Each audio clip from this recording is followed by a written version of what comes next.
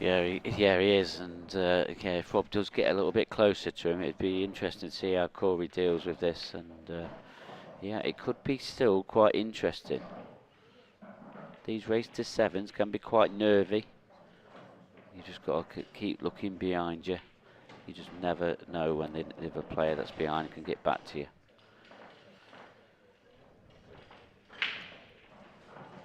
Got any more score updates for us, Mark? I think now is the time. Yes, so Robert Stephen, he's just gone through now, so he's the third player into the last 16. Liam Dunster 4, Neil Wren 1. Matt Steeper 5, Liam Clark 3. Rob Duncan, well, sorry, not Rob Duncan. Cian Monaghan, he's 1 frame away now from knocking out Wade Morley, 6-3 ahead. And then the bottom half of the draw for the last 32 is a lot of that only just got underway.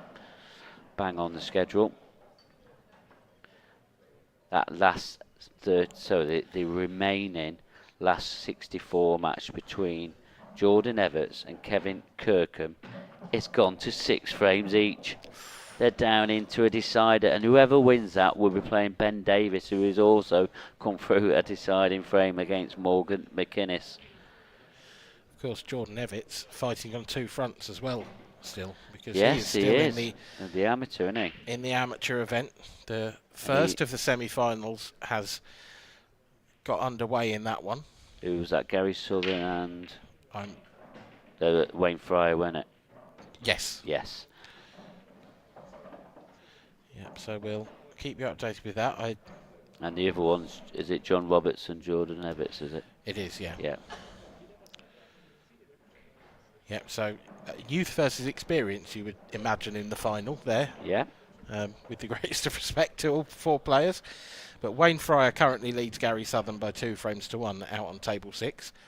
That's a race to 7.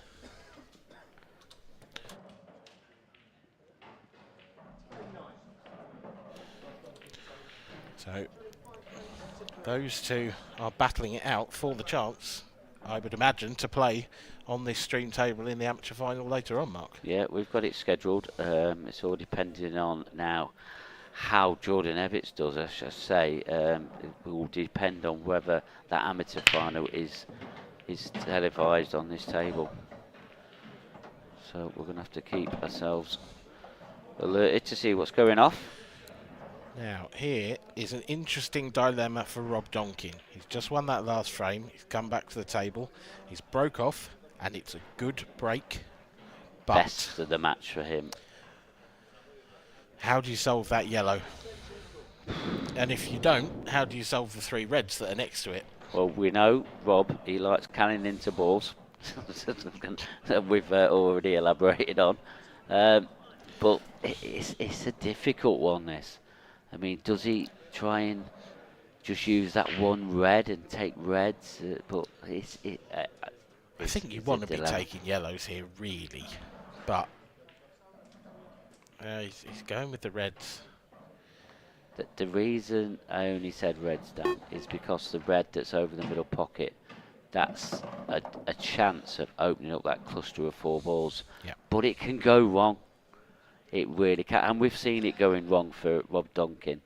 So he's now going to have another possibility of it going wrong again. You need to leave the perfect angle, almost, to pot that red in the left centre and fly into the middle of those 3 reds. And he's overhit that by a considerable distance. But none of those 3 reds go. No, they don't. Is there a half chance now that he tries to cut the middle of those 3 reds into the left centre? Because it does go. Huge shot. I'm wondering if the plant is a plant double. Oh, he's trying cube power. Oh. Does that red go up there? No, it doesn't go. No, it doesn't go. No. I'm looking at another camera angle, and well, that one there, it looks like it goes, that camera angle, but the other camera shot, that clearly shows it doesn't. What's he doing here? He's just got down straight red away. Off the red? He's tried it. It hasn't worked. That is ultra attacking. That's careless. That's too attacking. He just got himself back into the match. Corey still had a difficult yellow, and he's just broken it out. Is that frustration? I don't know. It might be. It might be him sort of just trying to play himself into a bit of form. I don't know. But for me, at 5-3 down, you're still well in this match. That's a risk too far, that shot. Well, it is Jordan Evans. He's got into the next round. He's beaten Kevin Kirkham 7 frames to 6, so he's going to be playing Ben Davis at some point. So that amateur semi-final is going to be held back, I think. Well, I expect it to be. Is that scheduled to start now? The semi-finals, yeah, normally it's in the morning. No, sorry, I mean the Ben Davis match. Yes. Yeah, so they won't. Yeah, they wouldn't have time to They've squeeze the semi-final. scheduled it up as 2, yeah. Yeah, the Open will take the precedence over the amateur, unfortunately. So many more matches to be played in it.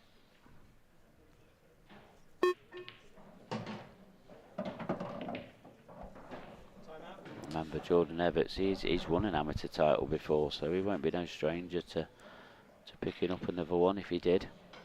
The Isle of Man? It was, yes, played Adam Griffiths. That's right, yeah, it's a good game, that. It was a good game. Time running.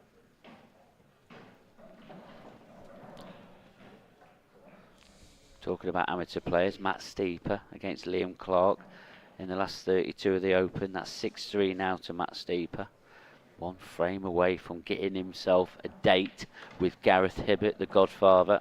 I bet you'd win a fair. I bet you'd get a fair amount at auction for a date with Gareth Hibbert.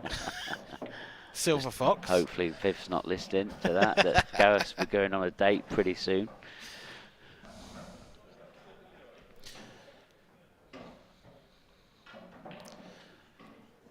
Corey Reese just needs to hold it together for 2 more shots, and then he will move on to the hill. He will be 1 frame away from knocking Rob Duncan out, sending him home back down to the Essex area.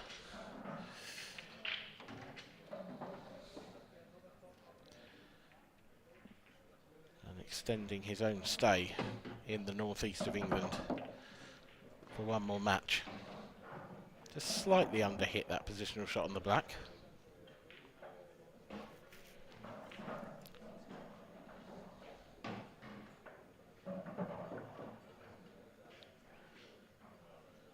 Sure, he will find the centre of the corner pocket, but this is one of those where you've got to take the middle pocket into the consideration now.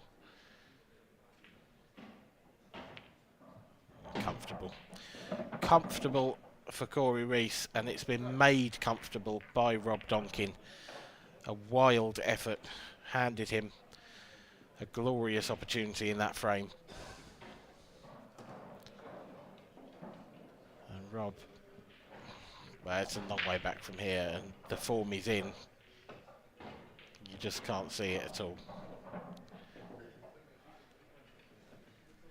Now, Mark, we've spoken about the Open all day. We've spoken about the amateur. We are yet to mention the ladies' game. They are in the quarter-finals, and that is, of course, another final that will be streamed later on for you. Yeah, it certainly will. That is one thing that's definitely going to happen. So, all the quarter-finals at the moment. All underway. All underway, been going for just under an hour and a half. I was going to say 12 o'clock, I think it was. And they are, well, I say that, one of them was 12, actually, yeah. And the others were 1:30, so, sorry, one was 1 o'clock, and the others were 1:30. Okay. So they've all been going on a little while now. Danielle Randall, 4-3 up on Paula Boyd. Danielle still looking for her maiden title, but has fallen at the last fence a few times now. She'd love to get over the line in this one. Amy Beecham, 4-1 up against Deb Birchall. Amy, really one of the undisputed talents of the game. Yeah, won the last tour event in Coventry. Portugal's Alexandra Krunher, 2-all with Kerry Griffiths. That's a great battle, that is. And Rachel Tucker currently trailing Tilly Edwards by 2 frames to 1. So plenty still to go in those. Those Those games are a race to 6. So no one's out of it yet, but the only real player with their 1 foot in the semi-final would be Amy Beecham, with that 4-1 lead over Deb Birchall at the moment. But we all know Deb Birchall, double world champion. She's a phenomenal player. Yeah, tour winner as well, of course. Yeah. In the Isle of Man. Yes. World Championships runner-up as well. She got to the world final, Deb Birchall, so she's no pushover, but Amy's been playing really good recently. Amy, of course, IPA world champion in her own right back in 2020. So that is that's probably a battle between the 2 most decorated players in the tournament. Absolutely. Well, talking about results and that, just going back to this open event. So Wade Morley's pulled a frame back now, 6-4. He trails Cian Monaghan. So he needs to take the remaining 3 frames to get himself into the last 16.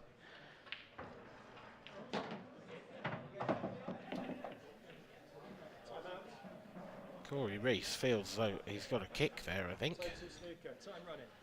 Because he snookered himself.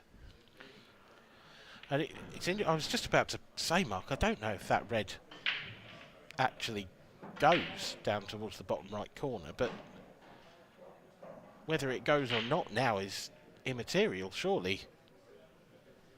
It's another lacklustre shot from Corey Reese. Does it go off the yellow? Oh, that never went. No. It's actually a very good shot from Corey. He has left Rob Duncan with very little to work with. Just the yellow he's closest to, up to the top left, I think.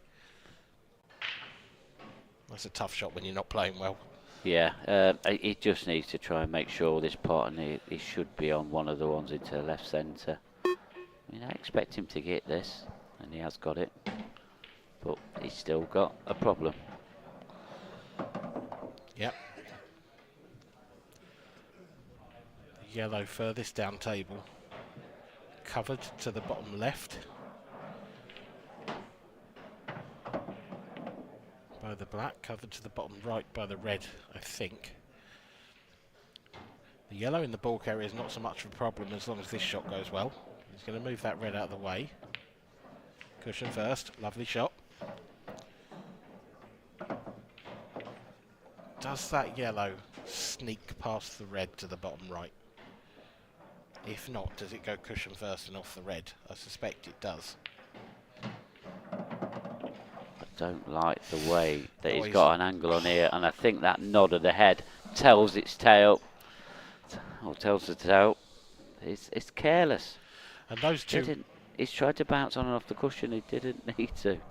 And those 2 reds in the top half of the table, they look enormous now. Yeah. They look like beach balls to Rob Duncan. Oh, what a shot this is. Brilliant shot. What a shot this Brilliant is, Rob Duncan.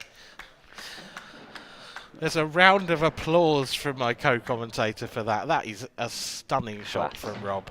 And again, he's still bouncing white ball. This is an exhibition. Oh, this is... It's a cue ball going. It's fine. It's fine. What? Well, that is tremendous. I love to see shots like that, and he's just dropped the shoulders and say, look, the pressure's off now. I'm going to go out there and enjoy myself, and with a little bit of an exhibition, couple of shots. Brilliant stuff from Rob Duncan. Oh, what a shot that was. Was that tons of reverse side and tons of cue power. Magnificent. I'm sure we will get to see that again. I hope so. In the replay highlights package.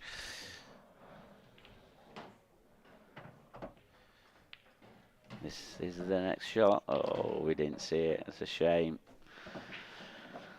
I'd love to see that one again. Yeah, it was a... Either way, you saw the final black being potted. And Rob Duncan, he's not going away, is he? I mean, he should have been put away. He should have been Months put away ago. a long time. Yeah, a long time ago. Here we go. Here we go. Look at that. Reverse side kicks in. Oh. Honestly, That is special. Thanks there to the technical team, bringing that highlight to us, and it's great to relive moments like that. That's a good contact on the break from Rob. If he can get through to pot that red in the top right of your screen now, this is a good chance on reds. If he can't get through to that, I think he's in a little bit of trouble. Does the middle of those 3 yellows go? Oh, this yellow does. Yeah, I think he's going to have to work hard now at this clearance. He's got that Q power going again. That is Balls. That's a little bit wild, actually, but we love to see it. Well, I hope the replay tech guy, I hope he's on his fingers here, because we could be asking for a replay very, very soon. I think he's got his exhibition head on. That yellow right next to the middle of the balk line there, right, just above the spot.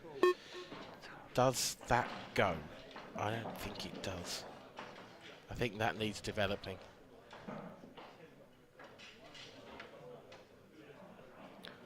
Surely that needs developing. Well, just while we, he's down to the shot. You think he's going to develop the shot? Want the middle 3 out of the yellows, I think. Going to come down. Oh, does it go though, Dan? Well, if it doesn't, he's actually played. Pace, hasn't he? He's played that at the pace that it might flick the back of the red.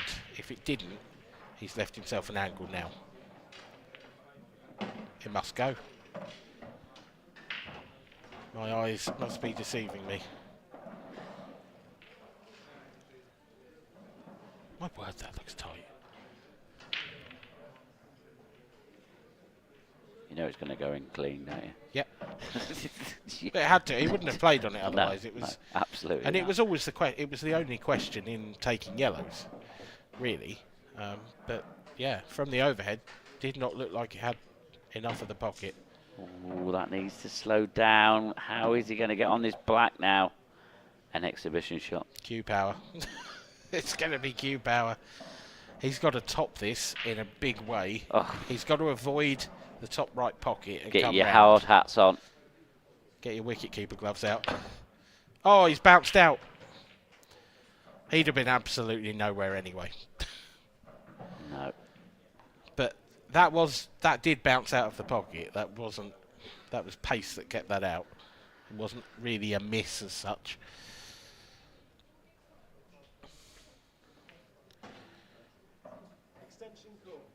And for Corey Reese, who's been sat watching Rob play like that, now it's just a case of taking his time, slowing things back down. He's taking his extension to work out his route. This is for the win. This is to go through to the last 16. You've got to say it was a tricky tie, this was for him. Yes, he's just got to settle down. He's just got to take a deep breath. Forget what he's seen from Rob. Don't be playing anything like Rob's playing. Because I do think sometimes when you're playing a more expansive player, it can affect your own game. You watch what's happening and you kind of take it into your own way of playing sometimes. Yeah, you can. But Corey seems a very experienced player now, and Oh, he's a mature head on young shoulders now. absolutely is.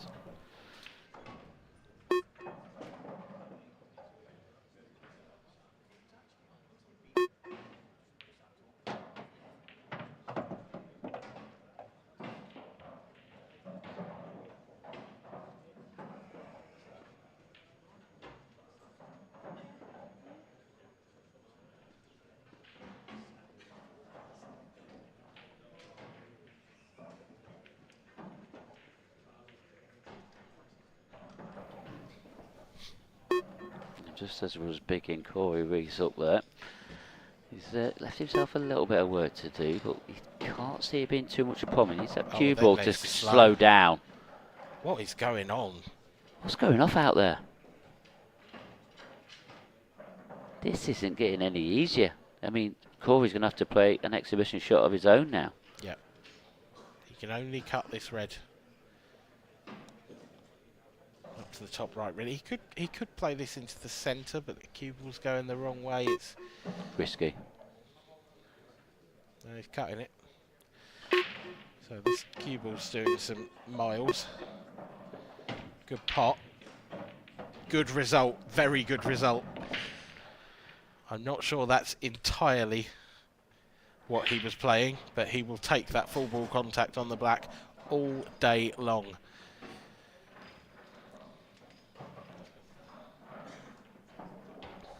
And now, the simplest of tasks to finally see off the challenge of Rob Duncan. It's taken plenty of time and plenty of chances for Corey Reese. Both of these players will feel like they should have won plenty more frames in this match than they have.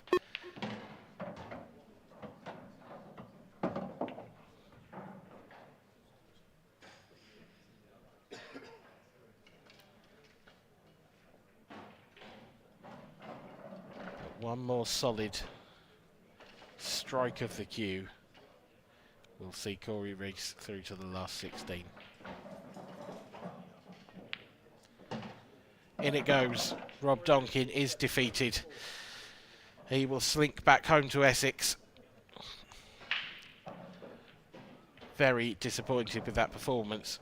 Corey Reese may have got away with one there.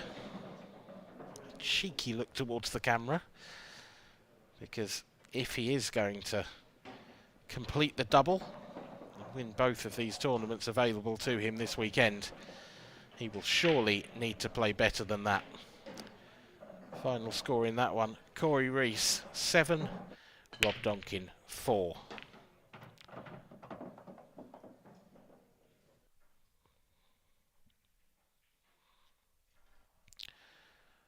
And there, just some highlights of the final frame. You saw Rob there. Well, he did miss that yellow, but he was getting nowhere near position on the black. Anyway.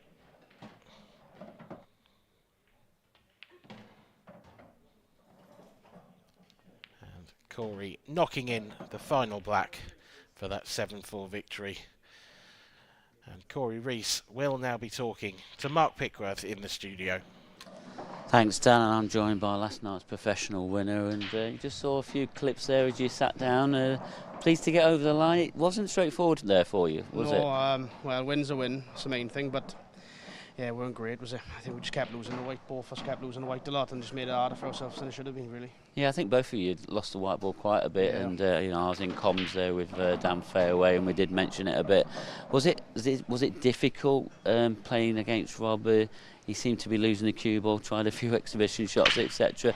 Did that lose your concentration a bit? Yeah, I did lose my concentration a little bit, not much, but it doesn't take much. I mean, once you lose it a touch, anything can happen then, because, as I said, the table's rapid, so if all of a sudden you think it did a touch too hard, then all of a sudden you're a foot out of position. Yeah, let's just talk about, you know, that final frame there. I mean, it nearly went wrong for you again there, and is it just down to the pace of the table, or is it down to concentration? Mainly me. It's always down to me, and it's up to you. You control your own destiny. So yeah, hopefully I can just make it a little bit better next time. Yeah, well, you're into the next round. You've already had a couple of matches already. Do you feel quite good? I mean, after last night's, there must have been a lot of emotion last night winning that professional event. Has that taken its toll a little bit this morning? No excuses. No, I played first 2 games played this morning. Played really good. So hopefully that's just a one-off, and hopefully I play better again now next round. Well, you're still playing pretty good. You're still in the next round as well. So well done, and Thanks, good luck for your next match. Cheers.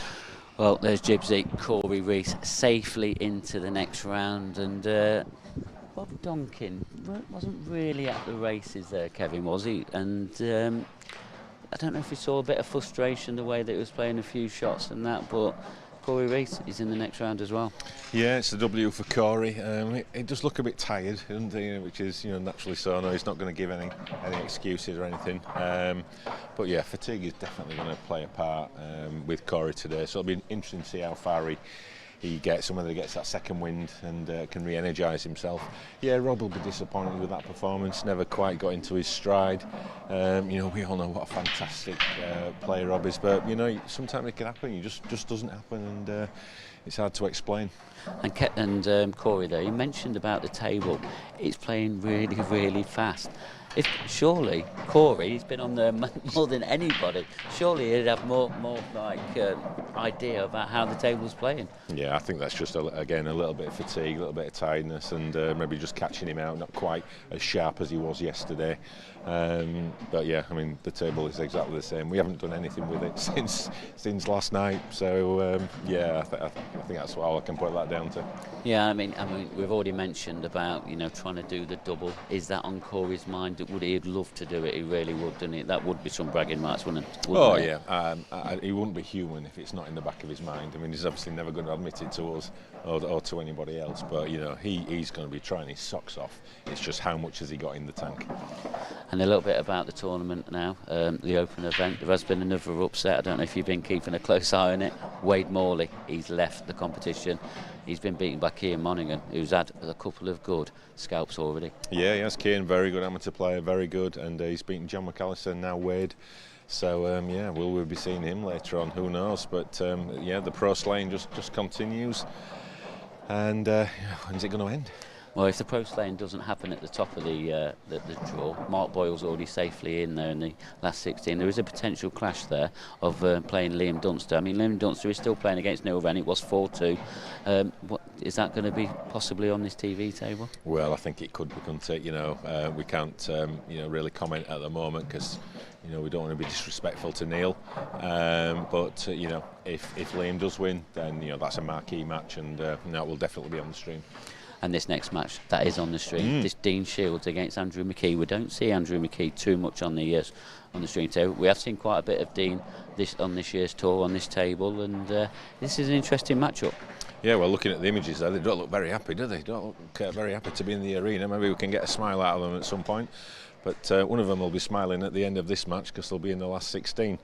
Dean Shields, we know about. We've been talking about him consistently this season, knocking on that door. Can he follow in the footsteps of Wade Morley and Robert Stephen yesterday, and maybe go a couple of steps further and lift the silverware? Certainly, all the talent in the world. And Andrew McKee, yeah, he's struggled a little bit, to be fair. And but again, on his day, we've seen it time and time again. Anything can happen. He's not that used to playing in this arena with the shot clock, so how will he adapt to that? That could be the key to this match. Yeah, and I think Andrew, he is that tricky competitor, that tricky player to up against, and it's about how he now just relaxes. He's got nothing to lose. He's second favourite. Is that what you'd probably advise him to do? Yeah, I mean, he's just got the old adage that our colleague Jim White says, play as if it means nothing when it means everything. And if he can play with no pressure, like we've seen the likes of Wade Morley, yesterday, he said he didn't put any expectations on himself. If Andrew can play with that kind of attitude, who knows? As you said, he's a very dogged, determined player, and can he cause a bit of an upset here? I don't think he will. I think Dean will be a comfortable winner, but been wrong all weekend, so it won't be a surprise if we're wrong again. Well, there's only one way to find out. We need to get the show on the road. I know you need to get back to your day job anyway as well. So it's going to be Dean Shields against Andrew McKee next. And it's over to you to Dan Fairway, who's over in the comms. Thank you, Mark. Dean Shields and Andrew McKee. Stalybridge versus Macclesfield. Sounds like a first round FA Cup tie, that. These two great competitors. Dean Shields, I would argue, a reasonably heavy favourite on recent form, but both these two are IPA professionals, so we will see another one of that cohort dropping out of the competition at this last 32 stage.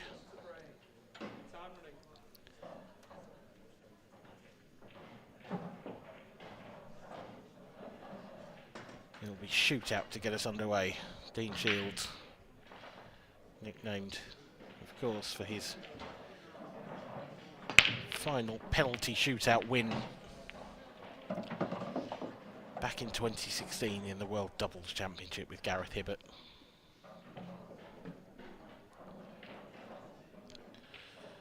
A player who has made plenty of IPA finals at this point.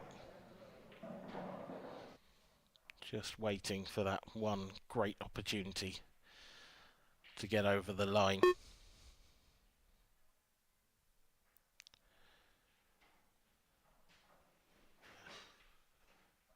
Andrew McKee there on the right of your screen, not wasting any energy at all. Like a meerkat just waiting for his chance, but he might be waiting a little while because Dean has broken off, given himself every opportunity to take this first frame while keeping his opponent away from the table. Couple of problem reds for Dean. Couple close to the side rail, particularly the one on the left hand side. That's a little bit isolated.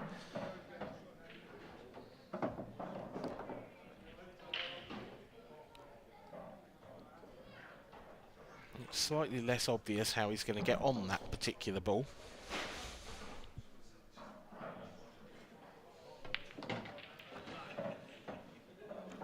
There's one problem solved. Manoeuvres the red out into open play.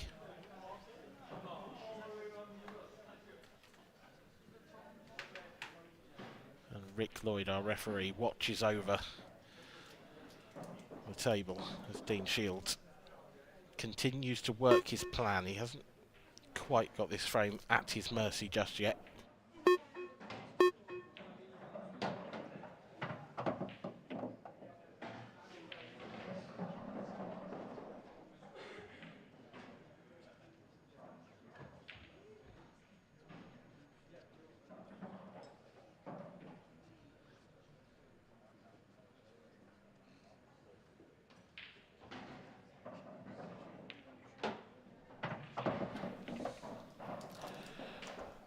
Dean surely now has done the hard work.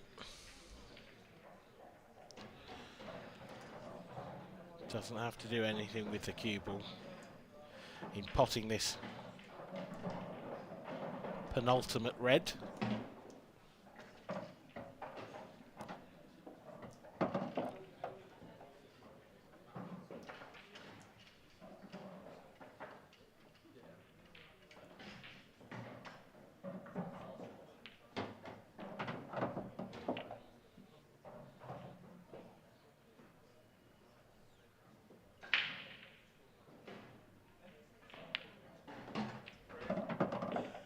Drops in the black confidently. Dean Shields leads by 1 frame to 0. He will be very satisfied with that opening frame. All Andrew McKee could do is watch and wait for his opportunity.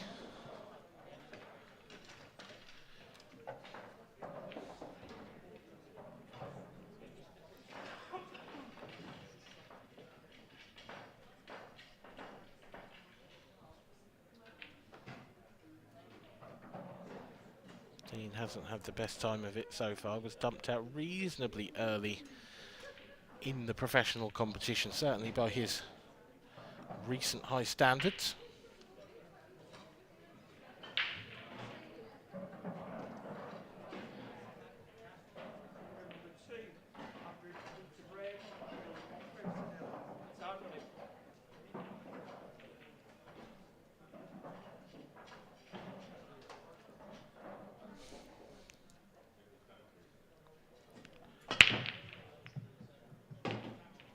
Andrew McKee's chance to get the break cue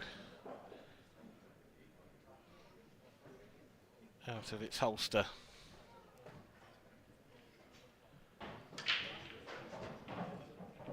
A successful break from him too leaves him the opportunity to try and pick a pattern to level the scores. It's a little bit less open than Dean's break.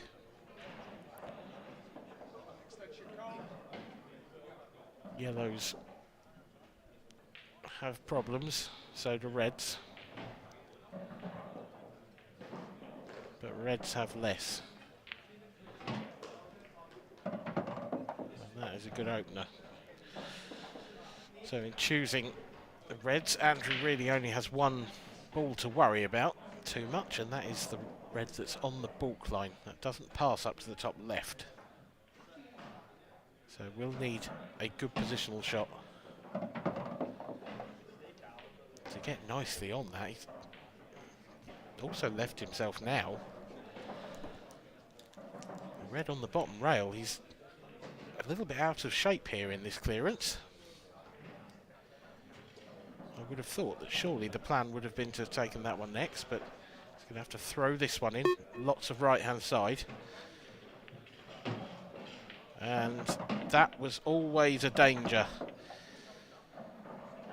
Not sure whether he was trying to catch the yellow a bit full and hold on the red, or get past it and come back round, but if he was trying to get past it, that corner pocket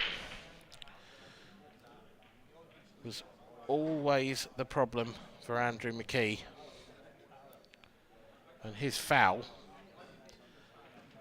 opens up the table for an, I'm sure, very grateful Dean Shields.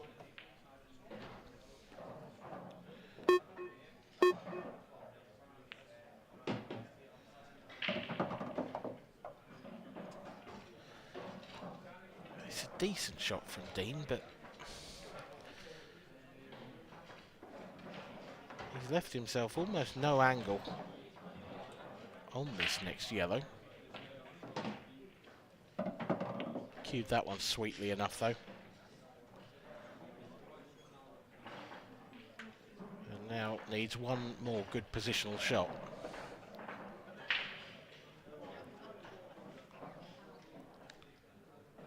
Yellow to the top left. Needs to screw this back out into the open. Give himself a choice.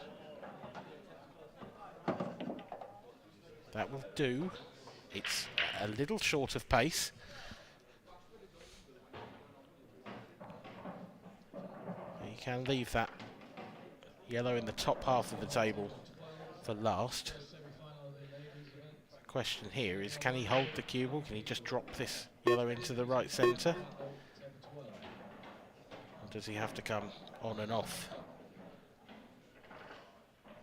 the bottom rail to get onto that penultimate yellow over by the left corner?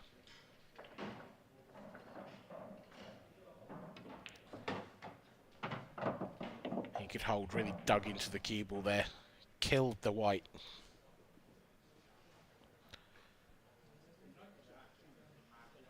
And now he is in pole position.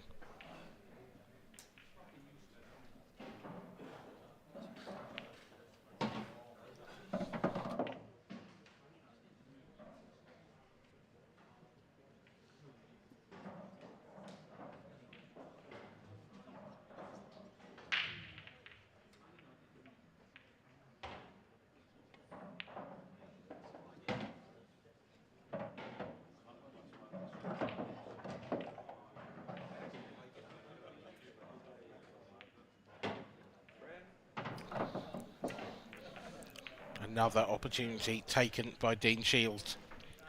That's 2 from 2.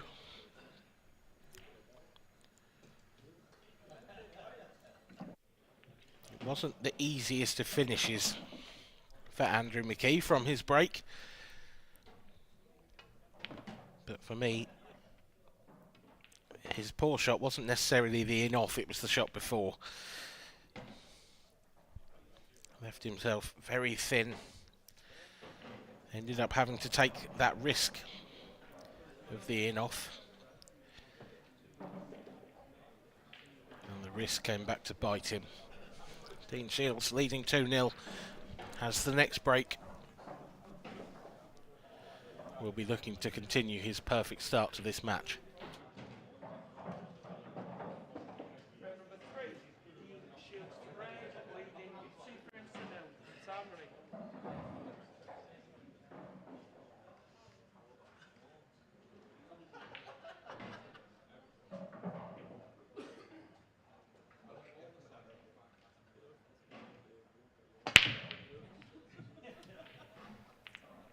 Not the best contact for Dean. Almost caught those that front ball, sort of three-quarter ball, and he ends up not really getting the split, not really getting any power through the pack, and you can see that from the layout he's left. Andrew McKee has another chance.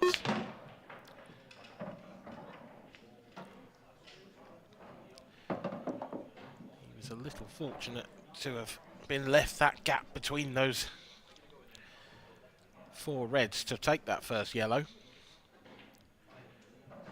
But he has now caused himself a secondary issue. Push that cluster together. Straight on a ball to open them up, but this is dangerous play from Andrew. He's not really taking too much care and attention over his cannons, just trying to break balls open. And every time he comes back to the table for his next shot, you feel that he's created another problem. Going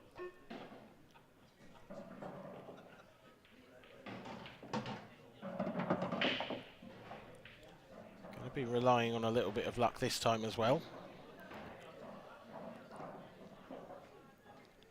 He needs to develop both of these yellows over on the right-hand side in the one shot. And he needs to land on one of them, which could be a tall order.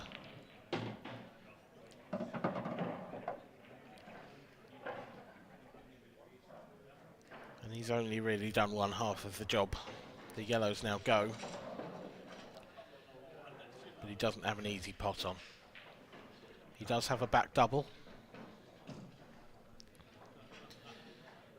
but that window through those 2 reds to the yellow in the top half of the table is vanishingly small, and you know what, he's found it.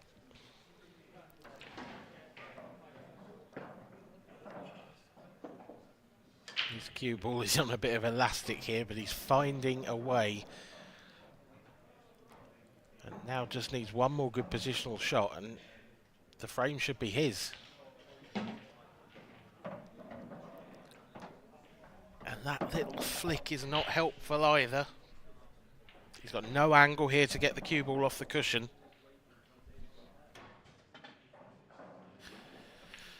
You can see him pointing with his cue there. He's just going to knock this in, draw the cue ball back an inch or so, take his medicine. But this is mighty tough.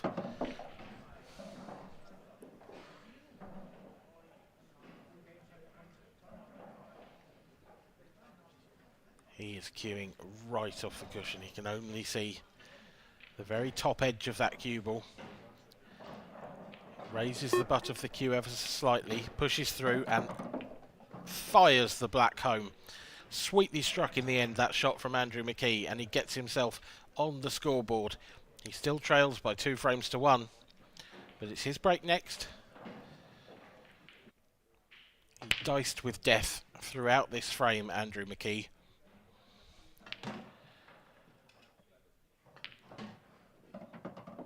Firing balls all over the place. But if it works, it's not wrong, as they say. That shot there. Find that gap between the reds.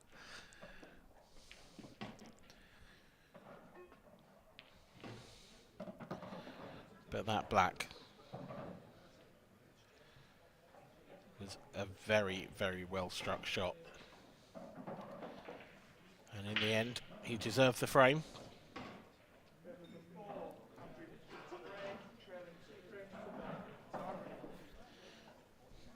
Let's see how he breaks this time. A successful break with his first, if not the best split.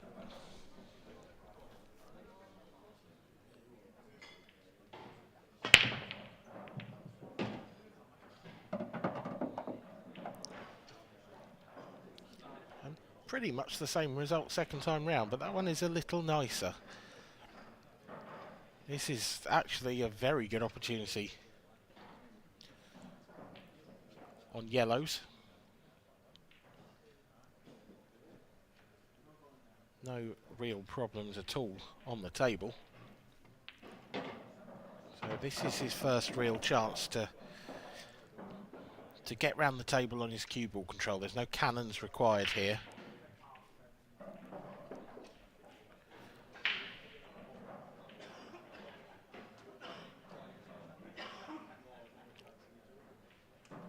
This is just about letting the arm flow freely. Nothing extravagant, nothing unnecessary.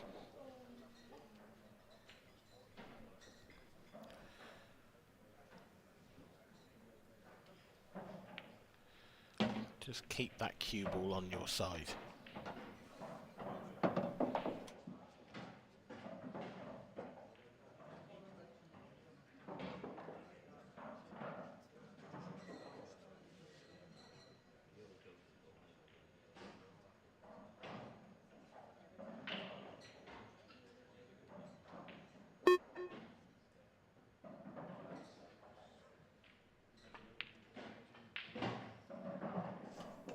And that is a hugely surprising miss.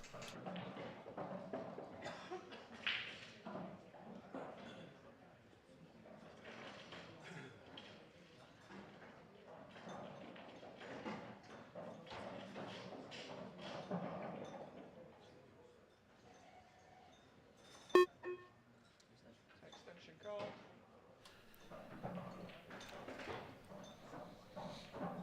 Good news for Andrew is that he has at least half covered that bottom right pocket.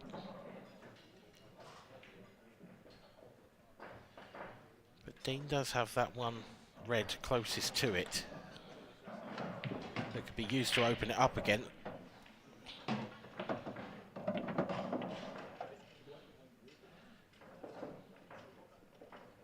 But he tried to do it early. Tried the expansive shot. I have to say it couldn't have gone much worse, if I'm honest. That's not worked out well at all.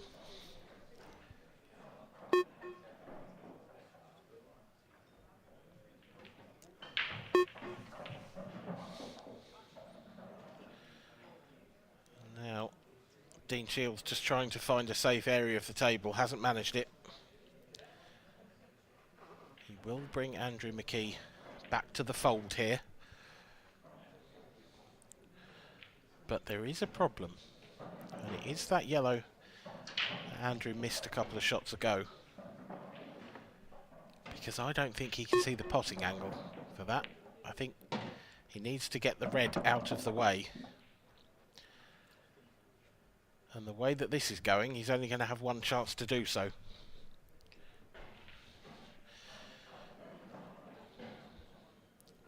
If he was on the yellow closest to the pocket now, he could have dropped that in and taken the one along the rail towards that yellow and opened things up. He can't do that now. Really, his only option is to play this as a plant. Well, he's going to try and swerve it. And I don't think that shot was ever on.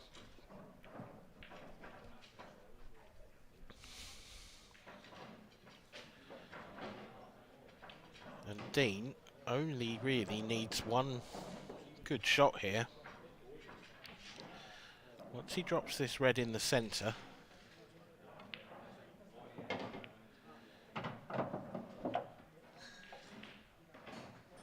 he'll probably choose to take the one on the cushion now because there's no value in leaving it there. But you can see him pointing with his cue. He's got a big pocket in that bottom left corner. And with the angle he's going to leave himself, the cue ball is going to be tracking right over towards the red and yellow that's causing him the biggest problem. So it's all on this shot. This is a big shot for Dean Shields. Was looking for the combination, didn't get it, and will feel slightly aggrieved that not only did the yellow not drop, but it also still covers the red.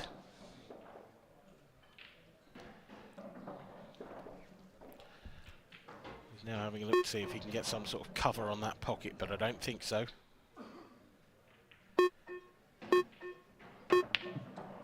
Dean's gone for something outrageous. As he fluked it, he's knocked the black in. Oh, wow. Would you believe it?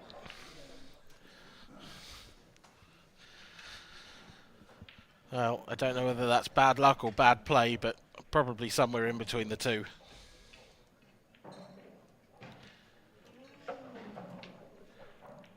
And I have been joined in the commentary box by a familiar face and a familiar voice, but not one we've heard from this part of the building this weekend. Good afternoon, Kevin Barton.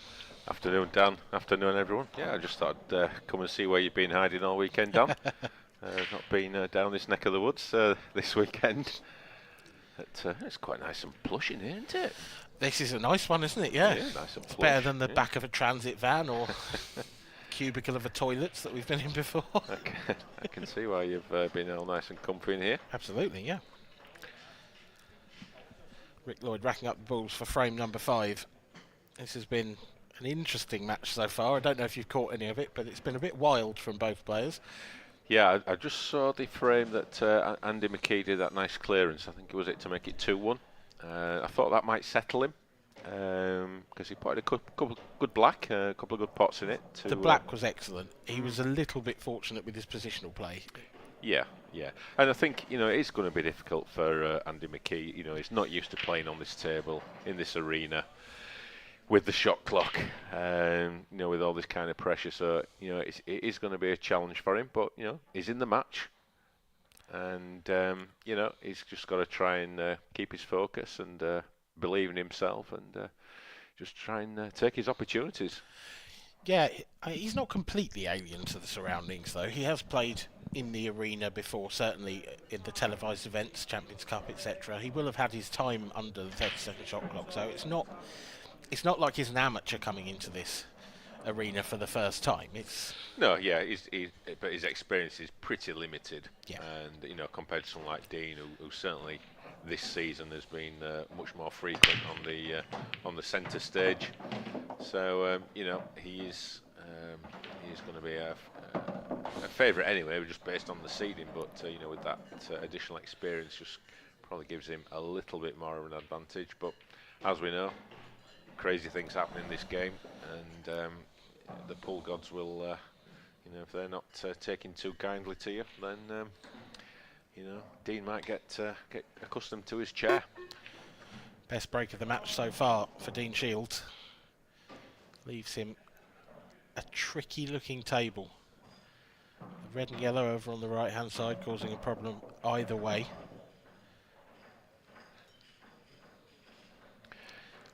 Yeah, it was a good old biff, but didn't split that kindly, so a little bit of work to do. It's a tricky it was a tricky one to come to the table as well, because I looked at that plant first off, and it probably was the right shot. But the problem with playing that plant first off is it's completely opened up the table for Andrew McKee if he doesn't take out this finish now. Yeah, it certainly does. And he has got that problem red on the right hand side that is all alone.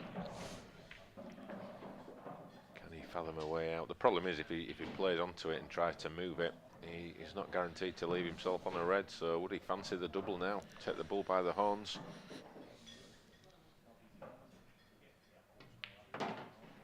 He's tried to move it now. Good effort, but it hasn't moved far enough. Yeah, and that was always the danger. Now he's left himself with literally nothing. He's going to try and tuck up with a little safety, but I don't think there's much value in that one. I don't think it's going to be a telling safety. Not the worst. It's pretty good, actually. Yeah, he's played a nice shot.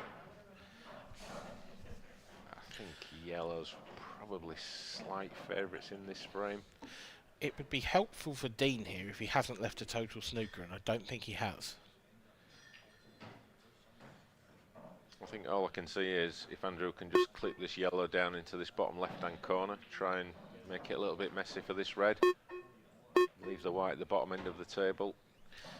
Yeah, I don't think he could see enough of it to get the yellow down there, so yeah. I think he was just trying to leave the cue ball on the top rail.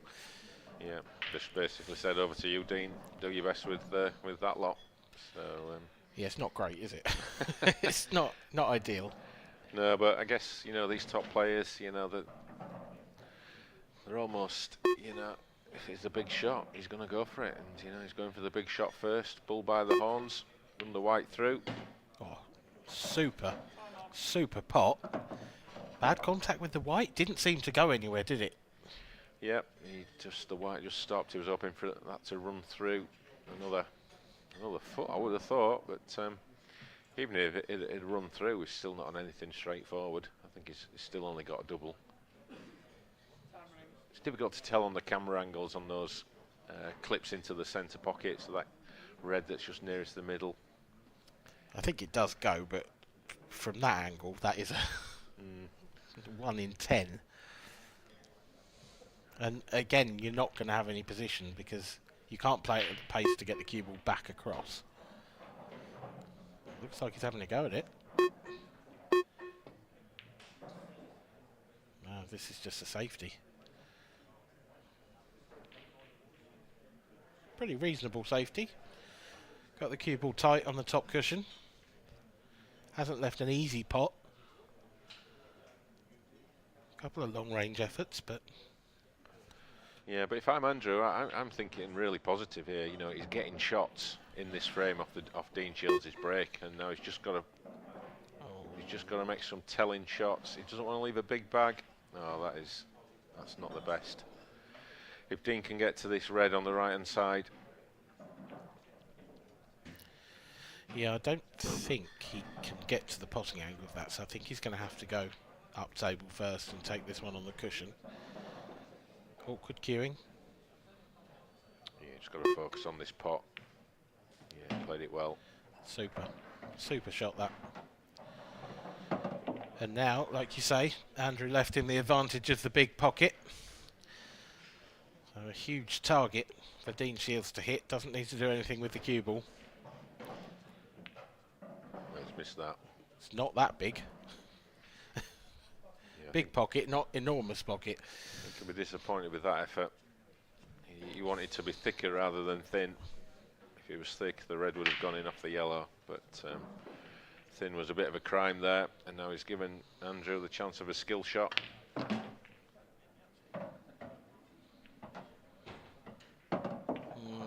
Well, 6 of one, half a dozen of the other. He's got the yellow away into the open at least, but he hasn't left himself anything really. Yeah, I think if I was Andrew there, I think I'm trying to make sure of the skill shot rather than just bash it out. Just commit to the skill shot, screw it back dead weight onto the red, and he's in the box seat. And if he couldn't do it from that shot, he could have just potted the yellow and used one of the two into the right centre to play that shot.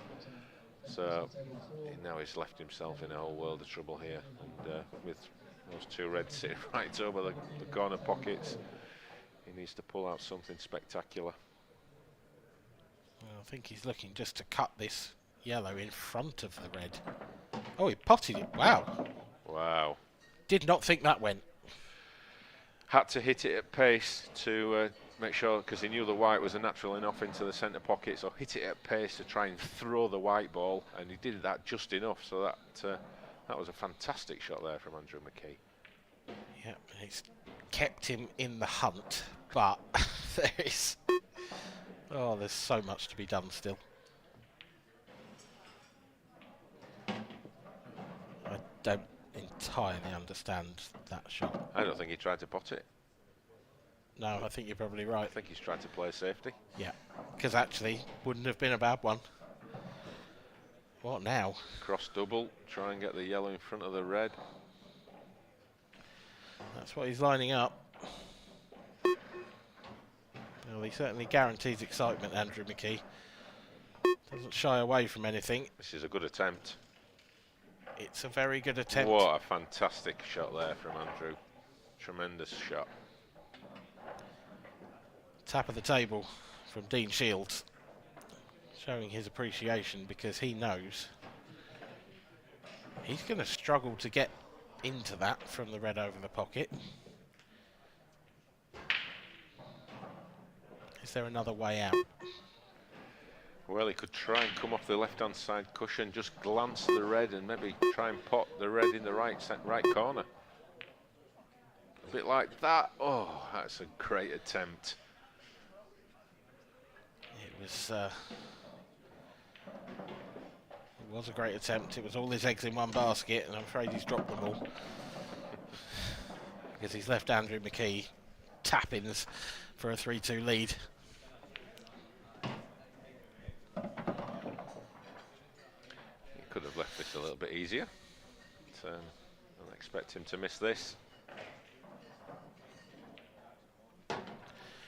It was a scrappy frame after a scrappy break, but it is Andrew McKee who comes out on top in frame number 5. He leads by 3 frames to 2. And with his break next, he'll be hoping for a break clearance to move 2 ahead. Yeah, he'll certainly be feeling a lot better than he did at the start of the match.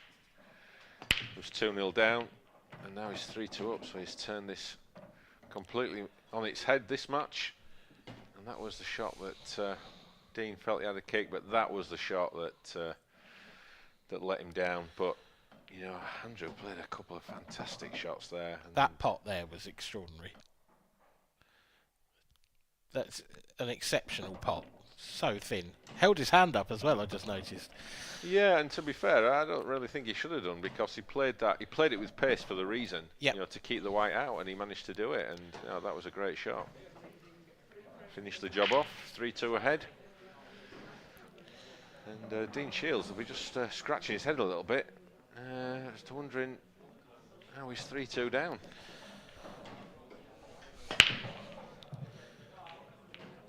Andrew McKee, that's his best break of the match. And how is your luck?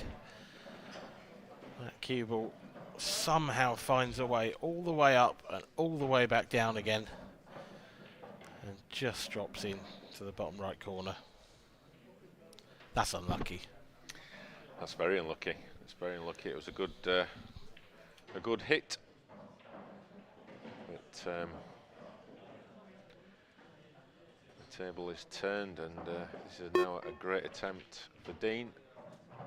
Just be looking to develop. Well, I mean, he can take either. I mean, if the black goes past the red, which I think it probably does, he can take either suit here, probably reds. But we would still have the one tricky-ish red. Yeah, that one over on the left-hand side. Left. So he may be tempted to take the harder yellow, but depends if the black does go. It looks like it does, but as we know, unless you're right behind it, it must do, because he's taking yellows. So in some ways, this could be frame ball. It just needs to be a delicate one, because he'll want to take. White's got away from him a bit there. I thought he might just play that quite delicately to take the bottom of the 2 yellows that are almost the plant into the bottom left-hand corner. He doesn't want to play the plant really, because I think the yellow is going to go to the right-hand side. If he plays the plant dead weight, though, it shouldn't go that far. Well,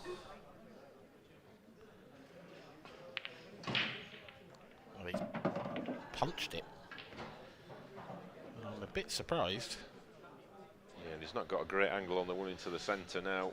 No, does the yellow to the left of that one actually go past the black into the bottom right? Because for me, that makes a huge difference.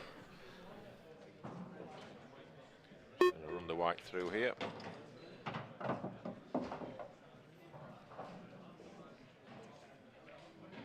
Don't feel like Dean's quite brought his A game in this match. No, it's not quite as it has been.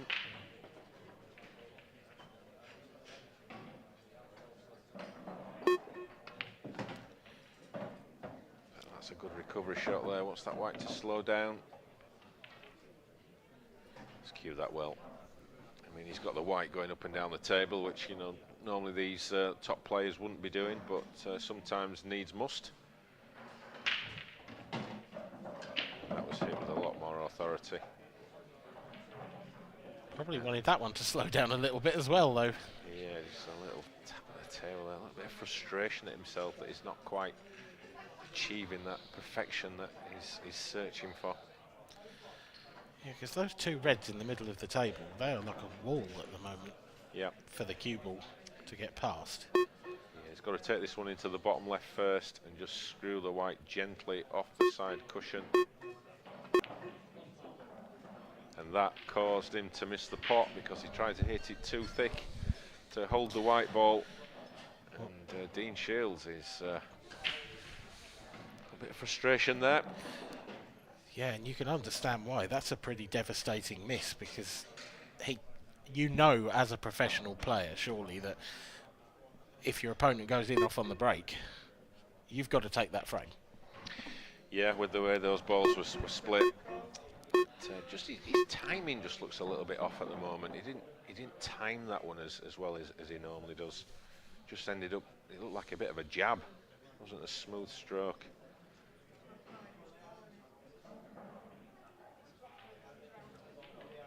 I think that was because, like you said, he had to hit it softly. Because of those 2 reds in the middle of the table, couldn't afford to bounce too far off the cushion. And maybe just a little tension creeping into the back arm. Yeah, so those 2 reds in the middle of the table, he just needs to work out how he's going to attack them because they don't really go. There's no obvious, they don't go in the centre pockets. Do you not think? I feel like the right-hand one would do if he took the one nearest the corner pocket now. I'm not sure that's the best positional shot he's played there. Because if he could have cleared one of those 2 in the middle and then left the one into the top left, he could have left an angle to try and disturb the one that's on the cushion and then leave himself one into the other centre pocket. But now he's probably going to leave that one on the rail to his penultimate one. It'll depend how good he gets positional shot, how he gets position after this one. Nothing for short on this one. Where's the white going? Wow, wow. Yeah, such a bad shot. He just misjudged how much the white was going to throw off. Yeah, I just thought he had to drop that in and run past it. Yeah, he's played it far too hard. Look at these yellows just waiting for any opportunity. Well, for me, Andrew's got to put 100% into this pot, and just wherever the cue ball lands, he'll have a double or something. Shot. What a shot that is. Wow. Andrew McKee, take a bow. What a recovery shot that is. As you said, Dan, he's just got down, smashed it in, and now he's going to get this double. And we'll always ask him what the problem is. Oh, and in it goes. What a finish. That's ridiculous. That's going to hurt Dean. That is really going to hurt Dean Shields. Yeah. He's held his hand up again. He's too nice. Well, the scoreboard won't show the topsy-turviness of that frame, but what it does show is that he's 4-2 ahead in a race to 7, and Dean Shields can only be left ruined. He's missed opportunity again in that frame.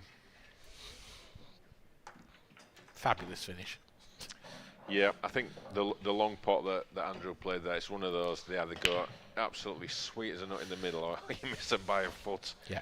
And on that occasion, absolutely sweet as a nut. I mean, at this point, you'd think Dean's a big favourite, but you see, he just jabbed a little bit on that shot as he was trying to pinch a bit of the pocket.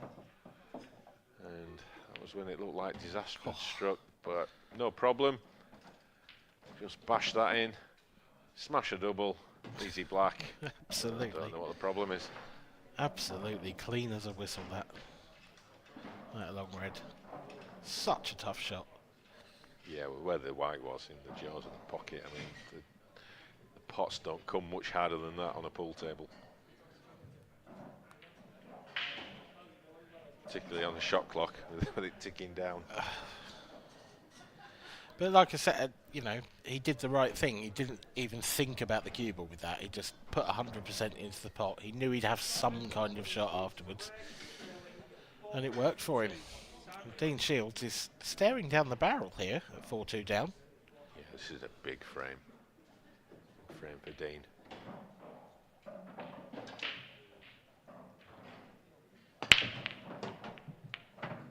One in straight from the break. White's going to be held in a decent position. That black was almost the last ball rolling. It's just made life a little tricky. It's not the end of the world, but it has just caused a problem that Dean won't really want to be seeing. Although it helps that the red still goes, so problem solved straight away. Yeah, couldn't quite tell from our camera angle there. It didn't. Still looks very close, this. Yeah, you can probably flick that in, probably a little bit of side on the white ball just to create a little bit of angle.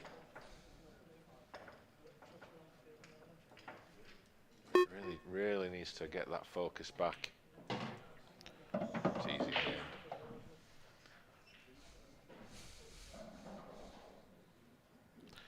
Dean Shields started this match with a break and finish. He'd love one now. He needs it now.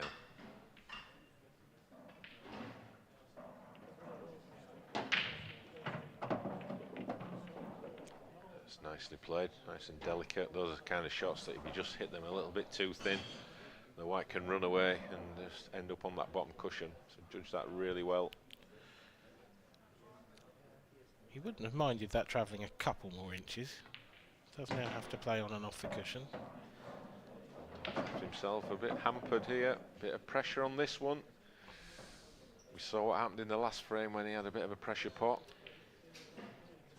This is, I mean, he's going to expect to get it, but 4-2 down. He knows if he misses 5-2, he could be on the motorway home soon. So lots of pressure. Hampered queuing. Oh, no problem. Found its way in just off the jaw, but in reality, it was pretty comfortable. Yeah, cued it very nice. And again, just got to find the window between those yellows here. Yeah, he's going to use the centre bag as a guide, anywhere near the centre pocket, and he knows he's in the space.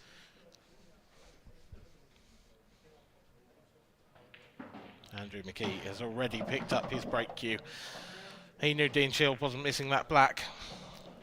And he brings the scores closer once again.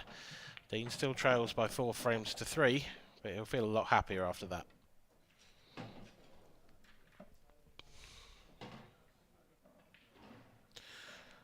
Talking of scores, we are getting towards the latter stages of this open competition. Now into the last 16, a couple of matches just started in that. But the real interesting battles are happening at the bottom of the last 32 draw. Jordan Evitts has knocked out Ben Davis. So the amateur semi-finalist so far will continue his fine run into the last 16 of the Open as well. Liam Roberts 6-5 up on Michael Tomlinson. So another professional potentially falling by the wayside there. Yeah, and coming up next on the stream, we have got a titanic clash between 2 of the best players in the world. From Scotland, the world champ, the pro #1, Liam Dunster, and he's going to be up against his old foe, Mark Boyle. That is coming up next as things start to get a little bit tasty as we get to the latter stages of the International Open event. Talking of tasty, I'm pretty sure that Andrew McKee will be licking his lips at this break. Look at them. They have spread far and wide. No real reds in the way of yellows, no real yellows in the way of reds. Yeah, I think he's going to have to take the difficult yellow. For me, that's the first shot. Yellow, top right-hand corner. And then everything else is at his mercy. Yeah. There is an easier pot on yellow, but this just completely opens the frame up. So we'll see how confident he's feeling with this pot. Oh, wide, well wide. And that's what can happen. You hit them too thick when the pressure's on. And that's what he did there. It was way too thick. It was the right shot. Absolutely the right shot. Yeah. But generally, when the heat's on, you're feeling it, you hit the balls a little bit too much. That's a really disappointing one for Andrew, because really that was frame ball. And I think that's where the pressure comes in as well. When you know that that choice of colour isn't just choice of colour, but it's also the only difficult shot you're going to have to take. Yep. That's when they become really tough. His only saving grace is that the yellow has gone next to the black, so it doesn't go in an obvious pocket, and Dean's just lining up. Dare he risk Oh, he's done it once before pointing in the this yellow match. off the black. He's going to try and move it now. Oh, well, that's worked out well. It has, but actually, the yellow... Yeah,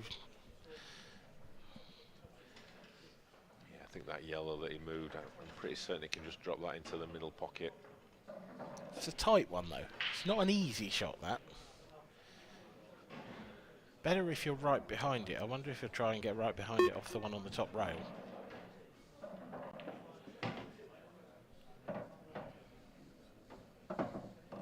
Well, not sure. Because the only other pocket you've really got for that yellow is the top right. So is he trying to go round the back of it and play it into there? Oh, you missed.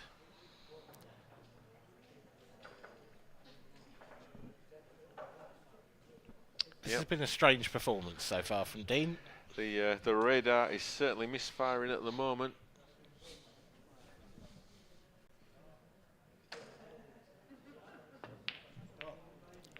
And so has Andrew, and he's fluked one. Oh wow, how's that gone in?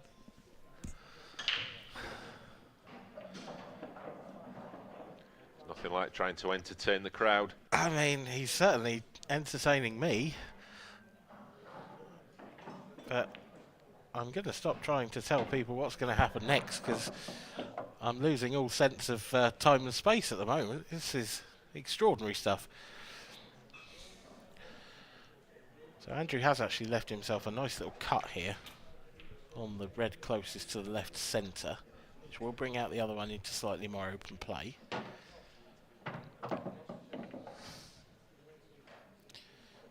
It's not the contact he wanted. I think that contact with that red was a little thick. He's now got an awkward shot. He also has an awkward red on the left side cushion, but that will double. And we've seen him get a couple of doubles in this match so far. But he's hit that one far too thick. And not only that, I think he's left Dean a nice opportunity to get onto that most difficult of yellows here.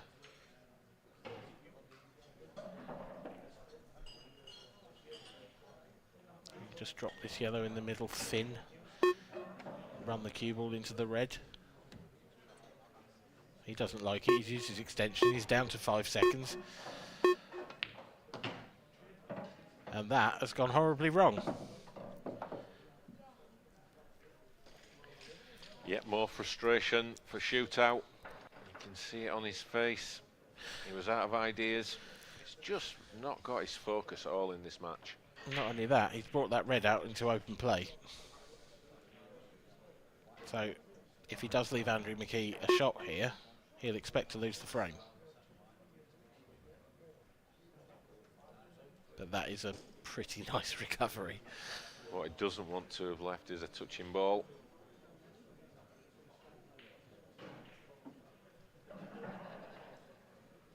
It's just going to be a similar return from Andrew, a delicate one. And that's a nice return. It's a very nice return because it's a lot more difficult for Dean to play the return shot now. Is he looking at how he can tie up the red close to the black? Yeah, we'll try and knock the red towards the black. Doesn't want to knock the black in, doesn't want to leave it there. Oh, wow. It's giving the frame away. Yeah, it was a clever shot. Just didn't quite execute it with the right pace. Just a little bit pacey. This is a golden opportunity now for Andrew McKee to get within 2 frames of a place in the last 16. just a reminder, coming up next, Liam Dunster against Mark Boyle. Do not go anywhere. That is one that you do not want to miss. Okay,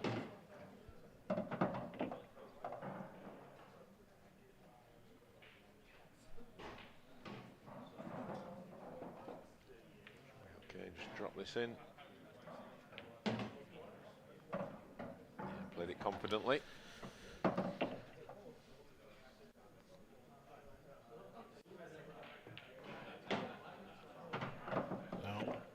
What a remarkable match this has been so far. It's had a little bit of everything. It's had some class. It's had whatever the opposite of class is at times. And it has a 5-3 lead for Andrew McKee. This would go down as a bit of a shock, wouldn't it? Yes, yeah, it definitely would. Yeah, definitely would. It, you know, the form that Dean has shown, that over the last, 6 months, he would have been favourite, and rightly so, but at the moment he's just not turning up, despite having some, pretty much gilt-edged opportunities. I mean, yeah, Andrew had a bit of the rub of the green there, but Dean still did have another chance after this. Yeah, the fluke was a big fluke, but like you say, Andrew let Dean back to the table, so Dean can really have no complaints about that. No, he's had a couple of chances in that frame. If you don't take 2 chances, you don't expect to win the frame. Sometimes you don't get any chances. But this now becomes a must-win frame for Dean Shields. He cannot afford to go 6-3 down in a race to 7. Slow pause on the drawback. And a dry break. That is not what the doctor ordered. You can see in the background there our next 2 players, Boyle and Dunster. What a match that's going to be.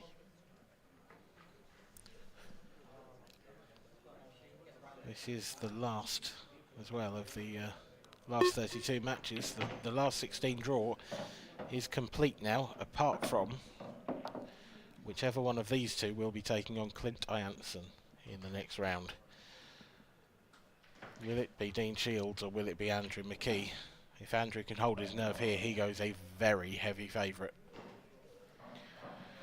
Yeah, and whoever gets through, they're going to have to up the game in the next round, because Clint seems to have found his form today. A couple of nice victories, but if they play, if they play anything like this, one of these will be on the way home pretty soon. So a long way to go yet. Oh no way! Oh, look at the way they've come out. Look at Dean.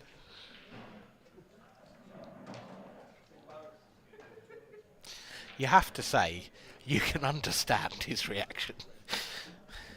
Well, yes, you can. It was a fluke, but at the end of the day, Dean has had chances and not taken them. He has. And if he'd have taken them, I can assure you, Andrew won't be getting these flukes. No, you're not wrong.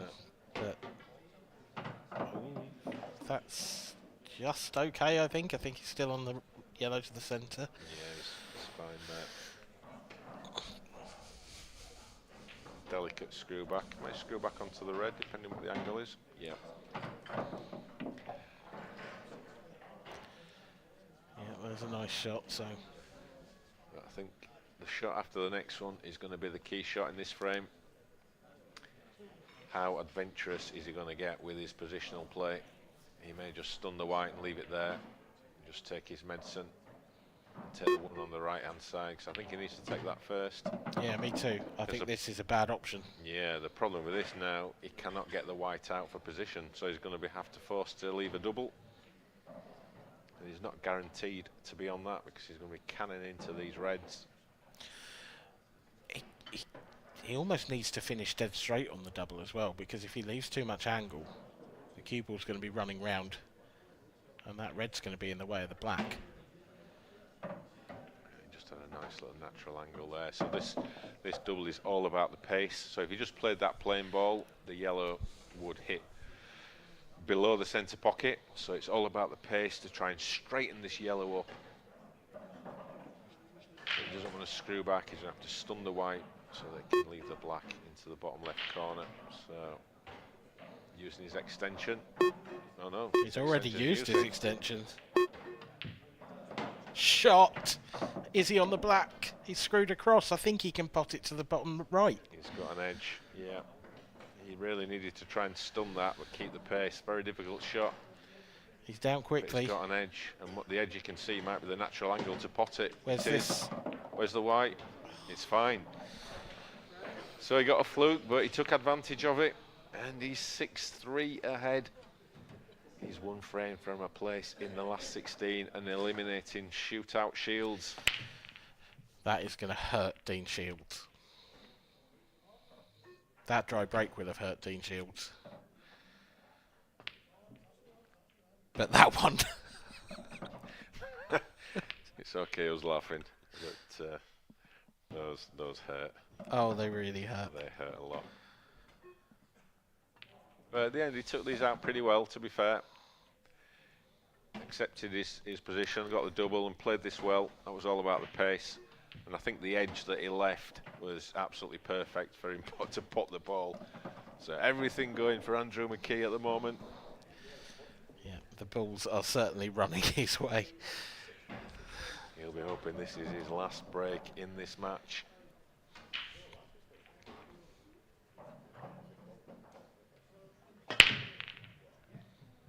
Good strike. That red's held up. He's dry. He's dry. He's actually caught those lovely as well.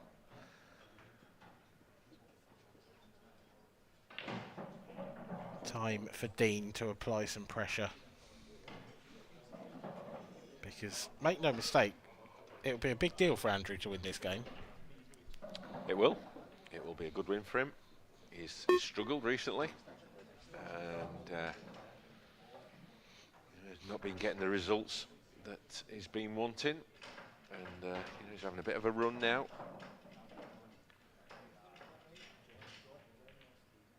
He doesn't want it to stop.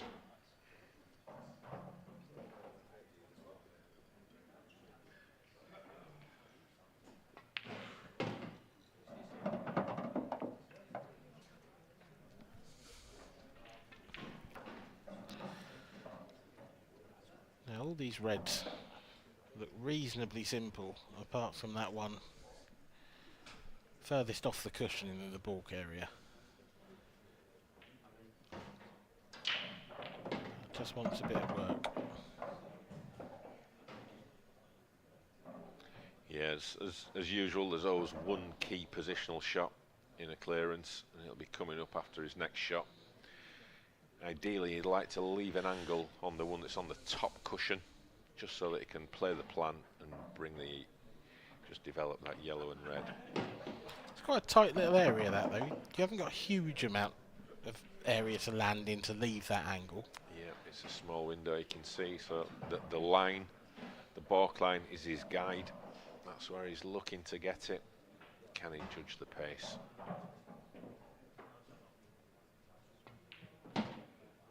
This is very good. Well, look at that. That is very, very good from Dean Shields. Doesn't want to play this too hard. He just needs to play it hard enough just to develop the red. Ooh. Where's the black? Well, does it? I don't think it goes. Does it go in this bottom left as we look on the overhead? Yeah, I think personally it only goes in the same pocket that these two reds are going in. Or does it only go? Yeah, does it only go in that pocket? I think it does. I don't think it goes bottom right. The clock's ticking. He needs to decide quickly. That's a nice shot. So, what is he going to do? I think he's got to come. Yeah, you can see him pointing there. He's round off two cushions. Side cushion, bottom cushion. Try and leave himself as straight as possible On the black in the same pocket he's going to put the red in. This is all about the pace. He doesn't want that to catch the knuckle of the centre pocket as he screws down, which he didn't get the knuckle, he went straight into the pocket. And I think that just sums it up. But just illustrates the point that his timing has not been on in this match at all. Yeah. But I think that sums up Dean Shields' day for me. That is... it's a poor error. You might argue...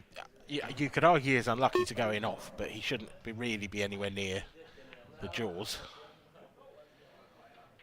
And he's left Andrew McKee the table at his mercy. And I can assure you the BPMs on Andrew McKee's heart monitor will be rapidly increasing. He knows what this means. He's just got to hold it all together. And he's in the last 16. He's quite a punchy player, isn't he, Andrew? Yeah, he's not a drop 'em in kind of player. No. No, when he pots them, they stay potted, but when he doesn't, they fly around. Just got to focus on taking them in the right order. Not let the pressure of the situation get to him. Not overthink it. Keep it simple.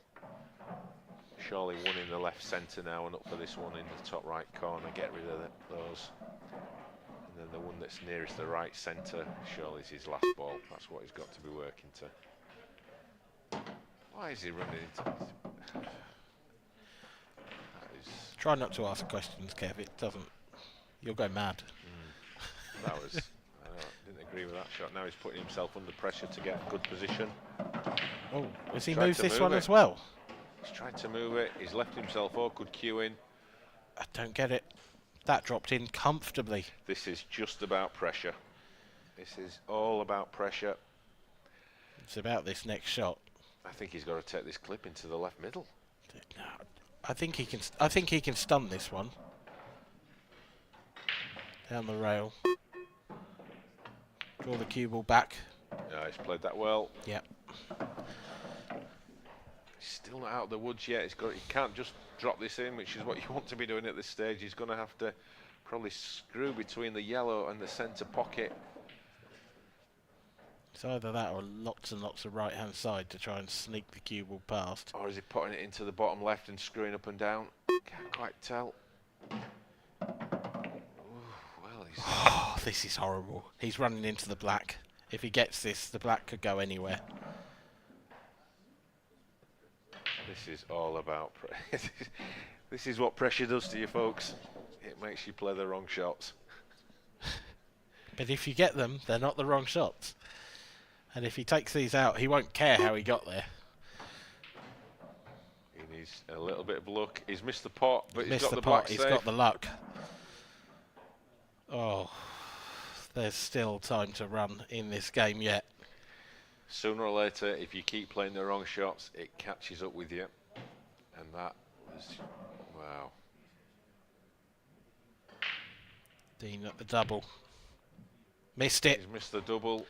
Has he got the fluke snooker? He hasn't. He's left Andrew McKee a dead straight pot. Andrew can do nothing with this but knock it in and take on a difficult black. So the irony is here, he's going to pot this. Yeah. He is going to sink this sweet. Probably screw the white back a foot and then clip the black in.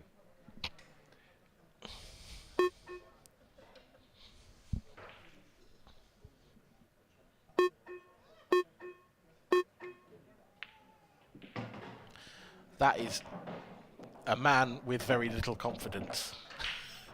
Because he hasn't even tried with the cue ball. He's just said, well, I'm just going to leave a shot. Well, he's got the pot. That's the hard part. Now, the second part of the equation, can he clip the black in for a famous victory? He can, and the cue ball's safe. And Andrew McKee runs out a 7-3 winner over Dean Shields. Dean, not the happiest I've ever seen him look. Andrew will be delighted to make it through to the next round. It was a performance that had everything, bad and good. But in the end, it is Andrew McKee, who will take his place in the last 16 of the IPA International Open.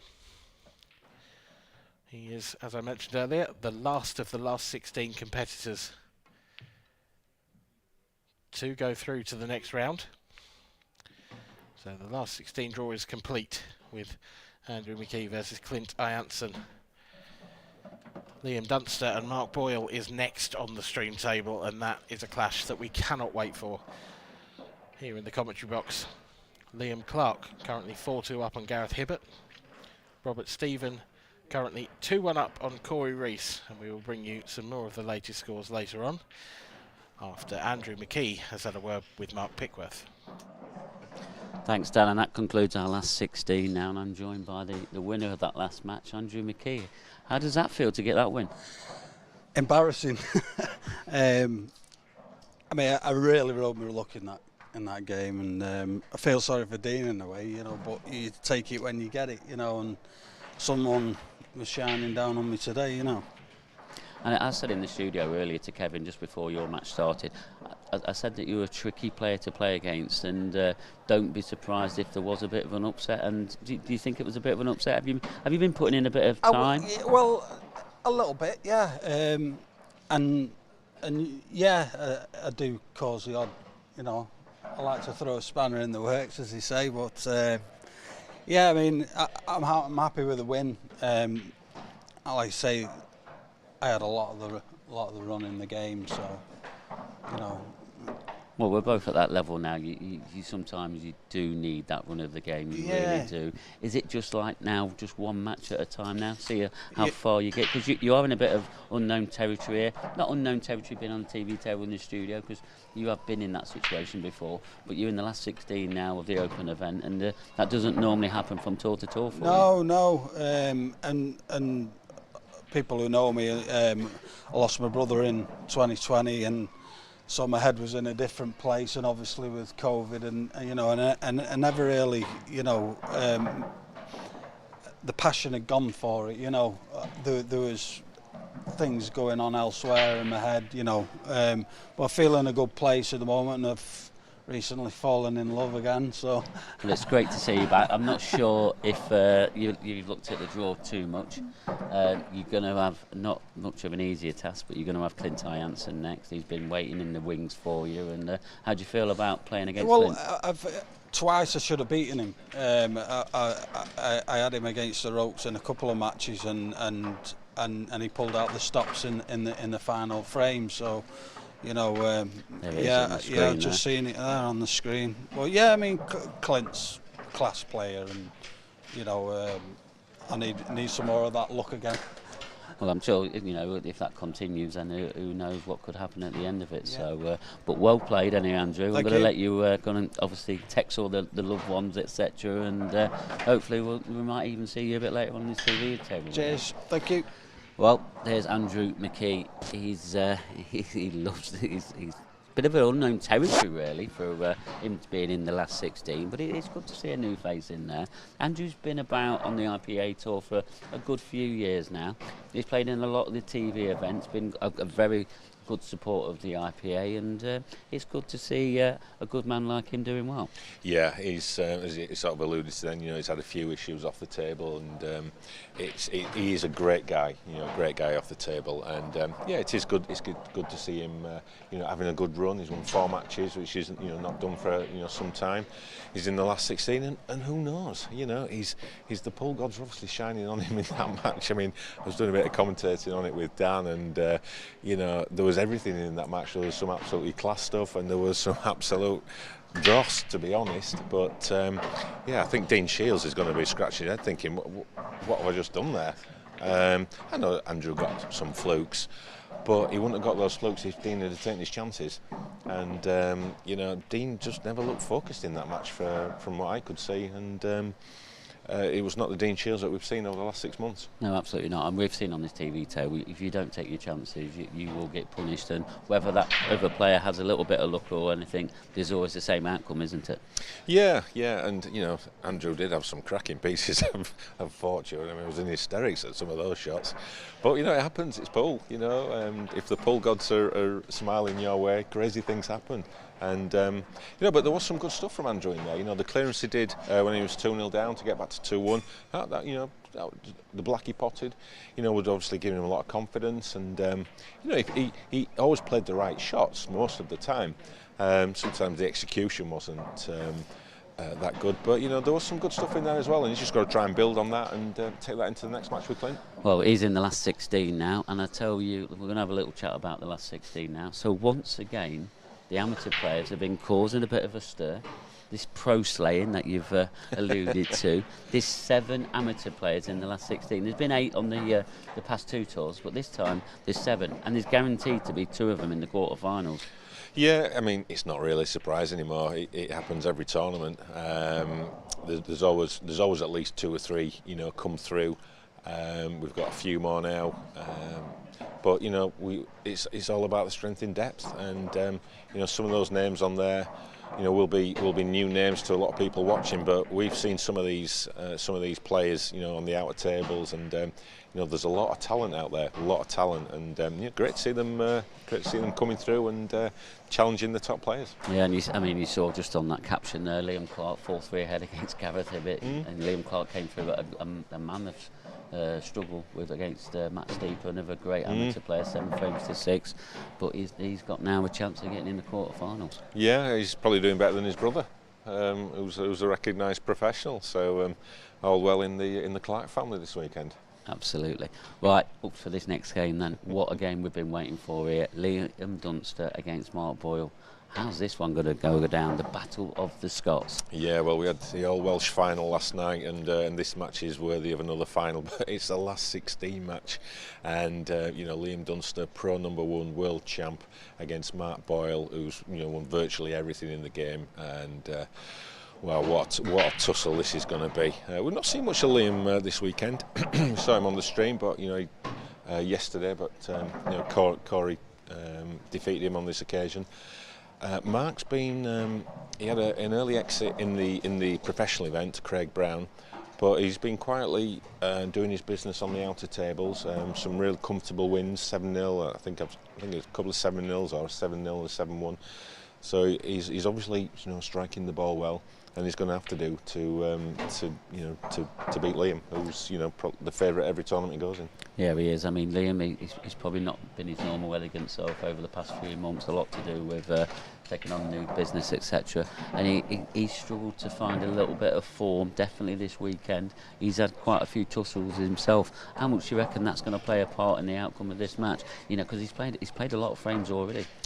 Yeah, it's always difficult to say, but he's in his arena, where he's won world titles and multiple events. He's going to feel a lot more comfortable playing in that arena than on the outer tables. So I think this will bring the best out of him. I think it'll bring the best out of both players, and I just think we're in for an absolute classic. Well, you've set it up, mate, really nicely there, Kevin. It's one that I've been waiting for all weekend, to be honest. Well, here it is. It's Liam Dunster against Mark Boyle. Over to you, Dan. The Battle of Scotland, as it is so often coined, and Liam Dunster and Mark Boyle, 2 of the very best players from the northern part of the United Kingdom.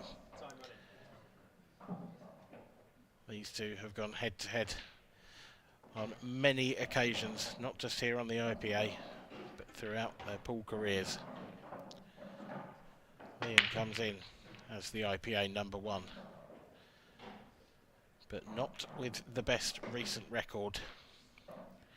Mark Boyle comes in off the back of a 7-0 win over one of the very top amateurs, Evan Parry-Williams, and that was following up a 7-2 and another 7-0 in the last 64 and the last 128 respectively. So Mark Boyle has dropped 2 frames so far in the 3 rounds that he has played, winning, of course, 21 along the way.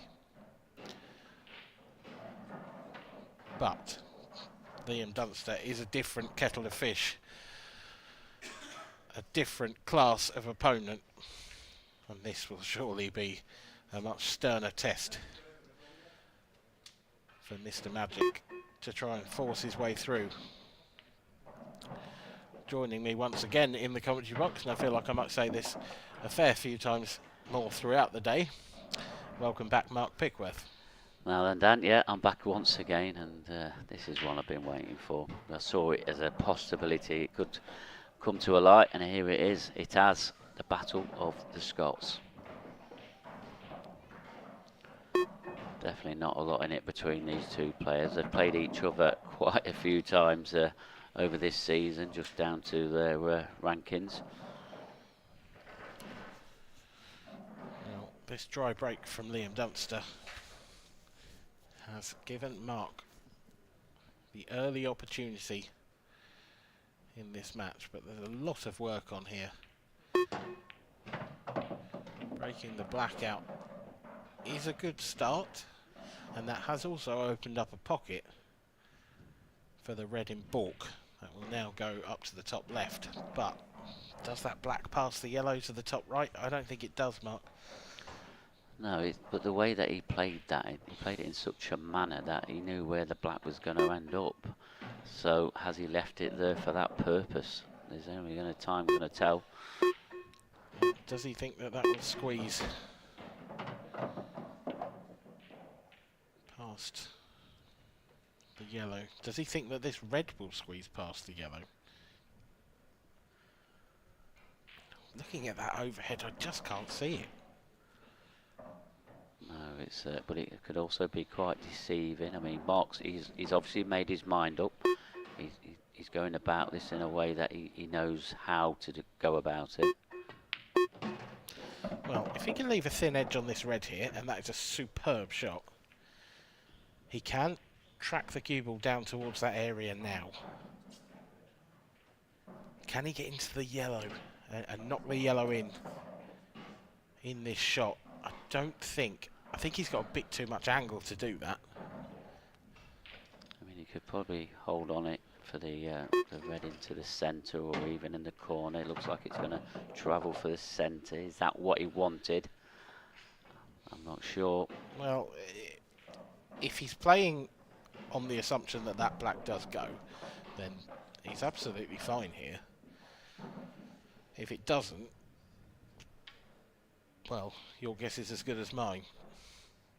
Well, I think he's come this far now with the black there. He's just going to give it a go and play. And if he has played this clearance exactly to the way that he has done, he's got to say it's a world-class one. Yeah. Oh, it's there. It sneaks past. And it's brilliant from Mark Boyle. What a way to start this game. A superb finish from Mr. Magic. Yeah, and that's a reverse clearance, weren't it, off Liam Dunster's dry break. Certainly was. It's definitely the battle of the cup breakers here. One thing about Mark's cup break, it's just the power he gets into it. You know, where Liam is a lot more controlled.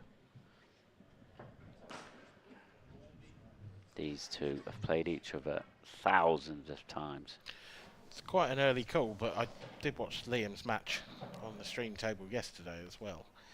And for me, his cut break just isn't working on this table. And I wouldn't be surprised if in a couple of breaks time, he switches to the front ball and starts to put a bit of power through the pack. Yeah, and I think he's more than capable of hitting the head ball. I suppose he just thinks he's got more control with the cue ball, but no one gets more power on the cup break than Mark Boyle. Nobody in the world does. It's insane. It's so good.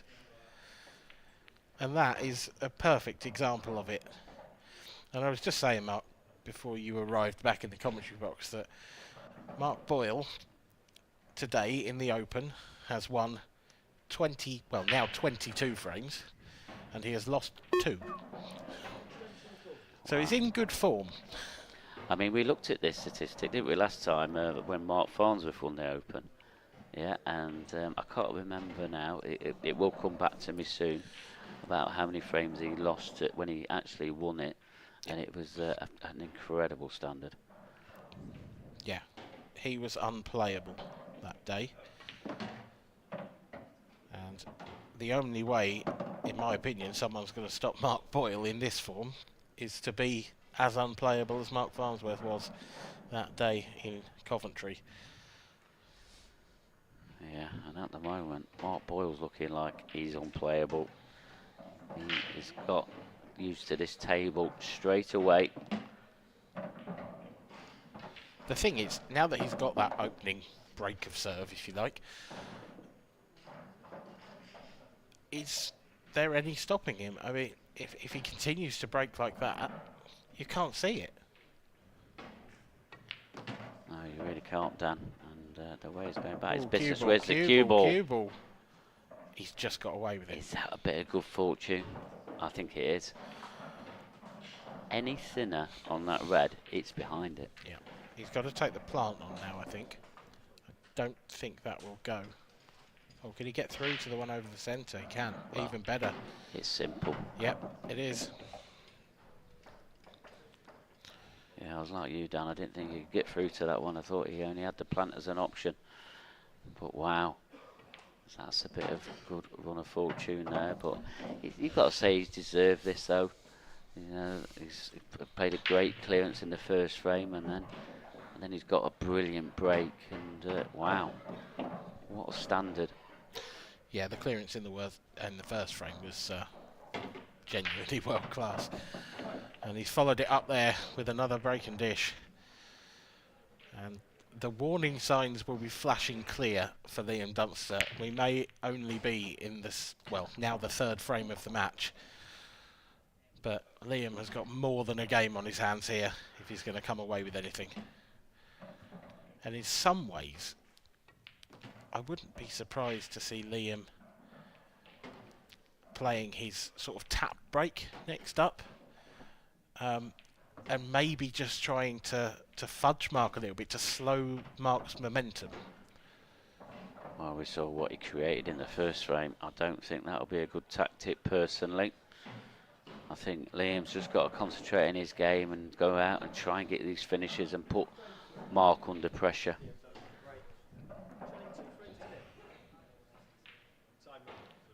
Well, he's still electing for this cut break. And Liam Dunster away.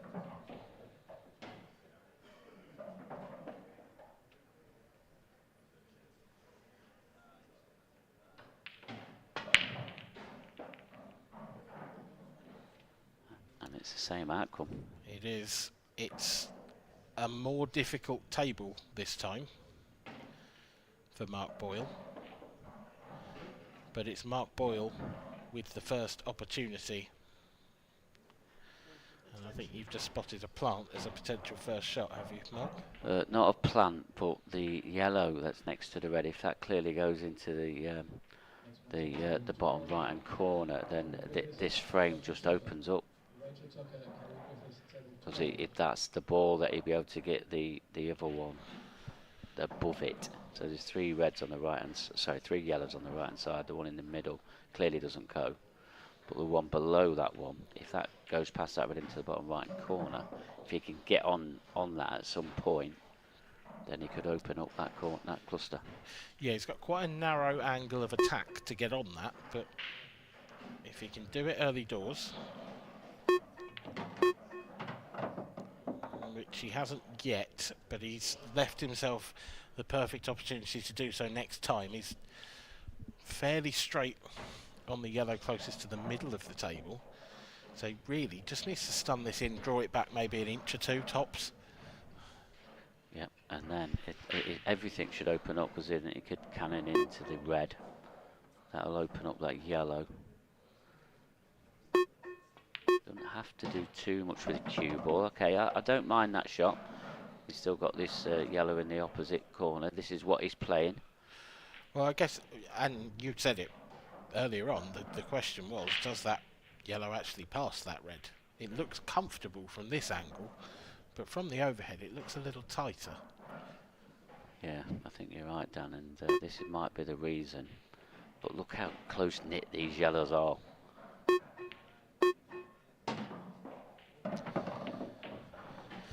That's a very good start. Mark still has that one difficult yellow.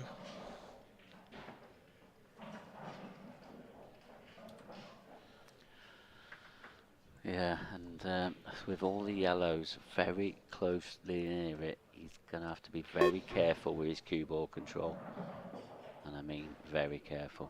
Be like threading a needle, this is.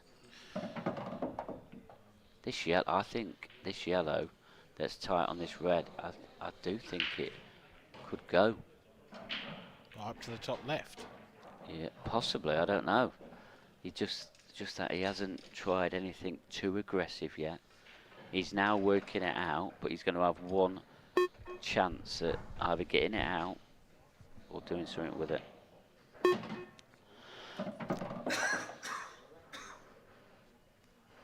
Well, he's going to have to pinch a little bit of pocket here.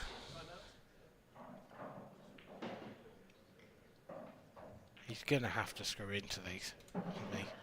Yeah, and any cannon onto the yellow, it's going to give him possibly a shot at the middle pocket. Yes, it doesn't want to catch the yellow full though, because he could stick on the red. Yes, correct. Well. That's, I think, about as good as he could have got. Yeah, I think you're right, Dan. And yeah, he's going to have an incredible tough shot now to hold on to the black. But there's no one better in the game than Mark Boyle from doing this. But those two reds... This yellow's horrible. Those two reds in the middle of the table are a huge problem. Because he's got to play this with some pace to... Well, we're going to find out. Terrific pot. He's left himself a thin cut or a double. I suspect a double. Yeah, and he might play this double and a little bit conservative and just make sure he gets it. Or do you just play it positive and go all out attack? I think that for me, you go all out attack. You're playing Liam Dunster, you go all out. Is he cutting this? No. Double. Not there. That was close. It was close, but not close enough. And when you play Liam Dunster and you leave the black on the table,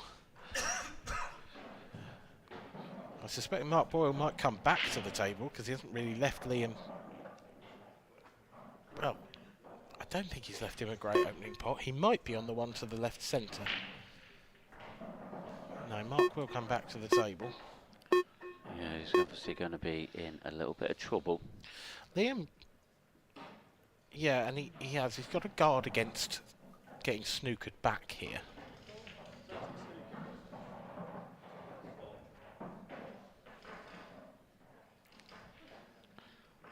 All I'm seeing is a two cushion escape. Could he come off the jaws as well? Oh, he's trying this with pace. Oh, he ain't trying it with pace. No, he was trying, I think, to really screw the cue ball, to sort of shorten the angle off that side cushion and get round the reds. But yeah, that was tough even for the magic wand of Mark Boyle. Yeah, and you know, on this TV table, you don't get a long time to think about your shots. You get a 30-second shot clock. And he had to make a decision very quickly indeed.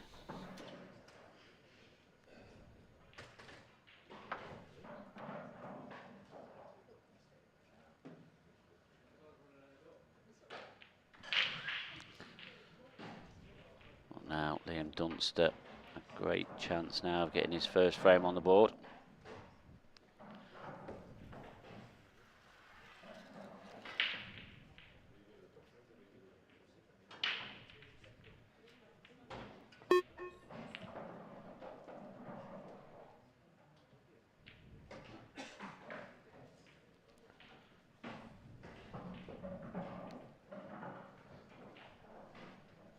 He's going to be doing it on this occasion. He's going to be tying it up again.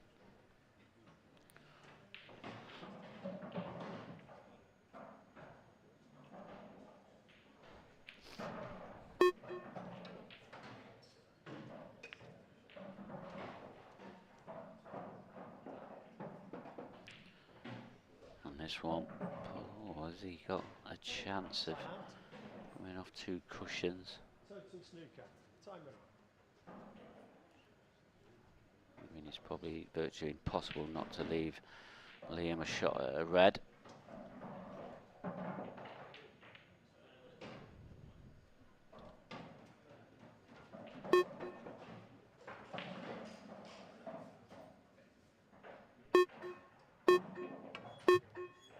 Foul. 1 free shot. 1 visit. Time runner. Now that was a difficult one to get out of, and now we should be able to see Liam take these on and get his first frame on the board. Just while he works out his pattern, give you some of the latest scores. So Liam Clark, he's beaten Gareth a bit. He's the first player into the quarter-final, and he will play the winner of this match. In the other last 16, Robert Stephen, he's playing Corey Reese, 5-3 ahead now, Robert is. Then Pete Smith against Cian Monaghan, battle of the 2 amateurs again, 2 apiece there. Another battle of the amateurs in this next one, Liam Roberts against Jordan Parkinson, 3-2 to Liam Roberts. Andrew McKee, he's in a little bit of form, 2-0 ahead against Clint Ianson. Craig Marsh, he's 3-1 ahead now of Jordan Evitts. And pretty much an upset so far is Joe Prince 3, Mark Farnsworth 1. I'll keep you right up to date on that, and the amateurs just keep continuing in knocking out these professional players. How many more pro players are going to drop from this open competition? I'll keep you right up to date. Back to this one though, Liam Dunster.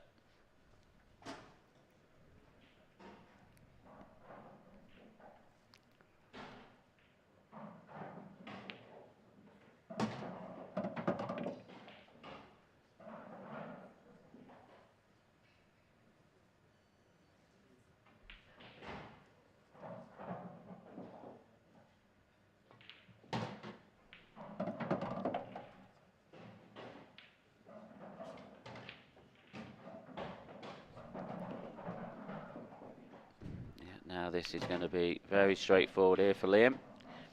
And we're going to be 2-1 and Mark Boyle to break next.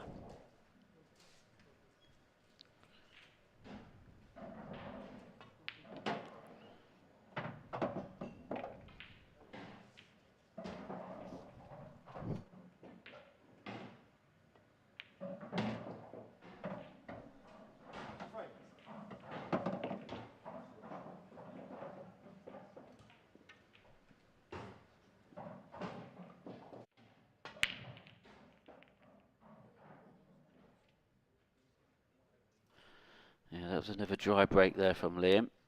Mark decided to go all out attack this shot. It didn't really come out. Great pot on the yellow, but then missed this double.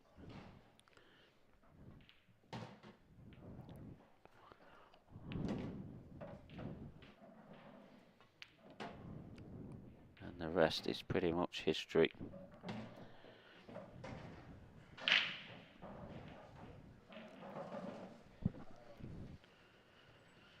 Keep you up to date with the ladies event. So Amy Beauchamp, she's into the final. The second tour running, she beat Danielle Randall 6 frames to 3.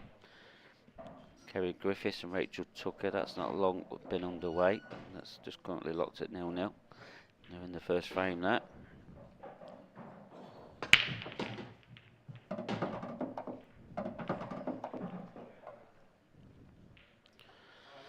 Another crunching break there from Mark Boyle. Putting 2 yellows off the break there. And has he got an opening pot here?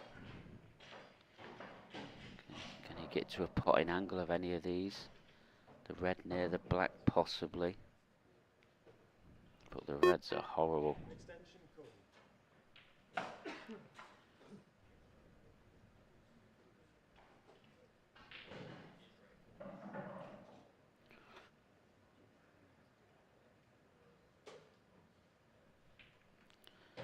Yeah, apologies if Dan's already told you some of these results already. I'm just looking at the amateur semi-final at the moment. Wayne Fryer is currently waiting in the final because Jordan Evans is playing in the open event against Craig Marsh, which is currently trailing 4 frames to 2. He's going to be playing Jonathan Roberts in that other semi-final, where the winner of that will be playing Wayne Fryer, who beat Gary Southern 7 frames to 1. So still plenty to play for. And now Mark, terrific chance here. Obviously got that red in the bottom half of the table near that yellow, but he has got a red down there to get it out or make something happen. Such a clean pot of the ball, Mark Boyle is.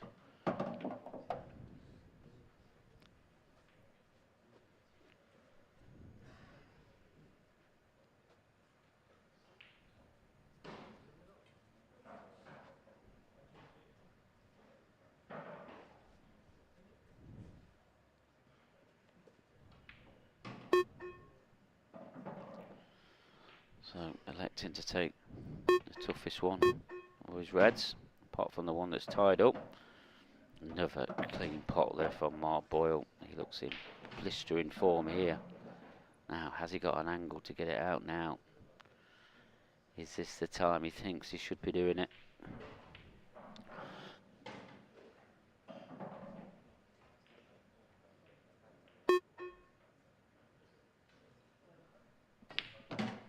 He does. Oh, that little nudge up there. How? When he's still on a pot, it's going to be a long one. I love that yellow to bounce completely out of the way.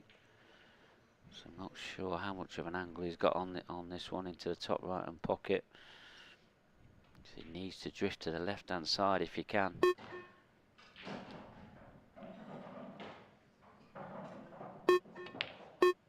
He can drift to the left hand side, but he's cued it like a dream.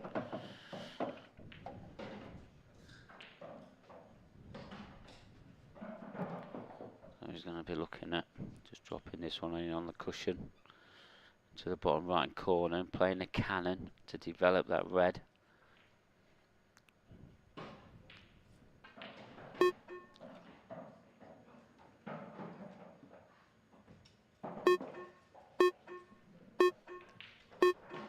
It's another good part, and what the way that he's executed that cannon.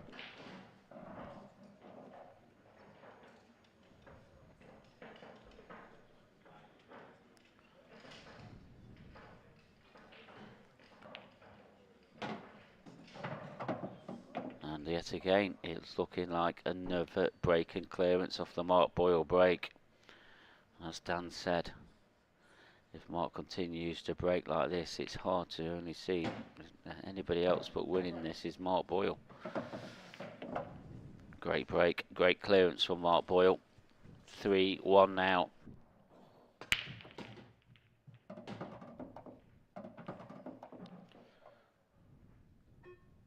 Crunching break. The crunching break it was.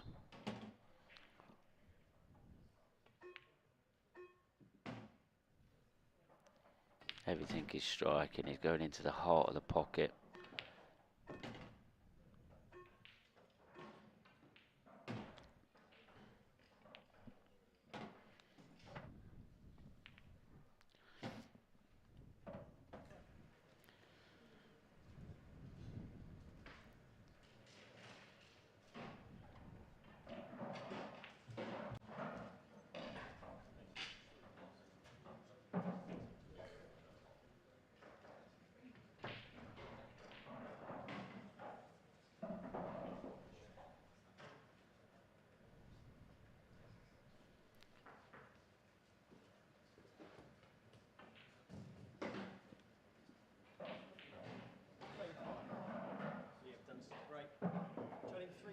To 1. Time run. So, have a look at the Liam Dunster break. He's had 2 dry breaks already. He's sticking with it though. Definitely nowhere near as much power as Mark, but this time he's got a ball. Pleased to see one drop there, but he has got a cluster in the bottom half of the table. I think he's going to be forced into reds here. Only down to not having an opening easy pot on yellows. Extension call.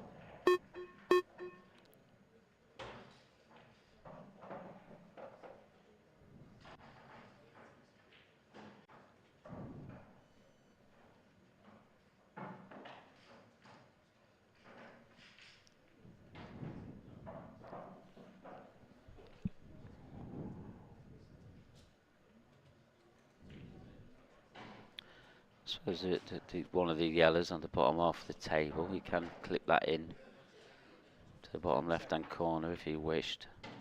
So he does really have an easy option for both outcomes. So looking like these yellows. Definitely rush that a little bit.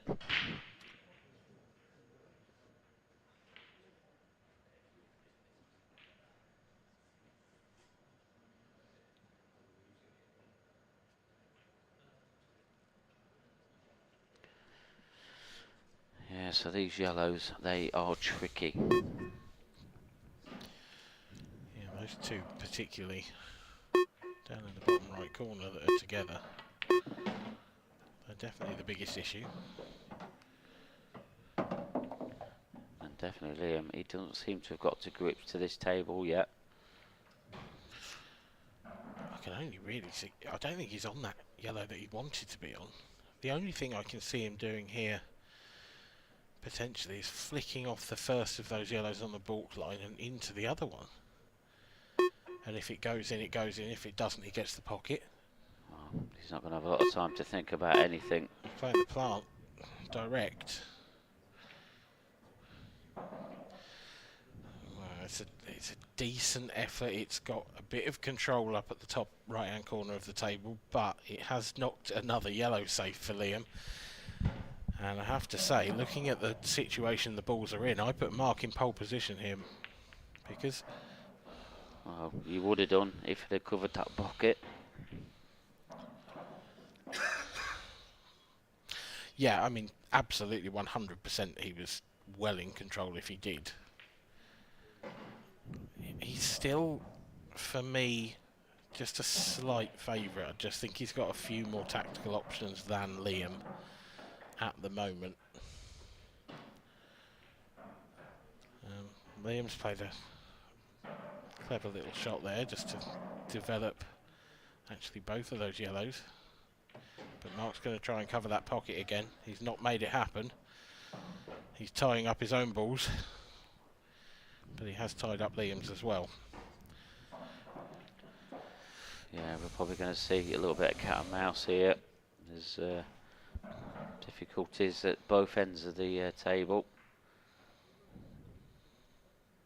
It's just about who is going to push out the boat first, and not sure about that shot. Basically just exchange one yellow for the other. I mean, has Mark now got a shot to do something with these reds to gain a little bit of control in his top right hand corner?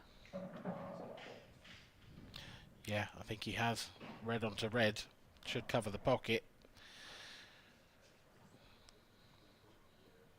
But again, it's not a very telling shot, is it? It's not a decisive blow, that one from Mark, because it leaves the option for Liam potentially to get that red back out. Doesn't want that to drop. That's disaster. Basically just done Mark's job for him. Yeah. And he's taken another yellow ball off the table. So 6 yellows against, 6 reds against 4 yellows.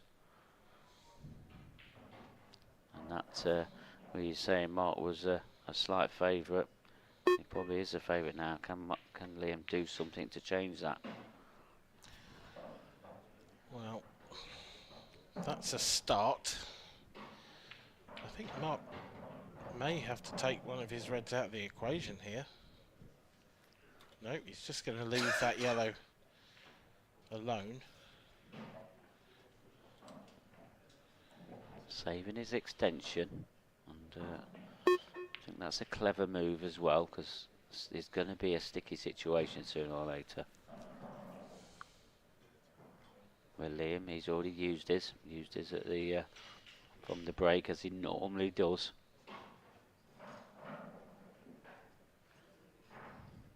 So Liam's going to have to make a few decisions quite quickly now.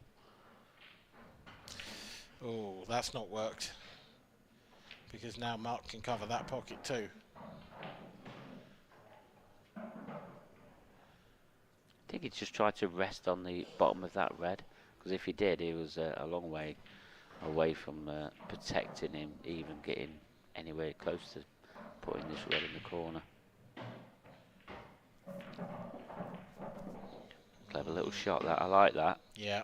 He hasn't tied the red up, and he's played it in such a way where it's blocked both yellows still. Clever. You say that, but has it actually blocked that yellow that's closest to the pocket? Because I don't think it has. I think Liam's going to come cushion first here and hit that. He might get the pocket himself. He doesn't want this to drop. Caught it, done. You really have. Has he got enough? Can Mark thin that red into that area as well? Just on and off the cushion, yeah, just trying to just at least make sure that that red still goes in the corner. 6 of one, half a dozen the other in that pocket at the moment, but it's Liam with the next shot. And it's a delicate one, but if Liam can just edge his nose in front in that pocket. Just give him something to think about anyway. But he's not getting long to think about it. He's used his extension. Trying to get the black out now. Got a good cue ball. It's another clever little shot. Yeah, I just wonder if he might force Mark's hand here a little. Well, we're seeing a tactical genius in operation here, aren't we? We really are. I think we might be seeing two. I think Mark's going to have to open things up. It's cued that well. That's a very good shot. And he's moved that red. He knew exactly what he was doing. He's moved that red up into the balk area. That gives him a ball to attack. Another clever shot from Mark Boyle. Does he have the angle now? Does he need to use the red? Can he just miss that yellow is the question, I think. Yeah. He does have the red below the black to get himself a nicer angle if he wants to, but then he really is throwing everything at the problem. Use his extension now. Just feels like this frame is edging towards a conclusion, and it could be decided by this shot here. Yeah, I don't think he had the clear route into the reds, because that yellow was definitely stopping it. But does this red go off the cushion, off the yellow? I think it does. We'll see. Depends on the pace he plays this at. Where he's got the cue ball though. Yeah, I don't think it went. So he hasn't quite got the cover that he'd have liked. I mean, has he left Liam a shot here at going for these? I think he has. I think Liam can raise the butt of the cue and try and pot this one. And that is not quite there. And now it is Mark Boyle's chance. He's been patient. He's forced the mistake from his compatriot Liam Dunster. Liam has covered that pocket, which would have been the natural pocket for that red in the bottom half of the table, but there are options available for Mark still. It's all going to be, for me at least, on the shot after the next one. It's all down to one key positional shot. Yeah, Mark's going to play this plant, And then he'll have to swing the cue ball around the table. This is it. All eggs in one basket. What's he got here? Can he screw up behind the red on the left-hand side? Does he have too much angle to do that? Does he have to come on and off the side cushion? He does. This is going to leave a little bit thin. But it's a shot. It's a shot. And it's a natural angle as well. He doesn't have to do too much with the cue ball to leave the black in the same pocket as the red. Yeah, the white ball will be travelling up and down the table. Trace the right-hand side. He just played it off the corner. It's a brilliant shot. Yep, just to widen that angle. And Mark Boyle. He opens up a 4-1 lead. Liam Dunster capitalising on that one mistake a couple of frames ago, but since then, Mark Boyle is the man who has done all the running in this match.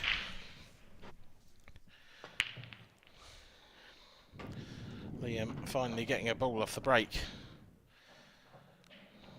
But look at the splits he's leaving. The thing with that break from Liam is it comes out so congested. And if he's playing an amateur, even a lower ranked professional, he can back himself in a tactical battle against anyone in the world. But Mark Boyle is a different case. Mark Boyle is up there with Liam in terms of his tactical play, and if Mark Boyle gets his nose in front, it's a lot of work for Liam to get him to relinquish that sort of lead. Yeah, it is, and we are seeing a masterclass performance here from Mark. He's been solid, and one thing he's been solid on is his break. He's breaking now. It's enormous again. Absolutely massive. It's incredible what power he gets. How does he keep the cue ball on the table? I don't know. I really don't know. It's an ingredient that he's absolutely blessed with. Brilliant to see. Brilliant to see. It really is. And the yellows have split out reasonably nicely. The one nearest the balk line. I can't quite work out how he gets round onto that one nicely yet. I'm sure he's got a pattern in mind.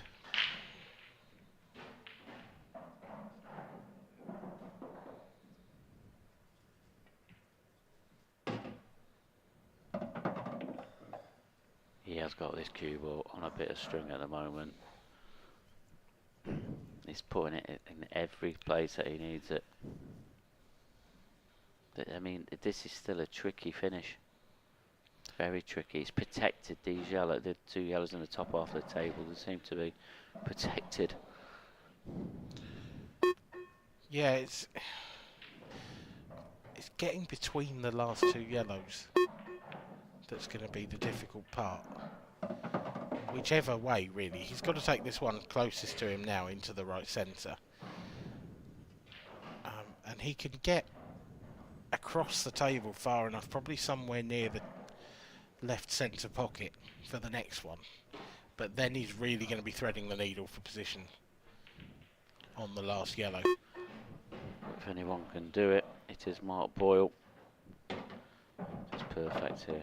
Though just probably a touch too much if we're going to be really critical. Well, yeah, we could. I mean, if he could stun into the red here and just bump that out of the way, then that would be ideal. But he's got to be careful to catch. He needs to catch that full or on the right hand side. If he catches it on the left hand side, he could snooker himself. Dead full. Full in the face. Beauty. Beauty. Frame over. 5-1. We are seeing a man in absolute world-class form here. Everything he's planning to do, he is executing it to the max. Yeah, this is a master at work. And as much as a master of this game as Liam Dunster is, he can have no response for this kind of break and dishing. No, you hit the nail on the head at the very start of this. If Mark continues to break like he is doing, there is no way back for Liam Dunster. 3 break and dishes in a row for Mark Boyle. Leads 5 frames to 1. Nothing Liam Dunster can do. He's had 1 successful break, and it's going to be him to break next, but his break is nothing like that. No. And the thing is, because his break is almost the polar opposite, you would expect him to maybe be making the most of those situations, but he's not, simply because Mark's tactically outplaying him as well. He's not just outplaying him in a potting game and in a positional game, he's outplaying him in a tactical sense as well.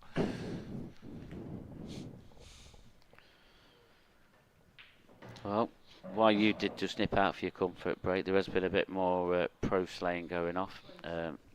Liam Clark beat Gareth Hibbert, so an amateur is in the quarterfinals, and obviously Liam Clark will play the winner of this match, which at the moment's looking like Mark Boyle.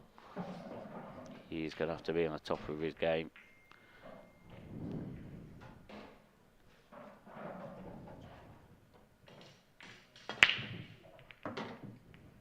It's just not happening for the Duster.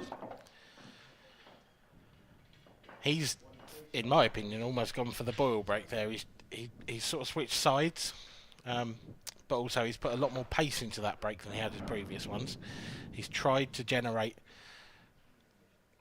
a pot. He's tried to generate an opportunity to pile the pressure on Mark Boyle. He's lost control of the cue ball, and he's just handed a great shot. I mean, look at the reds, look at the yellows. Has Liam Dunster just played his last shot? I think he might have done. That is the question. I think he might have done. Unless Mark, because he's hitting the break so well, so I don't think he's going to hit a bad one. But the only way for me that Mark doesn't win the last frame, or the next frame rather, is if he gets kicked in off or something similar to that, ends up a bit unlucky off his own break. Developing the ball, that's is what he needed to do. Yep. Executed it pretty well. He's developed both colour sets with that shot, hasn't he? Yeah. There's no problems either way, so this is now just a case of seeing Personal whichever one he preference, fancies. possibly.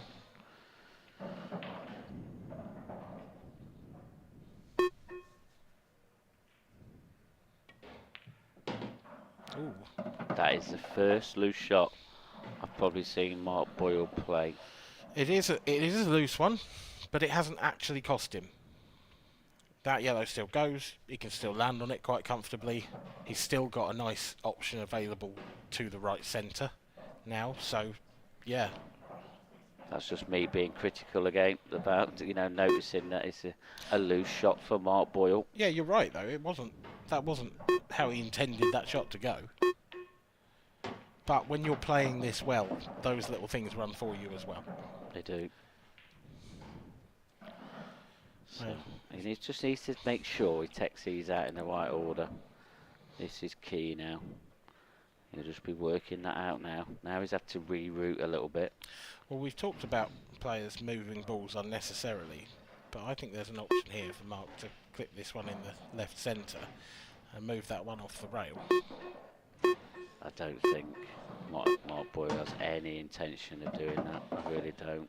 No, I might be wrong. I might be wrong. I just think if he does that, it can't go wrong. No, and a little cannon like this one here, which you've just mentioned, possibly can't go too wrong. He's bound to have a shot at that one in the centre. Yeah, and it's probably a great opportunity, like you said, Dan. But look where it's gone. He's caught that a little full. He's caught that just a fraction full. Oh, we're starting to see a few cracks. I mean, we can't really take anything away from him because he's been absolutely outstanding. But now he's going to have a little bit of work to do with the cue ball. He's still well on the finish. I think the problem he's going to have is actually getting from the yellow in the bottom half of the table to the black. because he can't really manoeuvre that cue ball now into a position where he's going to be the right side of that yellow. So he needs to leave a fair bit of angle. He's got to leave the cue ball somewhere in line with that bottom red, top red rather, that he's just pointing his cue at. Yeah. Well, this is a key shot. Key shot. That's pretty good. And that's in line with the top, you know, it's not on top of the red, but it's in the right line. It's in the right line. It's a little bit further away than he might like. It's possibly a fraction less angle than he might love. But he can stun out of there.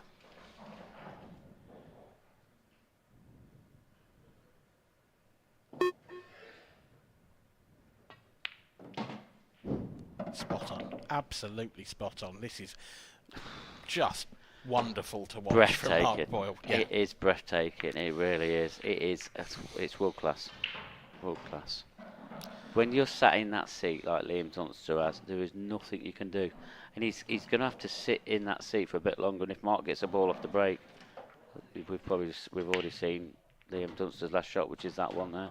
Yep. Yeah, I've seen some breathtaking sights in my time. I've travelled a bit of the world and seen some beautiful places. And this performance from Mark Boyle is right up there with them aesthetically. He has been absolutely extraordinary in this game, and he's blown Liam Dunster away. And he has now dropped 3 frames in this competition, having won 27. Unbelievable stat. That is, that's unprecedented. Surely. No one does that. No, and what we've seen so far with Mark Boyle's break, is that going to continue as well?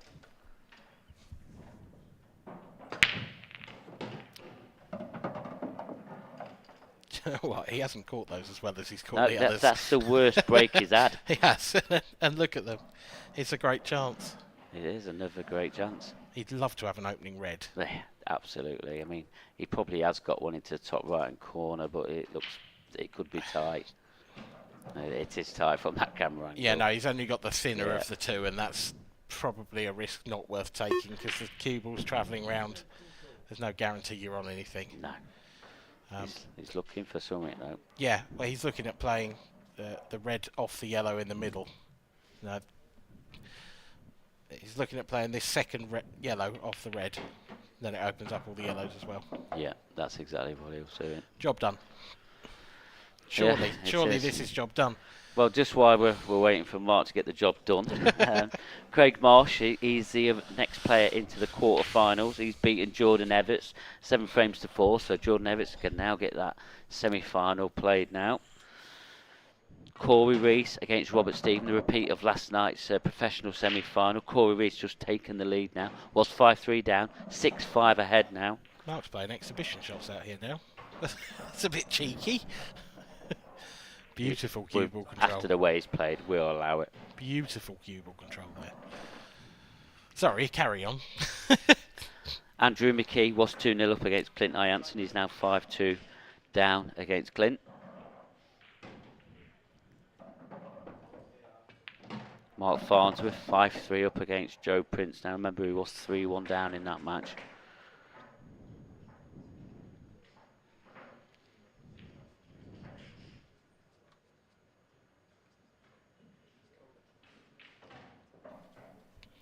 Plenty of scores coming in, but none will cause quite the shockwave that this one would. But Mark Boyle's overrun that. And is there just a glimmer of hope for Liam Dunster? Because Mark is dead straight on this yellow. He cannot do a thing with it, I don't think. No, I don't think he can, and I'm not sure. Can he get this white ball out anywhere? No, just make sure the pot. But what's next?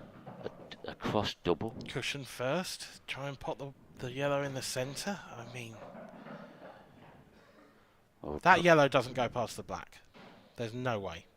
What does this cross double? Is he playing? He's playing yellow off the red. in just above the baulk line. Yeah. This is a huge shot. Exhibition. They missed it. Liam Dunster will come back to the table. What a huge surprise. First, well, it's like an error, that is, for Mark Boyle. And it's the first one. It is. He is human. He is human. He's not a machine. He has been absolute class throughout this, though, so we're not going to take anything away. What he's done to Liam Dunster is absolutely second to none. Question But look now how is, disappointed he is there. what can Liam Dunster do? Well, the thing is, he knows that you can't let Liam back to the table. He knows better than most that Liam's capable of doing to Mark what Mark has done to Liam. Yeah. But, having said that, these Reds are awful. They are. And we don't see too many huge comebacks on this TV table, do we? No. Not many at all. Liam's playing safe. There's no surprise, really.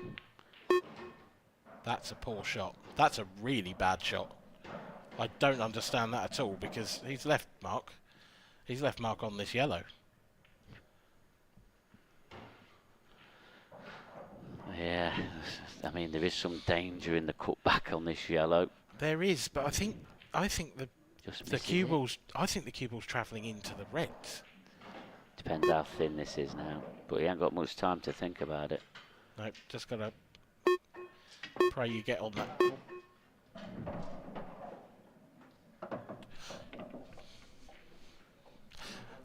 Well, I think we in the commentary box have been rendered a bit speechless by that shot, because can you explain it to our audience? Because I can't. Well, I don't want to. But yeah, that's just a total miscue there. Just tried to get too much on it and just miscued it at the right hand side of the wrong side of the ball, and it's gone off. And Liam Dunster is looking like he's going to get another frame on the board. Well, that one really might hurt Mark. There's plenty of opportunities left for him. You know, he's got, what, 3 more breaks in the bag yet, but if you are going to see a comeback, it's going to be after something like that. Yeah, it's how much that hurts him now. It's about how he just regroups himself and just waits for another opportunity. I think he'll get another opportunity, whether it's going to be off Liam's break or his own break, that's yet to be decided, but he's going to get another one.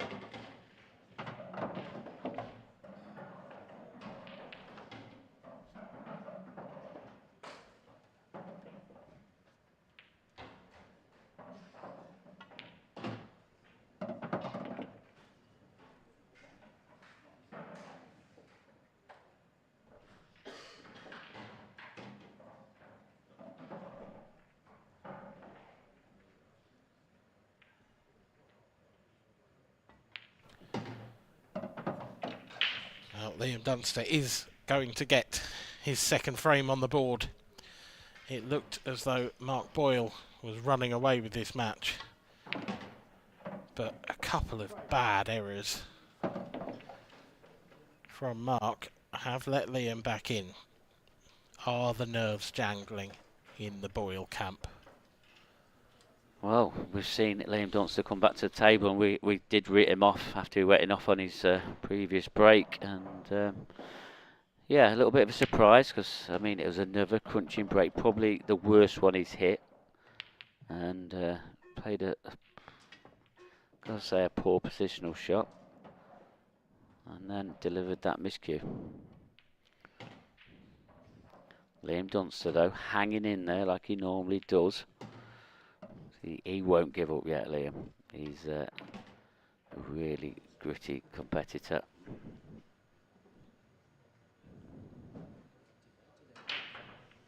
Mark Farnsworth 1 frame away from getting into the quarter-final. 6-3 ahead up now. 6-3 ahead against Joe Prince. That's going to be a repeat of yesterday's quarter-final. If he does win that, he'll be playing Craig Marsh. Clint Hansen as well, 1 away. 6-2 up. Taken 6 on the spin now, Clint has.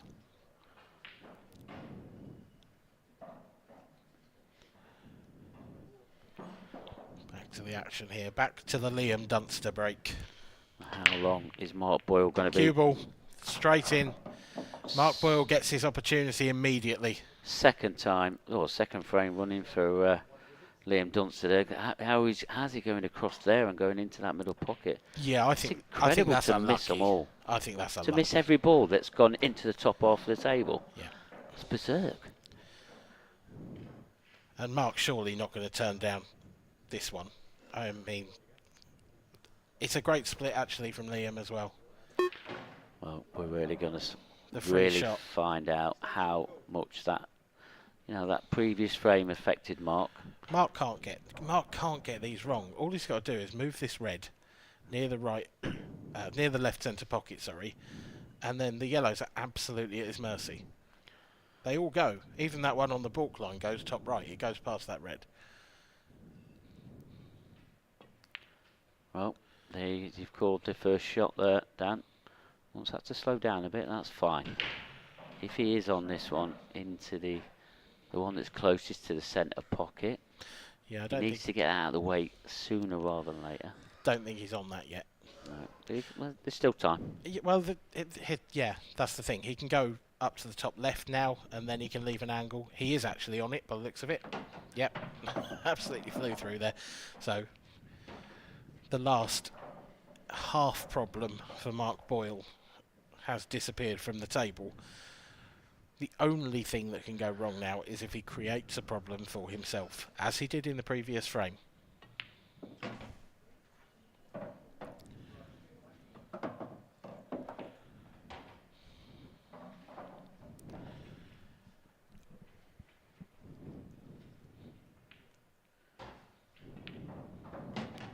It's been a nearly perfect performance from the Scotsman.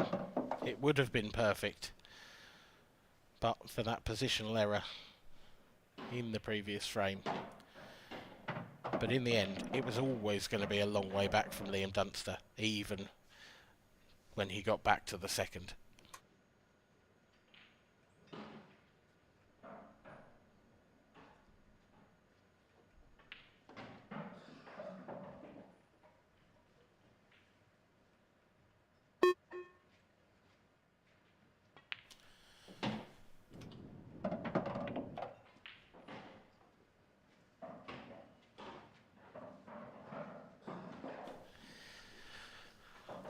Two yellows and a black remain for Mark Boyle.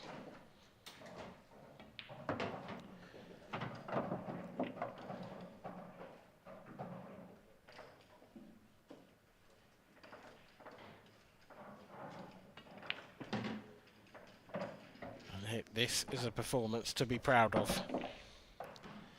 Liam Dunster doesn't get beaten to 2 very often. But that's exactly what's happened. Mark Boyle wins by 7 frames to 2. He has still only dropped 4 frames all day, winning 28. An astonishing statistic from an astonishing player. An utterly magnificent performance. Liam Dunster will be magnanimous in defeat. He knows there was nothing he could do there.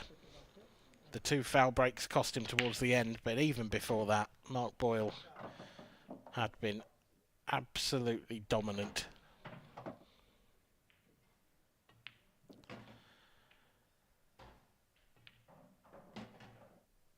As we watch Mark take out this simplest of finishes on the replay, he will be absolutely delighted, but the hard work doesn't finish just yet. He's got to take Liam Clark on in the next round.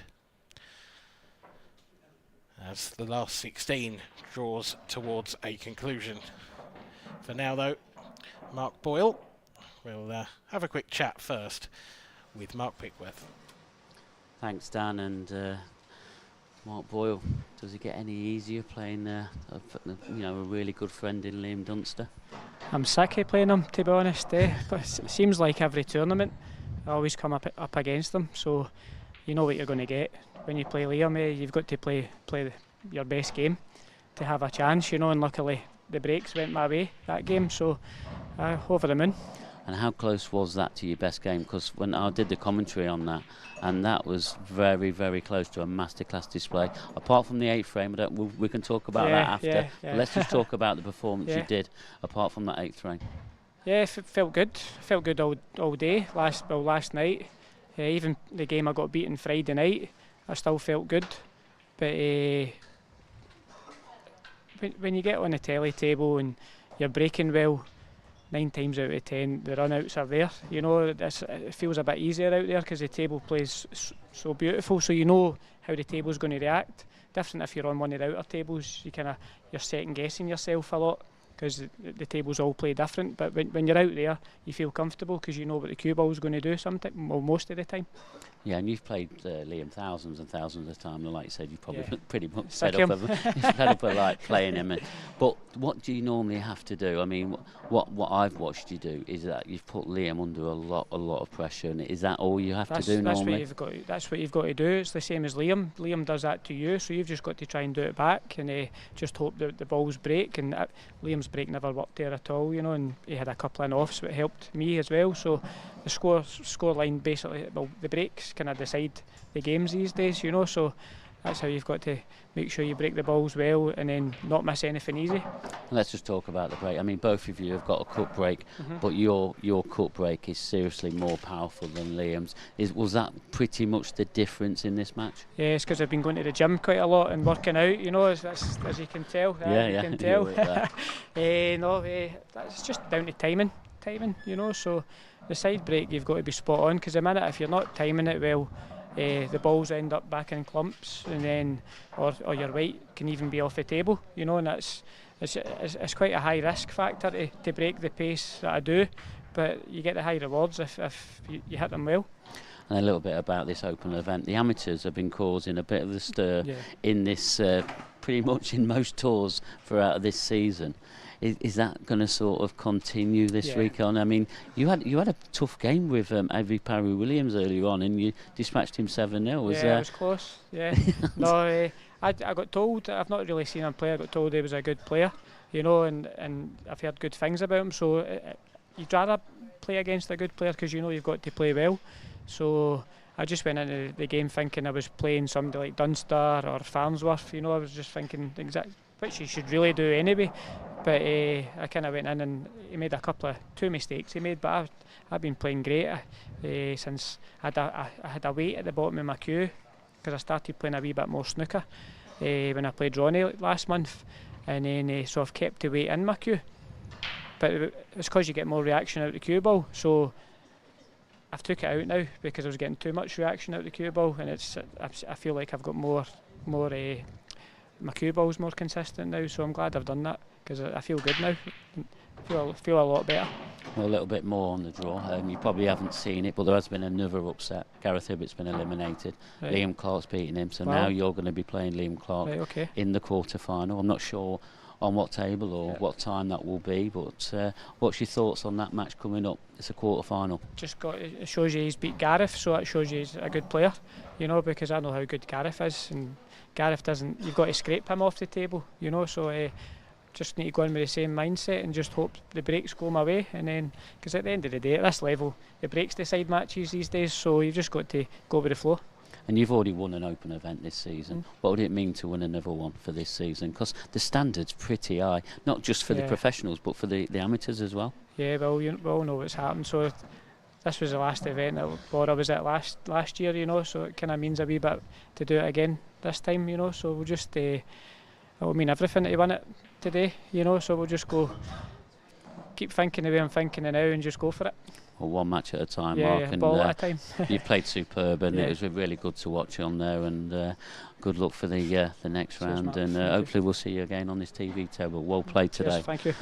Well, there's Mr. Magic, Mark Boyle. What a performance that was. I mean, it was one shot away from being an absolute masterclass performance, Kevin, wasn't it? Yeah, Mark Boyle doing Mark Boyle things. You know, Liam, just nothing happened for him, wasn't getting the chances. And, you know, if you don't get the chances, you can't win. So that was a sublime performance. Did suspect that was coming. You know, said before it started, he'd been putting in some great forms in 7-0s and 7-1s on the outer tables, and with the standard of the field, you've got to be playing well to do that. So I suspected that performance was in the tank, and yeah, duly delivered. Yeah, and he's played Liam Dunce a thousand times, and what a time to do it against his fellow friend. And when you've got to beat Liam Dunce, you've got to put Liam Dunce under a serious amount of pressure, and with a performance like that, that's exactly what he did. Yeah, I mean, it's the same against any opponent, obviously harder against Liam because of his quality, but, you know, if you get the chances, you've got to take them. And that's what he did. You know, he was pretty much faultless apart from maybe one shot. So, yeah, just... yeah, phenomenal. And that's virtually, you know, Liam could have been in the form of his life, but if he doesn't get 7 chances, he can't win the match, and he didn't get 7 chances. And the shocks, they keep on coming. Gareth Hibbett, the Godfather, he's now been eliminated by Liam Clark, and Liam Clark's going to be playing Mark Boyle next. That's going to be a different kind of tussle, especially against when he's just played the world #1 and world champion. Yeah, well, Liam Dunster and Liam Clark couldn't be at opposite ends of the spectrum in terms of, you know, the speed at which they play the game. You know, Liam is, you know, renowned for being methodical. Liam Clark, he absolutely runs around the table. So yeah, that match won't last long either way. But yeah, the shocks are still going on. I know Mark Farnsworth, he's just got through, so he's going to be playing Craig Marsh. Coming through pretty quietly on that bottom half again, isn't he? But it was a tough match against Joe Prince, but he's got over the line, and same for Craig Marsh. Tough match against Jordan Everts, who's playing the semi-final of the amateur event now. So it's been a good weekend for him.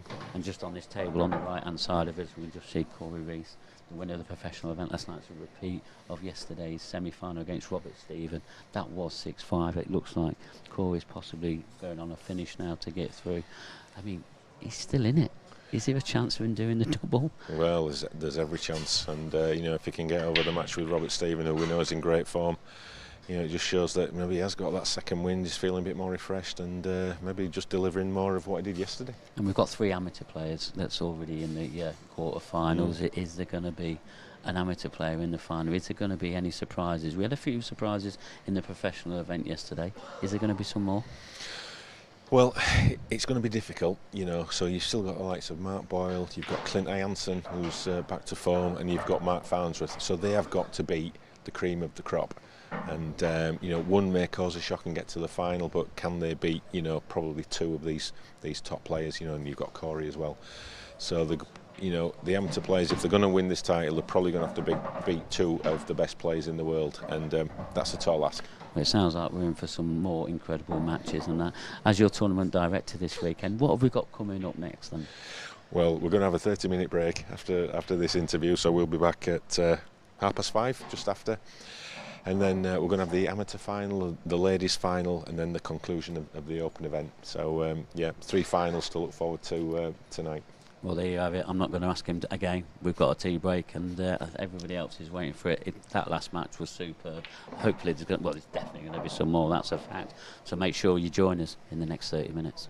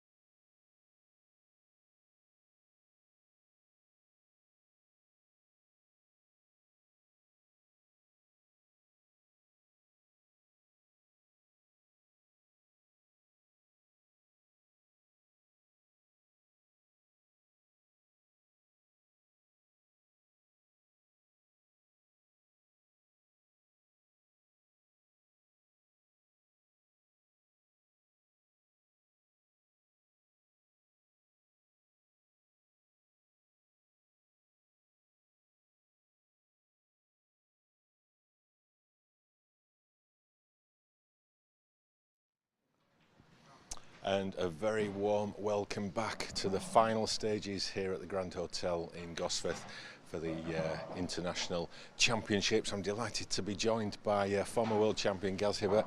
Gaz, I know you're not in the competition anymore, but have you enjoyed your weekend here in Gosforth? Yeah, it's been good, Kev. Yeah, it's a great venue. It's one of the best we come to. It's been a class setup, and unfortunately I've not been able to pot a ball, but the rest of it's been good, yeah.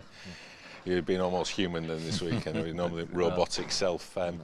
So thoughts on the season so far, reflecting back as we head towards the grand finals in 7 or 8 weeks' time? Yeah, it's been spread around a lot more than a couple of the previous seasons. I think lots of different people have been getting to finals and winning comps, and yeah, it's been an entertaining season. Everyone's the top boys are having some tricky results along the way. There's no guarantees on this tour, so yeah, it's been good. I mean, the Open event in particular this weekend, I mean, it's been absolute carnage out there. What do you put that down to? I think just the amateurs are up in the game, really. They're just they're taking out finishes more than they used to back in the day. They're not scared of the big names. They'll just play the balls, and every match out there is you can lose, really. So talking about the amateurs, we're just about to start the amateur final, and I was looking at the draw in the amateur draw, and the top half was absolutely stacked. So the two guys that have got through have really had to earn their corn. Yeah, they're both queuing well. I've just been speaking to John, actually. He said he's just played the semi-final. He's played one of the best matches he's ever played in his life, so he's obviously confident. When you go into the stream table, it's a different ball game, and you get a bit more nervous and stuff, but yeah, it should be a good game. And a word about his opponent, Wayne Fryer, making a big comeback, obviously a big name from probably 20-30 years ago. Yeah, I think he may have been number 1 or number 2 back in the day, and there's a few magazines knocking about this weekend, actually, that he's on the front cover of with looking 20-30 years younger, as you say. But yeah, it's great to see him back playing well. Yeah, and he's obviously won one of these titles, so obviously you talk about the conditions that they're playing in. For John, it'll be the first time in the arena, the shot clock, the referee. How do you think that could affect him? I think John is quite a quick player normally, but it can when the time's running out and you start hearing those beeps. It does. You do sometimes play the wrong shot, so you don't, because you've been playing all the other games and taking as long as you want, really, and so it can be trouble. Do you think the experience of Wayne, having been in a final and all those years of experience, do you think that could be the deciding factor in this match? Or it's hard to say. He has played on it this season, hasn't he? So that could make a difference. But yeah, I think it'll be a close game. It's hard to call. Right, well, thanks a lot for your time, Gaz. Okay. I think without further ado, we need to get the match underway, and it's over to Mark Pickworth in the commentary box. Take it away, Mark. Thank you, Kevin. And wow, the amateurs who are here, these are the ones that's been causing the stir for today, really. And now we're going to see him in the final. Wayne Fryer against John Roberts. John Roberts got through this semi-final on Friday.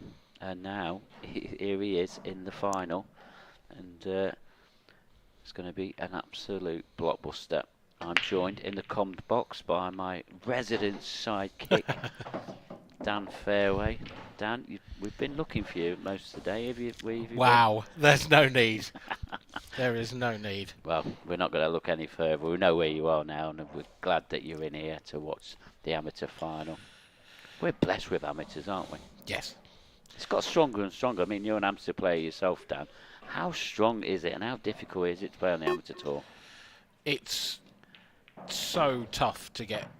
I mean, for me personally, tough to get through 1 or 2 rounds. Don't get me wrong, I don't think I'm a bad player, but I'm not at the level of the very top amateurs yet. And every season I get better, but so do they. So it's really hard to make up that ground and make up that mileage. And when you've got players like these two, like the 2 defeated semi-finalists as well, all of the amateurs who are getting close to the business end of the tournaments, every single season and even every single event, there's just new players who you don't know, but they're absolute mustard. Yeah, there certainly are, and I mean, it's just so difficult to get to one of these amateur finals. But Wayne Fryer, it seems to have done it twice this season. Yep, he won back in. What a shot that is! Isn't it just? It's not really worked out for him, I don't think. But he's going to have a shot on this. It's just about that black ball. Can he get through to that one near the? he's making Wayne Fry really think about this and just putting on a little bit of pressure early on. Yeah, it's not the most difficult hit, this one. It's not a bad shot from John Roberts, just equally, it's not developed anything either. It's not a brilliant safety and it hasn't helped him out. If Wayne gets out of this, John's still in the same situation he was in before. Yeah, so what you're saying is it was like a nothing shot, but a little bit, but having said that, I take it all back because Wayne has not read the cushion there at all. He's played that with right hand side and it's really kicked in and slid off. Actually, I think with how slidey these cushions are, that was probably a plain ball escape. Yes, it probably was. And yeah, so just while John works this out, so we was just on the conversation about Wayne Fry. This is his second amateur final of the season. You don't really hear too much about an amateur winning 2 finals in a season either. So that's also a great achievement. Certainly is. Yeah, very rare. I'd have to go back through the stats for that, but I don't remember it happening. Even that breakout season for Mark Boyle, he only won 1. He got to another final, of course, but he only actually won 1. Yeah, and I think because the amateur game is just so very highly skilled, it's very hard to have that consistency going. Because these guys, you've got to win 7 matches, I think, to get to the final. And yeah, it's a tussle, race to 7s. Mentally, it's hard. That's a lovely shot. It's a great shot. A little bit harder would have been nice. Yeah, I love that red to have travelled another 6 inches or something, but he's still going to have a shot at these. Yeah, I mean, even Robert Stephen last season, I don't think, won a title. He finished as the amateur #1, but I don't think he got a title. No, he didn't. Yeah, just was very consistent in the Open and the amateur event and accumulated enough points. I mean, Michael Tomlinson, that's going to hang as well. That's a bad shot. Is it a kick? Is it the way that he's looked? Because he was up quickly off the shot. Or was it shot clock pressure? Gareth Hibbert did mention this. He might be a quick. Maybe it just straightened up. Does look like a bad contact. Yeah, maybe it just straightened up a touch. Can't see it for Wayne Fryer. But that is going to drop. Wade Morley's going to be on the phone. I thought that was going to be another one that hung on that pocket, but it isn't. I mean, sooner or later one had to drop in that pocket. Well, that's insult to injury for his opponent, isn't it? Because, we've just seen that kick. It did look like a bad contact. And then Wayne has just about squeezed that yellow in. And surely he will now lead by 1 frame to 0. He does. Confidently done. Good start for Wayne Fryer. But a tentative opening start for both players. Yes, it is a race to 7, remember, and John, he had an opportunity there to take this opening frame, and Wayne had the first opportunity. But Wayne, he'll be happy to get the frame on the board because he had a pretty decent chance, to be honest. It's this shot and this next shot here. Just have another look at that. It's hard to tell, really is. He was up quickly off the shot. I mean, he was right behind it, so that yellow. Wade's just going to be at home, monitoring every shot in that corner pocket. Bless him. He's had a great weekend this weekend. Wade Morley has brilliant character to have around the tour.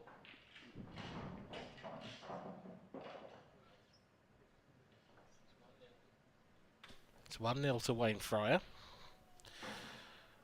It was his break to start us off. Can John Roberts respond? Keep the old hand in his seat. Wow. Started the old jokes already. That wasn't a joke. It's a terminology. I was going to ask you if you were on the cover of any magazines, but no, I won't be. I was going to be nice. Yeah. Not the magazines you read. Oh, what a break. Great break. Great wow. break.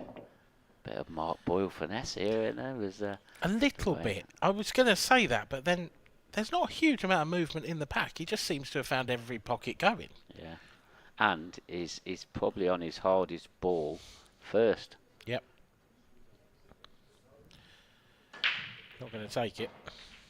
No, but he doesn't need to. Just draw this back and he'll just take that one as well. Just needs to be a bit careful here because he is going to be canning in possibly into the black. Don't want to be nudging this too far up the table. It's nice and gentle, something like that. Spot on. Yeah, didn't want to nudge it too far, but equally didn't want to nudge it too short either. And no. he would like to leave that centre pocket open for that red closest to the cue ball, which he has done. And yeah, I expect this will be a quick fire response from the man they call Rapid. Well, at the moment we are seeing Rapid Roberts flying around the table. Is he going to make light work of these and level this match off? He should do. He hit that last one a touch, and he's fine. But yeah, just left that a little bit more work to do with the cue ball than he would have liked. Seems to be hitting the ball with a lot of confidence though, which is great to see, and that'll give Wayne Fry something else to think about. He'll be thinking about how can I slow this young whippersnapper up. Yep, I couldn't agree more. You've got to be careful hitting the ball with such confidence on this stream table though, because it plays so quickly. Yes. And you know, you can get it in your head. I think I saw it with Andrew McKee earlier when he won his last 16 match over Dean Shields. His cue ball control wasn't there, and I think it's because he was trying to be positive and proactive, but actually you need to temper that a little bit on the stream table because it's so quick. Well, I'm just going to give you some latest scores in the Open because of course there is other shocks happening. Mark Boyle 3, Liam Clark 5, Corey Reese 2, Pete Smith 1, Liam Roberts 4, Clint Ianson 0. Wow. And then Craig Marsh 0, Mark Farnsworth 4. One-sided affairs so far. Liam Clark versus Mark Boyle. After Mark Boyle's last game, I thought his name was on the trophy, you know, the way he's been going. No one's taken more than 2 frames off him yet. And it's the amateur who comes into the fray and he's 5-3 up. Oh, we'll keep you right up to date with all of them, but there's 3 amateur players in the last 8 once again in the Open event, and they are causing a stir. Dry break from Wayne Fryer. Hands the initiative immediately in frame 3 to his opponent.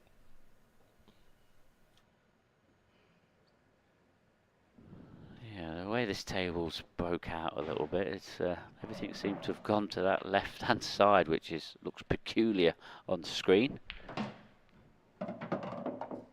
Strikes the ball with so much authority. He hasn't got too much enough into that. Yeah, he hasn't. He's yeah, he sort of flicked his wrist at that cue ball imaginary, trying to just push it back up table a little more. What has he left himself? Not a lot. Not a lot at all. A thin snick to the middle. Is he just going to try and cover that top right pocket? Well, he's semi-done the job there.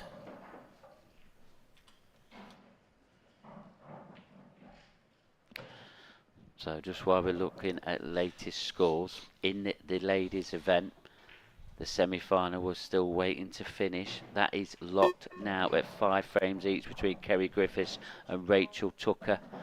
They're into a last frame decider to see who plays Amy Beauchamp in the final. Amy Beauchamp, yeah, she's been sat down for a while now, I imagine. She's been waiting. Yeah, I think she finished around 4:30, I think. So with these two, they've been pretty much at it since. I think they didn't start till 4:10, I think it was. So presumably, Mark, as long as they do finish that frame, that will be our next match in the TV arena. Yeah, I think so. And obviously, then we'll have the 2 semi-finals, and then the final after that.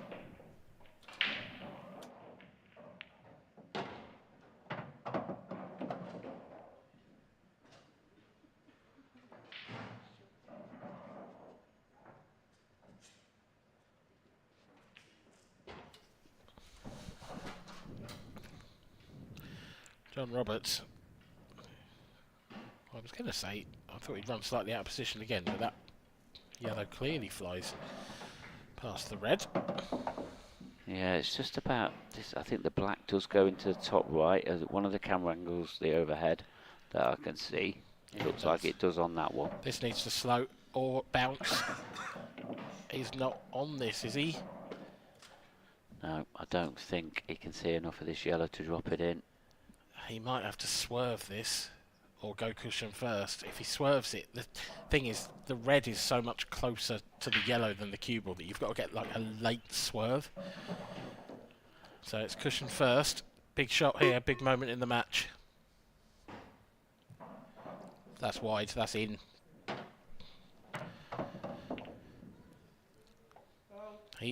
And that was what I was saying earlier about cueing with confidence. He's overrun that. What, 2 foot? There's a huge margin for error to land in there. You don't want to land thin on that yellow in the middle, but there was a massive area of the table he could have got to, and he didn't. And it was another big chance for John Roberts. So how aggressive is Wayne Fryer feeling? Some more latest scores. I'm just going to feed this in. Liam Roberts 5, Clint Ianson 0, but Clint has just taken that last frame. It's 5-1 now. And Mark Boyle has pulled a frame back against Liam Clark. 5-4 to Liam Clark. Good news for Mark Boyle. Good news for Clint Ianson as well, but that's still a long way to go. That is. In a race to 7, that's going to be a big ask. Wayne Fryer here. I think he wants to move the red, flick off the yellow and move the red. Like that. Well, yeah, he didn't move the red, but he was happy enough to get the yellow out of the way at least. Yeah, I think it was always important to remove that yellow.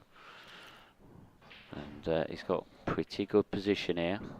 He's had a nice result as well in that yellow's gone quite tight to the bottom rail. Because if anything does go wrong and he runs out of position, he can put the cue ball safe quite easily. A chance now, though, to get rid of one of his difficult reds here.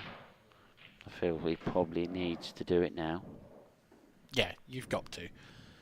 That red on the right, left-hand side, top of your screen now that he's aiming at. If you don't get rid of that now, when are you going to do it? It's perfect on it. Yeah, and just as I see him pot that red, Mark Farnsworth is now 5 frames to the good against Craig Marsh. Whoa. That is a one-sided affair. Saw these two play on the stream table yesterday.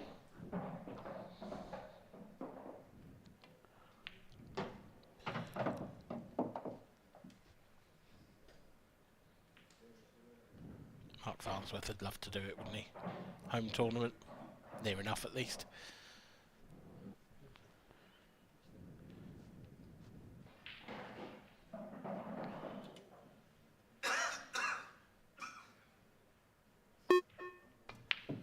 Oh, Wayne. Oh, has he fluked something? He hasn't. But he's left a difficult shot. That was bad cueing from Wayne Fryer. He really chucked a shoulder in it. Really chucked at it. And John Roberts, what a chance this is. I mean, he couldn't finish any straighter on this one. It's this bottom left pocket again. That's better. But he's not played that with a huge amount of confidence. He's left a tricky one. All he's got to do is drop it in. Should be natural on the black. But there's a bit of distance here for a ball that's that close to the rail. Yeah, there is. I mean, where the cue ball's going to be travelling up. Played at a good pace. Very good. Wants that to slow down. That's about as bad as that could have come out. It's in the middle of nowhere. It's a thin cut either way. I feel he's got to take it into this. He's taking it to the middle. Okay, that's not a problem. Just dropping it in. That's there. Beautiful shot. Lovely shot. Both players have had their chances in this match, but arguably it's Wayne Fryer who hasn't taken his.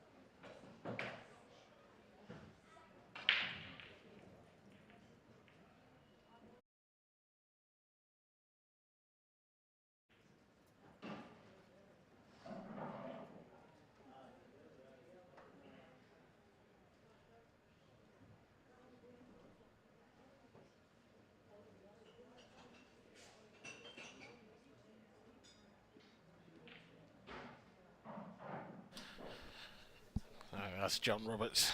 Returns to the arena for frame number 4. Him to break, of course.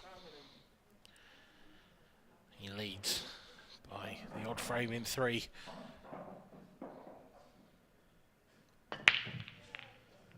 gone after the cut break again. Last time, balls were flying in everywhere. This time they are flying in absolutely nowhere. Wayne Fryer will have first opportunity in this frame. Now, Mark, if those reds are a plant in the balk area, I can only see one issue on reds. That's the one down to the bottom left.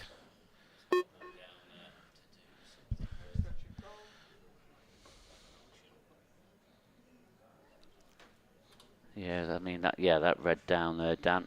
Yeah, you're right. That's going to be a problem. There is a red down there, though. It's just whether he can muster up an angle out of it.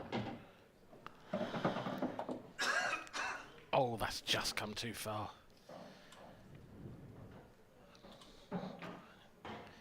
Half a roll of the cue ball less. And he'd be going straight into that red. But now, can he go into it off the cushion and come the other side? Does it go? Wow. This has got to be tight. He's not going to be able to do a lot with the cue ball either. But he will have that plant in the top part of the table if he can get himself out of that. You know, draw it back. If that plant is as easy as it looks, and it looks reasonably comfortable, a little bit of work to do. He just needs to draw this back. He's not going for this. What, containing shot? He's gone for that. That was never in. That didn't go. Yeah. He was. You could see from the where he was pointing his cue that couldn't drop. I think that's perhaps a little bit of shot clock nerves, because for me, in the situation he found himself in, you'd look for another route. When he was too straight on that one, the obvious one to break out, he could have come away from there, found a different ball to break it out with. It's almost like he's tried to force something that wasn't there. Yeah, I think you're right, Dan. I really do. But what he's done now is give John Roberts a great opportunity.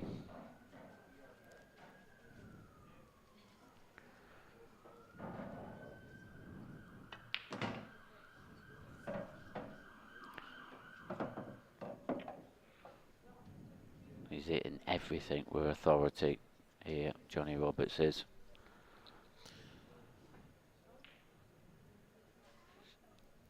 Yeah, I mean, to me this looks very much like 3-1.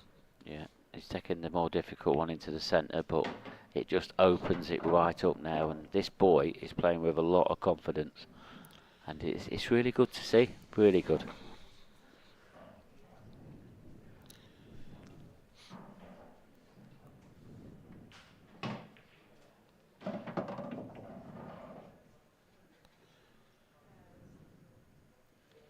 Yeah, trickiest shot coming up now, just delicate one into the centre. Absolutely nails that. And he's rapid. This boy is rapid. And he's growing into the game, Mark, because he wasn't playing at that kind of pace first couple of frames. Now, sure, the finishes weren't quite as easy, but you can just see him standing a little bit taller, looking a little bit brighter, springing his step around the table. He looks confident, he looks good, and Wayne Fryer is in trouble here, in my opinion. Yeah, the boy has got an extra step, as you saw, an extra pace in his step, and that's normally a good sign. A player playing with a lot of confidence, and yeah. Okay, some more latest scores then, Dan, just while we're getting the balls ready. Why not? So, the ladies' final, that is definitely next. Amy Beauchamp against Kerry Griffiths. Kerry Griffiths came through 6 frames to 5 against Rachel Tucker. Mark Farnsworth 1 frame away, 6-0 ahead against Craig Marsh. Mark Boyle 5, Liam Clark 5. And Clint Ianson, he's pulled another frame back. It's 5-2 now. The nerves will be jangling. They will. Yeah. When at 5-0, game should be over. 5-1, okay. 5-2. Yeah, perhaps a little bit of doubt might be creeping in. Well, I'll keep you right up to date with all the scores there, but if you did want to look through them yourself, you just go to our website, ipapool.com, and all our links are on there for these competitions. Great break there from Wayne Fryer. Just what he needed. Just going to interrupt you again, Dan. Our first semi-finalist is now there. It's Mark Farnsworth. He's beaten Craig Marsh by 7 frames to 0. Oh, a bagel. Don't see them very often. Not at that level. And just as Mark's got 7, Mark Boyle, he's got 6. He's 6-5 up now. He's taken the last 3 frames. Is it going to be a Mark Boyle, Mark Farnsworth final? What a classic It's that a would dream be. final. No offence to the other player. I mean, we've still got the professional winner still in the quarter-finals. Yeah. Corey Reese. You can't really write him out. But Farnsworth v Boyle is a dream final. The two of them, of course, have had quite memorable money matches over the years as well, haven't they? They've taken each other on for some big pots. Yeah, and I think there's another one scheduled, isn't there, at some point this year? That's my understanding, yeah. So that'll whet the appetite, that's for sure. Yeah, absolutely. Oh, Wayne Fryer. He's just going about his work in a nice, steady way. You feel that this is the opportunity he has to take and get within 1. Yeah, he does. It would be confidence, not necessarily confidence destroying, but it would certainly be a big error not to take this frame. That they're so comfortably there. He's overrun that an inch or 2. Couldn't hold the cue ball. Now he's very straight on this next red. He might have to take the middle of the 3. Right, he's gonna force an angle. Well, I don't think that red on the black spot goes. Well, So he's got to take the one in the middle now. If it does go, he's got very little pocket to aim at. I think he's going into the middle here and using that yellow just below as a blocker. I mean, if you just naturally just pot this, you feel like the white's going to go into a natural position. Oh, God.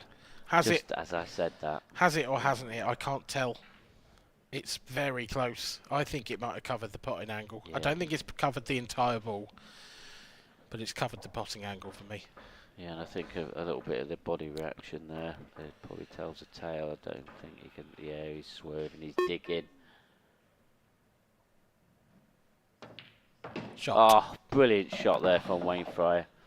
He had to play that in such a manner where he's swerving and kicking it in with side, but with pace. Yeah. Superb. This isn't easy though, this black.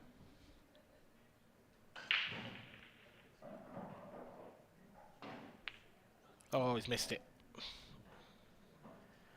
3-1 ahead. He gets that black. Pure 3-1 down. It's a tough one. That's pure tension. And he's left John Roberts just the simplest of finishes. Yeah, you feel I'll just go back up table now. Just knock this one out in the top left-hand corner. I mean, he can go numerous ways here. This is looking like a 4-1. Oh, that was nervy. I didn't expect him to chuck that one in, not the way that he's been queuing. No, and now he's got to play this off possibly 2-3 cushions. He's playing. It looks like he's loading this up with I don't check like side. this. Don't like it. I don't like that the way. I'm with you. You come round the angles there because then the cue ball speeds up off the cushion rather than slowing down. With the check side, that was never going to come. And now this far pot, enough. This is tough. Just got to make sure this yellow. Forget about the position. Oh, there's another inquest. I was expecting that to hang, but hey, he's got them. He's got them. Not the most orthodox way, but he's 4-1 ahead, and deserves to be leading in this match. By hook or by crook, John Roberts keeps taking out the finishes. I mean, great break there from Wayne Fryer, but should have cleared him up. Oh, had to. Absolutely had to. That's unfortunate. It was, but to be honest, the bad shot came a couple of shots earlier than that when he left himself that straight on that third last red. Yeah, that shot there, he just chucks that in. Oh, look at this. Oof. Well, it's history now. It's 4-1.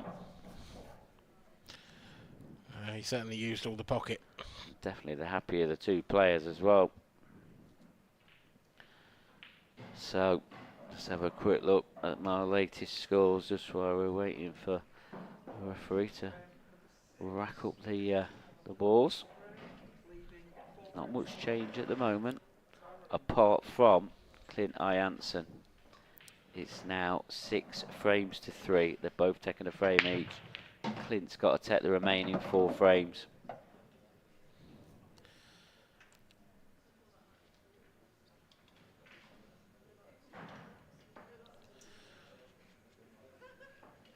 John Roberts has got a red. Let's found a pocket from this break. That's not far off where the good news ends. Oh, I say that. He's found a very nice opening yellow. He's going to have to find more than that. There's a clearance opening up here.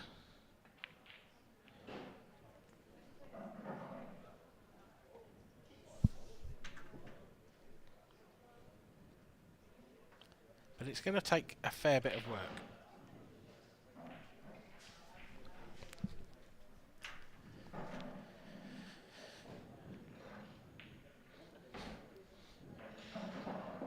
That was a clever shot there from John, because actually either way, whether that went in or whether it didn't, it still working out for him. Wayne Fryer in heaps of trouble here in frame number 6.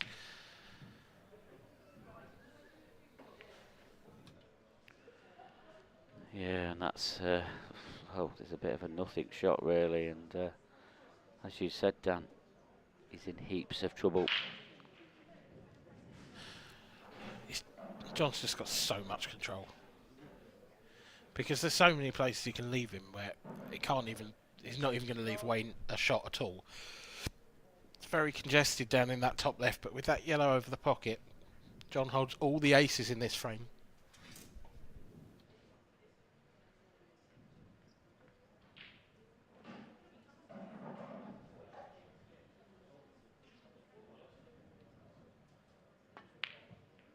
Oh, I don't think he'd be too disappointed. I think if it would have dropped, he would have gone all out attack. If I'm Wayne here now, I'm going for that skill shot. He's in trouble. It's a big pocket for the skill shot. It's a bit similar to that one I said earlier. And if he could get it, then he'd, open up a chance. Quite like that. That skill shot's still on, Dan. Not now, obviously, but he's probably going to have another opportunity of it. Does he want to play that skill shot though? That's the question. No, he was trying not to, and he's getting further and further into the finish, and it's getting harder and harder, and there's nowhere to hide now.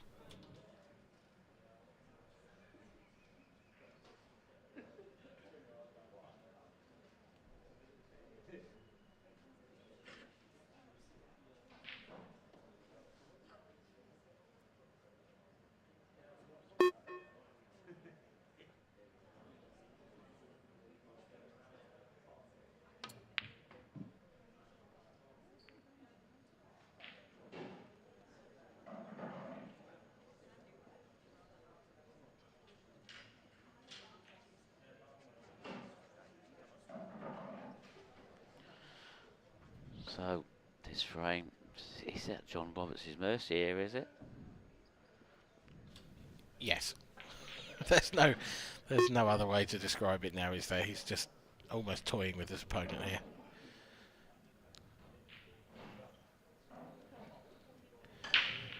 I mean, every time Wayne Fryer comes back to the table, he's got an opportunity. He's got a chance to make something happen, but he's really got to work hard to make something happen now. Can he take this? Well, what's he doing here? He's just tying things up, is he? I don't like this. He tried the skilly. He tried the skill. That wasn't on from there. He had that opportunity a few shots ago.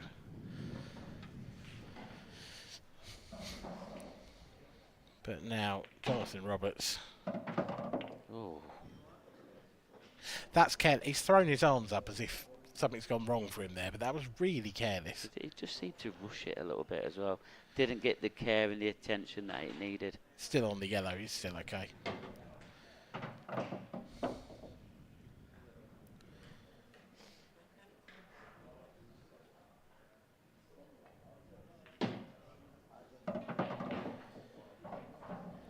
So, key positional shot now. Wants to drift down table far enough. That's okay, but not ideal.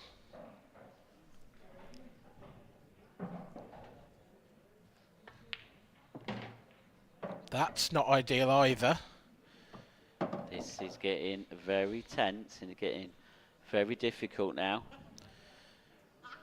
Yeah, that cue ball, it can't go in off, but if it catches the black here... Oh, well, he's missed the pot. He's missed the pot to go 5-1 up.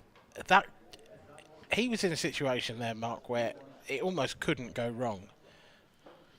And he's found defeat, possibly, from the jaws of victory in this frame. Yeah, this is going to be a turning point in this match now. Thin clip here for Wayne Fryer, but if he gets it, he'll probably have another long shot. Oh. I think he's put 100% into that pot and not given any thought to the cue ball there. He's going to have to do the same, and he's going to have to do it twice more, I think.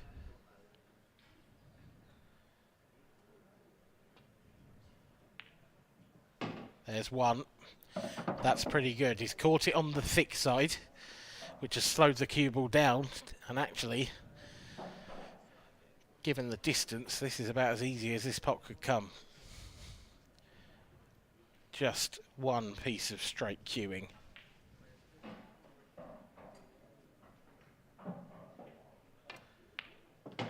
Shot. Brilliant shot, and he's now letting Wayne Fryer find his rhythm a little bit, and he's getting his cueing arm going. This could be dangerous times here for John Roberts. Yep, and as always in these sort of situations, so much will now depend on the next break. It's Wayne's break. If he could pull out a break dish or somewhere from here, he leaves John sat in that seat thinking about what might have been, thinking that he might have had a 4-1, a 4-frame lead. Yeah, 5-1 it would have been an incredible league, especially in a race to 7. Yeah. Well, I'm just going to bring you up to date with another result in the open event. Mark Boyle has avoided the scare. 5-3 down he was. He has won that match now, 7 frames to 5 against Liam Clark. Liam Clark's run has come to an end, and Mark Boyle is safely into the semi-finals. But also in the semi-finals, Clint Jansen, he's out. He's been beaten by Liam Roberts by 7 frames to 3, and Liam Roberts has been rewarded with a clash against Mark Farnsworth in the semi-finals. There is one quarter-final in progress at the moment. That's Corey Reese against Pete Smith, 4 frames to 2.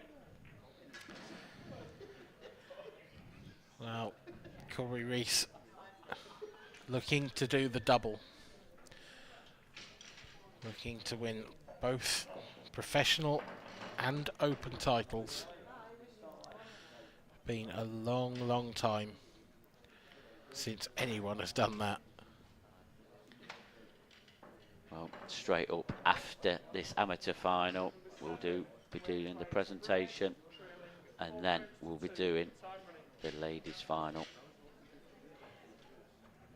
Corey Reese has pulled a frame back, 4-3 now.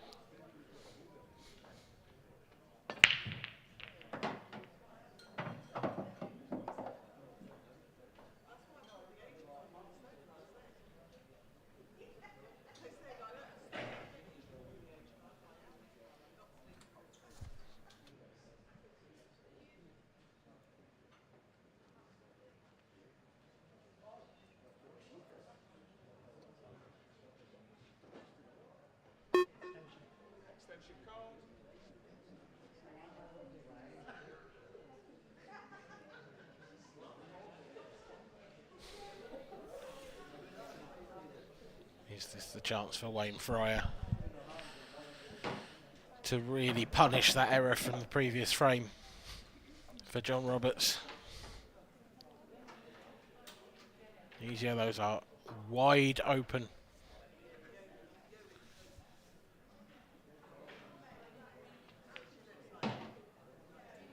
He's had a couple of very good chances in this match that he has put down.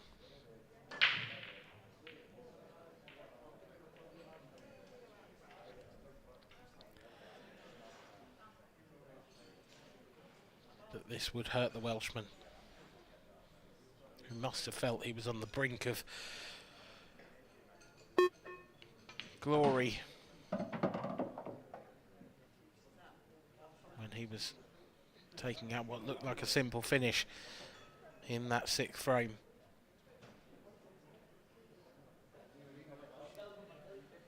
But Wayne Fryer looks dogged, determined.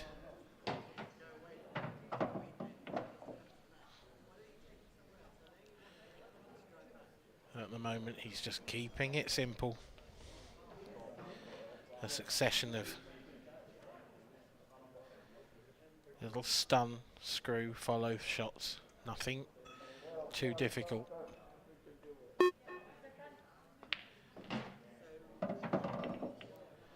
his cue ball is on a sixpence every single time. Perhaps took him a little longer than John to settle into the match and settle into the table. But now that he has, he becomes a very, very dangerous adversary for the Welshman. That black does absolutely fly to that top left pocket. Looks from this camera angle like the red might be causing a small problem, but you can see from the overhead it's well clear.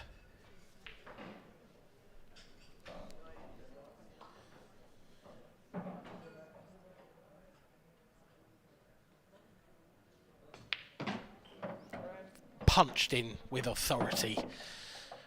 The deficit down to 1. The pressure back on John Roberts.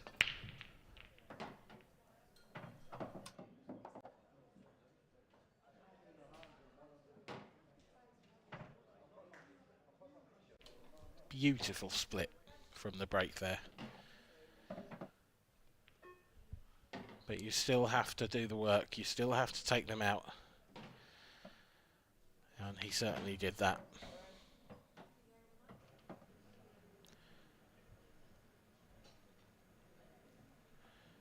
Neither of these two particularly giving too much away. Keeping their emotions in check.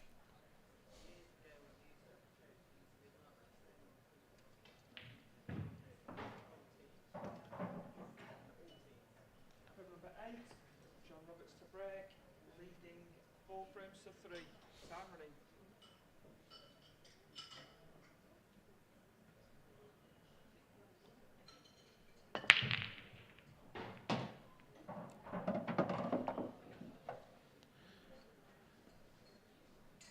Not the greatest of breaks, that.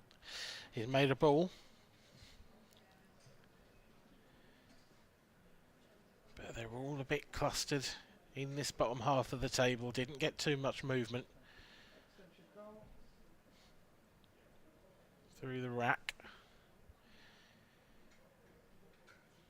The reds are all open apart from that one on the left hand side. That is in a horrible position as well. There's no guarantee you get that out if you go into it. He's left himself a chance now. Ideally, he wants a full ball contact with the middle of the 3 yellows. That would run straight into the red and knock it out. But he's just put a bit too much back arm into that one. A little bit too much pace. Throws the cue ball wider. And he's actually ended up, how he's found that gap between the red and yellow from the angle he came at is anyone's guess.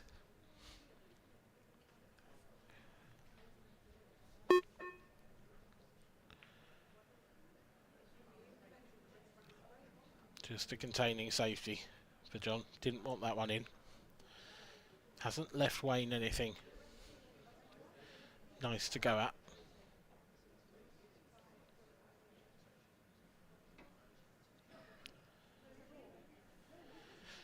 Wayne, of course, has problems of his own.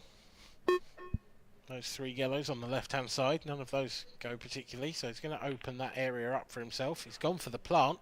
He may well have made it. I'm not convinced he absolutely wanted that to drop in.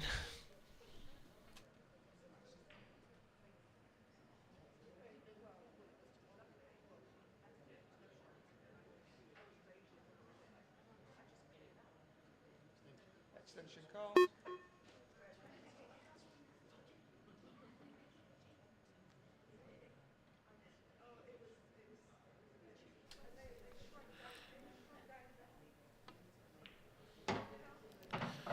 Yeah, I really don't think Wayne wanted that plant. I think he just wanted to cover the pocket.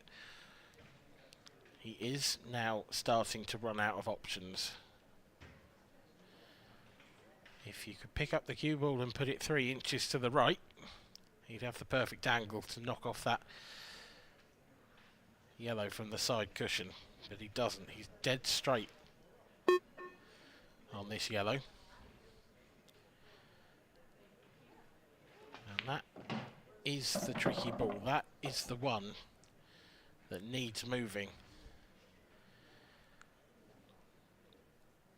He could try and double it, but he's so close to the corner, to the centre pocket, that he'd have to be very thin on it. It's not really an option, that. He's tried to screw in here. What a shot that is. Brilliant, brilliant stuff.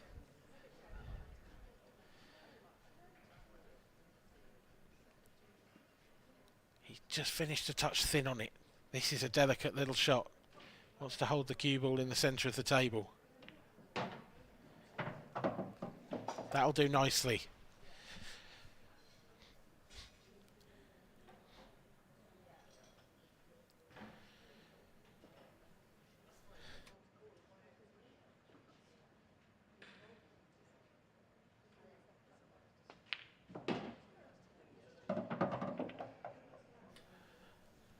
But, and isn't there always a but? He has somehow snookered himself on the black. He had half the table to land in. And the shot clock's ticking down. No time to admonish himself. Just got to get straight down and on with it. Bit of side off 2 cushions. But Wayne Fryer, who was looking so resurgent, kept John Roberts sat in that seat for 2.5 frames. And then he lets him back. And he lets him back in. With a very comfortable chance. John should get these. He should get to 5 a couple of frames later than he would have wanted to.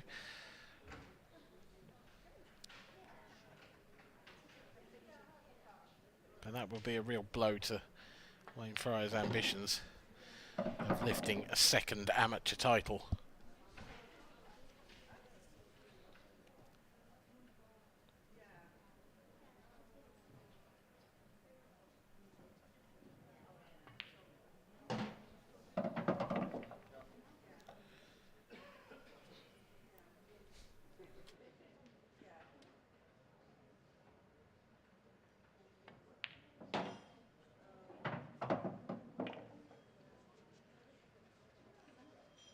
Just this black for a 2-frame lead.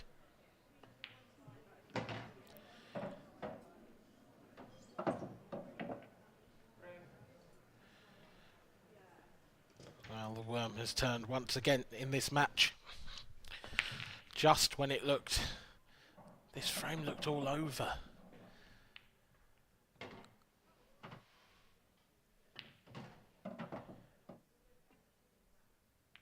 But Wayne Fryer, who had to that point taken out a magnificent finish, snookered himself on the black, couldn't get out of it,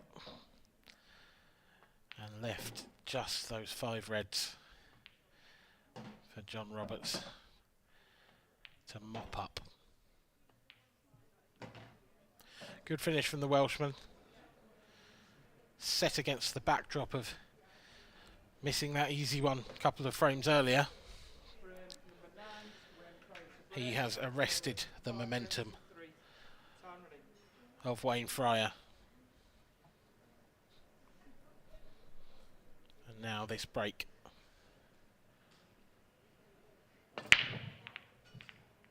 Needs to make something happen. Oh, he's got away with it.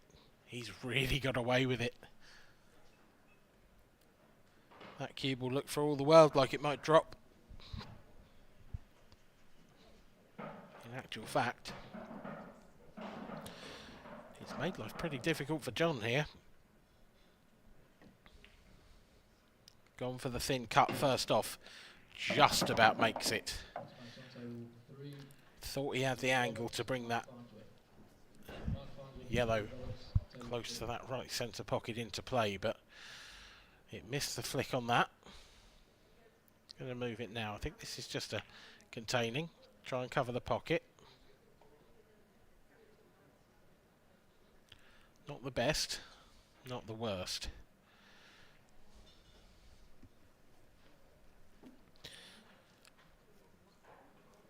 All those reds and yellows still clustered together, particularly in that left-hand side of the table. Even more particularly, 2 reds and 1 yellow.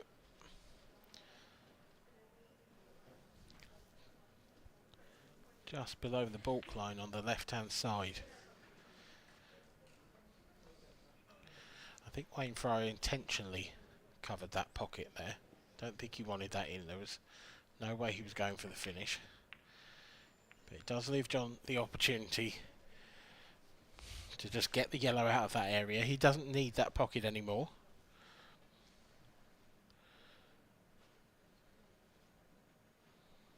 Bit of cat and mouse to come.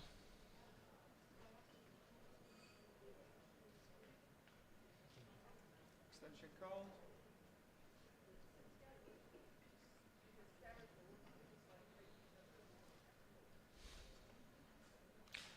Does Wayne feel like he needs to try to force the issue here? Gonna pop this one over the pocket. Where's the cue ball going to end up?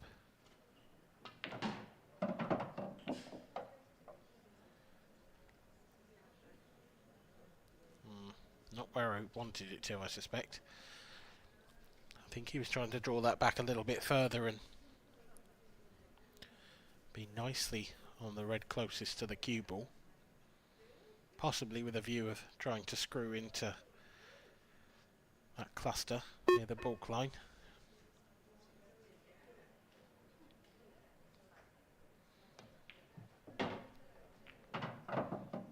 Well, he's had a go to get into them there.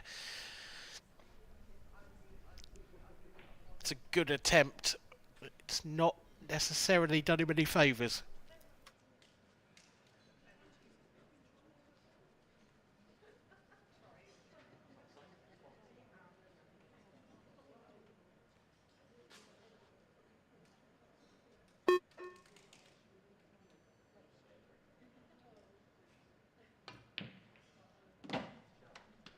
What a double. That is a stunning shot. And now the reds are open.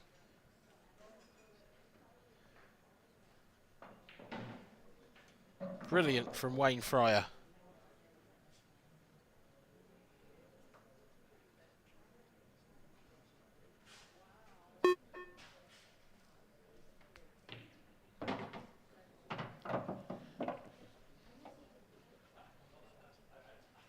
Another superb pot.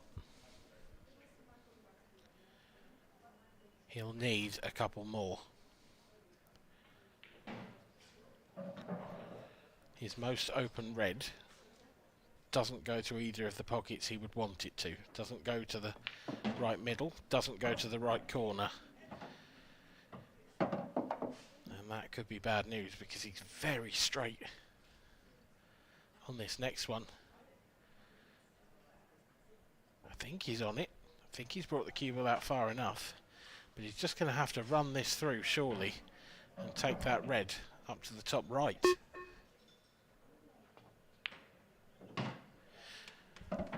Exactly what he has done.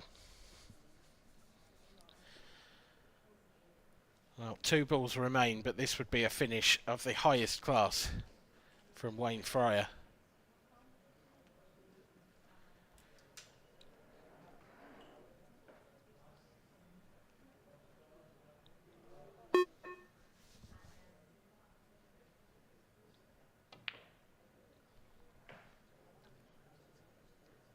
But he's fallen at the final hurdle once again. Really, for the second time in 2 frames. Well, for the second time in 2 frames, Wayne Fryer makes a hash of it.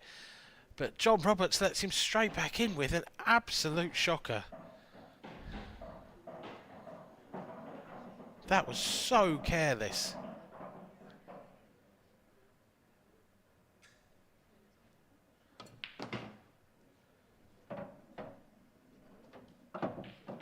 And this is a simple black, and it will be 5-4. And Jonathan Roberts, well, he may rue the mistake not to go 5-1 up, but he's going to rue the one not to go 6-3 up even more, surely. Those yellows were begging to be put away, and he missed the very first one.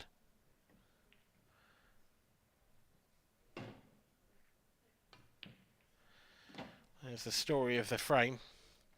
Fabulous double that. And that shot there, that was just as good.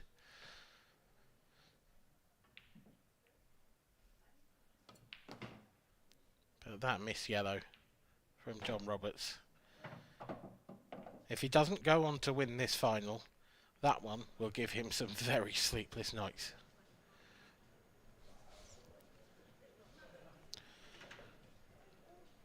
Nevertheless, on we move to the 10th frame of the match. A good break here.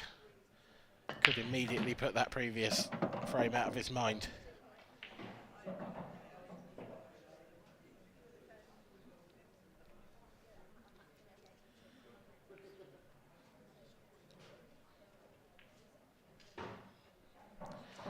And that is, it's okay, but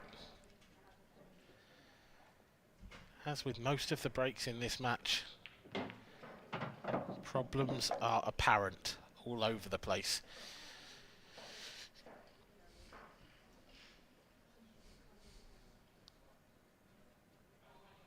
And this is a very risky finish to take on.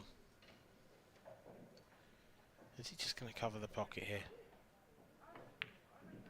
Nope, he is going hell for leather. He is going after this finish. He has found the gap. He's on the yellow down towards the bottom left. But that was a ball that you would potentially rather save to break something out.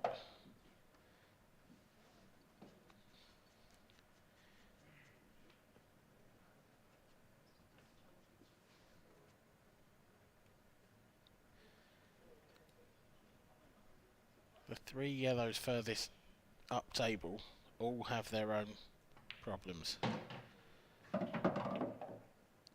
He's tried to land on that one, has he? To pass it in the centre, or perhaps even long, but I don't think he's on it. I think that cue ball's held up just a couple of millimetres short. Extension called.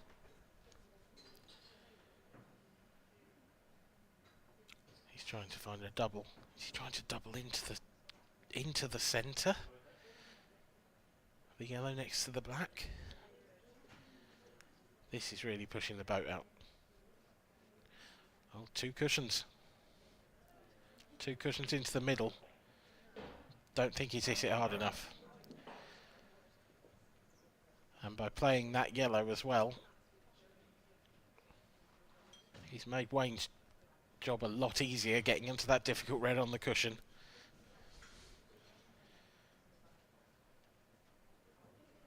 And those three reds in the middle of the table that look clustered, well, you take those in the right order, they all go.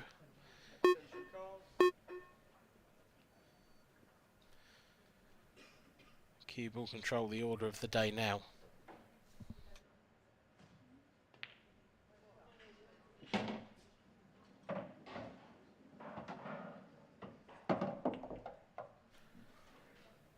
And at first glance, he's just pulled that cue ball back 5 or 10 millimetres, and I think he'd like to have been on the red to the left centre, but I'm not sure he is.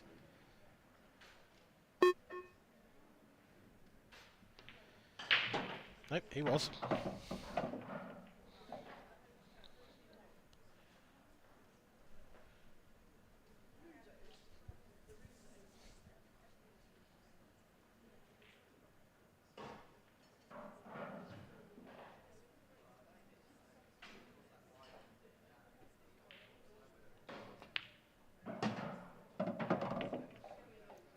Wayne Fryer has seen chances come and go in this match.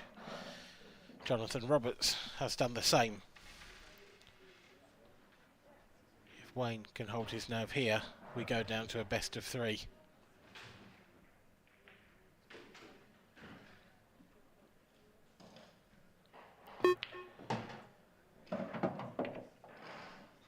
That's not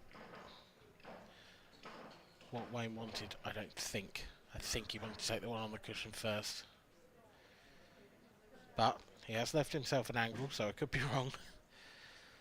On the red in baulk to come back.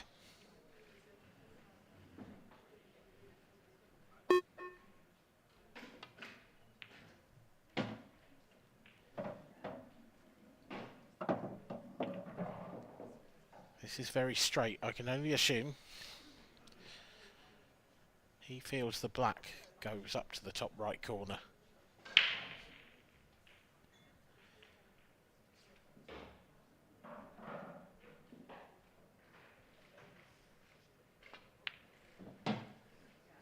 Very good. That's a very good pot. A little tiny puff of the cheeks. And a little spring in the step. Walking round for the black. Wayne knew that was the hardest shot.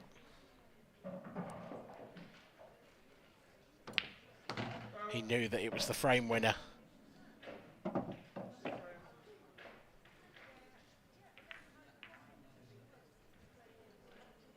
But he's fouled on the black.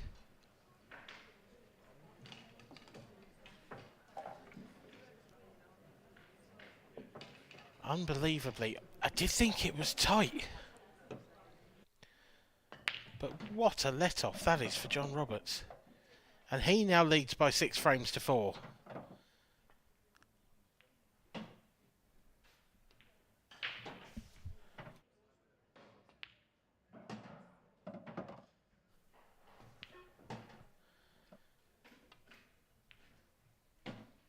You can see there how close that yellow is to that black. But there you go, clearly catches the yellow just before the black. And Wayne Fryer, rather than breaking at 5-all, is breaking at 6-4 down and staring at defeat in this amateur final.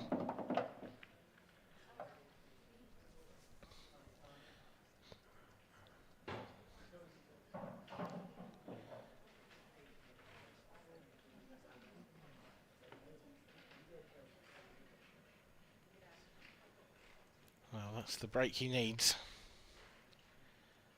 He needs to keep John Roberts away from the table in this frame, really.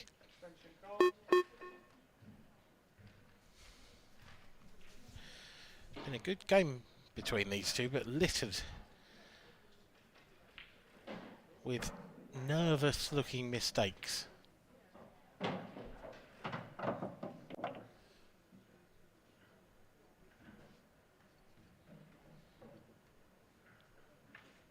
Every yellow here has a pocket for Wayne.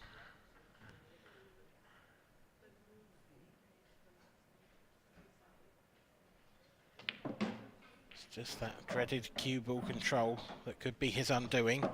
That's a little bit too far with the cue ball.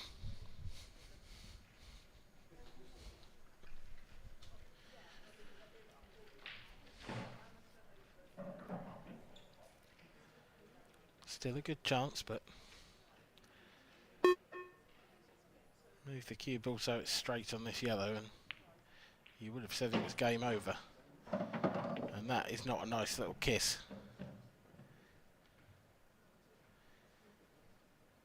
Now he needs something special.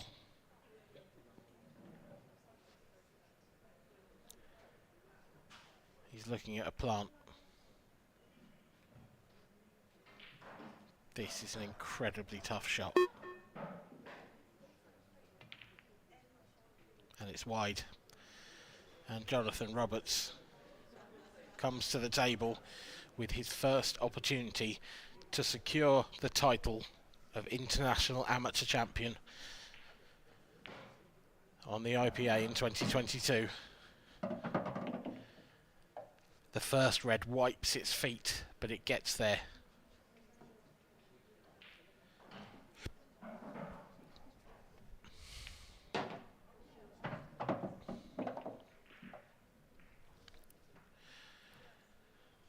going a slightly roundabout route. There's going to be a little bit of distance for the cue ball to travel between the last red and the black. But a huge area to land in. The black is completely on its own, almost in the middle of the top half of the table.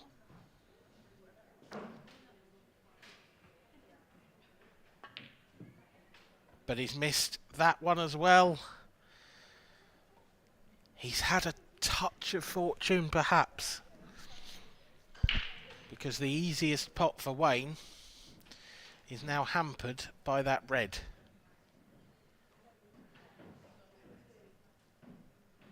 But those two reds of John's are welded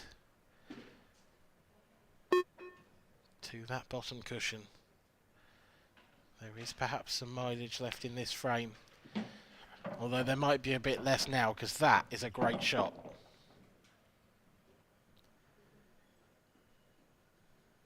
Under the circumstances, a frankly ridiculous piece of cueing.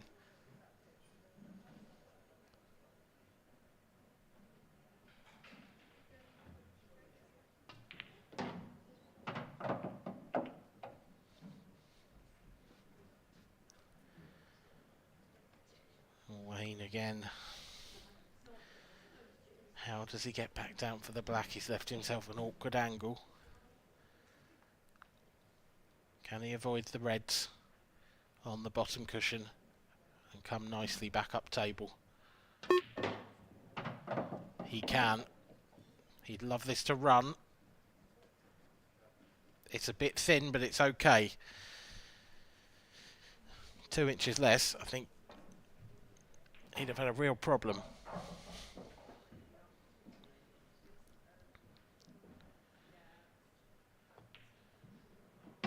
The black is there. We march on into another frame.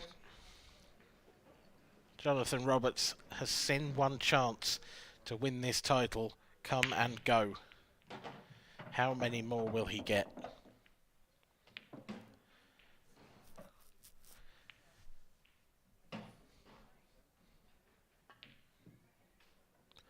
There was the miss.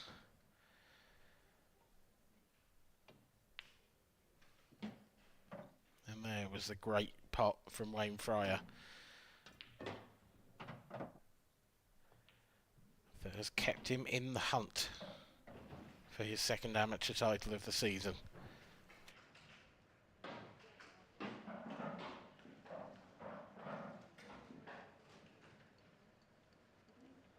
Number 12, John Roberts to break, leading 6 frames to 5. Time running.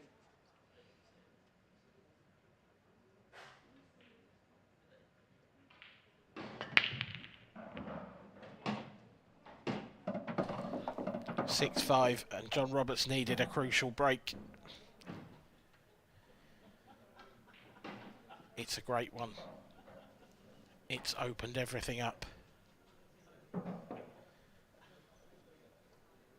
He might consider himself a touch unfortunate to have got that close to that red.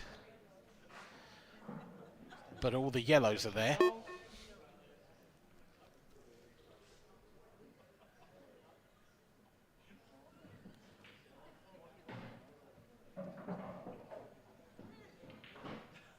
Another opportunity has come his way.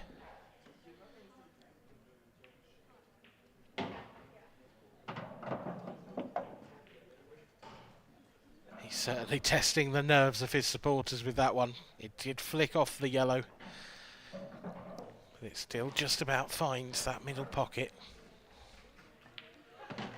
There is one very tricky red on that left side cushion. He's going after it now. He's got it. Wonderful shot. And the position was perfect too.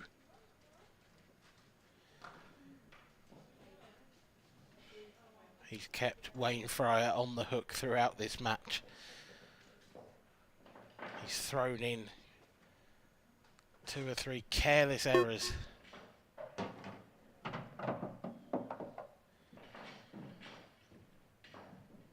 Wayne needs 3 more error-free shots to become the International Amateur Champion.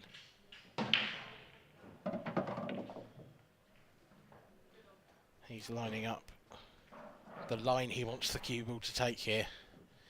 He would like to leave this black as easy as possible to get straight behind it. That is not the shot. That is not the shot at all. And now he's got to make his mind up. Does he double it? Does he cut it? It's tough either way. He's gone for the cut. He's missed it. Is it going to drop? It's not going to drop. And Wayne Fryer has 6 yellows, all in the open, all in the bottom half of the table, and a black that has hung over the top left pocket. Are we going to a decider? Extension call.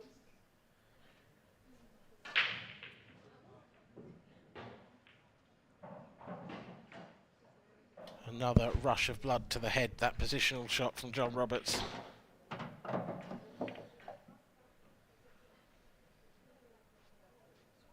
Another opportunity passes him by.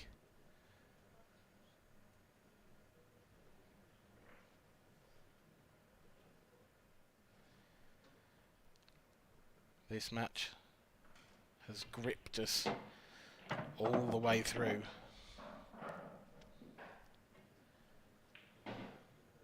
Is it going to grip us for one more frame?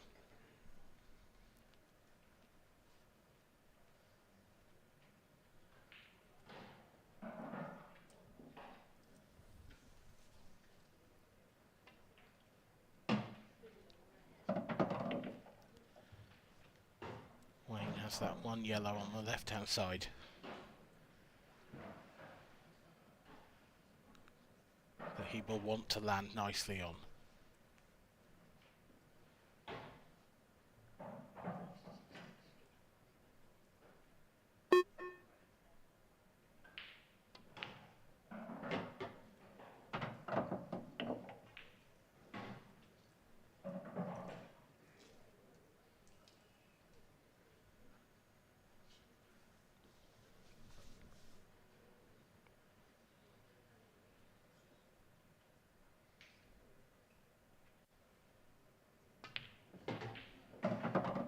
He has landed nicely on it.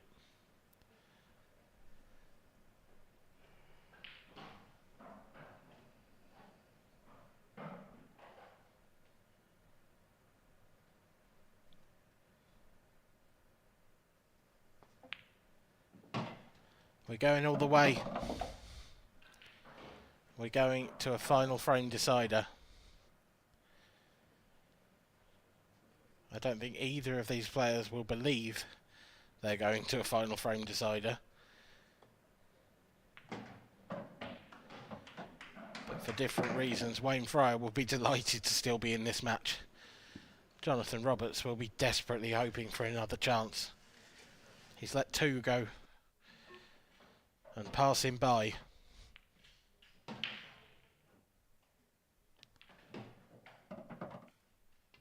Will he get another? So much depends on this next break.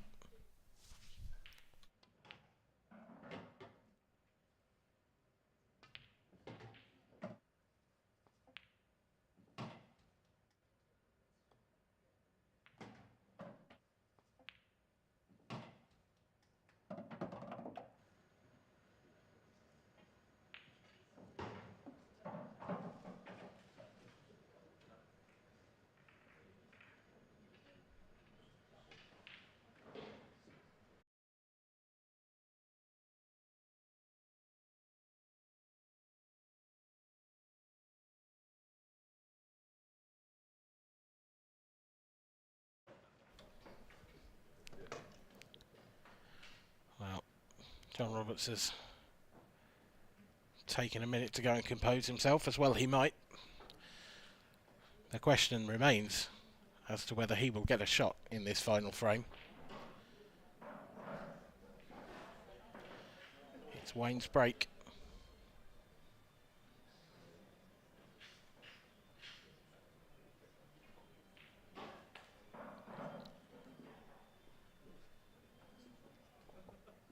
13th and deciding frame. Back comes John Roberts.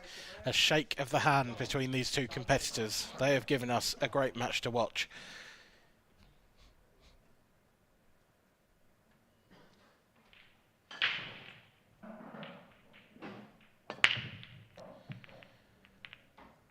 The cut break from Wayne Fryer is a decent connection, but it's dry and it's clustered, and it's everything you expect a final frame to be.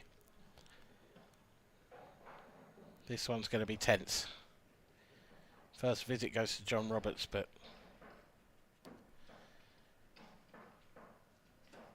surely there's no finish on here.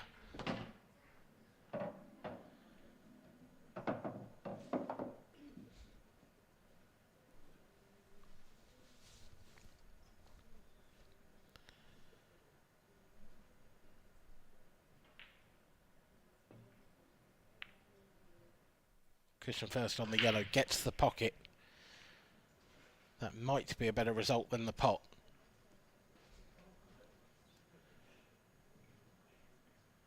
Wayne Fryer, with the wisdom of his years playing pool, comes to a table on the worst colour set.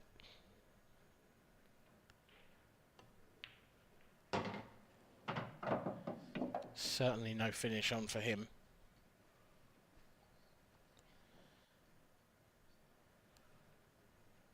So where does he get some control in the frame? Does he cover this bottom right pocket?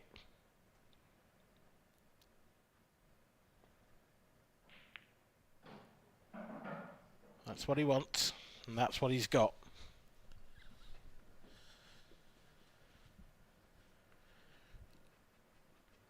John, of course, can just knock that yellow away.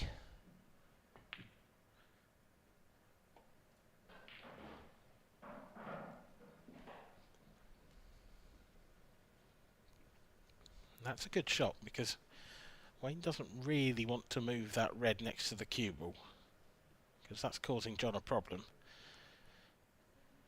But the only other ball he can hit nicely, of course, is the one over the bottom right corner. Extension called.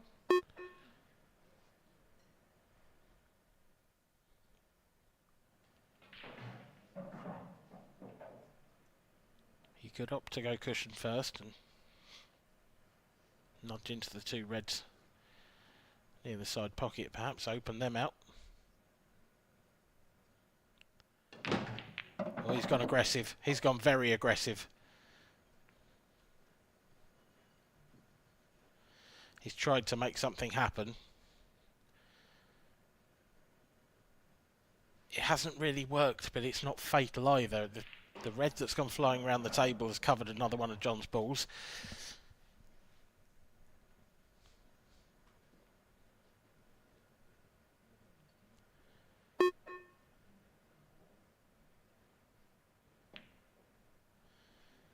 Wayne is continuing to try to pot his way out of trouble. A high risk strategy.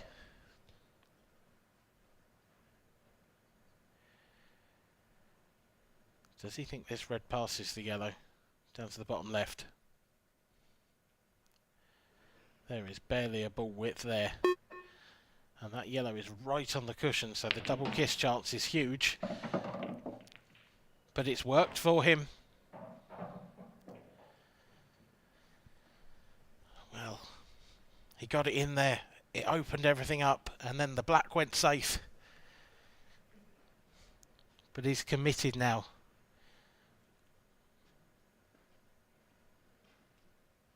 John has so many balls left on the table. Wayne, after this shot, will only have two. All he can do now is try to continue this finish and to dig something out.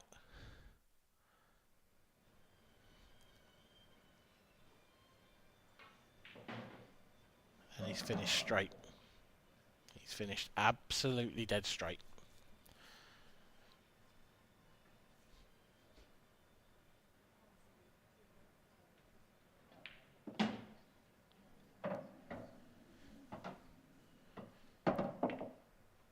Well, does this red, does it pass to the right centre?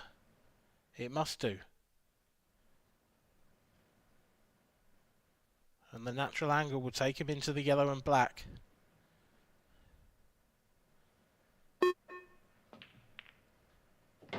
It's superb. It's brilliant. And the yellow's hung over the pocket. And he is either going to have to take on a double or a skill shot. What a moment for Wayne Fryer.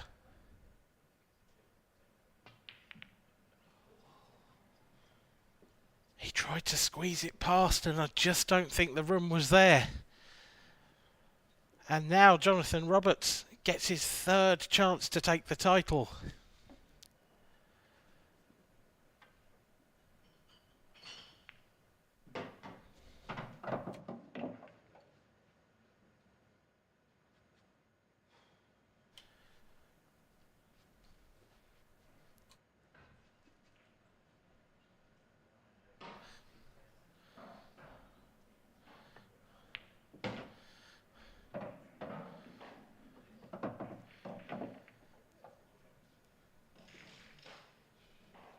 Just getting slightly out of shape.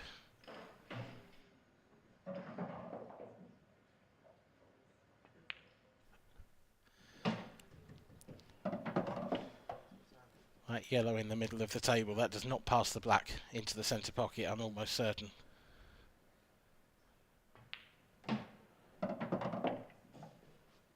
And as I say that, he plays on the yellow in the middle of the table. It must pass. It looks very close from here.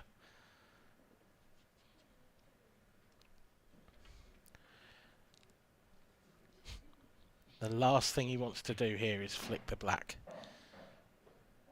He's not taking it on. He didn't need to. He's got one straight shot. And a black hanging over the middle pocket.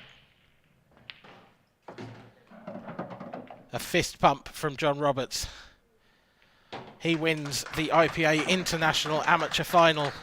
He is the amateur champion here in Gosforth Park this weekend.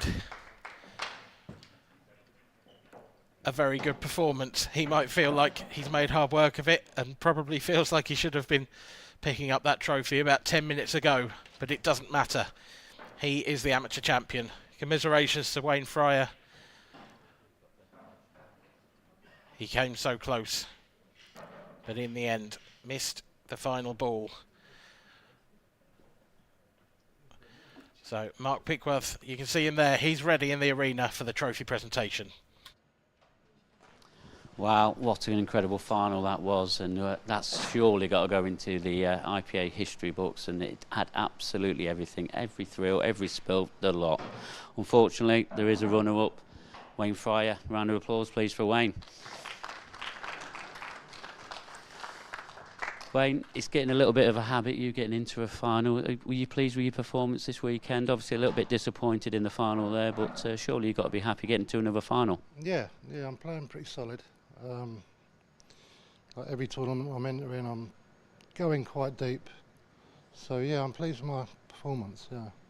I mean, in this final, you weren't really quite in it. You didn't really have too many chances. Are you pretty disappointed with the way that you played, or was there a lot of pressure out there? There was a bit of pressure, and I started off a bit slow, and Jonathan capitalised on that.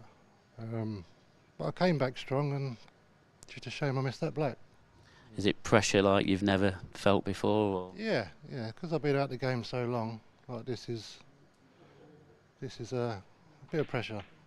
And a little bit about your opponent, John Roberts. You've got to give him a little bit of credit, just getting over the line in the end. Yeah, he done what he had to do. You know, he punished me when I made a few mistakes, and it was a nice clearance at the end there. He sure was. And Wayne, you've made a terrific final as well, so credit to you as well. Wayne Fryer, everybody. Well, he got there in the end. Here's our champion, John Roberts. John, I really didn't know if you was going to get over the line or what. I mean, even I was feeling it at the back there. What was going through your mind throughout that match? I really don't know. I mean, I got a kick in the very first frame with tap-ins, and I thought, oh, here we go. And then the table caught me out a bit because it plays completely different to all them. And it's the first time I've obviously been on this setup, so yeah, I was a bit nervous as well. And once you get to 6, it's just like give you a chance. And I had about 3 or 4 of them, and I still couldn't take it. I thought the black was in on I think it was the 6-5, was it? And I cut the black. I thought that was in as well. But yeah, credit to Wayne to get to the final and give me a good game. I'm over the moon. Yeah, it looks like you're really feeling it now. Got a lot of emotion and that. But let's just talk about the arena. How different you're not used to this arena. You're not used to this shot clock. You're not used to having a referee possibly, and playing for a great title as well. I mean, just talk to me about what was going through your mind, because you was always so close to finishing it off quite early on. Yeah, well, the clock didn't really bother me that much actually, because I've watched a lot obviously. So by watching it, you understand how it works and stuff. And I'm quite a quick player anyway, so. Yeah, I just tried to flow, but it wasn't happening at points, but I got there in the end, that's all that matters. Yeah, you called rapid for a reason as well. I mean, even in that last frame, you decided that you wanted to go 100 mile an hour, and then when you used your extension, that shocked me a little bit. No, it was just so I didn't get the beep or anything, because I knew that was the game ball. Once I get that shot, it's all over, so I just didn't want any beeps or anything. Make sure I give myself plenty of time, and yeah, I managed to compose myself at the end, so yeah, I'm happy. Well played, John, and it's an absolute delight to present you with this trophy as the IPA International Amateur Champion. Well played to John Roberts, everybody. Well done, a deserved champion there, John Roberts, and we're going to have the ladies' final next, so we're heading over to the studio now where Kevin Barton is with Deb Roberts. I think he means Deb Birchall. I think we're all getting a bit excited with what's been going on there, Deb. I mean, just a word on that final there. It just about had everything, didn't it? Oh, it's phenomenal, the quality of the pool there. And then at the end, just switching over and Jonathan just taking the final there. Brilliant stuff. Yeah, had everything in the end. And as Mark said, we've got the ladies' final coming up between Amy Beecham, Kerry Griffiths. For anyone who's not seen these players before, what do you say the strengths are of each of these players? Oh, Amy is phenomenal. She doesn't give you anything. Potting ability, positioning ability, just everything. But she's got an all-round game. She's a complete, she can completely mess you up. So you can't do anything. She's just phenomenal. Kerry, from what I've just watched, is one of the best potters, and positioners I've ever seen. And her game's come massively forward. And she's been fantastic for some time now, and she continues to be so.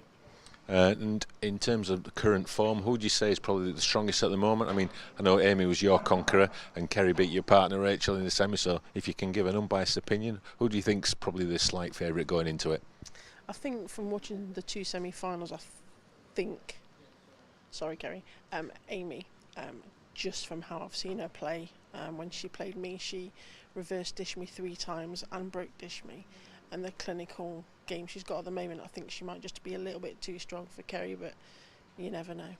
Well, I know you're heading into the commentary box with Dan, so the player, whilst we get the arena ready, and you see there John just posing for photographs with his partner, and once again, well done to John, but thanks for your time, Debbie, and we'll hear you very shortly in the comms with Dan.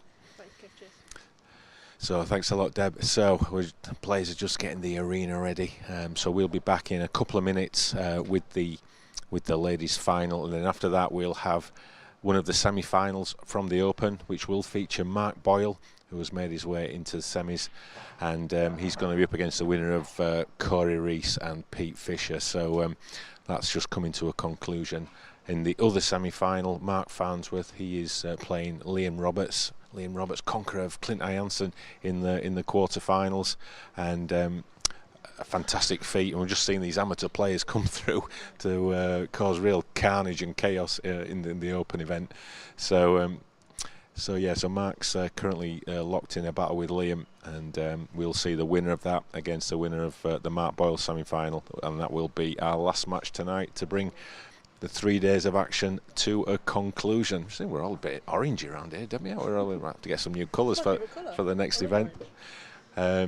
So I think it's time to get over to the commentary box and over to you, Dan, to take us through the ladies' final. Thank you, Kev. Yep, we'll give Deb Birchall, or Deb Roberts, whichever her name is, a chance to make her way across the arena floor and come and join me in the commentary box, and we look ahead to Amy Beecham, Kerry Griffiths, two of the leading lights in ladies pool. Should be an interesting final this. Deb Birchall set her stall out. She thinks that Amy's the favourite. Have to say I agree with her. Amy, of course, won the previous tour event. Former world champion as well. But Kerry's got pedigree too. She's an IPA World Championship finalist. Runner-up back in 2018.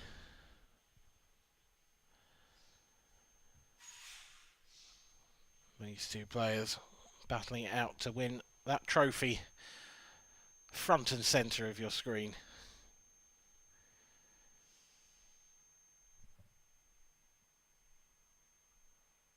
Can just let you know what's going on in the Open. Corey Reese trailing by 6 frames to 5, but Mark Farnsworth will surely be the first of our finalists.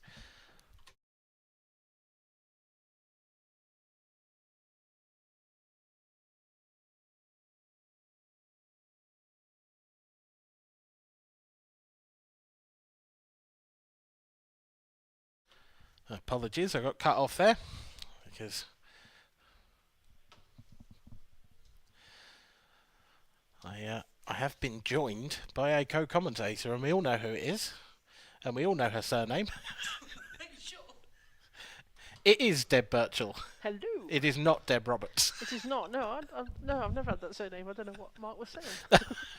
Bless him. Excited. It's been a long weekend for all of us, trust me. Yes. Definitely so. The IPA International Ladies Final. Amy Beecham, Kerry Griffiths. You've set your stall out already. You think Amy's got what it takes? Just from what I've seen, yeah. There's nothing against Kerry. She's phenomenal, and she's took some massive finishes out in that last semi-final against my partner Rachel, and she's just she's took some great finishes. But I think Amy's just more consistent at the moment, just today. So that's it really. There's nothing really much between them.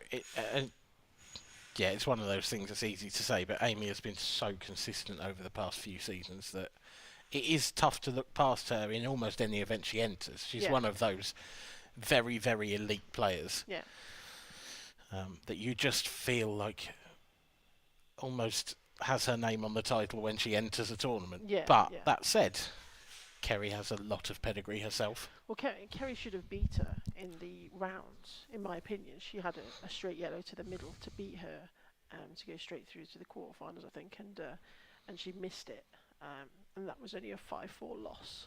Ooh. So you know, it is like anyone's basically. There is Amy. Both players looking pretty relaxed, pretty cool, calm and collected. Yeah, I think neither of them generally show a lot to anybody and just get really focused and get stuck into business. They've both had a little bit of a break between their semi-finals and this final. Amy more so than Kerry. Yeah. In some ways, I hope they weren't watching the end of the amateur final because it was one of the most nervy things I think I've ever watched. Yeah, I think they keep themselves to themselves, and we were all having a little look over, but I don't think they were. They weren't paying too much attention. No. Oh, it's a race to 6. It's Amy Beecham versus Kerry Griffiths, and it's Amy to break first.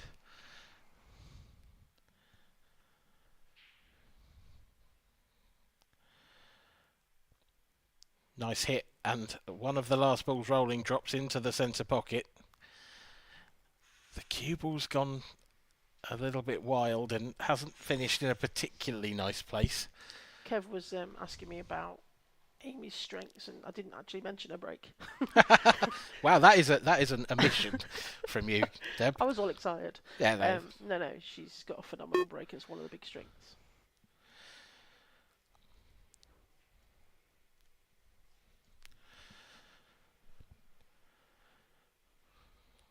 Well, she turns over the table immediately to Kerry. Yeah, a bit of a nothing shot there from Amy, I think. I don't think she had much on, to be fair. The two yellows in the middle, one of which she just moved, do you think she was maybe half hoping that was a plant? I don't know if she's trying to go off the cushion and in off the red or plant the reds. I'm not sure, but she didn't do either. She didn't. Kerry with a long red to start off. That will be a big nerve setter. That's a lovely shot. And This is a great chance now on reds. Definitely is for Kerry. I think if she settles early and takes these chances straight away, she's got a good chance of going all the way. Now, I don't know if she anticipated the contact with that yellow there, because I think she wanted to come down for the right hand of the reds, but she's now going to have to play a plant.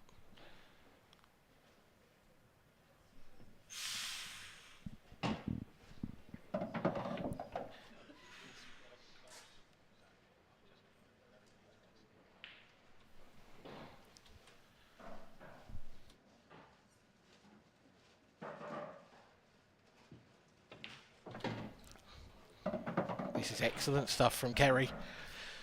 She looks very confident. She probably heard me say I didn't think she was going to win.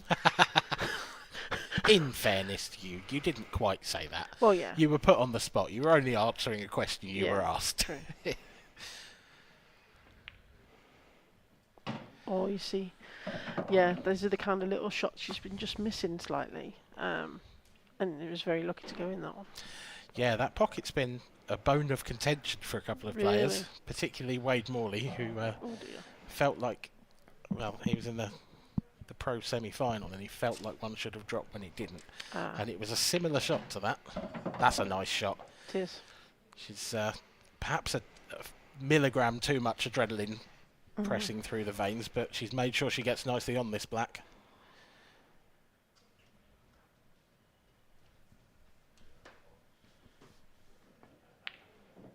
And she takes a one-frame lead.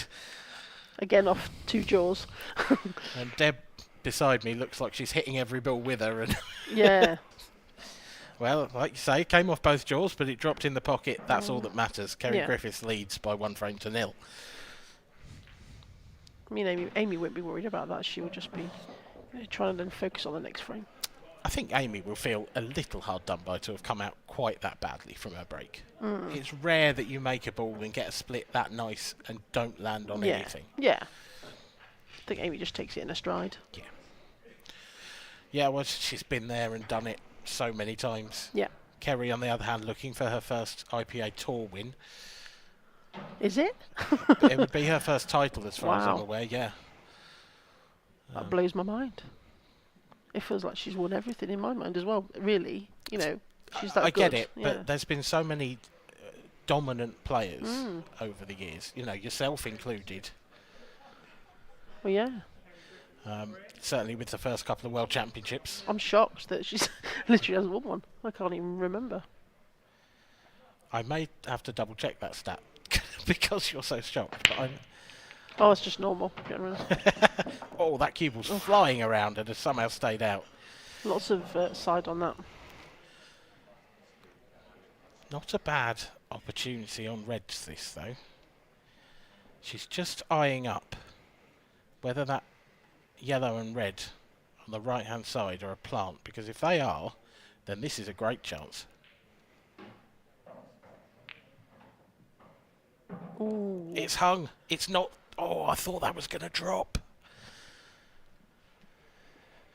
And it is a great chance, but it's not going to be a great chance that goes the way of Kerry Griffiths. It's going to be a great chance that goes the way of Amy Beecham. This is all there's between them, really. There's really not anything I can see Amy clearing up from here, and then it's 1-1 and we go again. It's literally that clinical from both of them. It should be.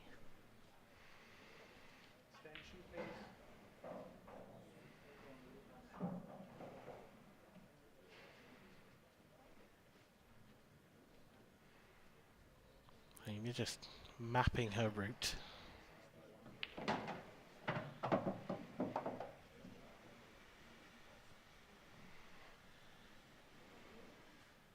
Has landed nicely on this red to the centre. Now, does the bottom of those 2 reds pass the to yellow? plant in the corner. That's what I'm trying to figure out. The thing is, I think it probably does, but it probably wouldn't have got the full pocket. Ooh. Now then.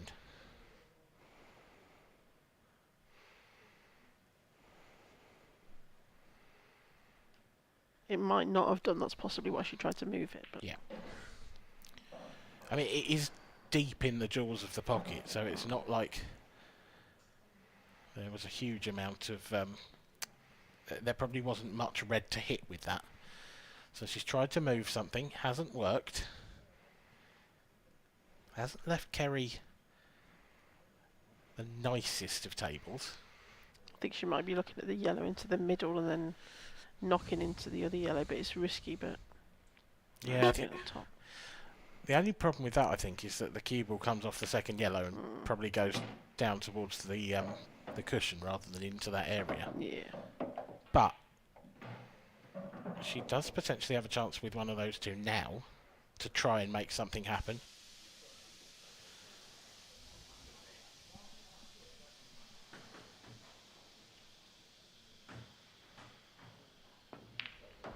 She's tried it. Oh, that's a fortunate little touch. It's a good shot, and it's what she intended, but I think there was a flicker of apology there from Kerry. This is kind of how she finished the game against Rachel. She just pulling out finishes from everywhere. Yeah. So if she just continue that, then it's a good omen. That looks pretty good. I think that cue ball's just held up in time that she can top this through.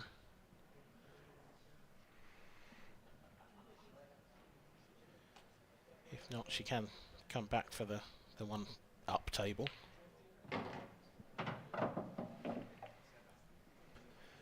She's looking in very good shape here, Deb. She is, yeah. It's literally just carrying on where she left off. And like you say, Amy's had that bit more of a rest. Yeah, you'll have been in that situation yourself from time to time. Would you rather have the rest or would you rather get straight back on it? Straight back on it. Yeah. Yeah. So in your mind, this is an advantage for Kerry. Yes. That she's had less time off the table. Yes. Shot. Fantastic.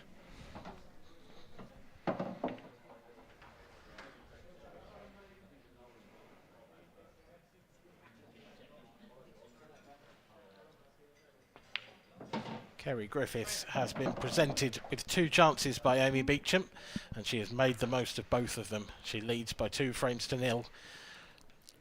It's a really great start for Kerry. Yeah, very solid. Very, very solid. That skill shot, yeah. Yeah, that was the one. That was the one that won her the frame. A touch of fortune involved, but fortune favours the brave, I guess. Yeah, I mean, she was always, going to cover it up, but yeah, I think she's just using the right spins to get the right positioning and the right balls to go where she wants, and it's just working for her.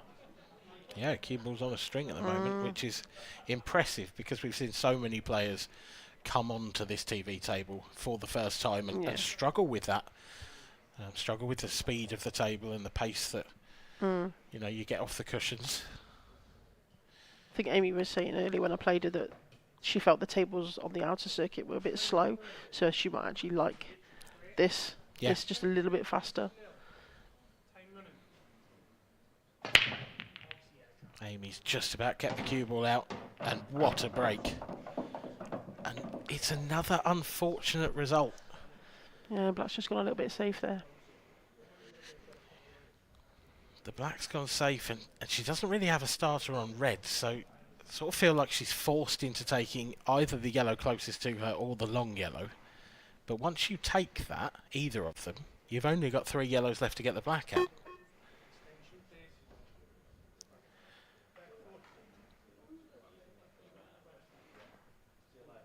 To borrow a cricket terminology, this feels like a bad toss to lose.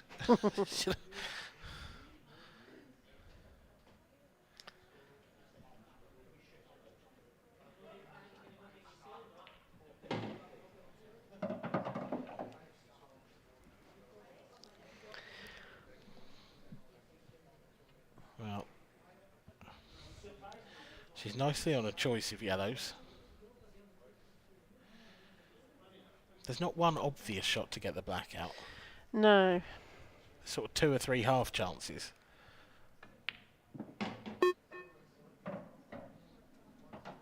She's seriously running out of options now. Yeah. Feels like she's chasing the finish for sure. Unless she has just made her mind up that she's going to take the yellows out and try and double the black somewhere. I can't really see any way around this. Needs to hurry. She's got 5 seconds left and she's used her extension.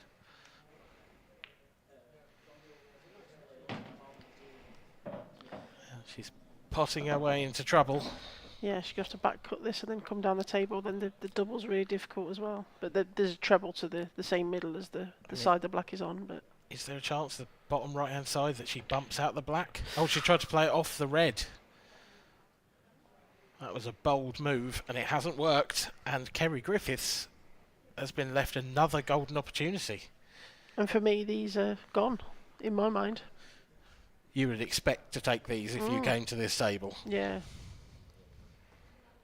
The thing is, even if she doesn't, where Amy's yellow's gone. Yeah.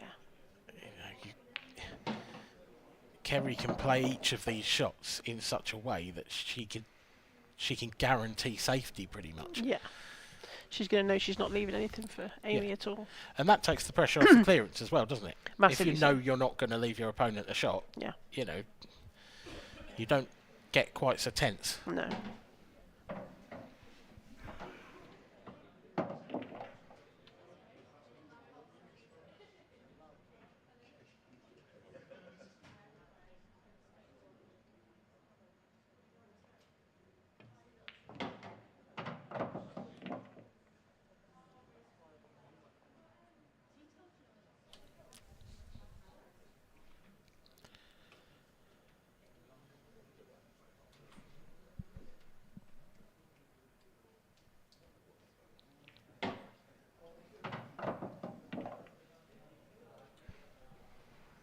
Kerry looking good on this finish.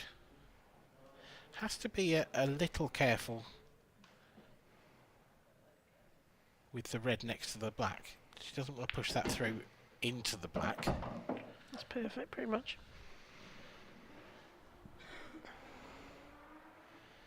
I think a touch more angle would have been.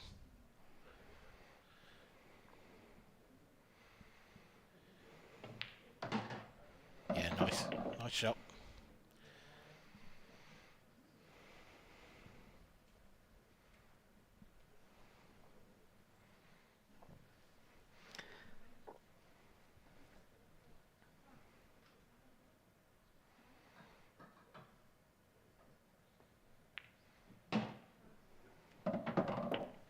Perfect weight as well. Just leaves the black into the middle. This is very similar to the shot she missed against Amy before. No such Not luck this time for Amy Beecham. No, and Kerry Griffiths races into a 3-0 lead. Has taken absolutely every chance available to her. To the casual observer, Deb, this would feel like a shock. I wouldn't say shock. I just think it's she's been very clinical, and Amy hasn't really had a lot until that frame, and then sort of didn't really get anywhere. Dug herself into that hole, as you can see here, and really didn't have anywhere to go. No, she was forced into yellows off that break. Yeah. And Amy's break, which you have described as very strong, has to a certain extent been her downfall, because she's come out safe on the first one and forced into the wrong colour set on the second one. That's how, you know, women's pool now is so strong. These little things, and they are little, that are going wrong, mean a 3-0 lead. Yep. And it's, you know, it's not like everyone gets 20 chances. It's literally, that's it. You've lost. Yep. So don't take your chances. Sometimes don't get the chances, definitely but you not. definitely get punished. Yeah. And Kerry Griffiths is dishing out some punishment here.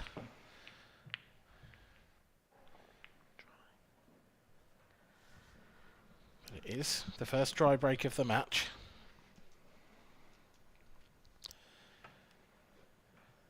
And it's not a bad break either.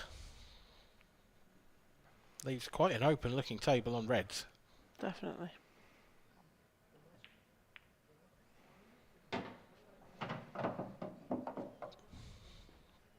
Any particular points of this frame you're looking at as, you know, any particular balls on the table? I think possibly towards the top right hand corner there's the sort of red and yellow there that may be a little sticky if you don't get that right.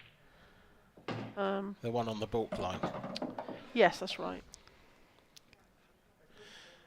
Would you be tempted to take that now if she's on it?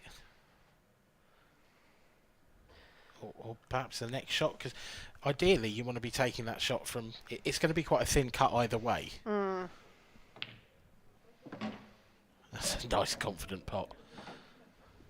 I think what she'll probably do is run this through and then try and land on it by hitting the yellow and moving it out of the way after the next shot when she uses the red into the top left. Extension, please.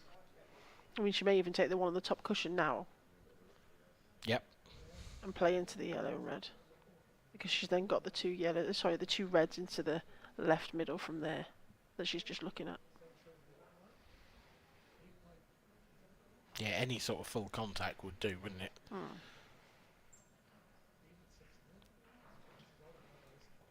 This is one of those situations where there's a couple of options to go, but I just feel like you've got to absolutely make your mind up and commit to your route.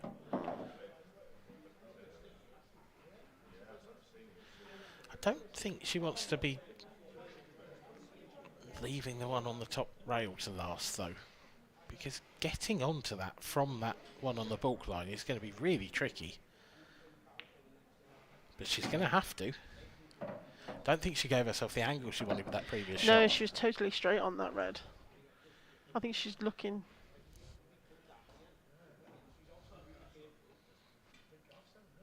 To go for the bottom one to bring the loads of left hand side. Yeah, to kiss that, but it's not really. I almost think she's got to go cushion first from here. Yeah. Well, I don't think it was really the best outcome. No.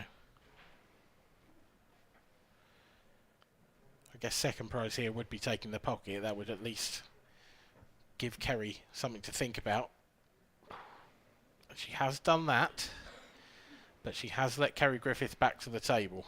I mean, Kerry could easily double this yellow across and put the white on the top cushion if she gets it, and could possibly leave Amy no shot on the red over the back. I think that might be the plan.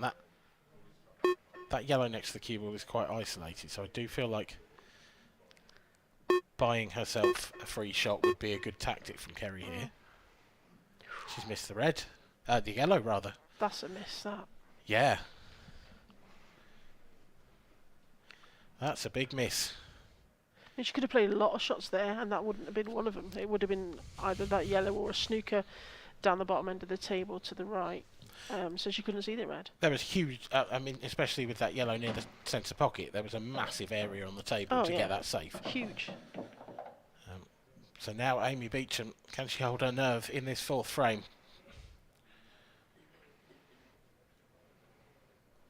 Middle distance black to get herself back in the match. Just hampered a little with that yellow as well. It's there. Oh, it's there. It's in the heart of the pocket. And Amy Beecham gets one back. That will go down in Kerry's mind as an opportunity miss. That should have been 4-0. A bit of a mistake, definitely there.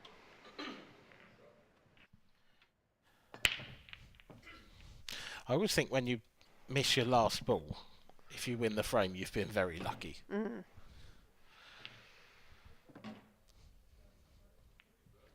Yeah, I think Amy just dug herself a hole there that she was struggling to then get out of, but the shot that Kerry played there was just...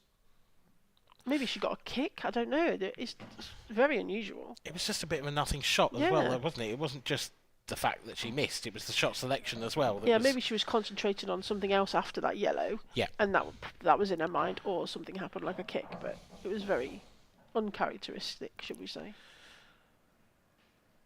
Well... Just waiting for another sledgehammer now. Absolutely, yes. Yeah, Amy Beecham's been in the tool shed.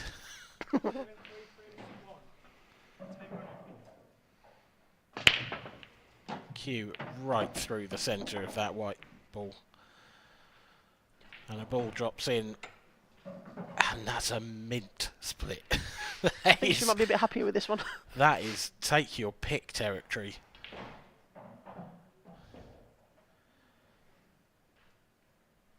Reds or yellows, Deb? Ugh. Have you got Reds. a coin? Reds for me. Yeah. Yeah. I'm probably totally wrong, but you know. I mean, yeah, there's cases for both. Yeah.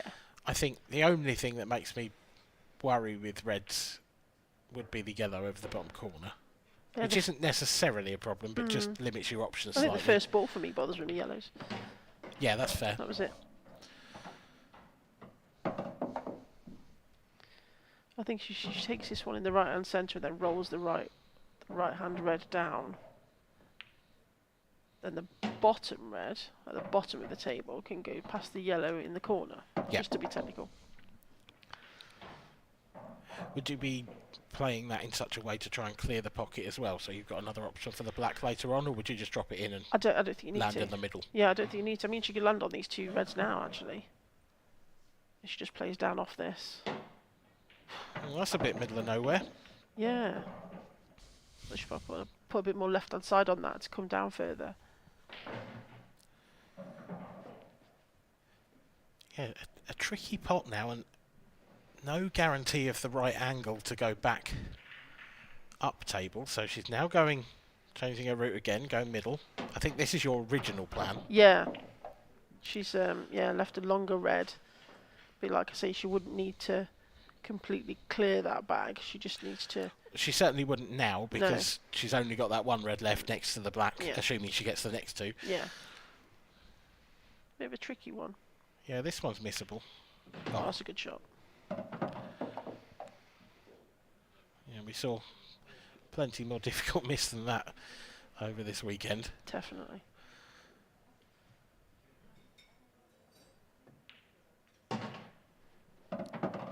Stuns that one in. Amy Reacham looking good here.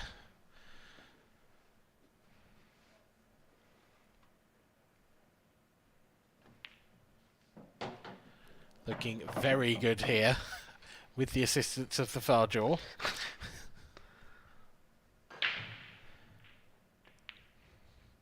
And it's 3-2. And now Kerry Griffiths has sat down for a frame.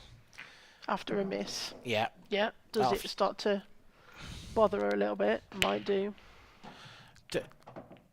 Is that something that bothers you? Do you sit there watching your opponent clear up after a miss and think, oh, come on, I should have been 4-0 up and now it's going to be 3-2? And I think if I said no, a lot of people would know I was lying. Yeah. But that's the thing, isn't it? There are players that do manage to switch off like that. Yeah, I think, to be fair, Kerry's one of them. Yeah. And so is Amy. And that's why they're so strong. They're very strong mentally.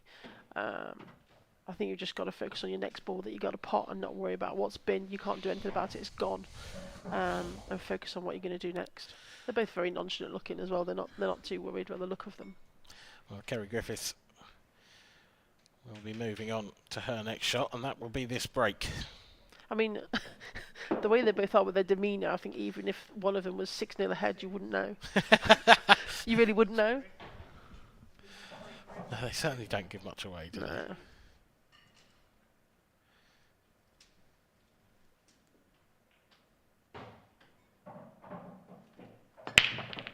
Oh, cue ball has somehow stayed out. And so has everything else. I don't quite know how it's still on the table, Deb. No, definitely thought it was getting that middle. This is one of those situations, again, like the previous frame, but it's a little more difficult on both colours. There's problems for either set. I think, just Amy takes the one over the pocket first, and then the one over the right corner. And then she's got to try and get those two yellows on the left-hand side. The one sneaks into the middle, and then they're all open, really. Yeah, they do all go. I think the only problem with being forced to take that one over the pocket is it amps up the pressure a little bit, because now there's absolutely nothing guarding a red either. No, definitely not. If she were to miss, then Kerry would more than likely clear up. And that shot there's perhaps a little undercooked. Yeah, I think she want to take it thin and then come down here, possibly to the bottom.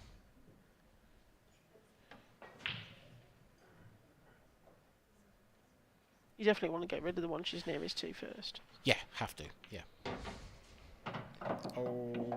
Oh, that has just made a real mess of the finish she was going to take out.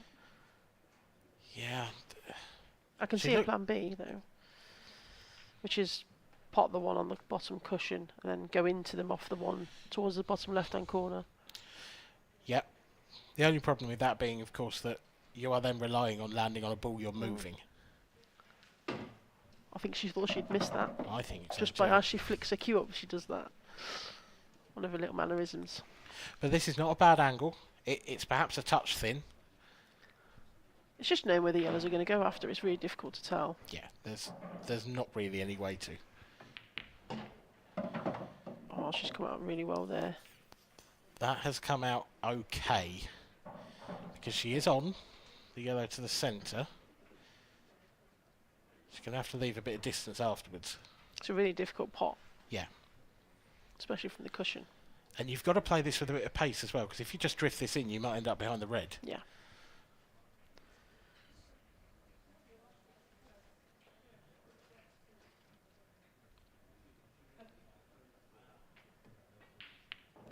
It's a great shot. Cued that very sweetly indeed, did Amy Beecham. And now one good positional shot. And in theory, we could be looking at a level score.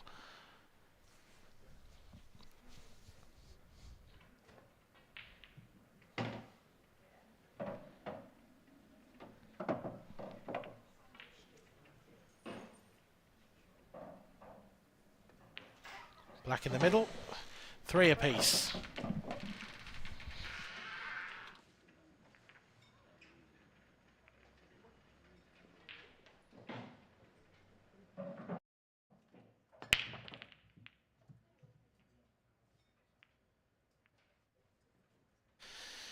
Terrific comeback in this match from Amy Beecham. She was staring down the barrel when she missed that red in frame number 4. But Kerry Griffiths led her back in, and since then, she has not looked back, Deb. No. Absolutely superb. She's got such a quality about her where, even if, like you say, you know, it goes wrong just slightly, she can then think of another plan. And it, you know, it's come out, you know, pretty well, but it was still quite difficult, and she's then just cleared them up anyway. Yep. Just great quality from both ladies, really. Yeah, I mean, really, one missed chance each. Yeah, so far. Yeah. And it's gone. And we're at 3-all. Yeah. Great standard match this. But now Kerry, you know, Kerry's definitely going to feel that from 3-0 up. You're thinking you're going to get, you're going to get towards the winning line, and then Amy's come straight back, and it's 3-all, and she's queuing really well, and you know, Kerry's been sat down, and it's, you know, psychologically, you know, a bonus for Amy at the moment. And she's pulled out the hammer again. Yep. And look at this. Oh, that's glorious. This was my problem when I was playing. She was doing that every time, and I was breaking dry, and you just, yeah, you've had it, basically. I mean, I think Kerry Griffiths might have had it in this frame at least, because... Definitely. Reds or yellows, I expect Amy Beecham to take these out. I cannot see a single problem on the table. There is no question to me that she'll take these out. I think me preferably, I don't know, depends. I'd possibly look at reds. You could, the thing is, you could tell her which one to take here. Yeah, and she'd just go, yeah, right then. Yeah, exactly. That's the thing. She's not worried. No. Probably didn't want to land quite that straight on this one. No. On the top rail. I mean, I think she could just drift it in and then take the one in the sort of line of 3 reds to the middle. The one closest to the balk end. Or the sort of one in the one in the middle of the 3. Yeah. Sorry, it's difficult to tell. Yep, absolutely. That's the ball she's on. I just thought there was a lot more work around on the yellow. I thought the reds were easier for my head, so that's why I said it. They may well have been. We'll never know, will we? There's no right answer. No. Just oh, wow. That's what I mean. She just has to do a bit more because she wasn't exactly what she wanted. But I mean, that was due to the previous shot just leaving herself so straight on that one on the top rail. Yeah. Can Kerry Griffiths punish that? These reds are there. It's not like she needs that centre pocket. I can see probably taking the one up the right-hand side rail and then coming back across for the red in the same middle on that side. Yeah, just doesn't want to leave that too thin. Needs to have some control on that shot. And that's a bit It's under. a bit thin. Yeah. Yeah, exactly what you said. She might have to take that long now. Yeah. That's another strength of Kerry's, I didn't mention. There's so many strengths, I keep forgetting to mention them. Her long potting is phenomenal. Watch her miss this. You now. have just talked her right up at the wrong moment. That was a big curse. She's actually taking this to the centre. Oh, okay. And she's taking it well, and she's got a fortunate She's little flick. Definitely been fortunate there. That was quite risky. I didn't think she'd take it long because, like I say, a long potting is phenomenal. Yeah, and the cue ball wasn't exactly going into a horrible position if she took it long. Wants to avoid the black here. Just about squeezes past. Oof, she's come unstuck a bit there. Yeah, in a big way. She's in trouble. She's in real trouble. I don't think the double goes. She might be able to cut it in, but where the cue ball ends up is anyone's guess.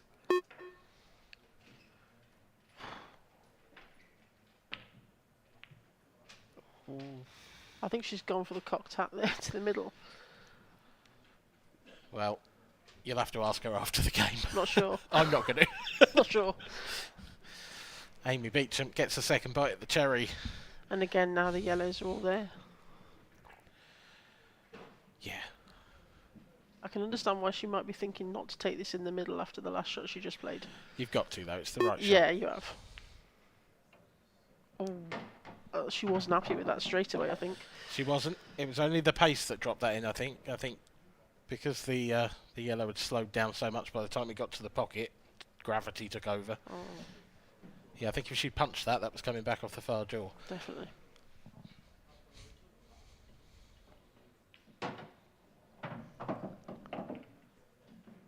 She might have liked to run that a little bit more. It is just that inch or two here, Yeah. certainly in this frame for both players. They're just a little bit out every time, and it's amazing how quickly it gets away from you. That's perfect now. Just screw down. Yep. So you can get down past the left-hand edge of that other yellow. Choice of corner or centre, really. Centre it is, that's perfect.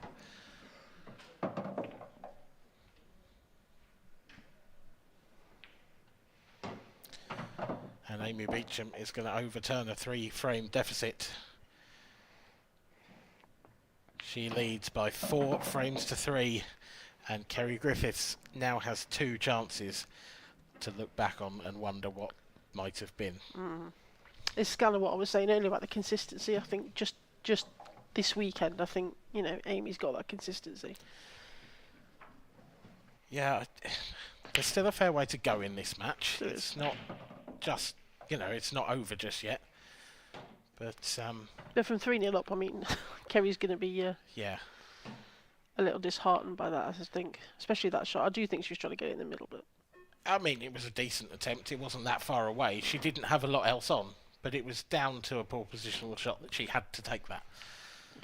And really, it went back to that one where you nearly jinxed her on the long pot. Yeah, She I went think in the the middle long pot was a instead. far better choice. The long pot, she just still had that control over the cue ball, Yes. whereas the way she actually ended up, That's why it was that thin cut. That's why I was surprised she took it, because a long potting is so solid that she relies on it, and I thought that is just perfect for her, just to bang that straight down the corner, and she just didn't take it on. Well, what might have been for Kerry Griffiths at the moment. But she's coming back to the table this frame. She's going to break. Important to get a good one here, I feel. Yeah. 4 frames to 3. Time running.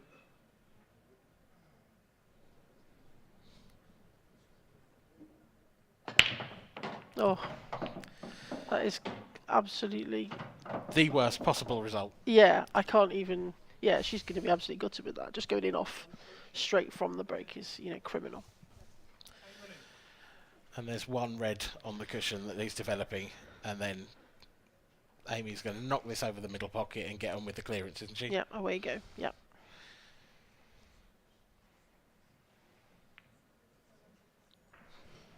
Superb. Judged very well.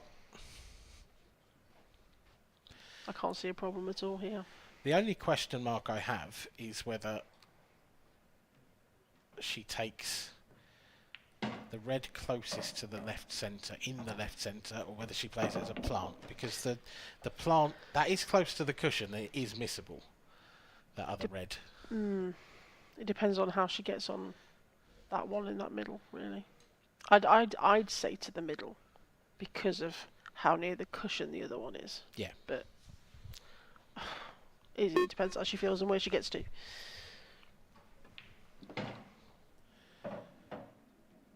I think it'll be middle now, because I think the only shot she can take on is the one that's over the corner. Yeah. Although that does free it up to take it in the same pocket, I suppose. So It does, yeah. So you've got choices then, haven't you? I think she's conscious of getting on the one that she's near to. I think that's the one she's worried about the most, near the black.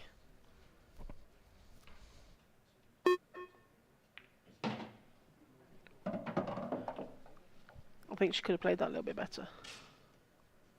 Yeah, this is a tester now. Especially given that we've seen a couple of missed pots in the centre pockets. I mean, she might look at that one She now can in the take this corner, one yeah. long, Yeah.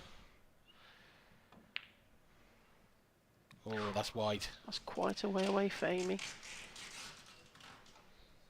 Was a tough shot, and I think she was conscious about leaving herself on that next red. Yes. Over on the left-hand side as well. But Kerry's missed so many chances in this. Well, not so many, but No. she's missed a couple of good chances in this game Yeah. that will haunt her. I think Amy probably rushed that a little bit as well. I think that was something that... I know she's quite quick anyway, but she did. I felt like she rushed it. And Kerry now, that's a good shot. I think she'll have been... Oh, let's say that. She can see the red up the top. And that red that she's closest to will go into the centre quite comfortably.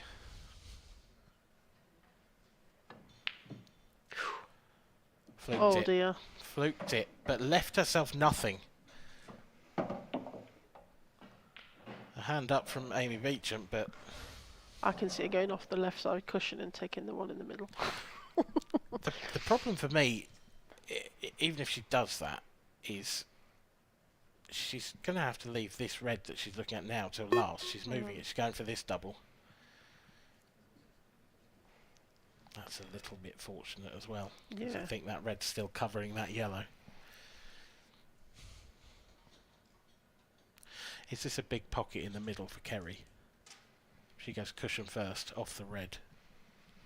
Yeah, it's possible.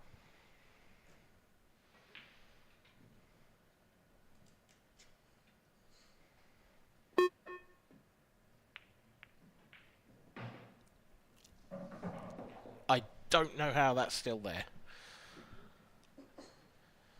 But it's not a bad result. No. Potentially. No. Amy's going to take on a plant here. But the reds are... I mean, it's difficult, isn't it? The I mean, reds she's are got to still go the tough. red off the cushion, red off the red. Off the cushion yeah, into off the the cushion red. into the red. Yeah. She's got to try and leave herself position then as well.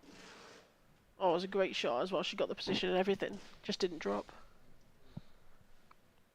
But all of a sudden, this game has gone a bit tight. What can Kerry do from here? Does she go aggressive? She's got the ball in the middle. She I can think if fire it yeah, up and down and get into the area, try and break it all out. I think if those two yellows weren't stuck together, it'd be a lot easier. But they are. She might use it to flick off. Yeah, that's right. Yeah. Has that given her much advantage though? It's a clever little shot, but Yeah. it hasn't broken out those two yellows. No, She can now play the plant and try and get into the area. definitely down the side cushion. I mean, she may look to play a skill shot with the yellows on the left. Try and get into it all. I think that would be ideal. Oh. Oh, it's a great effort, but she's just not hit that right at all. Yeah, she just caught the first one far too thin. It almost may have been cushion first, sort of, or a double kiss of some sort. And another opportunity. Although it's harsh to call that one an opportunity. Yeah. But another visit passes Kerry It was a Griffiths difficult by. opportunity, yeah. Great positional shot there. Like I say, Amy doesn't give you much when she's if she misses, or should I say, misjudges something or something like that. You still don't get anything back when you get back to the table. It's very rare. Yeah.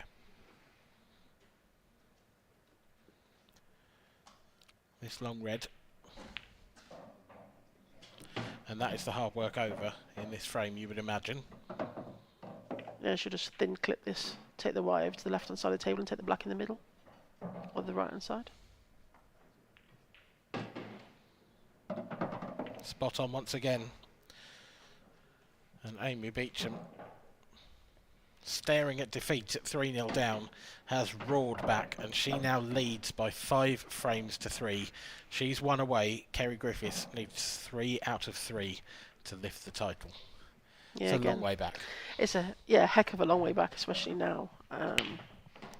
That break, yeah, she would be very disappointed with doing that straight in off, because she's created that from hitting it a certain way rather than it being knocked in off a ball. Yeah, she'll be disappointed with that. That was a long way off that red, wasn't it? It was, yeah. But even then, it's kind of back. It goes back to the break and that choice of colour that was all important in this frame in the end for Amy. Yes. Because once she was on those reds, like you said, she was never going to give anything up if she did miss, because the yellows were so bad. Yeah. And that forced the mistake from Kerry, and in the end leads to a 2-frame lead for Amy Beecham. Frame 9. Beecham 3. 5 frames to 3. Time running. Oh, Amy returns a favour. Would you believe it? No, I don't believe it. Has she not done that against me? No. Is there a twist in the tail? Have we written off Kerry Griffiths a little too soon? Because I personally think if she moves that yellow on the side rail, yellow shouldn't be a problem. I don't even know. I suppose she would. Yeah, there's nothing that's really much of a problem here. No, I just think you might as well move that one, really. Yeah. Good pop.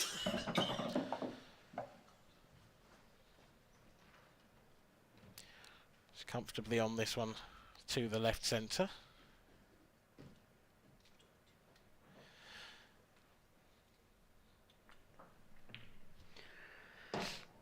That's clear thinking as well, because that yellow in the left centre, that's the ideal ball to get on the black. So if you can take the others out first.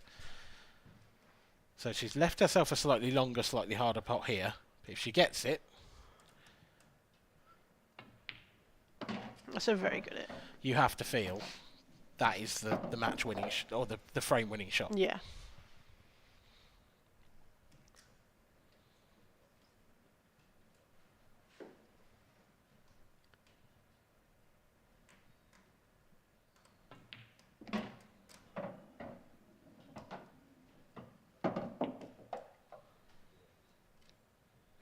She might have to take on the plant now, because she'll want to leave a yellow near that left centre. Yeah, she could possibly take the one over the right centre and screw right back across to the left side of the table.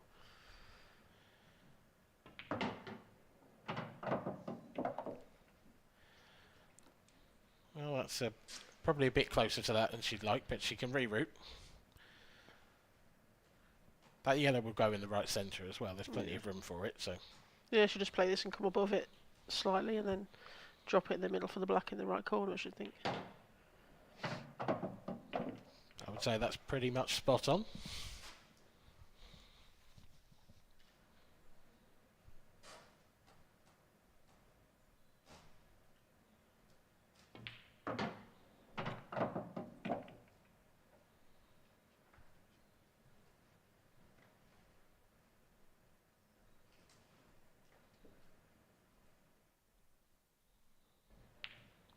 Five-4. We've got a game on our hands again. Definitely. I mean, Kerry was 5-4 down against Rachel, and Rachel missed a red, and Kerry's pulled out one of the best finishes I've ever seen. And then in the decider, again, Kerry pulled out another one of the best finishes I've ever seen. So, you know, this is still anyone's. Yeah, it's been a topsy-turvy battle. The first 3 frames all went to Kerry, the next 5 all went to Amy. But Kerry has arrested the slide just in time to keep her hopes alive. There are a maximum of 2 frames left. Amy needs 1, Kerry needs them both.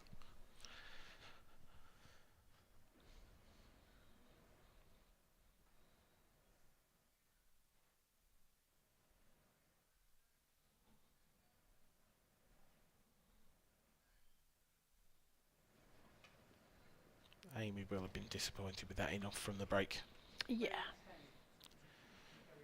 She would have wanted to try and get the match finished and break and dish right there. Yeah. But it wasn't to be.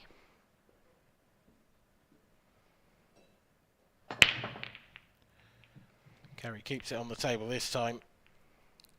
And nothing How has has the gone yellow in. not got in those middles? I don't know. Oh. She's hit plenty of jaws. The good news for Kerry is, to a certain extent, this is one of those tables where it looks like it might be better to let your opponent have a go first. Yeah, I'm not liking that table. Because they're all clustered together.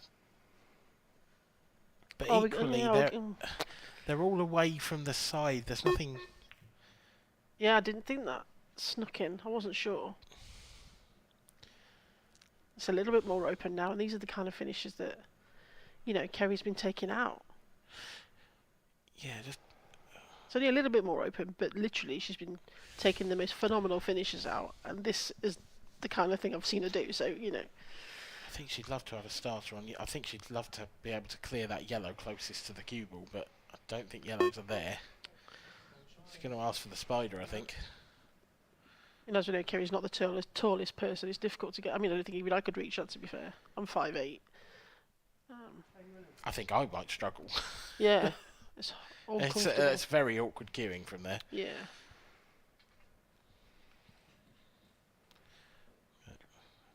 Just adds a bit more difficulty to the shot. Good pot. What's it left her? Not a lot. Maybe the plant into the middle. I don't know if it goes. It's hard to tell. She obviously thinks it does. She's running remarkably close to the yellow there. Did. Good shot. And there again, you see they're wide open now. Yep. Yeah, now it's just a case of pattern, because they are all there. Brilliantly worked out, that. Yeah.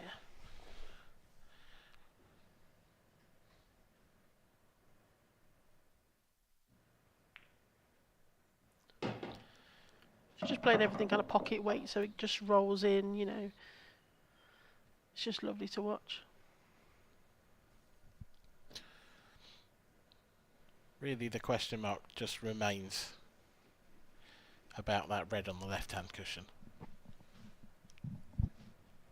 Being attacked by something. There is a daddy longlegs. It's currently attacking Deb Birchall, so if she goes quiet for a while, don't worry. That's not the greatest shot from Kerry. She's overdone that by a foot, really. I think she's just got to slice the one up the left-hand side cushion and come back across to the right-hand side of the table with a white for the red. I like the way you say just. Well, yeah, but just got to do it. The standard. Oh, look. you're absolutely right. Look at that. Look at that. Top the red through, take the red in the bottom corner, black in the middle. There you go. That's a stunning shot. It was amazing. That was a brilliant, brilliant shot. Under the pressure that realistically, if she misses, she loses this final. Yeah.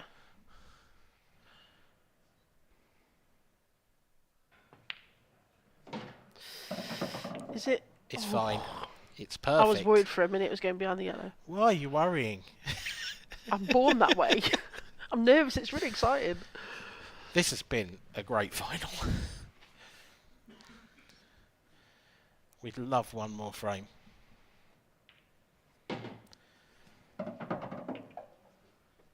This black As long as it drops in, we're going to get one more frame.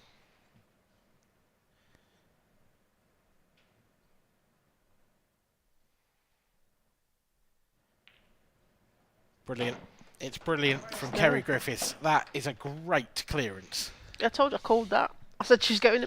You did. You said she was going to take out some finishes. Yeah, the finish there was superb again. And my word, has she taken out some finishes.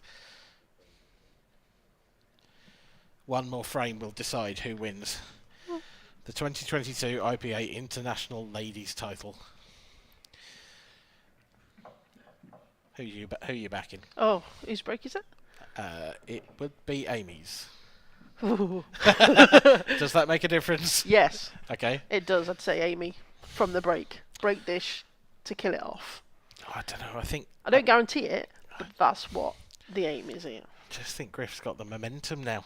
She has, but if this break goes Amy's way, then I can't see her missing. If it comes out nicely, I can't see her missing. But you never know. No, Amy Beecham has been in this situation many times before. She needs to win the final frame to win a title. Just watch that in off.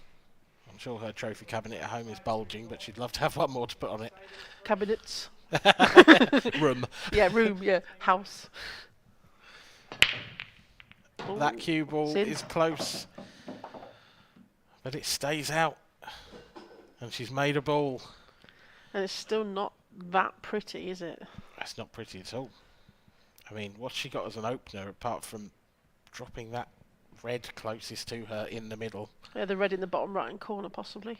Yep, does look like she can get through that gap. And she's got an awkward plant into the bottom left. Yeah, the reds are doable. I mean, for Amy. Oh, that was a big miss, really. It was. Kerry Griffiths will have been sat in her seat after that break, just hoping for one chance. Yeah. She now has that chance. And for me, the way she's been taking these finishes under pressure at the ends of matches, these, I think I'd say reds, but it depends how that yellow goes next to the black. I mean, if she could move that with the first shot, I think she would have taken them. Yeah. But she couldn't. So it's reds. Now that red above that yellow, I think that goes. Yeah, in the top almost left. from where she is. Yeah. So she can take the one down the rail and stun back. Yeah, and then take it.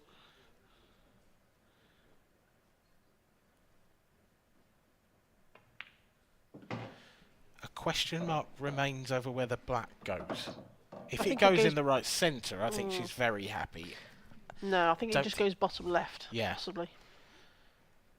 Well, I can't really tell from here, to be fair. To be fair, no one can unless you're right behind it. But it does look like that yellow's just covering it to the centre pocket.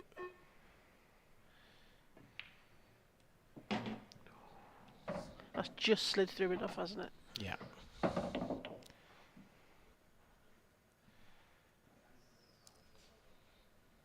It's not exactly prime position. This is another one where she's got to cut. She's just thin got to cut down the rail. She's just got to. Yeah. Yeah. She doesn't mind a thin cut. It's awkward. I mean, the white's going to be coming back across the side of the table, and then there was all those yellows in the way. I mean, doesn't want to hit them. Wants to get no. back. Is it the right shot? I mean, will she leave it till in a bit?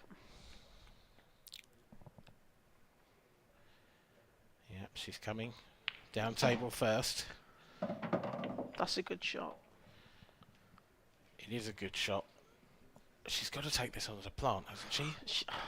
If she takes this on as a plant, she leaves the other red over the corner and goes back down table. Yeah, it's going to be hard to go down, up, down, up. Yeah. Trying to get back down, definitely. It's going to be difficult. It depends. I mean, she could take the one near the pocket into that pocket and then the other red to the other corner. Well, that is what... Oh. Wow. Well, she's found her own route. Well, yeah, she can pot this with lots of bottom to come back down. Yep. Needs to cue this. She can land on the bottom cushion. It's game over, hopefully. That is such a sweet strike. Where's the white going? Needs to slow down. the It's white going to going? slow down. It's going to be okay. Oh. Wow. But if that black doesn't go in the centre, that's a long way round for the cue ball. It is, but I think she can just top it through off the left-hand side rail and come back into the middle of the table to try and take it into the same pocket as the red. Yeah, she's queuing off the jaws though.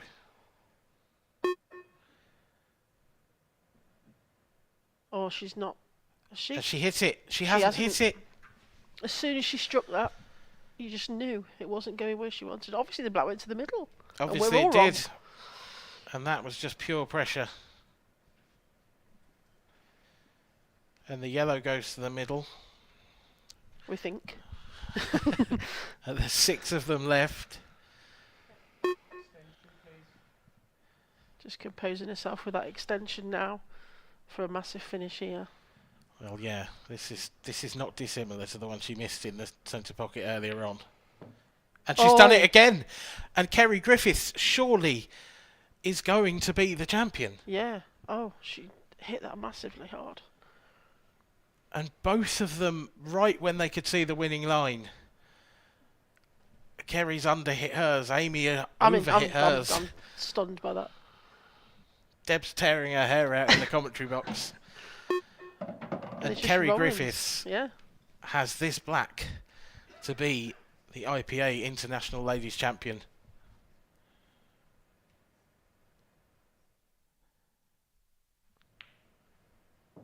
And she's held it together. That's fantastic. Absolutely fantastic. I'm so pleased for her. What a brilliant final, Deb. Yeah, absolutely fantastic. It had everything, didn't it? It was a very high quality affair. You're right, it had everything. It had dishes. It had the odd miss here and there.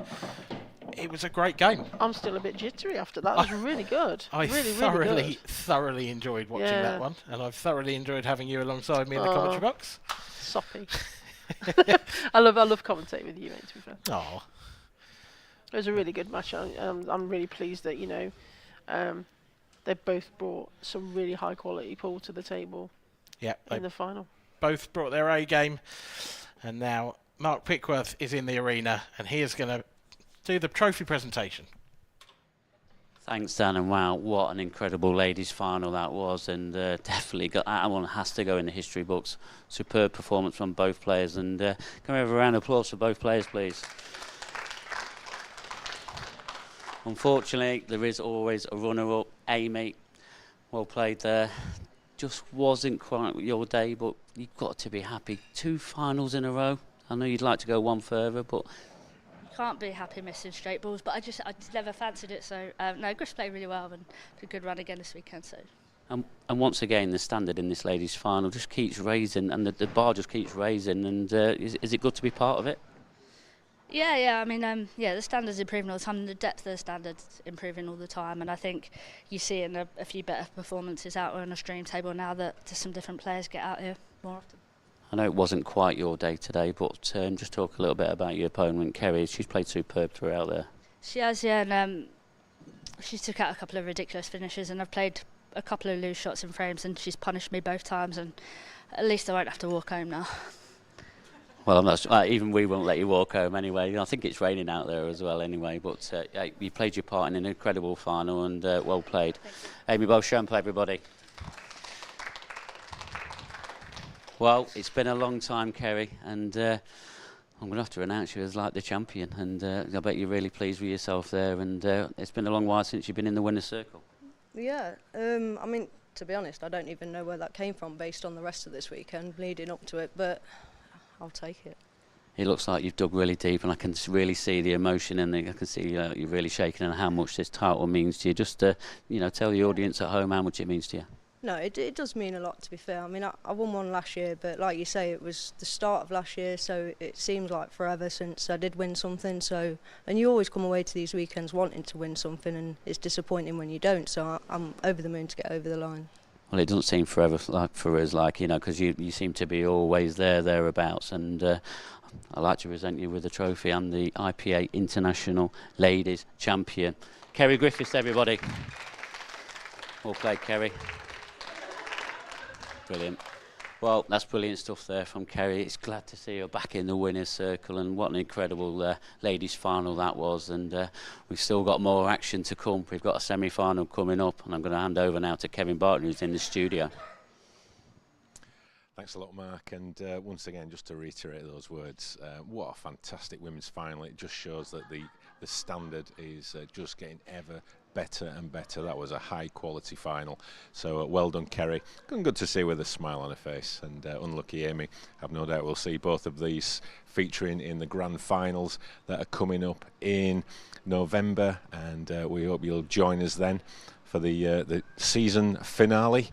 Over in the Isle of Man at the Palace Hotel, and we'll be bringing you another 3 days of fantastic action and see who will be crowned the grand final champion. And then that's not all. We've got 2023 to look forward to, and all the tour details are out there. You can see them on your screen. All the details on the website ipapool.com. And if you fancy joining us next year on tour, then get yourself signed up, and we'll see you. And it could be you, taking home the silverware from one of the weekends, or even more of the weekends. I'm delighted to be joined. He's hot-footed it back from the arena, all of 10 yards. But and we've swapped seats, and that's a little bit out of place here, to be honest. Yes, this is the away end. Feeling a bit funny, this seat, but just to pick up on that women's final, I think that's probably the best final I've seen. The standard of the ladies, they're pushing each other, and they're pushing each other to new heights. Yeah, they certainly are. They seem to be pushing them from like tour to tour. I know we say it at most tours that that's probably the best final, but they just seem to be going from strength to strength to strength. And we never thought that Kerry was going to get back to the winning circle, especially up against Amy. She's a great competitor. Amy was a little bit disappointed missing the straight on there, but credit to Kerry Griffiths. She's put Amy under pressure there, and deserves to be picking up that title. Yeah, 5-3 down, and won the last three, like you say. That was just surely pressure at the end with that red hanging, so she knew she couldn't make a mistake, and the pressure ultimately forced the mistake. Yeah, it did. I mean, and just when I was talking to Kerry there, you could see her shaking, and you just see the emotion. It means so much to her. She's been so long out of that winner's circle. To get back in it, it must mean the topmost everything to her. Well, it must do to get a smile on her face, because that's quite an achievement, isn't it? Yeah, it certainly is. But hey, what a final that was! Like you say, probably one of the best finals we've seen. Yeah. Well, moving on now, so we have got 2 more matches left to bring you to conclude this fantastic 3 days here in Gosforth. We've got a semi-final coming up, another mouth-watering serving of IPA action, featuring Mark Boyle, who we saw dismantle pro world #1 world champion Liam Dunster earlier, up against last night's professional champion Corey Reese. This is an absolute blockbuster. Scotland against Wales once again, and Corey Reese, has anybody told him he's already won a trophy this weekend? He just wants to keep taking these trophies off these guys. He's taking some pushing over. I mean, against I think it was Pete Smith in the other semi-final. I mean, he was 6-4 down in that, but he just held himself together and got over the line 7-6. Mark Boyle, he seems to be coming through this side of the draw quite nicely, and this is going to be a mouth-watering one. It really is. We've already seen Mark Boyle produce a very masterclass display to dispatch Liam Dunster, and if he produces that form again, this is going to be a blockbuster.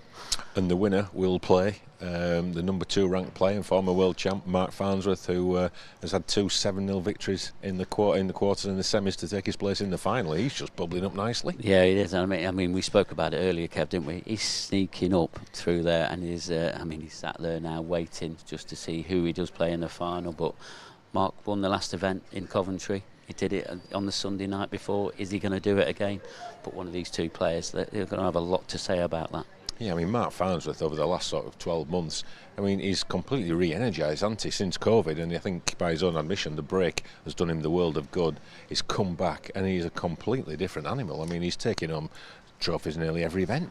Yeah, he is, and he just doesn't bowl over, does he? I know sometimes he gets bowled over in the quarterfinals and that, but sometimes he comes up against robots, and he's come up against some of them yesterday, and but at the moment he's a bit of robotic playing himself. He's unplayable. to be honest. And you remember in that final in Coventry against Phil Parkin, he was unplayable. That was a phenomenal performance. And if he's in that kind of mood, look out.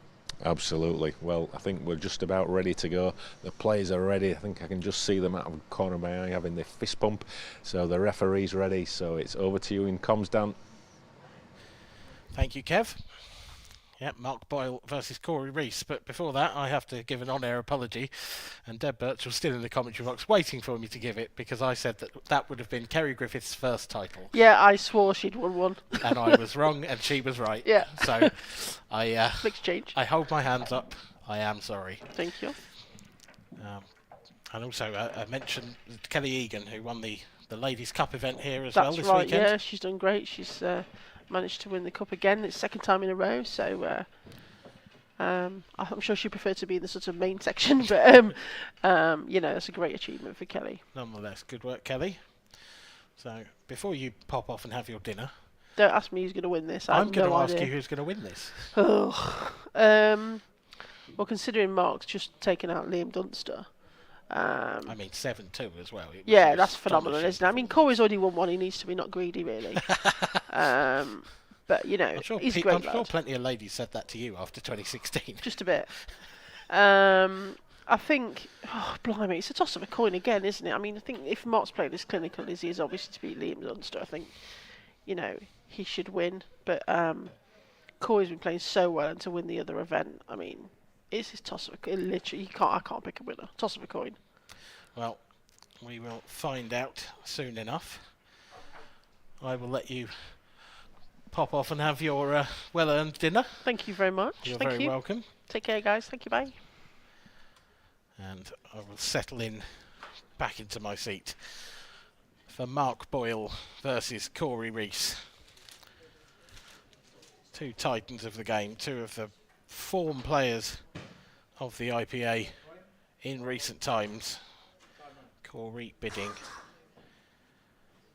for a historic double triumph, and of course won his first IPA Tour title just last night, and is now 2 games away from winning his second.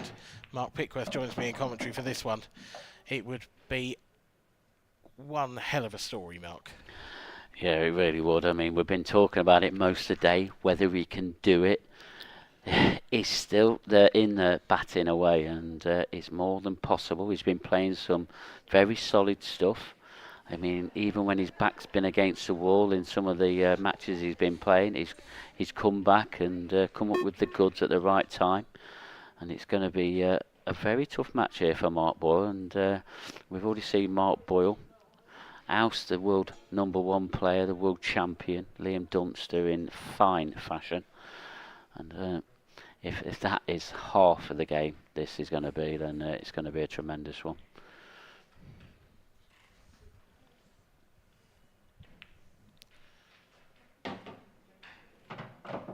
Mark Boyle looks like he's off to the perfect start here. He practically froze Liam Dunster out of the game earlier on this stream table. He then had to go away and take on a tricky opponent in amateur Liam Clark, which might have taken a bit more energy out of him than the rest of his matches today, Mark. Yeah, I mean, when he left us, he'd lost 3 frames, and he dropped 5 frames to Liam Clark. So, you know, Liam must have been playing at the top of his game. But Mark Boyle does what Mark Boyle does and got over the line. And here he is again in another semi-final. And these two, of course, have a fearsome opponent waiting for them. Yeah, this lad from the northeast, a bit of a nobody. Have we heard of him? No. Picked up everything pretty much in the game. He really has, and been a world champion. Pick up multiple IPA Tour events, and he's waiting in the final. Yeah, Mark Farnsworth waiting in the wings. That match will follow this one. Is he going to get back-to-back Open wins? Remember, he won the one in Coventry. It's not the first time, is it? No, yeah, it's not like it. It's been his competition in recent times. Absolutely. He won the first 3 in 2000 and was it 20? Oh, Mark. Has that cue ball slowed up in time? I think he's okay. He might have to play with a bit of swerve. He's digging down on there, but that's only down to the hampered cueing. I think he's okay. Yeah. Yeah, he is okay.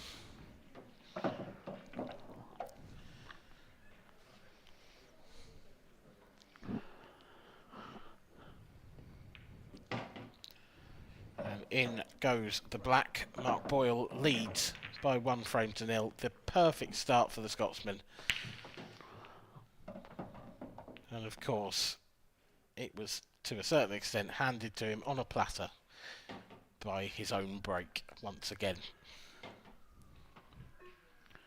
Yeah, it seems that way, but it's been a great great tool of his at the moment for this weekend, and it is working like a dream.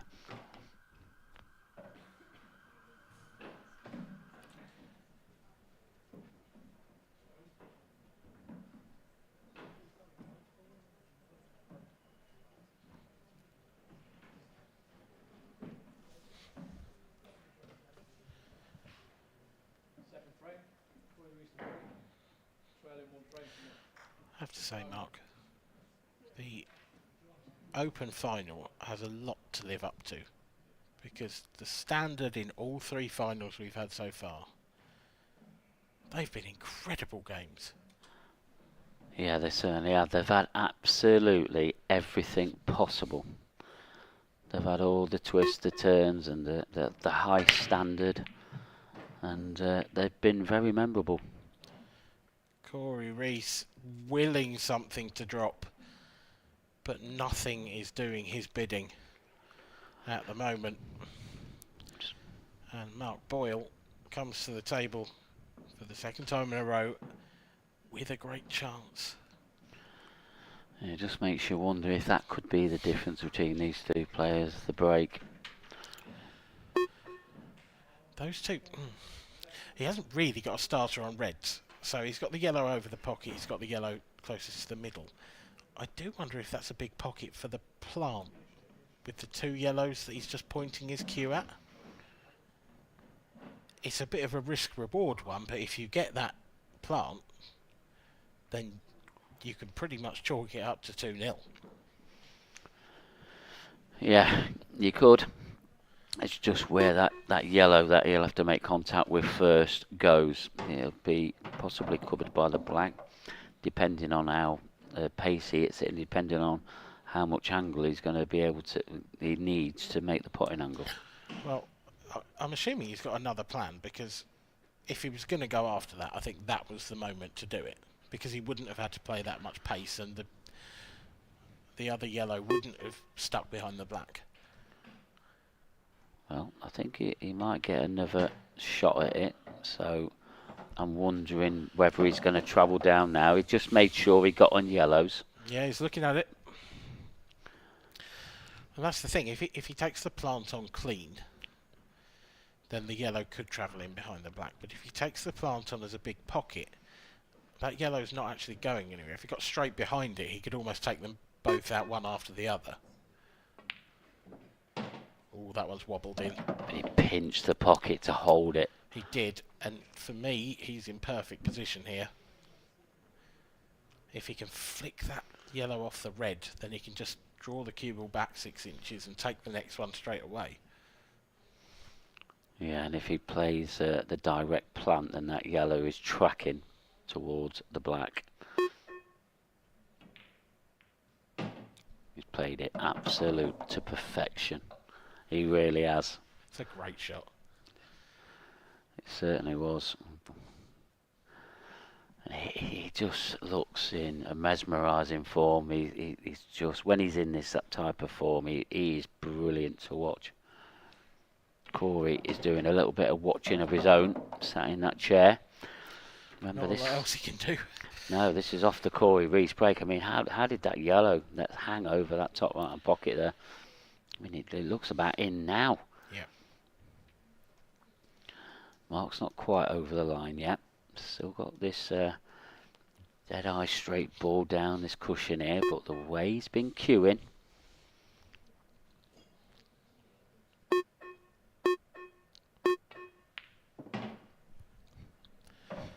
Dead eye is the word. Yeah, frightening is the other word I'm going to use. Even this positional shot, it's not straightforward.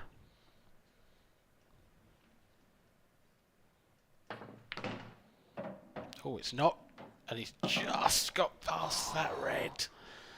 That could have gone wrong. That's 2 in a row where his final positional shot has been remarkably close to going wrong. I mean, he would have been unlucky if he fell behind that yellow because of the pace he played it at. But the pool gods at the moment seem to be looking out for him. They certainly do. And I think he's looking out for number 1 as well. Mark Boyle leads by 2 frames to 0. Corey Reese yet to see the table. You can't take anything away from Mark Boyle, though. It's been... Oh, I mean, look at that yellow. How's that not dropped? I mean, the rest is it. Basically history after that. But this plant played it absolutely to perfection. The plant that you called, Dan.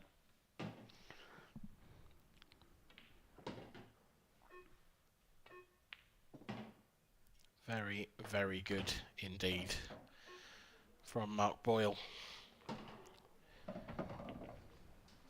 And we wait to see his next break. But given what we've seen so far from him today,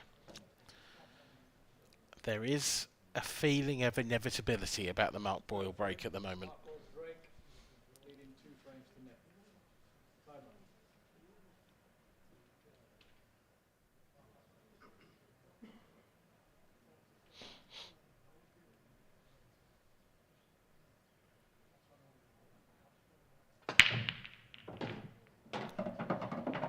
And that is why not quite the dream split this time. It's rare, but every now and then one of these breaks, as well as he hits them, is going to throw up the kind of finish that might throw the spanner in the works, and this is one of them. Yeah, I mean, they're not going to break perfect every time. I mean, if they did, there would be an inquest. They really would. But at the moment, the way that he's breaking solidly. He's making a ball, so he's going to gain some advantage from that. But the way that Mark's thinking at the moment, he feels he can clear pretty much any table going. But this one is going to be a challenge. Yeah. This is really tough.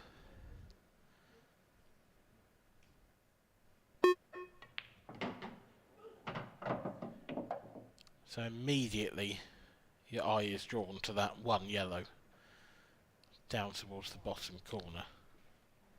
That is, you can get on that, but bearing in mind you've got to come all the way down table to do so, that's a ridiculously small gap to hit.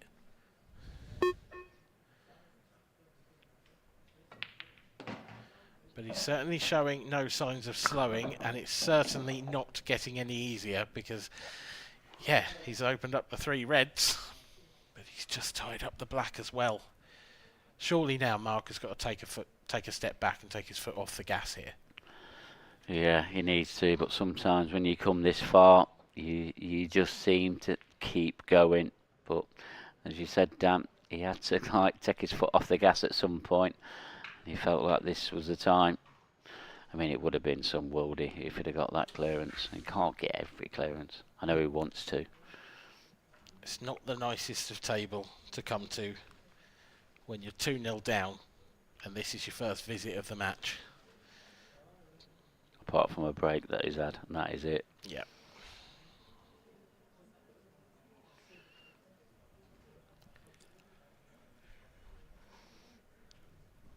What can Corey Reese do from here? What can he conjure up?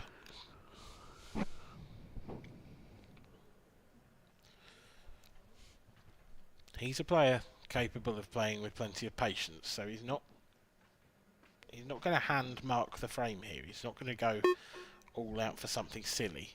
If he sees an opportunity, he will take it. But he's just going to tie things up.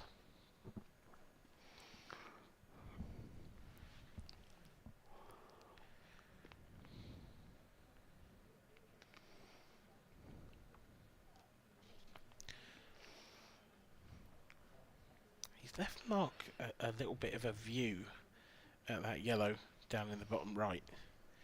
And I think, yeah, it's worth Mark getting that out into the open. Because that is the last really problem for Mark. Because he's got that yellow over the top left, he's got opportunities to break out the black. Yeah, and him being able to see that yellow, that's definitely helped him out a little bit. Yeah, I don't think he wanted the double kiss there. Well, I mean, it has left it, a chance of potting it. So it's put a little bit of pressure on Corey here. But he's just piling the pressure back on, which is not bad. But is this the time to pull a trigger? It could be. It's a tough starter. If he doesn't do it now, then when does he do it? And that's what he's got to decide. Just trying to get a ball out, and I think that's the right decision, but I think Corey's got to pot this red and then try and cover that bottom right corner.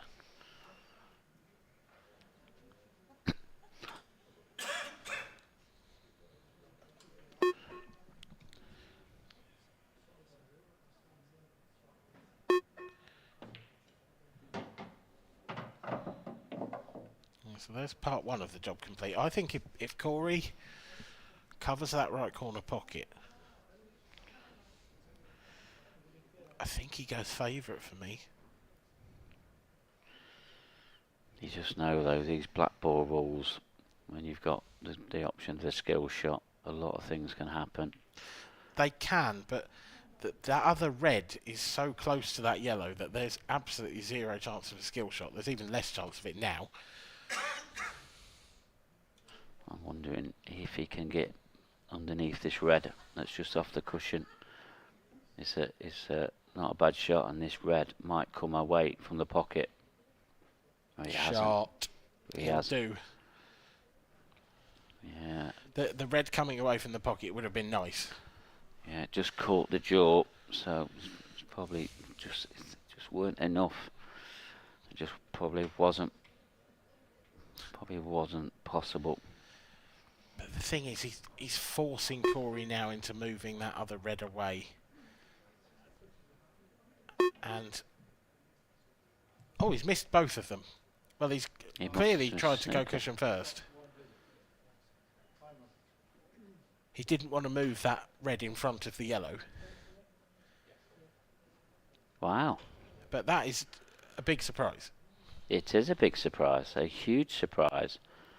And now Mark, he just needs to clear this corner pocket. And then he is going to have... Oh, what's going... Oh. Yeah. Yes and no. Yes and no. Does that black pass the red to the top left?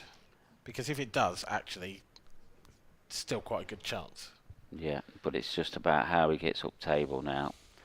And I don't think the yellow that's above the middle pocket on the left, I don't think that passes into the top left or gets the cannon on the yellow. No, I don't think it plants. So Mark's underhit that because I think he needed to be on the yellow over the pocket. Yeah, and that black, looking at that overhead there, does it just passed? Looks tight, mighty tight. I think it does, but I think it might be academic at this point because unless he can play the plant, which he can't, he's going to move it. He's played that. He has. I'll tell you what, he's played that. And he's given himself a half chance. But this next shot is very tough. Yeah. He's got to cut this back. Does he cut it back to the middle, or does he cut it back to the corner? If he cuts it back to the corner, has he got the direction for the one into the right centre? I'm not sure he has. The middle, I think. Missed it.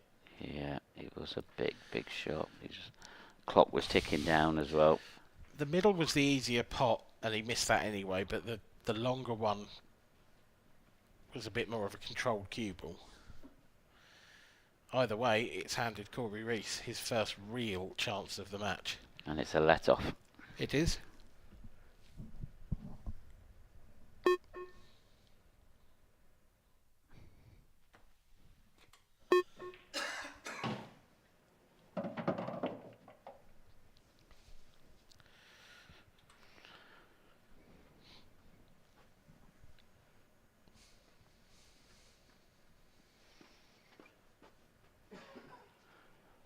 Well, this is a frame that Corey definitely needs to get on the board.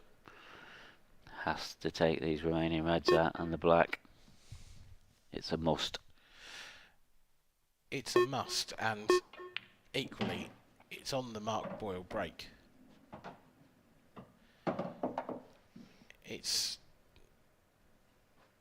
if we continue to use the tennis analogy that we like to go to every now and then, this is break back point for Corey, because it's his break to come.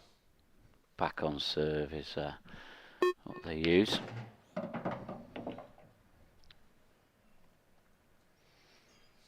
Not the best angle, that. Oh, he's going to swing it off 2 cushions now. Well, yeah, not sure what he tried to do there. I think he just made sure he left himself an angle. Needs to hit this with a bit of authority.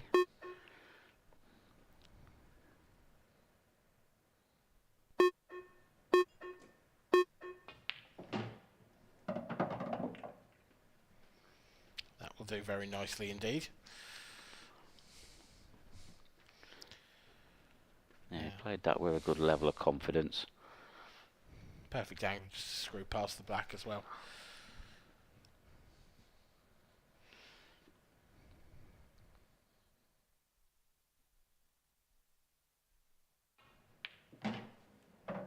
Corey giving every ball the respect it deserves.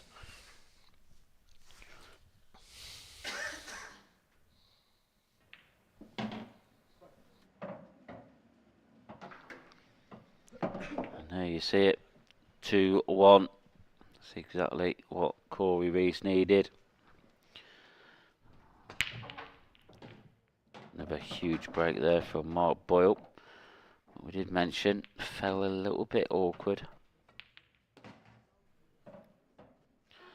And that's where it went wrong. And that red did go into near the black. Mark did have another chance at it, which he didn't take. And Corey Reese did take it. It's 2-1 now. Mark there still looks very relaxed. 4th frame, Corey Reese to break, trailing 2 frames to 1. Time run. So Corey Reese, he was dry on his last break. What can he do on this one?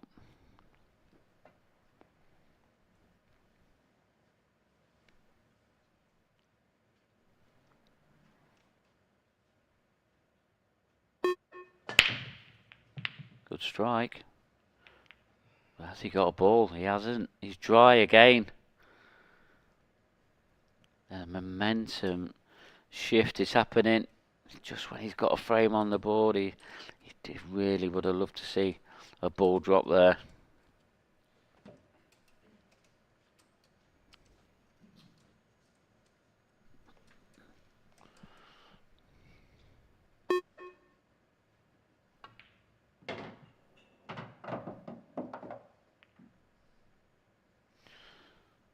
I think he was trying to get that yellow out on that far cushion. He got a little bit too much into it.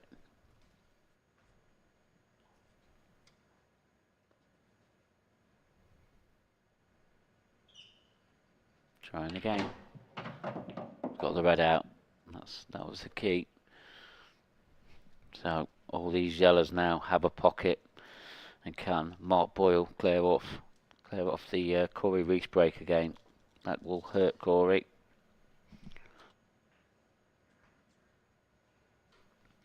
Especially when he's just got back on serve with the breaks.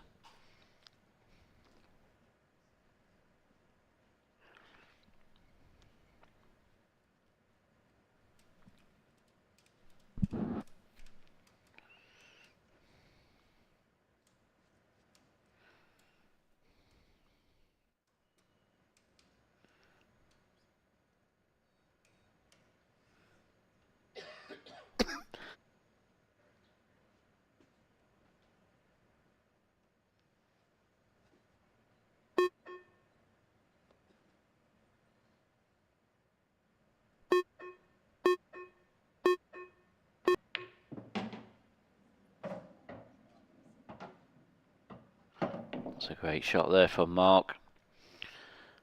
That's his hardest yellow off the table now. Still don't look too straightforward, depending on what angle he's got here. Have to draw this right back. Seems to be stretching a little.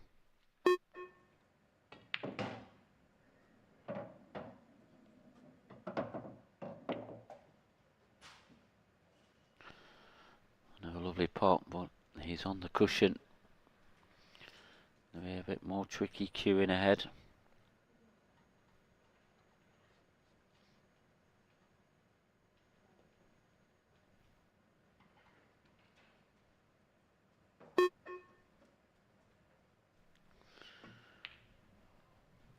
Oh, and he's missed it. It was a tough pot, but look where he's left it. Has he left anything for Corey to have a go at? I don't think it's touching ball. If it was, that would have made a bit of a difference if it was.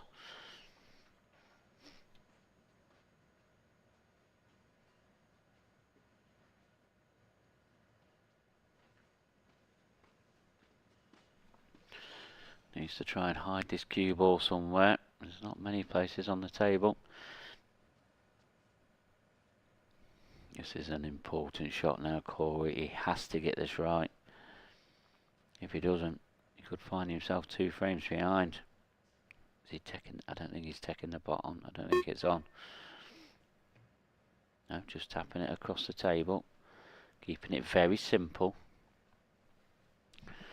Yeah, it's a good little shot there from Corey. Didn't do too much with the cue ball.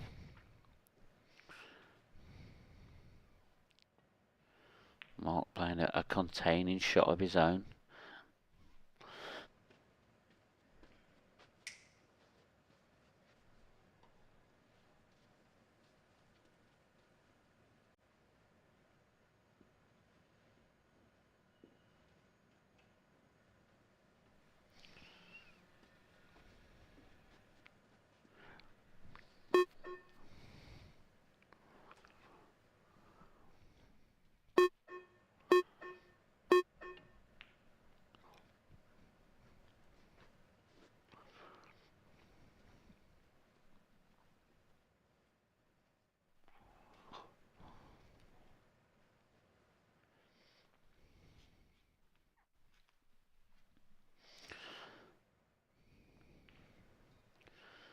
Again, Mark just keeping it tightened up.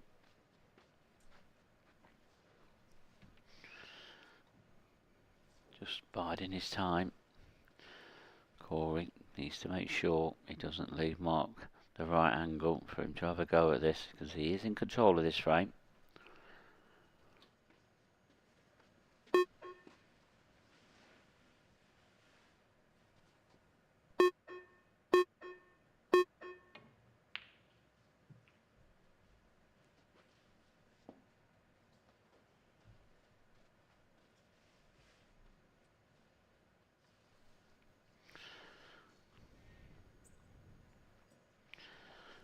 So what is he looking at here? Is he looking at a 2-in-1 shot? Hit the yellow thin, pot the one that's over the left corner, and then that yellow will track to knock his hard yellow out. This is a big moment, but feels like it's a chance. He's played the palant all right, but the yellow hasn't come out, and the other yellow has tied itself up. Now, the yellow that's gone into the open at the middle of the table, has he got a double on that? If he has, how does he pot the last yellow?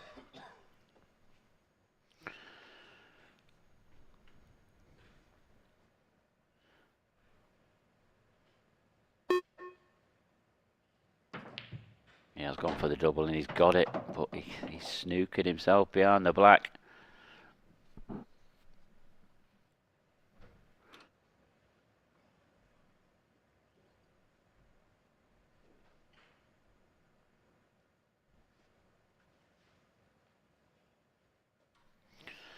I think it's a total snooker, but is he going to just play this with a bit of pace? He's going to play it with a bit of pace, and he was looking at an angle to put that in the left centre. Good vision, but didn't execute it.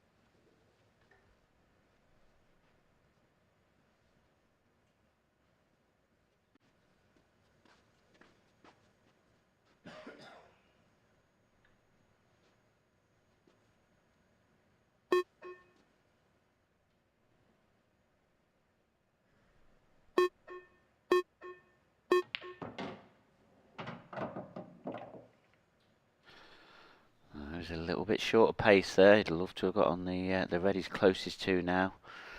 I'd love to have been on this one a little bit easier.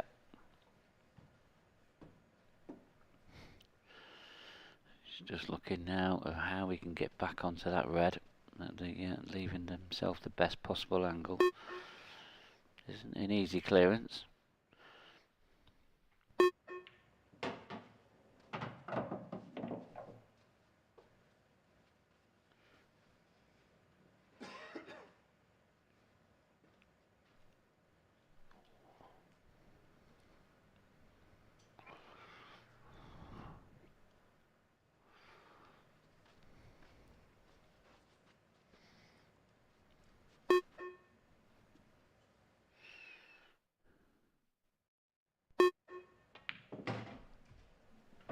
So this is the key shot now.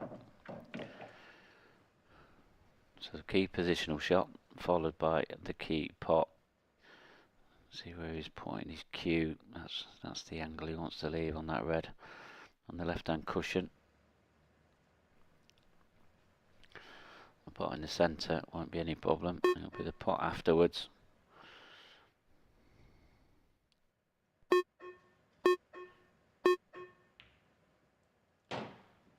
Left himself exactly where he wanted it.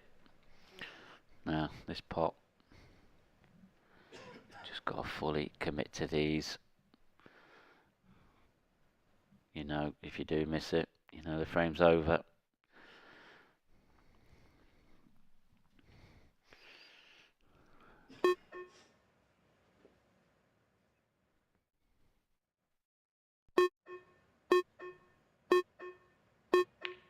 He's there in the heart of the pocket. And a great pot that is from Corey Reese. It's now looking like we're going to be level at 2 frames apiece.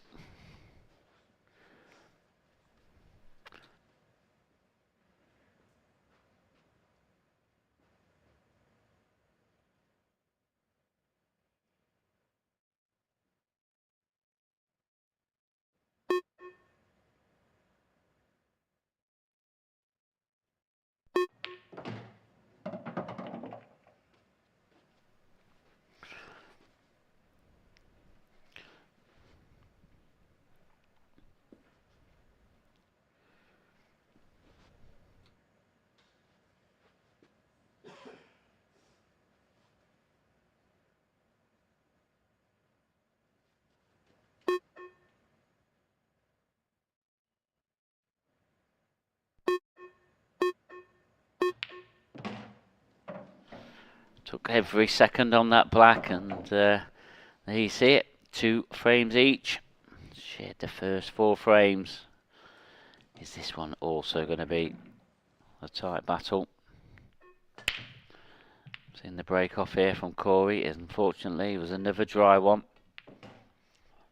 And Mark, he had a glorious chance there, missing that, but he just come down from his last positional shot where he left himself on the cushion, and that what made the pot difficult.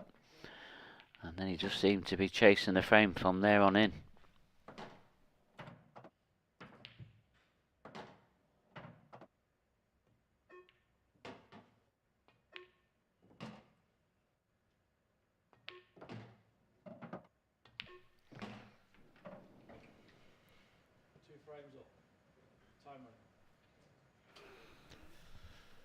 Fourth frame, Mark Boyle to break.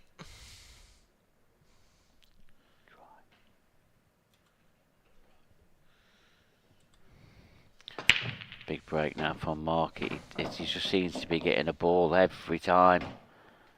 Oh, look where the white ball's gone. What opening pot has he got on here? Can he get through to a red in the top right hand corner? I don't think he can, Mark. This, for me, it's actually a little bit similar to the way the ladies' final went for Amy Beecham at the start of it. She had a couple of breaks that came out really nice, but left her on nothing. And this is that kind of situation again.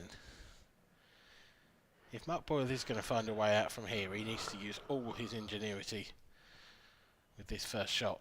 But I think it might just be a case of tapping off the yellow and leaving Corey on the cushion.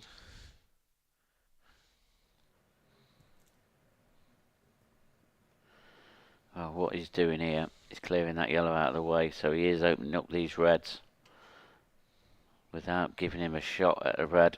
Clever shot. How is Corey going to do? Sort of reply with the same shot. If it's touching that red, it'll be pretty easy, but I don't think it is. He's got to get his touch right here. Yeah, cannot leave Mark Boyle an opening on reds. Oh, what a touch that was. Yep. He has left Mark in pretty much the same situation, but if not a little bit worse. Slightly more difficult, yeah, because I don't think Mark can play the same shot in return. So Mark now looking at how he can come off this yellow, perhaps, and get Corey tight on that red again. This is real touch. He's gone after the yellows. Mark set his stall out to attack. Yeah, he has, but he's got a lot of work to do again, just as he had in that previous frame. I mean, when he did miss that pot in the bottom right-hand corner in the previous frame, he did sort of chase a finish that wasn't there. And I'm just wondering if he's doing a similar thing here now. Things aren't really going to plan at the moment, but he's at the table. All about which angle he leaves now. What can he do here? Has he got enough angle? It's difficult to see how he gets both the yellow and the black out into good positions. Oh, what a fabulous shot that is. Well, he's answered every question you've just asked of him there, Dan. He's done it all in one shot. That is a magnificent shot. This is a player that is thinking so clearly all the way through, and that's got to be one of the best shots of the weekend. Especially if he goes on to clear these up.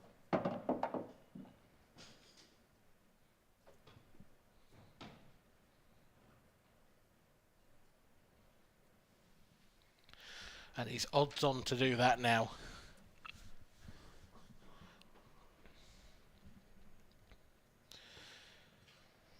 A little bit of genius from Mark Boyle in this frame. But that cue ball needs to slow down, and it's not going to. Bit careless, that one. Yeah, he could have even overhit that to come past that red. Yeah, just to make sure he definitely left himself a shot, but he's tried to get it on in a that's probably a space he probably couldn't hold it to. Unless he's just hit it a little bit on the thin side. Well, cushion first here to save this frame. It's a great effort, but it's not there, and Corey Reese has now gone the odds-on favourite to take a 3-2 lead.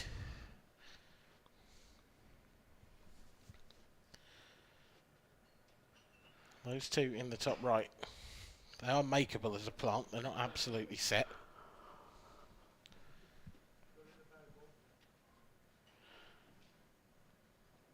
Just wondering now if he needs to go after him first shot, really. Yeah, I think so. While he's got plenty of other options left on the table. Having said that, I could see him getting the red out of the way, the one closest to the bottom right corner first, because then when he does take on the plant, there's nothing covering that pocket, and that's where the cue ball would be going.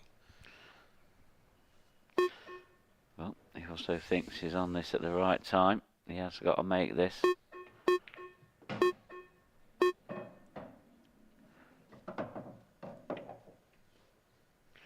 That's not bad.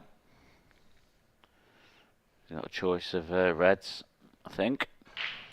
It's not bad, not that you'd know it looking at him. Yeah. Yeah, if it's not straight, I don't think Corey's ever happy, is he?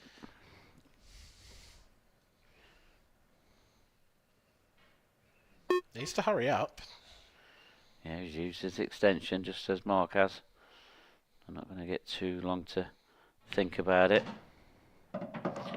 Oof, there's a bit of shot clock pressure being added in. He was definitely rushed with that one. I think he chose a bad moment to just chalk up. Yeah, and Corey's never rushed, is he? He's, yeah, a little bit of lack of concentration, possibly. Well, the clock's caught him out, one of the two. One good shot and he'll be back in prime position. Taking this red long up to the top left. And he is back in prime position. You have to re-navigate, but there's no wrong with that.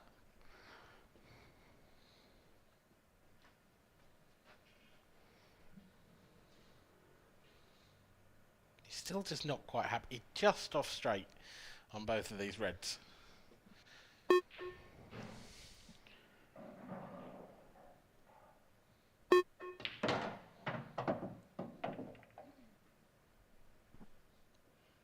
Chose a very positive way of playing. Wasn't leaving anything to chance there. No, he's hitting everything with authority, and that's what he normally does. Needs to make sure this next shot's the position is right.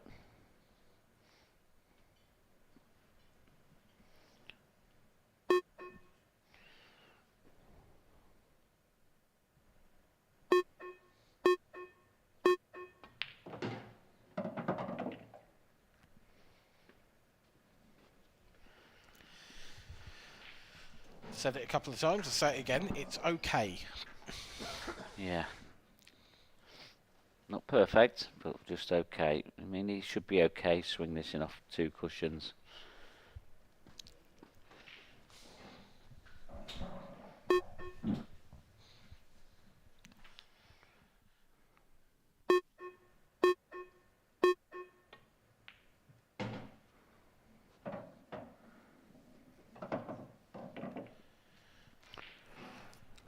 Corey did say to me that outside after his quarter-final that we spoke about his game earlier on the stream and that it wasn't the best and he wasn't at his best. He said going from the outer tables back to this stream table and working at that pace is so tough.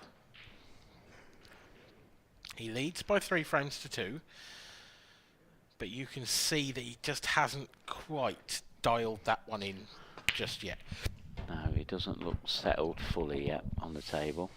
And let's not forget in this frame that Mark's done all the hard work. He's taken the hard colour set.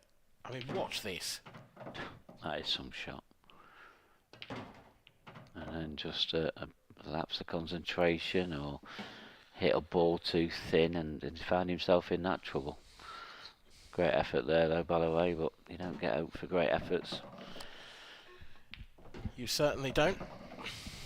And it is Corey Reese who ended up taking the frame. And that's 3 on the spin for Corey. The Welshman to break next as well. This is the first time that we, at least on the stream table today, have seen Mark Boyle under any sort of pressure. He dispatched Liam Dunster by 7 frames to 2 in an unbelievably one-sided performance earlier on. And let's not forget, of course, Mark, that Corey is going for a historic double. Yeah. And I say historic because, no, he wouldn't be the first person to do it. But I've been back through the records, and from what I can see, I would happily be proved wrong, he would be the first person since 2016. Want to take a guess who that was? The boys playing. No. No. No, it's not. 2016. 2016 Scottish Open.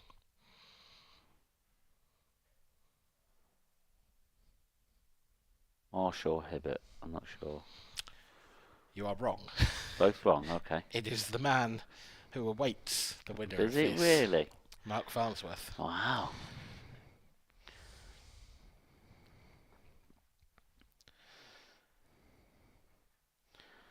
Wow. Mark Farnsworth did it at the Scottish Open in 2016.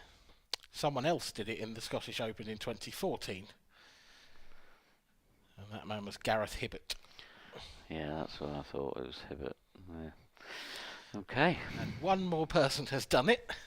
And guess where it was? The Scottish Open. Is it really? In 2013. Wow. And that man, any guesses? That's a long way back, I know.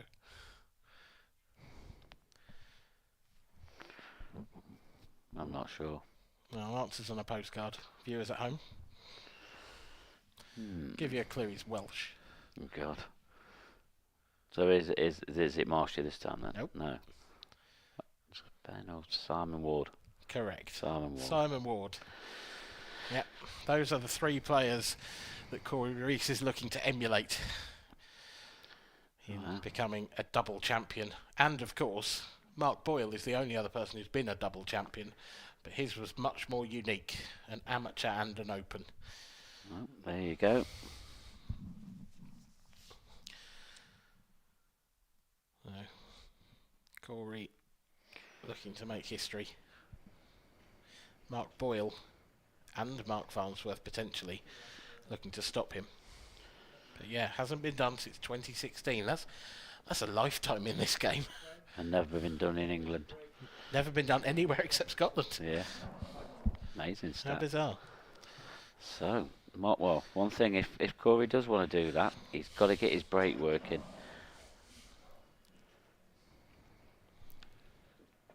Yep, 2 dry so far. He has.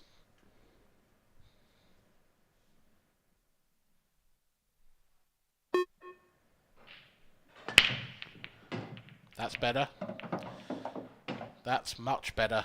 Oh, wow. Look at those yellows. They are dreams. That's what dreams have made of, them ones are. He'll feel better after that as well. Could be opening up a 2-frame lead here. Yeah. Not something that Mark Boyle has had to face very often today. He did have to come back though, didn't he? Mark Boyle, he did have to show that grit and determination in his quarter-final against Liam Clark. Is he 5-3 down, I think? He was. 5-3 down in a race to 7. He won the last 4 to come back, so Mark has led from the front today, and he has come from behind as well.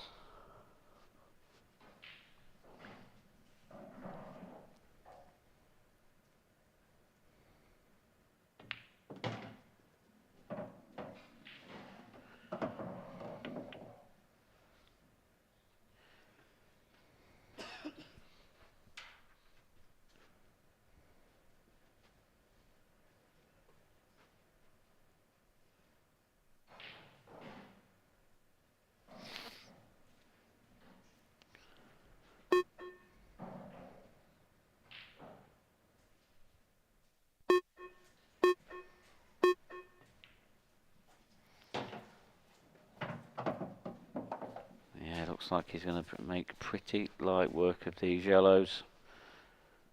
You really can't see any of these positional shots going wrong.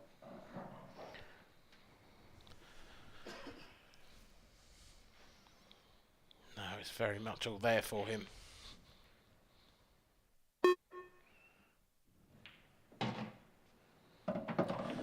All the more time for Mark Boyle to sit in his seat and consider what might have been had he not snookered himself in the previous frame.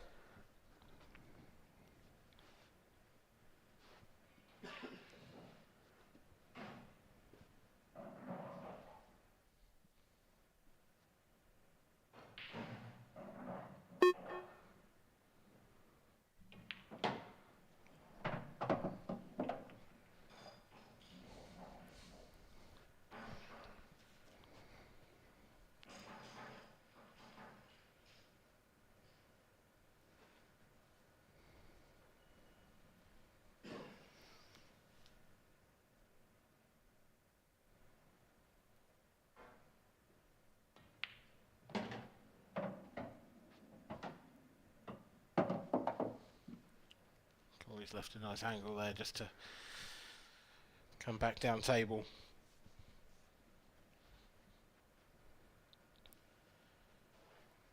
Anywhere over the right hand side.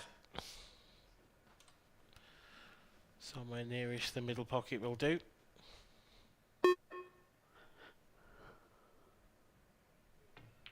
Or even more precise than that. Great shot, perfect weight. Yeah, he seems to be settling in a bit of a groove here. Corey Reese leads by 4 frames to 2. Opens up a 2-frame lead. That's 4 on the spin now for the man they call Jibs. Interesting nickname, that. Any ideas? Very fidgety. Is that what it is? Yeah. Yeah. Okay. If you watch him when he's queuing up and that, he's with his cue or in his pocket with a chalk, and he's they've probably nailed it right on, to be honest.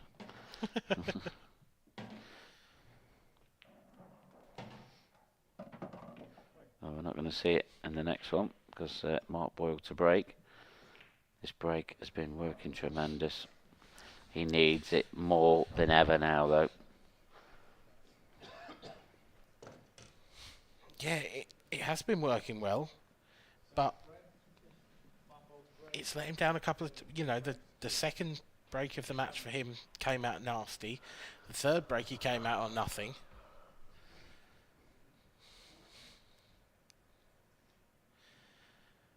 Needs to find that bit of luck as well as the skill of the break once again.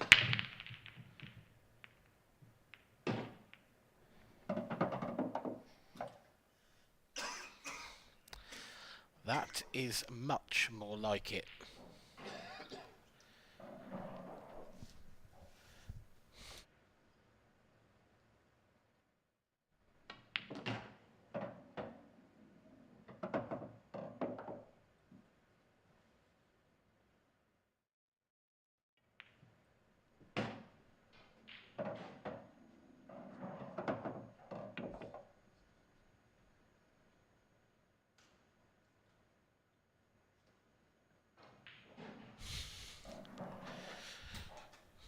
Mark Boyle's mind immediately turned to reds once he saw the layout from his break, and it's easy to see why. A very natural route around the table.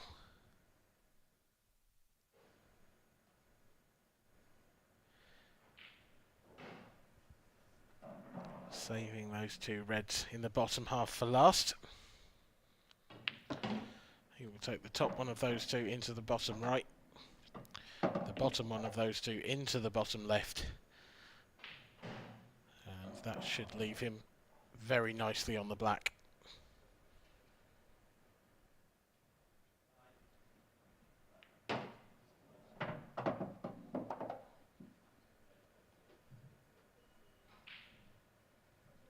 Just a slightly different route now. Hasn't worked out quite the way I planned it in my head, but it's going to be the same result. Just the first of those reds will be taken into the left centre. Wants to finish nice and straight on that one.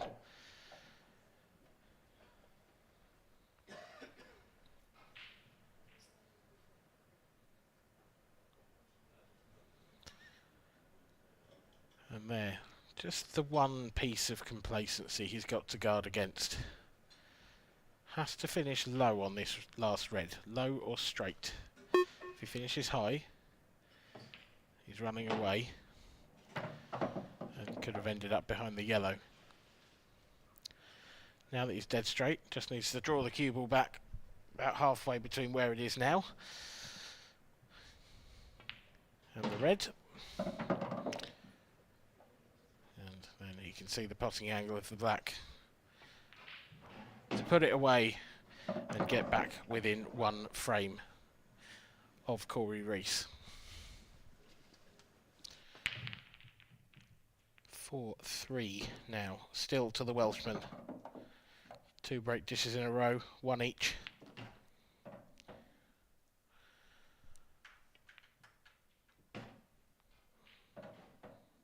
Means that we are edging towards the latter stages of this game, the stages where the pressure might start to tell. Particularly on Corey, perhaps. I wonder whether the double will be on his mind. Surely it will. It would be a fabulous achievement.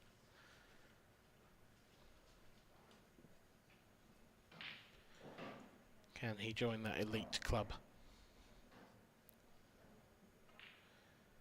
Scott McMillan, our referee for this one. Referees have done a fantastic job all weekend once again. Not put a foot wrong. Ben, Rick, Brian and Scott have completed their duties admirably, as always.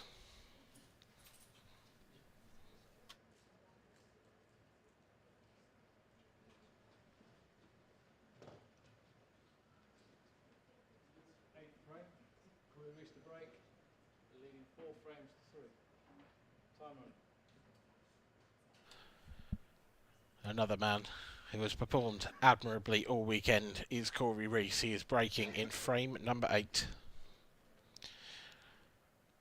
Looking to re-establish that 2-frame lead.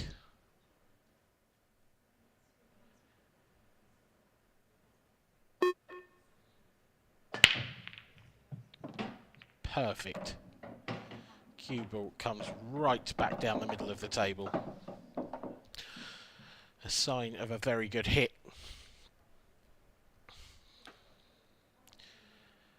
And it's a very good split that follows, but for one small problem. The red and yellow on the top cushion.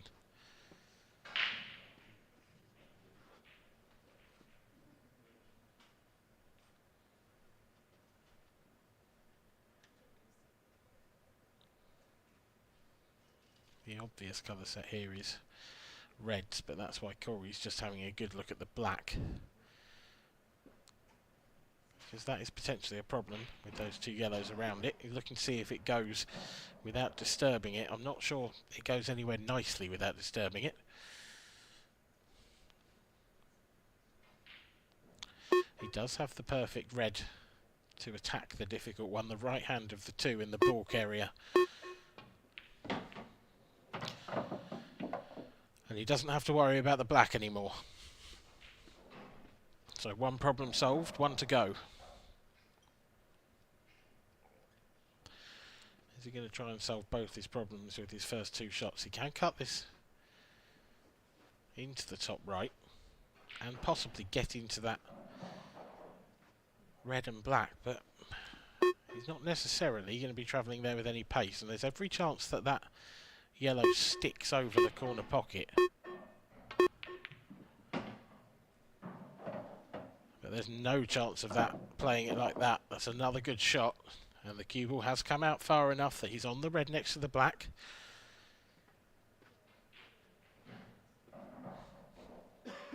Two shots into the frame. And Corey has done the hard work. Now he just needs to put together the rest of the finish.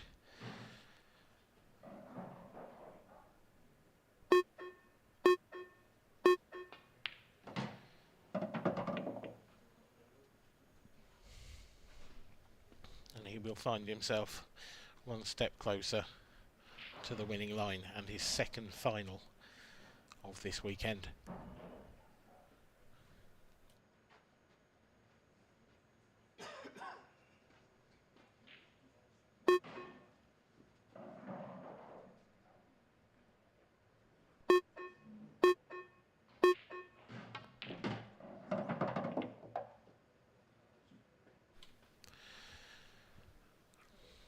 Another brilliantly controlled shot.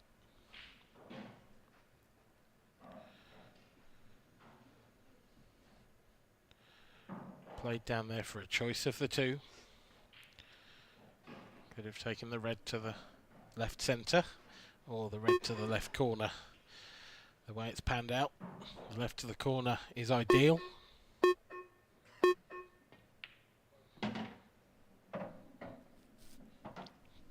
Nice amount of check side off the cushion to leave him as nice as possible on this last red.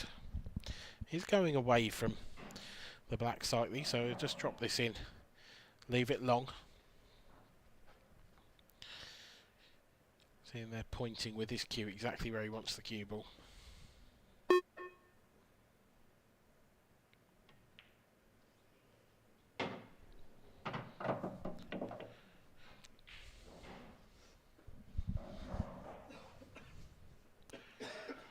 And a black at distance for a 2-frame lead.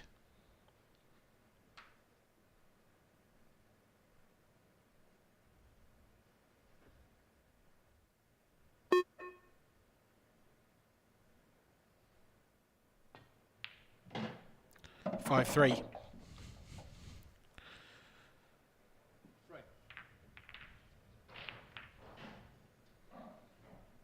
the match goes on at an electric pace.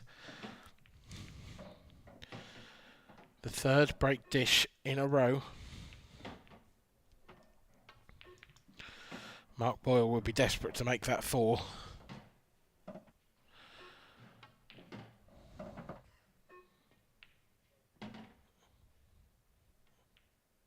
To keep Corey Reese on his toes.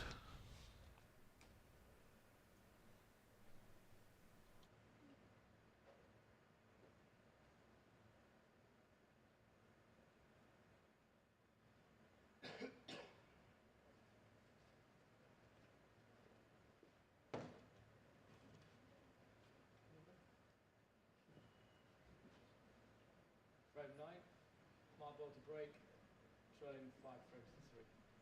Timer.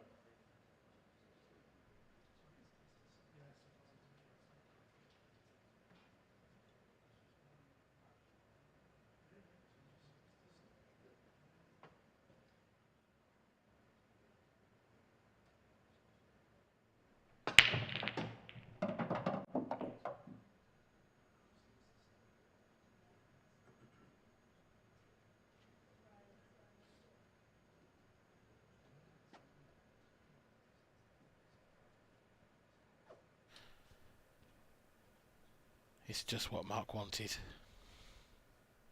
It's a great split.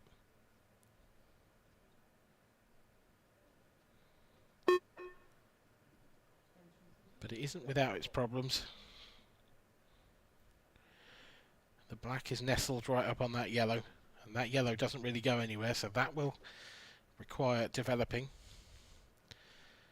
Unless, of course, he chooses reds, which actually, on second viewing, are by far the easier colour set. Just that one red up in balk. It looks like a tricky position to get the cue ball to. I don't think it'll go off the cushion, off the yellow, into the top left corner.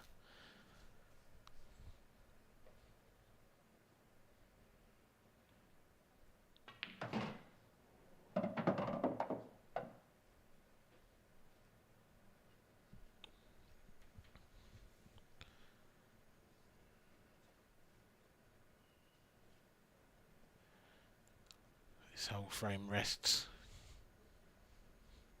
on what Mark Boyle can do with that one difficult red. I suspect we're about to find out.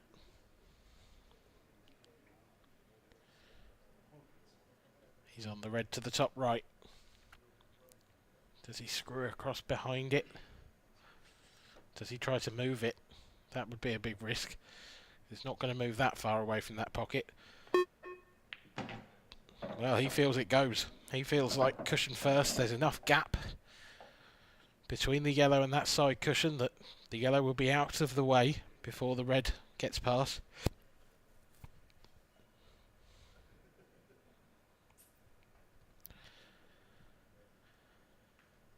He'll be wanting to screw back for the red to the left centre.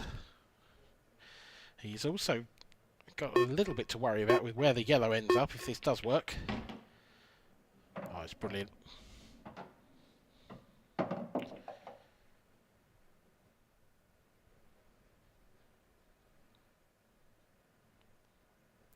It is slightly underscrewed.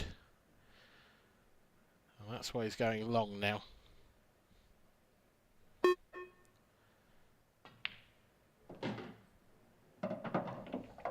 Straight back into it, straight back into great position.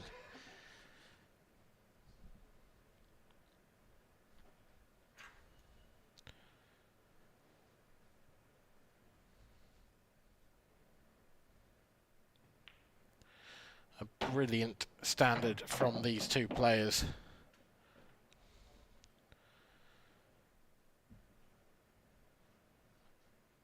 Mark Boyle back to within one, keeping Corey Reese's mind engaged.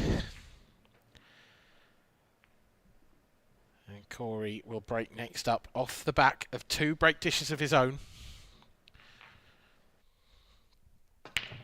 Praying for another good chance.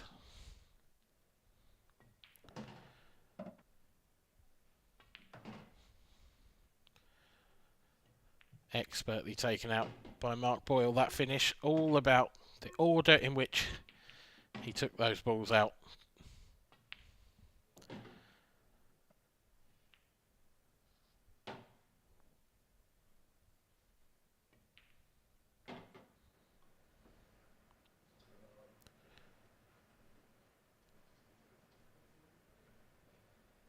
We are racing towards the conclusion of this match. We are racing towards the conclusion of this tournament. It is Corey Reese in the box seat at the moment. That could all change in a few seconds' time.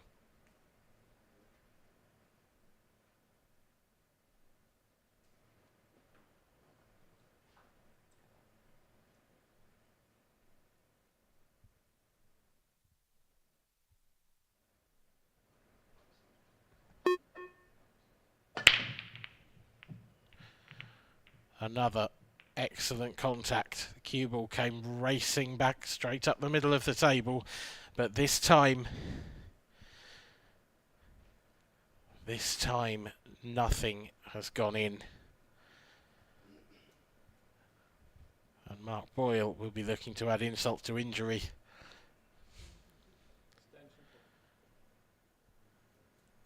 He's got one option, and that option is yellows.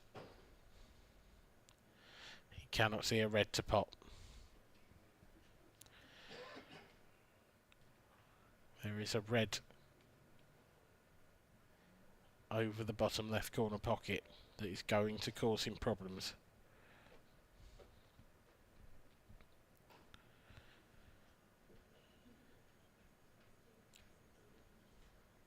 Once he chooses yellows, you feel like he has to take them, because there's no dangers on this table at the moment for Corey Reese.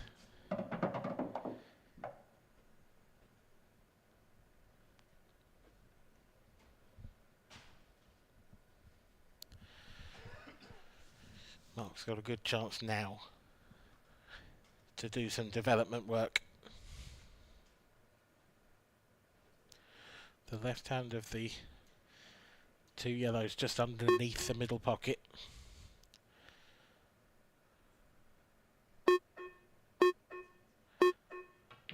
Well, he's gone for a double. It's superb.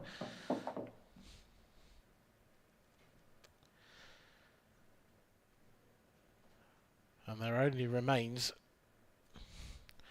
one problem yellow.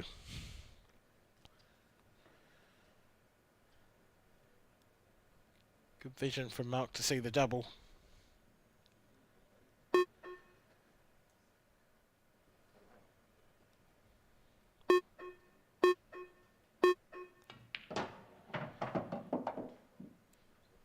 And he has left himself an angle to get on the other one. He could try to move it, but I think with this angle he could also drop on it into the right centre. If he does that, it could be tricky to get back up table for his last 2. He's tried to move it, but moving balls always carries a risk.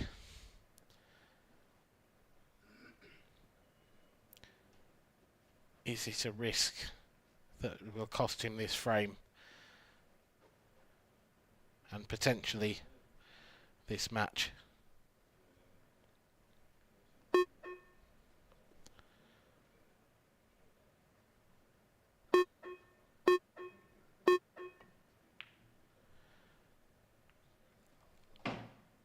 Oh, he's got lucky.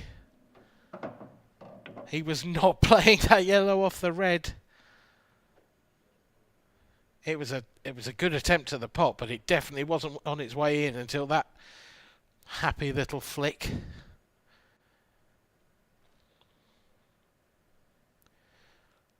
That's the kind of shot when your opponent gets, it makes you feel a bit sick, and I think Corey might be a bit queasy sat in that seat. But what's Mark Boyle done there? Oh, I thought he'd followed it straight through. That's so close. And that would be 2 shots in a row that Corey Reese will sit and wonder about.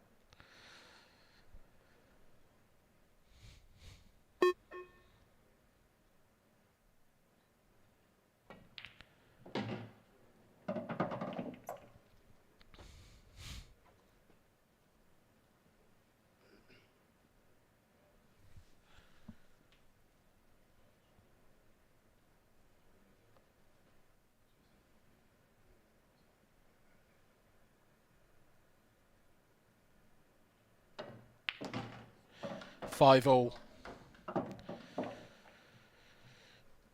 Stops the cue ball dead. I bet Corey Reese has stopped dead. Nothing found its way in from that break. And Mark Boyle had all those yellows in that area, all tied up together.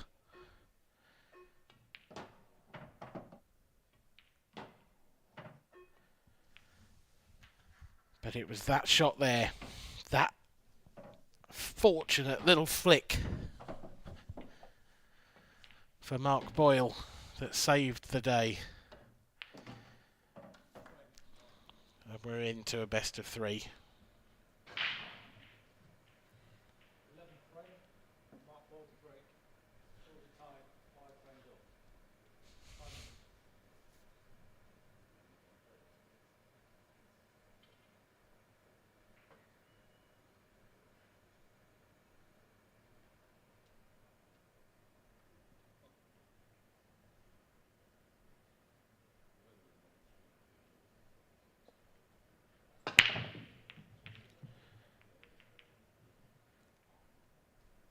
Oh, wow. How has nothing gone in off that break?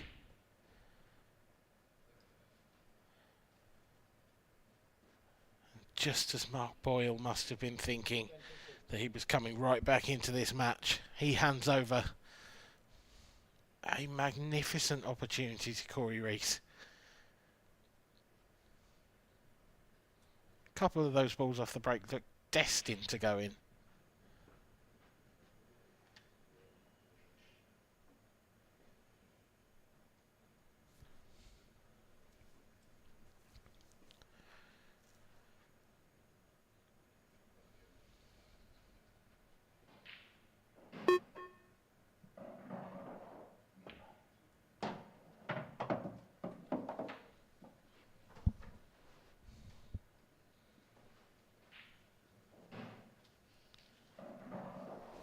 Corey choosing reds.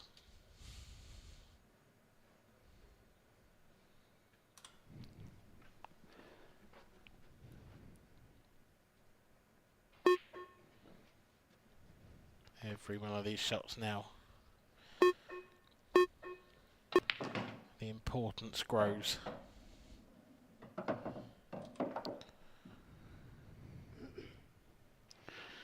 Yeah, you're not wrong there, Dan. He just needs to be perfect on every ball now. You cannot afford to have an error. I can't believe that break was dry. It's the first one he's had dry today, I think. Quite possible. I mean, how nothing dropped in is beyond me. And Paul Gods again, they've gone missing at a crucial time. What a great and thrilling match this has been, though. Still got a possible 2 more frames after this one. We have. Not if Corey Reese has got anything to do with it. Yeah, if he clears these up and clears off his break, that'll be the end. Does that red on the left-hand side of the table? No, it doesn't.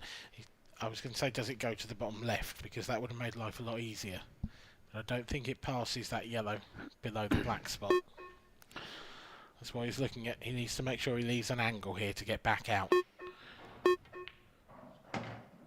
No, he's played that cannon into that yellow for a purpose. Yep. It's a decent angle. I mean, he has just budged that yellow, closing that black's angle a little bit more. But shouldn't be a problem. He can't just roll this one in down the rail now, though. He needs to punch it a little.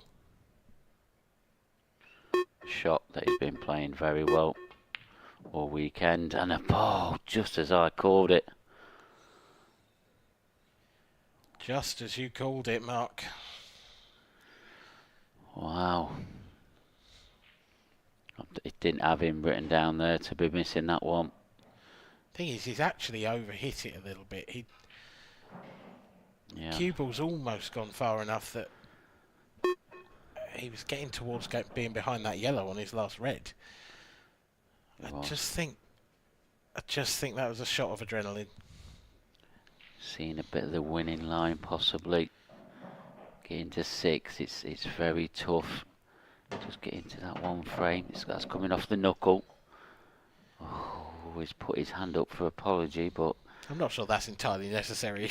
No, absolutely not. If that goes in from there, it's not unlucky. I mean, that white ball had travelled down towards these problem yellows. I'm not sure what it had been on, to be honest. I don't think it was running hard enough to put the one over the pocket. He's got this one in the middle to try and make something happen, but he's gonna. Oof. Oh, now is he just trickling this in? Just trickling it up to the red? This is it just off the cushion? It's dangerous. I think is it? It's got to be off the cushion. If it's not off the cushion, he can't play the shot. No. This is a tricky one. We've seen this shot a couple of occasions on this table. Oh, it's well played. Left a bit of a window. Yeah, a little bit, but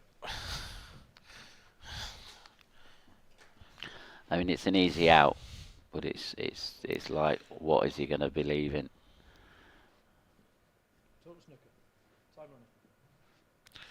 The thing is, with Mark playing that pace he has, Because the yellow hasn't gone over the red, it leaves the opportunity for a skill shot for Mark.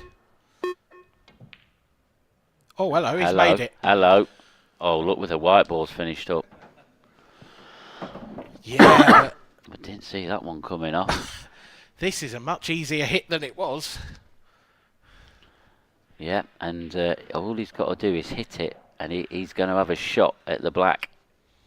These are big moments now in this match. He just needs to touch it in. I mean, don't get me wrong, it's far from easy, but that time, that clock is ticking down again. It's pacey. It's pacey. He's hit it. He's hit it, and he's got a shot at the black, and that is superb from Corey Reese. Yeah, and how is the cue in though? He looks like he's right on the corner of that pocket. That could be a crucial factor. How is your nerves jangling now, Mr. Corey Reese? He's not got much time to think about it. Might be a blessing. Oh, what a pot and what a clearance that is. Mark Boyle will not be able to believe that. I mean, the fluke was huge in that moment, but when you snooker players, this is it. You just never know what can happen. And we haven't seen too many huge flukes on this table. Not at crucial times, anyway. I know Andrew McKee had his few fair share. Yeah, you can say that again. Yeah. Sorry, Andrew, if you're watching, but I just wanted to remind you. Apologies to D Shields because he was on the end of them. But look at this. That. You can probably make an argument that he's trying that. He didn't hold his hand up. No. I don't think. I didn't see him hold his hand up. And he got that one spot on as well. Look at that. Followed by that one. Stunning. Stunning Class. from Corey Reese. And he now is leading the charge. It's this break. Mark Boyle may have played his last shot, but it all depends on this.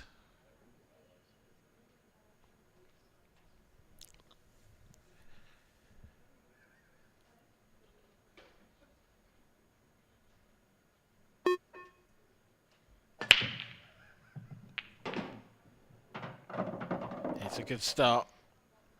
It's a very good start. This is a great opportunity now to close this match out. It really, really is. A choice of colours for Corey Reese. Arguments for either.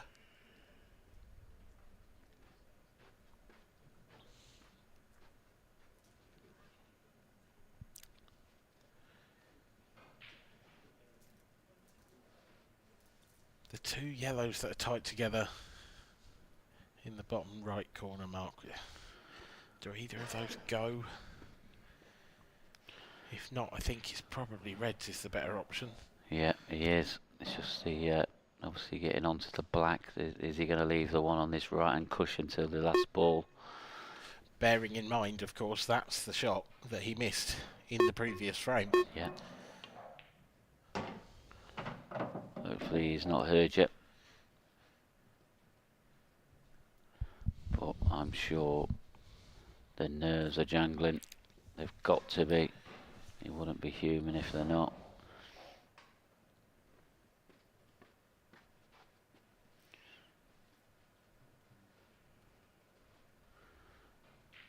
Well, if he takes these out, Corey Reese has played the maximum amount of matches possible over the weekend for a professional player. It's astonishing.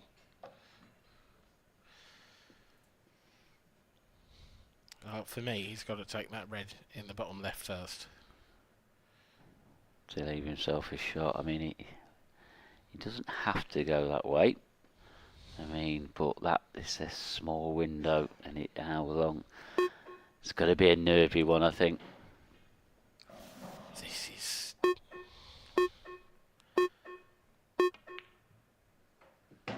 All about this angle now. That's very good. How close can he get to this red on the cushion?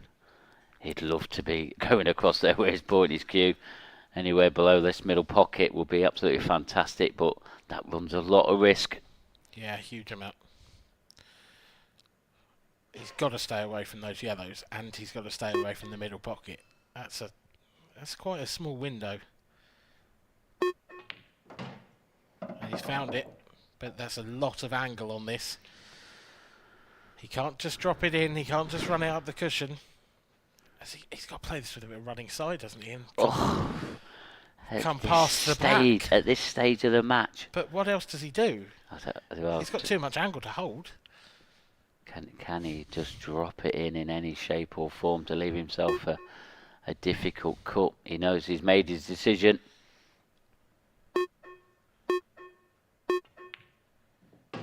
It's the running side. It's not got there. Is he coming off the cushion now? I don't think he's got any. And it is a double on. Does it top double right. up to the top right? It might do. I don't think it's too far in, I think. Oh, it might do. From that angle we're looking at there, I mean, Corey, he's coming off the cushion. This is the right shot. Yeah, this is definitely the right shot. He's got a chance of covering the pocket if he doesn't get it. And he hasn't got it. Up where the cue ball's gone, though. But can he get through to this yellow? I mean, that angle there that we're looking at. And what about, is that a plant, the yellow? I think that's a makeable plant. Whoa, but it's one mistake, and it's the end of the match. One mistake is curtains for Mark Boyle, yeah. But he can make a mistake whatever he plays. If he's not on that one near the black spot. I suppose the other thing is the yellow that he's closest to now. Does that go past the black? I think it does off the cushion. Yeah, that goes. I think that might go clean. So does he just take this yellow that's just below the black spot, if he can see it, into the right centre, trying to keep it simple? I mean, can he potentially play that plant as a shot to nothing, or at least leaving Corey having to get the up and down? He's taking this top right. Yeah, I think you've just got to make sure the pot. Oh, it goes in the middle. Yeah, just make sure that pot. Now, he's got an angle here on the one that he was closest to last shot. Does he feel that that's the right shot? But I think he goes upstairs now. I mean, them two yellows that are together there on that right-hand side. He's got to do something about them. Yeah, he has. They look horrible.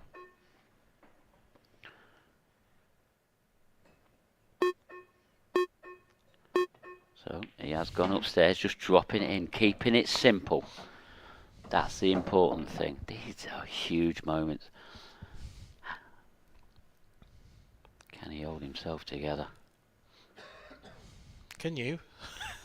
I tell you what, I've been nervous pretty much all day, to be honest. I mean, the matches that we've had to witness, and it's been a credit to be part of them, to be honest.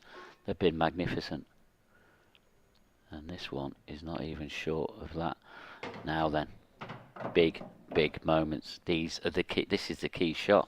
Does he drift behind it and play them both in the top left-hand corner? I mean, yeah, just roll them in as they're over the pocket. They're in the centre, so yeah. But this is one of them. These are the moments that you practice all them hours for. It's about getting this stun shot right. Got to miss the jaw. All right. Okay. Does he fancy the plant? I mean, well, I think he's just playing them either in the left centre or in the top left-hand corner. Possibly, I don't know. I mean, it might be just in the left centre. Perfect. Oh, is he? Is he okay? Does he take look? An inch further down table, or up table rather, and I think I'm chalking it up, but this isn't done just yet. Does he just cannon this up into the? He has cannoned it. He's got himself a shot. That's fine. This is decider.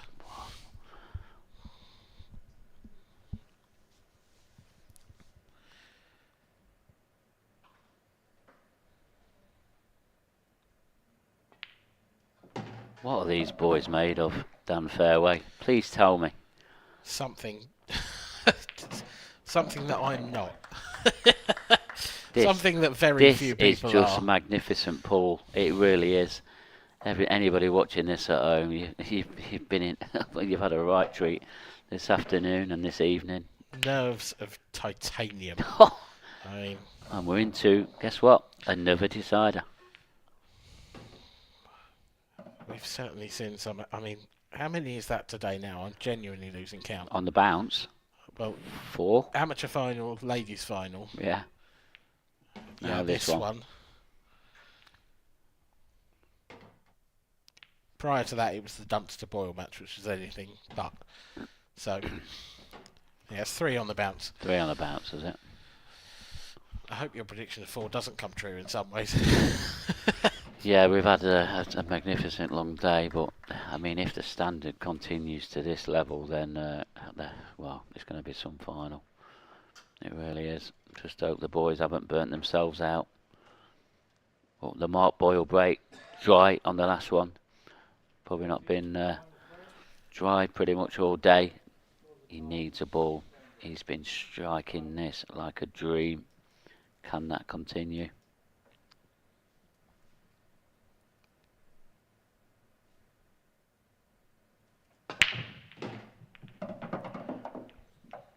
Thought that cue ball was tracking for a second. How well does he hit them though? Absolutely clobbers them. If he can put a yellow here, I mean even a red, anything. He's on a red to the right centre. He's on a yellow to the top left. With hampered cueing though, that yellow. I think it'll be yellow to the top left. But the cue ball's running close to those reds and he doesn't want to catch that. No, because it's possibility of then going close, dangerously close to that black. Yeah, or dangerously close to that, to going in behind one of those 2 reds. I fancy reds because he's got a clean cueing arm at it, but Mark will know. I mean, who's us to question the man at the table? He's been absolute mustard. It's reds. Just keep it simple. He's been keeping things very simple.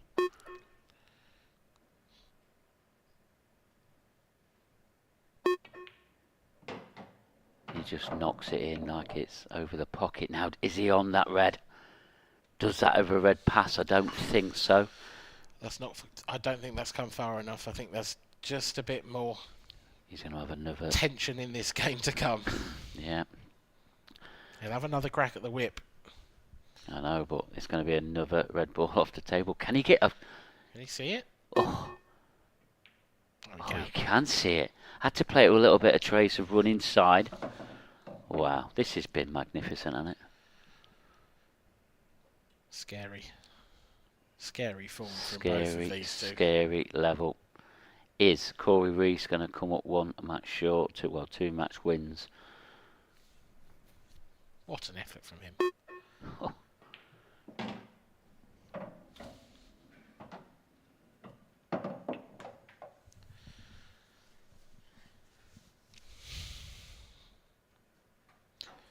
Hardly anything between these 2 players.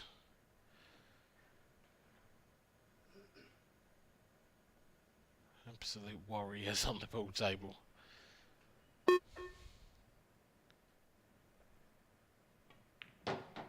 Mark Boyle and Corey Reese.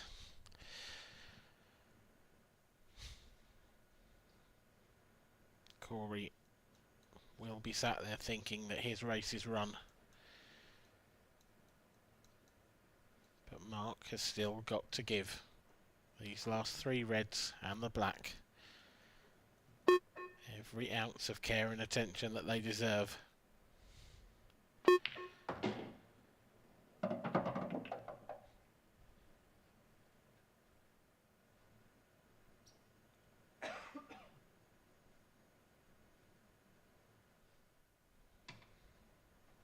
This surely the key shot. We've seen balls missed in this pocket. We've seen balls drop in this pocket. Only just. And that has just gone in. That was not perfect. Not perfect at all. It's gone off the far jaw. It was at the right pace. One more red for Mark. And in avoiding that yellow, the last thing that could have gone wrong hasn't gone wrong.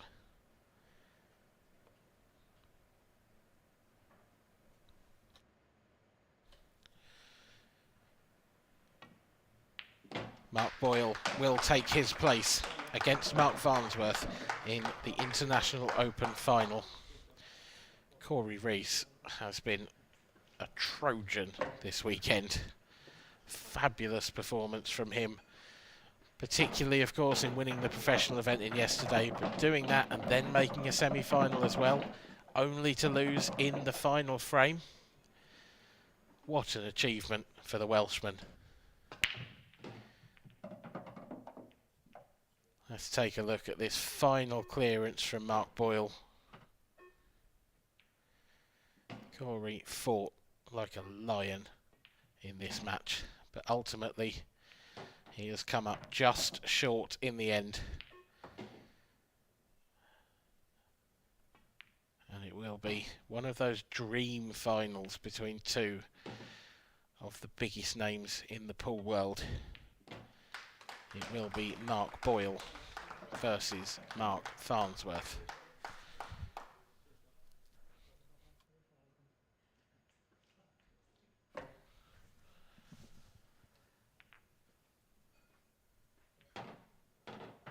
Just one more match remains of this weekend.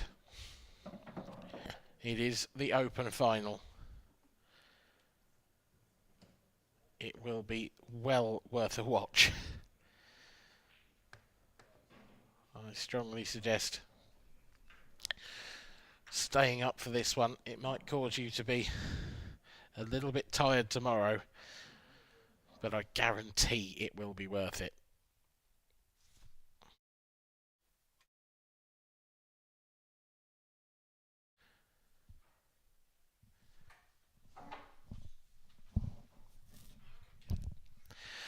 Right, so before we get the final underway, we'll let Mark Boyle have a 5-minute break, and we'll go over to the studio with Kev and Pickers. Thank you very much, Dan. Well, what have we just witnessed there, Mark Pickworth? Over the years, we have seen some incredible matches here at the IPA from these incredible players, but that match has got to be up there with the very best. Yeah, absolutely. That's in the IPA history books. It's been superb. I mean, it's mesmerising to watch. It really was. What are these players made of? I really don't know. That they've made of granite. I mean, what a credit to Corey Reese. The clearance he's pulled off to go 6-5 up and then really not to have a shot to the end there with them two magnificent clearances. But under supreme pressure, let me tell you, that is supreme pressure out there. And Mark Boyle, what a credit. What a bloke that boy is, honestly. Well, I mean, like you say, those last two clearances were absolutely off the charts. I mean, what kind of special player is Mark Boyle? Well, I don't think I even deserve to be talking about him, to be honest. I mean, I'm lucky to be in the same room as him, to be honest. And wow, it is just superb. And I'm still in shock, to be honest. And I mean, I'm not in shock with the way that he's played today because I know how good he really is.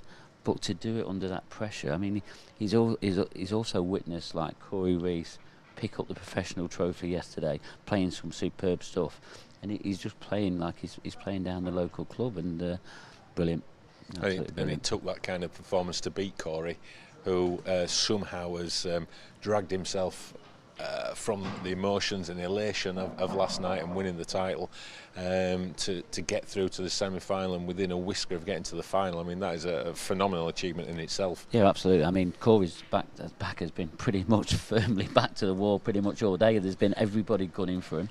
I think he's had wanted signs outside the building looking for him because he wants to be shot down, and every player's tried, and it's taken a magnificent performance from Mark Boyle to take Corey Reese down. He was battling away there to get the double. He really was. Yeah, phenomenal achievement. Well, the final is coming up in about 5 or 6 minutes' time. we're just going to talk about a couple of things before that final. And one of the things that we've been doing with the players, you may have seen some of our social media stuff on Facebook and Twitter around Meet the Pros. And we've had a bit of fun with the pros at some of the events, and we've been doing a bit of filming, and guy Chris, who's been working in the background on some of the videos. Yeah, it's not all serious, is it? No, we've got to have a little bit of fun. And here's one of the Meet the Pros videos that if you want to have a look on socials, you can watch again. Have a watch of this and enjoy. My 10 minutes of fame. You're not filming yet, are you? Oh yeah.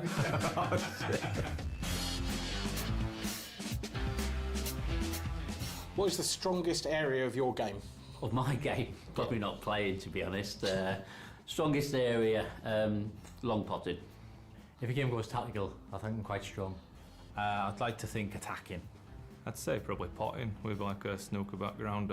White ball's not as good as most pool players, but potting's sort of my strong point. What is your pet hate? Pet hate? Safety. Slow players, I think. Eating a packet of crisps while you're playing, the opponent eating more. Who's the most creative player? John McAllister, I think. I'd like to think Drew Hughes. Andy Crosdale? Probably someone like Mark Boyle or Ross Fernie, probably. One of them two. I love these on-the-spot questions. They're tremendous, aren't they? Yeah. Nah, delete that. Delete that. Worst dressed professional. Wow. I was quite impressed with Ben George today, who I played where I lost 8-7 unfortunately, but I was quite impressed with the way that he was dressed. His trouser-wise, his top was awful. What's your party trick? I can drink a pint pretty quick. A party trick? Just drink as much as I can normally. Who would you least like to be locked in a room with for 24 hours? Miles Deleuze, the mad dog. Good friend of mine, but 24 hours, too much. Do you have a pre-game ritual? Yes. What is it? I'm very superstitious about which top I wear for which day. Just pretty much a routine, and I leave everything last minute. Who do you hate playing? Clint, because I always seem to get him in the drawers at the moment. What is an NFT? Eh? What's an NFT? I don't know, man. Is it a non-fundable token? Yeah, I think you're close. Is it Bitcoin type thing? I can't remember. Sporting hero growing up. So many. Paul Hunter. Okay, why? Passed away. He's just loved watching him play. He was a brilliant player watching. In the billiard world, obviously Jimmy White. Pete Sampras, Brian Robson, sort of people from that era. What was your worst ever game? I've just played a pretty bad one, so not one far off. Who's the biggest party animal? Apart from me. Probably me. Who's the luckiest player? Probably me.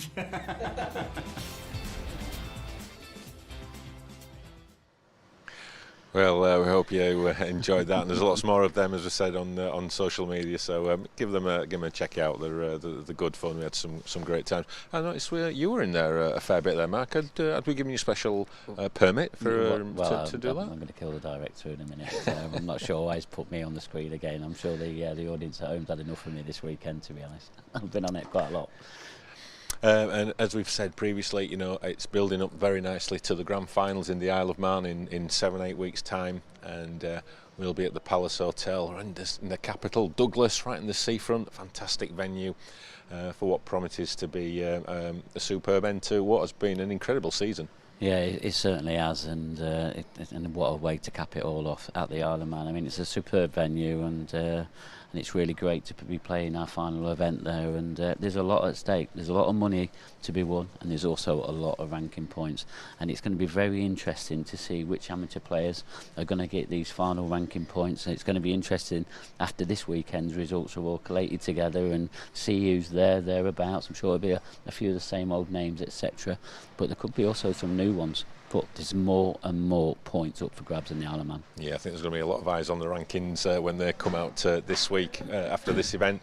And then before we get into next year, we've got the Masters, which we can't wait to go up to Glasgow, to McGoldrick's, one of the best clubs in the UK for the 2022 edition of the Masters, and we're all looking forward to that trip. Yeah, absolutely. I mean, when I've been talking to the professionals, when I've been out and about, when I've not been too busy doing a little bit of studio work, etc., everybody's looking forward to this. The more looking forward to going to McGoldrick's, because he puts on a really great show up there, and I'm sure he's going to be doing as proud again as the IPA, and that's going to be a really great event. It's going to be well supported. I've seen loads of entries already through the shop, and we haven't closed entries quite yet, but I think we need to start tallying up a little bit, because some of the entries I've seen come in, it's all been for that event. I think it's going to be well supported by the Scottish contingent, and there's no surprise there. They love their pool, no doubt they've been watching all weekend, and they can't go to bed just yet because they've got one of their very own in the final, and that is going to be some event up there, and it's good to see the Masters is back. Not played it since I think it was 2019, am I right? I think so, and it needs to come back, and no better place to do it than at McGoldrick's. Yeah, absolutely. And if you're watching at home and you think you fancy a little bit of Masters action, as Mark has said, the event is open to anyone, although it will be capped. But if you fancy testing yourselves against the very best, then get yourself up to McGoldrick's, and we'll see you there. And then obviously the World Championships will be at the end of January, so watch out for details of that on the usual social media and the website ipapool.com. And then we do it all again. 2023, it'll soon be here, won't it? And we start off again here back in Gosforth in March for the 2023 edition of the tour. Yeah, absolutely, and already, Kev, I've seen a lot of stuff come in my inbox already about how did they join, and I'm new to the tour. Can you give me some advice, etc., etc., etc. So I know we had quite, probably record a number of new entries last year, and I think that's going to happen again this coming season that's coming up next, and that's going to be a very exciting season for us as well. Yeah, absolutely. So twice at Gosforth, twice at Coventry. Two of the best venues in the UK, and then we finish all off again with the Isle of Man Festival. So we've extended it a couple of days because we like going there that much. Yeah, and some of the ideas and some of the things that you've got planned for that festival weekend, that is definitely not one to miss out on, and it's going to be open to anybody. It's going to be a tremendous one, definitely not one to miss out. Absolutely. Okay, it's final time. It's the big one. There's not many bigger matches in the sport than what is coming up now. Scotland v England, Mark Boyle against Mark Farnsworth. Battle of the Marks, slightly different spelling, but Battle of the Marks nonetheless. What a treat we are in for to conclude what has been a superb 3 days here in Gosforth. Yeah, it really has, and there's no two better players. No offence to any of the other players that have played this weekend. These two have been playing superb throughout of all of today, and this is going to be one absolute titanic battle. And it's one I really cannot wait for. So Mark's had a bit of a gap, Mark Farnsworth that is, he's had a bit of a gap, and he's been practicing on one of the outside tables. And Mark Boyle's just come off that mammoth, momentous victory against Corey Reese. Is that going to have an impact on this match, do you think? Will Mark Boyle be a bit sharper?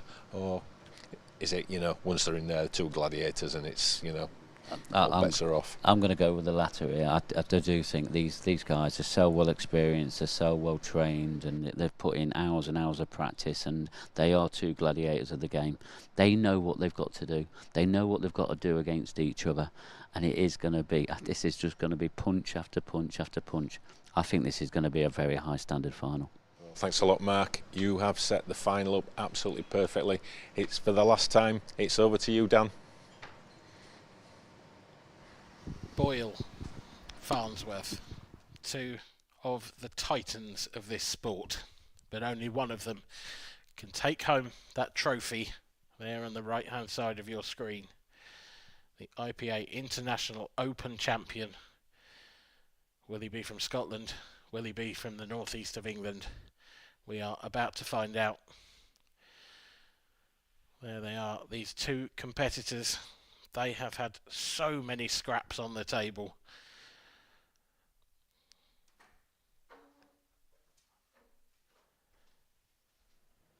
And they are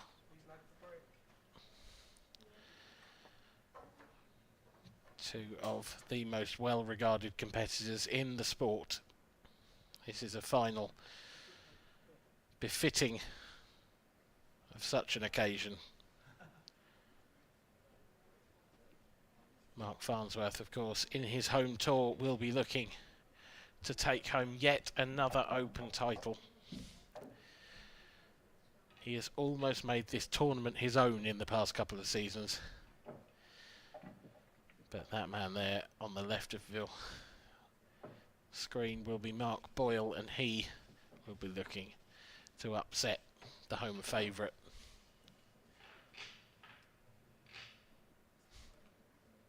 There are not many bigger occasions in pool than an IPA Open final. Our referee for this one will be Brian Moss. It will be Mark Boyle to break first. And we all know what that means. Don't we, Mark Pickworth?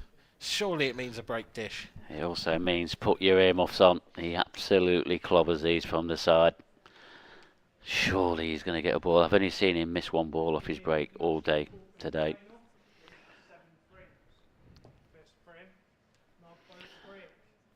How does Mark, though, continue that absolutely blistering bit of form that he showed in the semi-final there about Corey Reese? He's up for this. We've built it up. I hope it lives up to its expectations. Well, we've had 3 last frame deciders in a row, and it's been a long day for us here at the IPA, but it's kept us so thoroughly entertained that I can't even think about sleep just yet, because this match is at the forefront of my mind, and I'm sure plenty of our viewers as well. And just check that out for an opening split for Mark Boyle. The pattern is surely set in his mind already. An argument could be made for both colour sets, but in my opinion, this is yellows all the way. Starting with this yellow to the left centre. He will work his way up the table.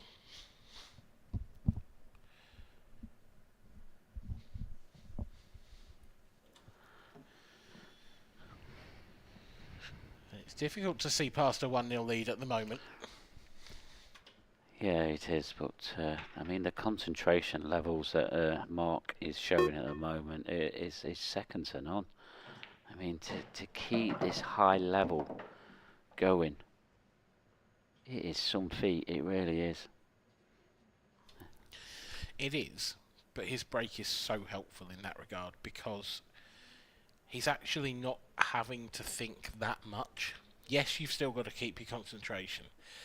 Yes, you've still got to keep your focus, but it's easier to keep your focus when there aren't any problems in front of you. And right now, the way Mark's playing, he hasn't been finding that many problems in front of him. No, he hasn't. I mean, I think he's just finished a little bit off straight on this yellow. He's not particularly perfect on it. He's going to draw it back on and off the cushion. He really needs to miss this red on the way back. How's this going to come out? I don't think it's going to come out too nicely. Well, you just said about focus. Was that previous positional shot? I think it's a fraction of a drop in focus. Yeah, well, I think it came the ball he took down into the top left-hand corner down the cushion. He didn't strike it as cleanly as he has been doing, and he just hit it a little bit thick, and that's where he lost a bit of the position. Still a chance here off the cushion. Oh, it would have been nice if it had caught the red. But it has caused Mark Farnsworth a problem, and it hasn't left him anything easy to start with. He does have a long-range red. He may also have a red into the left centre, which would make life a little easier. He's actually playing safe. Yeah, and There's no harm in doing a little bit of safety shots now and again. There's not. I think he's just about covered the yellow in the centre of baulk, which is good news, because if he'd left an edge of that, there would have been a sort of cannon/plant shot available. I mean, you know, he could play the gentle swerve to try and play that similar kind of shot.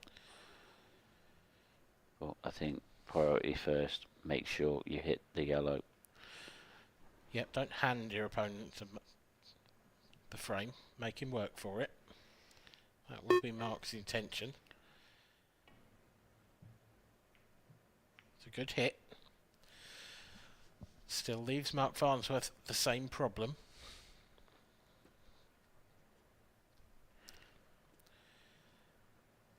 Yeah, I mean, Mark Boyle, he has got like control of that top right hand pocket, but any other one of these reds in this black ball, you know, where the black spot is, that can go up there and clear the top of the pocket. Oh, he's missed.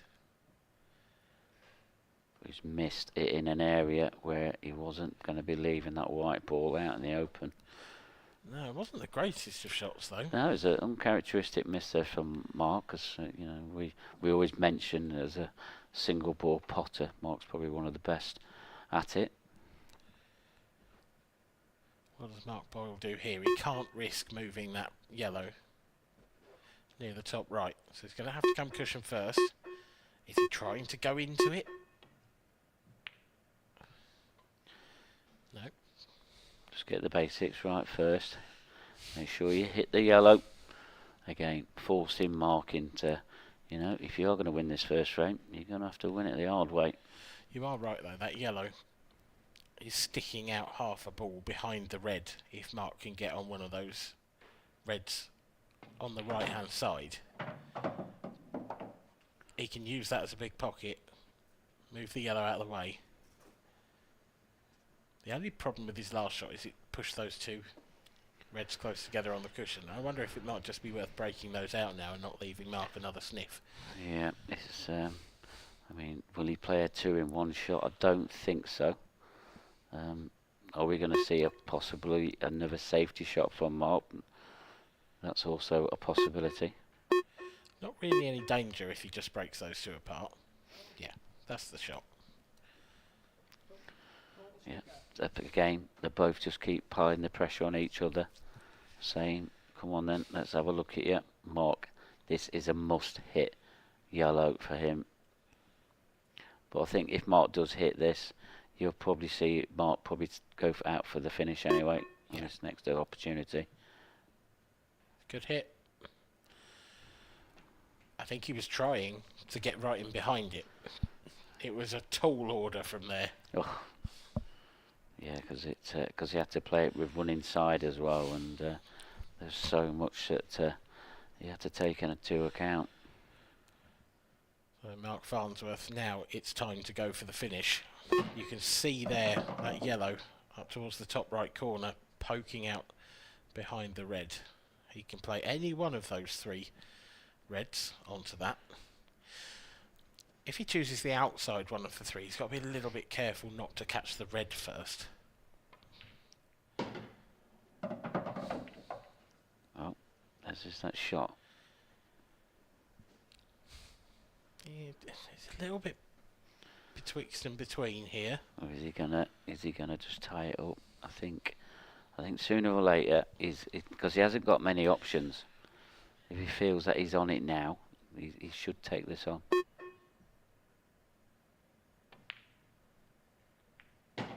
That's the one. That is the one. And he's played it in such a way he's left himself nicely on a choice. He's certainly taking on the more comfortable pot here of red to top left.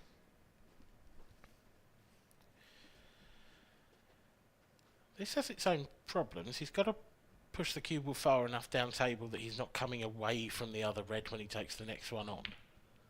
Yeah, and he didn't have the correct angle on that red that he just took it into the top left-hand corner, so he's gone away from his work a bit. This is a little bit more of a tricky finish now for Mark. I think he needs quite a lot of check side on this shot Is he going to try and swing it round? I know what these new cushions do. You normally get... It just normally stuns off the cushion and spins a little bit. He's going to have a little bit of awkward cueing. A tester in frame 1 for Mark Farnsworth. Bridging right over that yellow. Punched home.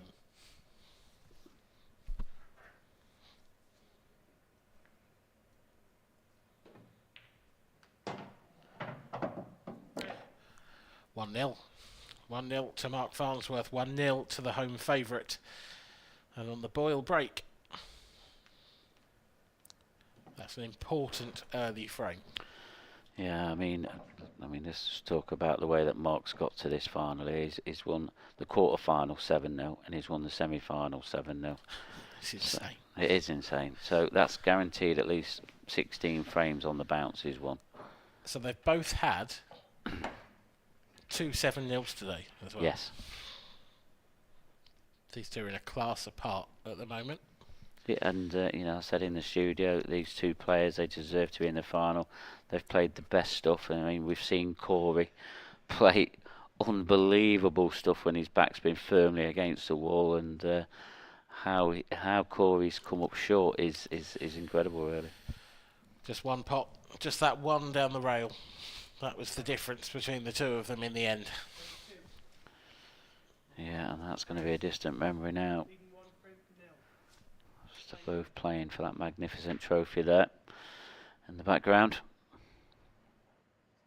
First look at Mark Farnsworth break.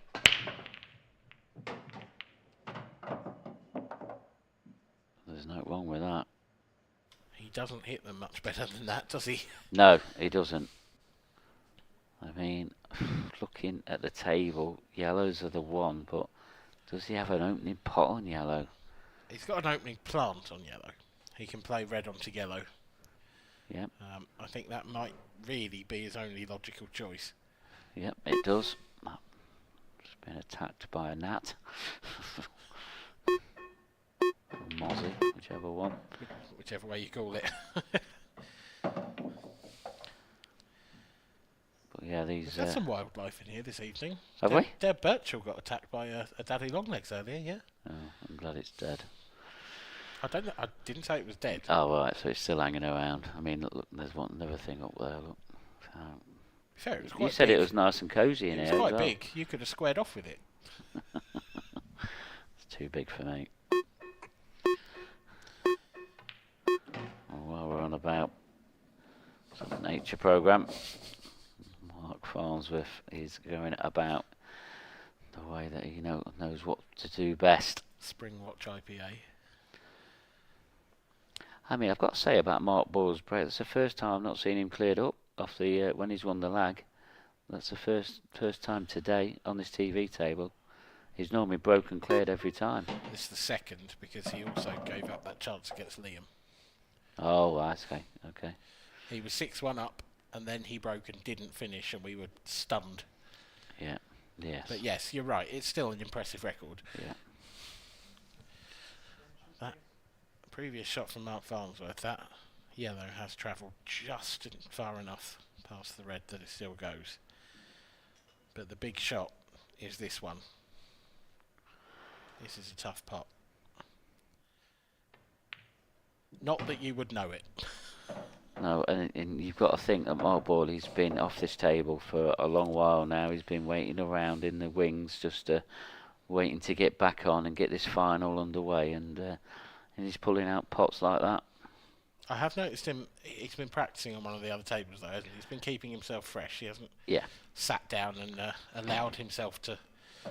I mean, it's not the same as being under the TV lights as well and keeping the match practice keep going and etc. No, but he hasn't allowed the muscles to seize up and that sort of... Yeah, he's been trying to keep. Yeah, he's been trying to keep loosened up. Seems like it's worked. This looks a bit straight. Oh, I think he can draw it back for the black into the left centre. I think there's enough room for him to do that.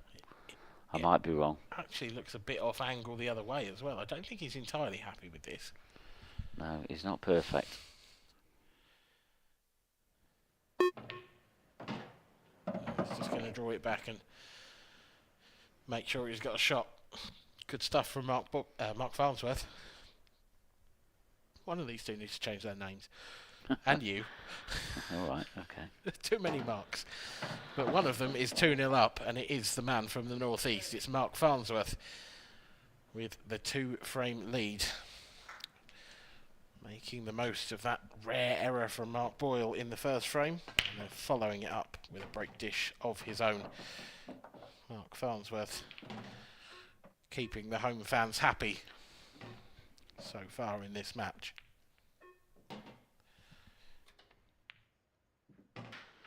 That was a key pot there, that one down the cushion. And then even though he did finish not in prime position on his last yellow, he still made it look very, very easy indeed. We're going to be having another look now at the Mark Boyle break. Did put off his break last time, but didn't clear up. Yeah, a rarity indeed. There is that trophy. IPA International Open winner.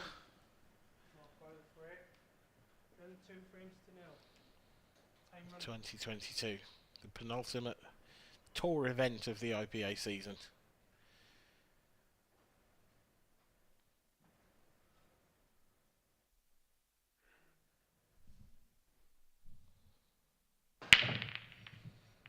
Crunch.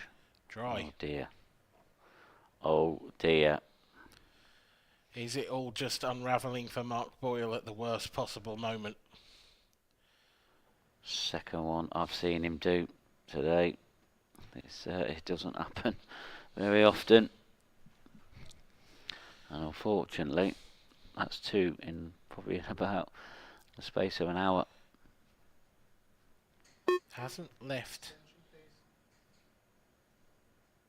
a finish without danger for Mark Farnsworth though. Can't really take on reds. He's got one red he could go at, but mighty tough.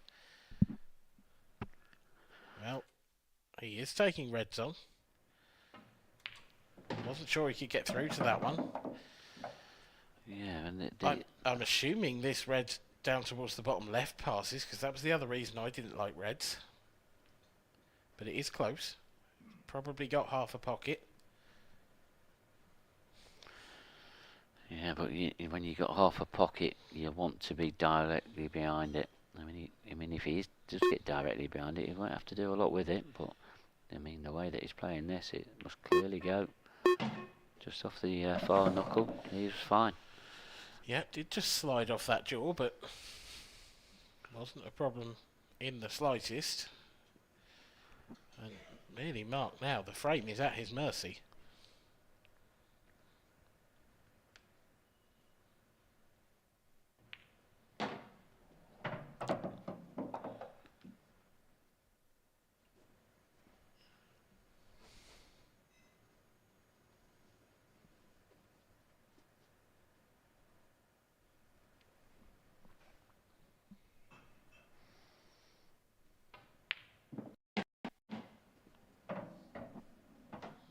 That was a slightly tentative one. I'd have thought he wanted to draw the cue ball back a little bit further there. He can still come back for that red on the left hand side with the next shot, but it's not the order I'd have expected, Mark. No, he's not. He's not quite over the line yet. This one is missable. Can he hold, or does he have to come across table? He's going to have to play a gap somewhere. It's just which gap can he play? I imagine a touch of running side in between the red and the yellow. Either way, he needs to not touch a yellow. Oh, he's held for it. What a shot that is. Terrific. Didn't think that was possible. This is what these boys do when you don't think it is possible. They pull out the impossible. Slowed up just in time that he can hold for the black as well. He's just, he just drops it in.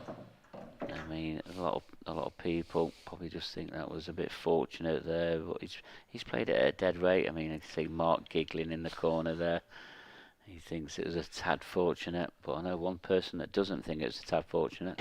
That's the man at the table, Mark Farnsworth. He leads by 3 frames to 0. What a great start for Mark Farnsworth. He could not have asked for more. And it's his break next as well. A slump of the shoulders for the Scotsman there.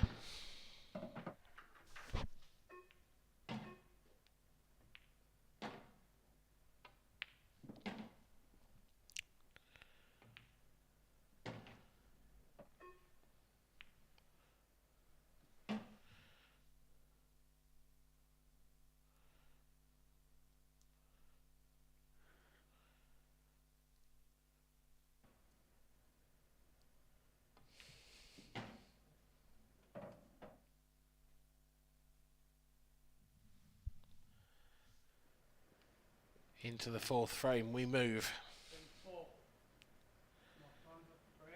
Mark Farnsworth looking to cement his already sizable advantage. Another look at the Farnsworth break. We know it's not his strongest skill. He's catching them well tonight though, Mark. He is, and it's working. Oh, look at them. Absolutely look at them. Take your pick. The black's on the side rail, but that's about the only problem I see. Yeah, it is.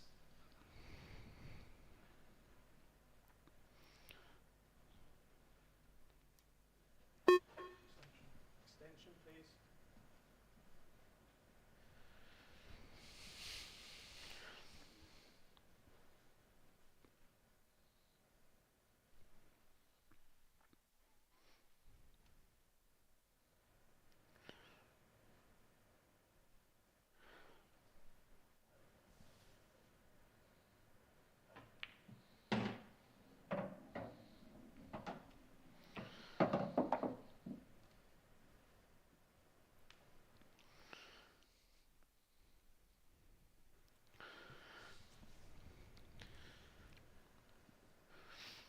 I'm just looking at the consecutive frames that Mark Farnsworth's won, because I remember him being 3-1 down to Joe Prince. Okay, yep. So that's 6. I'm down for a bit of statistical analysis. Let's do it. So we're at 23 frames on the bounce now, without reply. What? What? That's not possible. It is. 6 on the bounce against Joe Prince. 3-1 down, took the next 6. Then he's won 7-0 against Craig Marsh. Then he's won 7-0 against Liam Roberts. And now he's taken 3 on the bounce here against Mark. 23 frames. That's got to be a record. Well, I mean, we don't keep stats like that, but perhaps we should, because this is the start of a record, I'm sure of it. And now he's continuing here with another possible clearance on the cards here. Because he's not looking at anything else here, but apart from clearing these up. That is utterly outrageous against that standard of player. Players, yeah. Precisely. I mean, Marsh, Boyle, Roberts, Prince.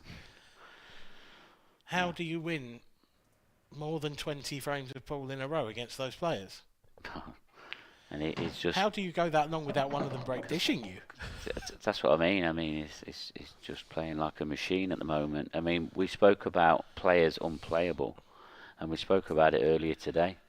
And maybe, we thought that Mark Boyle was unplayable, and he was unplayable. But with that sort of statistic that we've just come up with there, we haven't just come up with it. It's in black and white.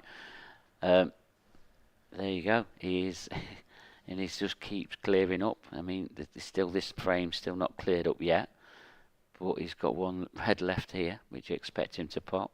And it's all about the positional shot, which is spot on. Perfect. Absolutely spot on. Great weight of shot there.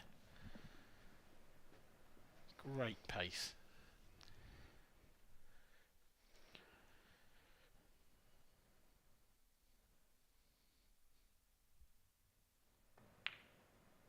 another break dish for Mark Farnsworth. That is 2 in a row. And how many frames is that in a row now, Mark? That is 24. Stat of the day, that one. I thought I'd come up with a good one with the only double champions being in Scotland, but you've just blown me out of the water there with that. Well, it's just ridiculous standard. It's a standard, but well, you don't expect to happen, to be honest. But it has. I remember talking about it to you about his 3-1 down against Joe Prince. So, there you see it.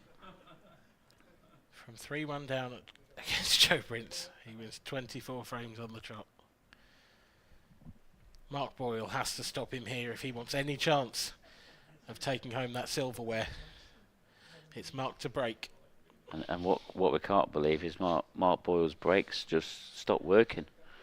You know, he's normally dishing up off his brake. Yes and no. It wasn't his brake that stopped working in the first frame, in fairness. No. But he's normally clearing, the percentage he's been clearing up off it.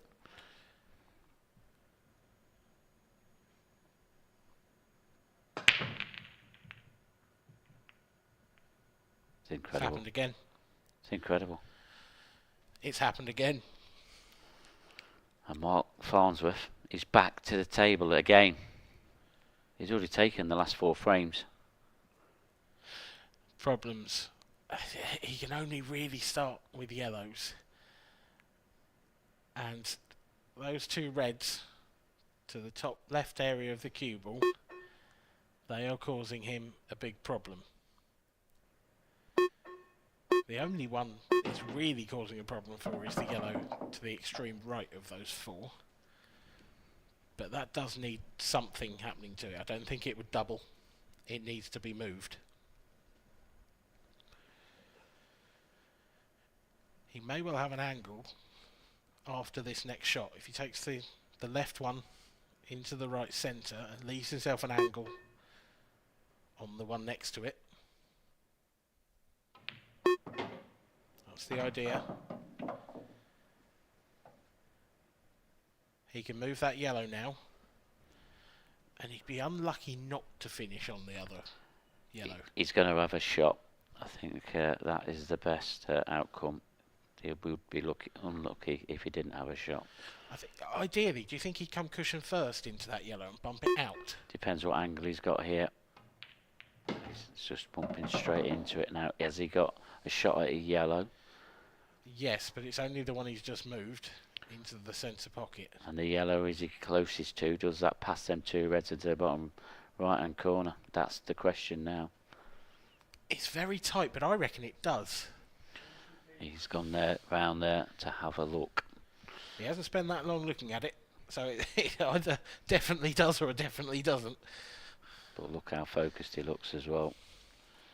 He's got one thing on his mind here, and that's to clear these up. This shot is key. Cue ball's running into the red and the black. Yeah, it's key. He needs it to come out as well. I think he's happy with that. The way that he's played that, I think, has he played to hold on this one that's in the bottom half of the table, or has he played to hold it on that one that's on the balk line on the left-hand side? Well, the one that you were talking about earlier, going between those 2 reds, it must do. He's got down at it, he's looked in it. That's a brilliant shot. That's so good. But he's maybe 2 or 3 inches short of perfect. Because if he was dead straight on that or the other side, he could draw back for that last yellow. I don't think he can do that now. I think he's got too much angle. Well, I'm going to find out. Oh, he can. This is extraordinary. These were even on from the very start. But this is just showing how focused Mark Farnsworth is currently at. And when he's in this sort of mood, he is unplayable. This is This is another level. This is off the Mark Boyle break. Do you remember the last final we commentated on with when he played Phil Parkin? Yep, and he played him off the. I was going to say played him off the park, but he played him off the table. Phil was nowhere near him. Yeah, I mean, this is somehow. Phil's had one. What has he had? Like, is he missed one pot and he's 6-0 down? That was the stat, weren't it? Yeah, but this is somehow a more complete performance than that, and I don't know how that's possible. Mark raises his game, he really can, and he raised it to a different level. But I mean, we've seen Mark Boyle's level as well, and they're class acts.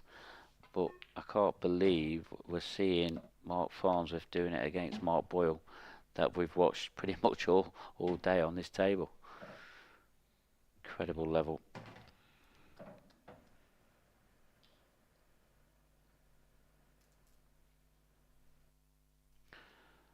Well, Mark Boyle, he's nipped out for a comfort break.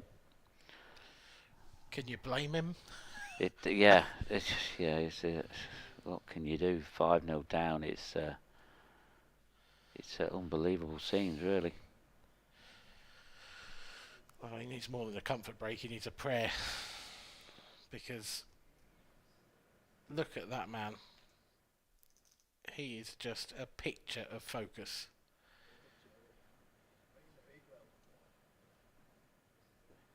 He had one blemish in that final against Phil Parkin, and it's almost like he's come here tonight and said, I'm going to make up for that blemish.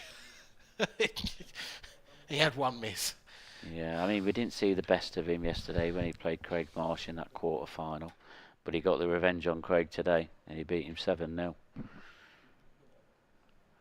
Which is extraordinary in itself, because Craig's made the final, and it's an unbelievable standard.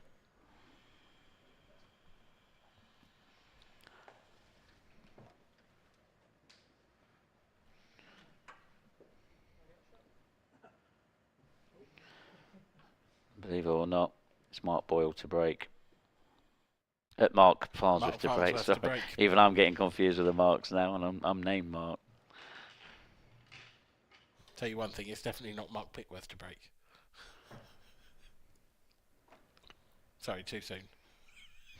No, yeah, you don't want me on the breaking queue.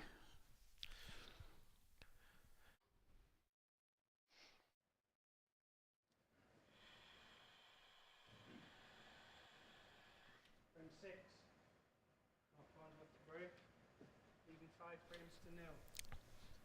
Time running. Mark Farnsworth breaking off 5-0 up, frame number 6. He's hit them really well again, and a red's found the corner pocket again. And it's another one of those finishes that's a little bit tricky, but actually the reds are all there. And in the form he's in at the moment, you cannot bet against this man. Wow.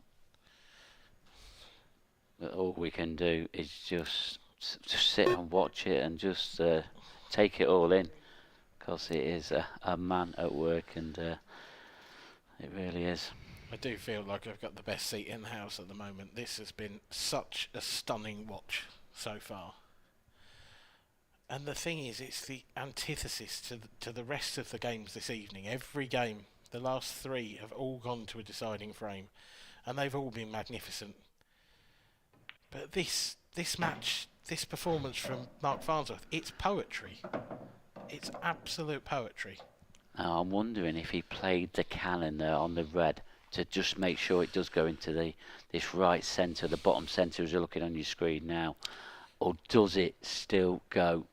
If it does, you can't see any other outcome here than a clearance, but I'm not sure if it goes, Dan. If it doesn't, it's not game over just yet, because it does go to the top left. Yeah, it does. He's pushing his luck out a little bit here. He is. I mean, if he's on this one in this bottom right-hand corner, he's in perfect position, because he can just drop it to the bottom cushion. I'm not sure if he is, though. It looks mighty tight from that angle there. It's really tight, and the thing is, he can't really throw it in with side because he can't get to the bottom of that side of the cue ball. Well, he can just. He's perfect. He's always perfect. Well, one good positional shot here. I mean, he's not out of the woods yet because there is some big yellows in the way there. Yeah, that yellow, the yellow closest to the left centre is a big blocker at the moment. He's got to get in the line of that quite close, but obviously not close enough to cover. He needs to be quite straight on this next red. Is that straight enough? I think it is, but I think he's got to drop this in dead weight. Yeah, like off the far jaw. Yeah. Either way, Mark will just be making sure he leaves himself a shot, leaves himself a chance.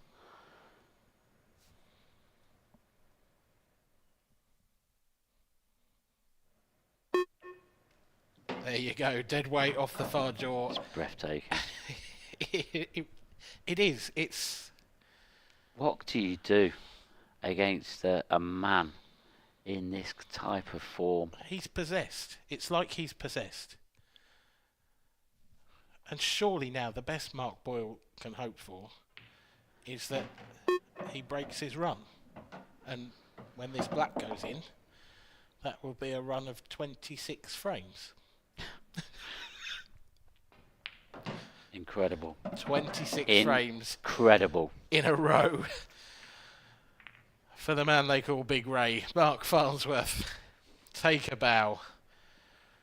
It's not over yet, but I think the fat lady's finished her warm-up exercises. She is standing on stage, ready to start bellowing. Yeah, he read his look there. That one came out pretty nice. But the positional play after that is spot on. The way that he's just rolling the ball in, and he's perfect every time. He's got it on a sixpence, this cue ball. That is 5 frames in a row now for Mark Farnsworth from the break. Mark Boyle has missed 1 ball and is 6-0 down.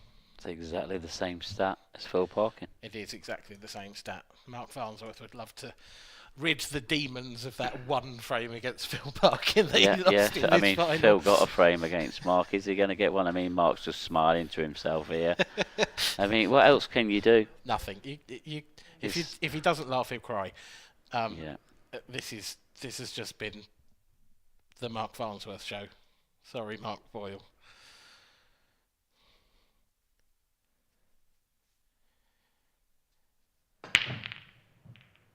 Surely something's going to drop this time. Oh my God, what am I seeing? It's dry again. That is incredible. Where the pool gods gone? They have disappeared from Mark Boyle's corner, and I mean, yeah, it's not an easy clearance. But how many times have we said it? Yeah, how many times are we going to say it?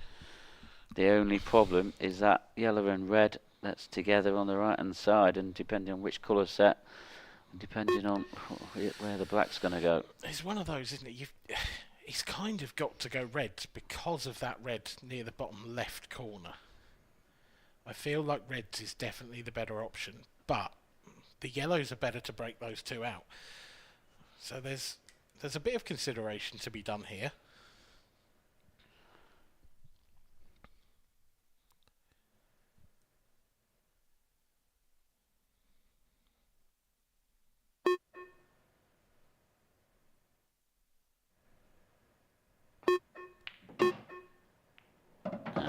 First mistake for Mark Farnsworth, and it's quite a big one. But look at the way that them 2 reds have gone. There's a possibility of a plant. But there is, you know. Is he on the one to the left centre, though? Because if not, he's going to have a difficult pot. Yeah. But if he pulls that off, he's going to have every chance. This is a huge shot. Difficult pot it is. Difficult pot. Did you say that? I just don't have the words anymore. It's been a very long weekend, but I just don't have any words left for this performance. I've run out of superlatives. I mean, if he takes his finish out, then, well... Has he got an angle now to screw into the red and yellow as well? I think he might have. Well, if he has, he's absolutely perfect on it. He has tried that, Dan. He has got the red out a little bit. Not enough. Yeah, he's not got into that a little bit. Probably tightened up a little bit in his arm, if that's possible, the way that he's been playing. Well, he's got to take the plant on now, and he's bridging over the yellow. And this, if this goes in, I don't know what I'm going to do. Well, he's not taking it on yet. He's taking on a double. But what's he going to do about that red? I want him to get down to it because I'm genuinely excited to find out. Well, I'm sure, just like us, everybody at home is just mesmerised what's going off here. And they're just in awe of Mark Farnsworth. He doesn't look like he's ever going to miss a ball. The double's there. He's even got the angle to cut this and miss the yellow and go around the angles here. He has. I think he has. I think he has. It's just whether he'll hit that far jaw, you know, on the corner pocket. He's got to be a bit closer to the yellow, surely, to get round. That clock, though, keeps ticking down. He's got the angle. How's this going to come out? Oh, wow. Any contact there on the red, and he's going to have a shot at it. What's he got on now? Is he playing the double off the yellow on the cushion to the left middle? Is that possible? Is he trying to force the red through the yellow almost and into the right centre? Oh, he's coming off the cushion. Is he? What's he doing? He's trying something here. Outrageous. Oh, it's so close. He was trying the double. It hasn't worked. There is a blemish on his record. I think Mark's said something in his ear there, and it just made Mark Farnsworth chuckle a little bit. I mean, wow. He is human, but only just. I mean, he's missed that cannon by a whisker. What a great effort. Mark Boyle, you can stop the rot here. Mark Farnsworth, though, he has made it tricky by pushing that black into an area just to block one yellow. So he's asking the question now of Mark, but maybe we're going to see a safety shot here. Just a developing shot, maybe. I don't know. Or are we going to see him go for it? I mean, Mark's one of them players. He likes to take it on his shots. The thing, he's 6-0 down. You can say all you like about, you know, someone's professionalism, and Mark is a model professional. But I think he's going to have a go at these just because, well, why not, really? Oh, no, he's not. He is gonna force Mark Farnsworth. Yeah, he's showing Mark with the utmost respect there, and I'm glad. There's I'm nothing glad wrong he's done with that. And Mark just wants to really try and make a match up with that. He wants to try and get a frame, but anything can happen now. Oh, oh, he's fluked it! He has fluked it. Oh, wow! But he's gonna need another fluke. When I say fluke, he'll be working something out here. I thought it had gone in initially, and then at the second time of asking, no one can quite believe what's happening. No, they can't. But I can't. That Surely. clock, though, ticking down. Can he come off this one cushion? This black's going mighty close to somewhere, is it? No, it's not. Look where that black's finished again. It's not giving Mark Ball any easy chances either. But what it is doing is, well, we're probably going to see Mark Farnsworth come back to the table here, possibly, unless I mean. Oh, we're bound to. No, Mark's not going to. He's not going to let him off the hook that easy. He's going to force him to fluke another one. Needs to be careful. This cue ball, good cue ball, but it's a one cushion escape, maybe two. I mean, he could swerve it on and off the top cushion, but it's getting remarkably close to the jaw. But I do wonder if Mark can get a snooker back here. by coming off the side cushion. Yeah, just that side of the middle pocket. He's hitting this with pace. He's hitting it. Oh, cue ball's in. Yeah, and I don't blame him. You know, he's come that far. I mean, if he'd have rested up on the black, it was only going to be a one cushion escape possibly for Mark. So yeah, but it would have forced him. You know, it would have forced Mark into an escape at least. The problem is the way that black welded on that yellow. I don't think, however hard Mark Farnsworth hit that the black was going anywhere. No, not at all. Not that I'm criticising Mark Farnsworth after this performance, of course. No, absolutely not. Well, now Mark Boyle, great chance now to get a frame on the board and to stop this onslaught that Mark Farnsworth has produced.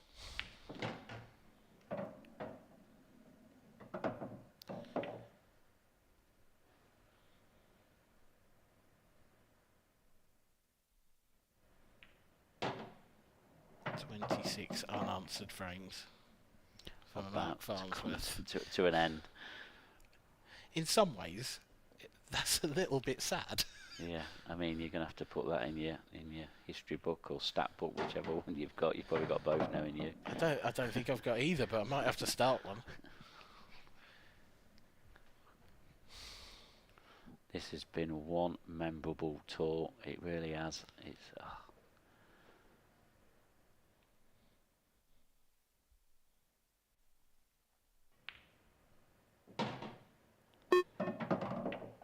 Oh, we're going to see a bit of emotion here from Mark.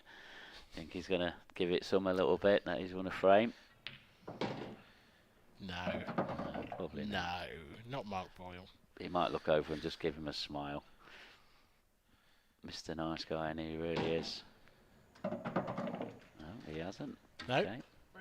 Mark's still in a game in his head. Is. He still thinks he's in it as well. He really does. It's a little too early to be talking about turning points, especially when it's Mark Farnsworth to break next. And he's hitting his break as well as I've seen. That shot there was probably... That was the killer. That was the one. Just where he put them two balls on the side cushion. It was... Look at this for a fluke, though. Just flicked off that yellow. Brilliant. Absolutely brilliant. Oh... A little stare there from both players. It's nice that Mark Boyle can smile at this moment, because honestly, I don't know if I've got that sort of temperament in my locker. I think I'd be sat there and my blood would be boiling. And you can't be like that, of course you can't, and that's why Mark is such a fantastic professional, but it must be gutting to go this far and then just not get a chance. Run into a machine, yeah. Good break again. Cue ball has stayed out and the chance is set. Is this where he's going to see this match out? He'll want to see it out as quickly as possible. It's a decent chance on reds. The red over towards the right hand side, he could use the yellow as a big pocket there, which would also clear the pocket for the red in the middle of the table, because that definitely needs some kind of developing. At the moment, it only goes in the middles. He might go into it straight away. He's played that cannon to perfection. I mean, that red goes in, like you say, the opposite middle as well. And can you see a problem here? No, I can't really. No, I can see the pattern. The one in the middle of the tables probably could be his last ball. I think so, yeah. And I think the only slight potential He's a little bit short there. He is a bit. That's a little bit careless. We're starting to see him to be chucking the odd one in here, so I think he's possibly, maybe, having to reroute now. I don't think he's he's great on this shot, or is I he? think he can play this with a load of right hand side. And, I didn't know if he had too much angle. Yeah, there you go. So he's got to be careful if he plays that big pocket, which I think is his plan, not to move the yellow in front of the black. It's the only thing that could go wrong. Well, unless he's got a different plan. I think you're clutching at straws, personally. I can't see it now. I mean, that yellow's just going to head up towards the other yellow. Yeah, you're right. But I am clutching at straws, but straws needs to be clutched at. But what a performance this has been. It really has. I mean, I'm expecting him to take these out now. There's no problem here. No. This is game over, final over. An absolutely astonishing performance from a man at the top of his game. Mark Farnsworth, take a bow, take your victory lap, take anything you want because you're taking that trophy home. Mark Farnsworth is the IPA International Open Champion of 2022. The home favourite romps home by a margin of 7 frames to 1. An absolutely stunning performance from the man breaking off on your screen there in the replay. And how did he do it? He did it with another break dish. An utterly brilliant end to this weekend. Very similar to the end of the weekend in Coventry as well, with Mark Farnsworth picking up yet another Open title. And he will be able to pick up that trophy now because Kev Barton is in the arena with the trophy presentation. Thanks a lot, Dan, and welcome down to the arena for the final time for the presentation of the trophies. But what a fantastic exhibition we have seen from both these players. But first of all, let's introduce our runner-up, Mark Boyle. Did you just say an exhibition for both? Come on. Did you watch it? It always takes two to make a great final. I mean, you didn't really do anything wrong. The break wasn't your friend, and you just had to sit and tip your hat, I guess. Basically one word, pumped. Absolutely destroyed on the table. Had a chance in the first frame. Then after that, basically never got a look in till I was 6-0 down. And then even then, I thought, even when I was snookering Mark, I fancied him to pour it out the snooker. But no complaints. Just to be honest, just the way pool goes. If we could play another match there, and it would still be 7-1 to Mark. But no complaints at all. It was different class.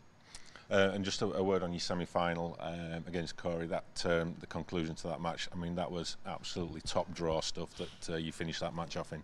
Look, I don't know where that came from because I was saying to Corey after it, when I was 2-0 up, I just hit a brick wall. I just felt absolutely done in. So I just kind of had to scrape me off the table, and luckily I got my wee chance at the end and I managed to take it. So I was over the moon with that, but I think it took a lot out of me playing like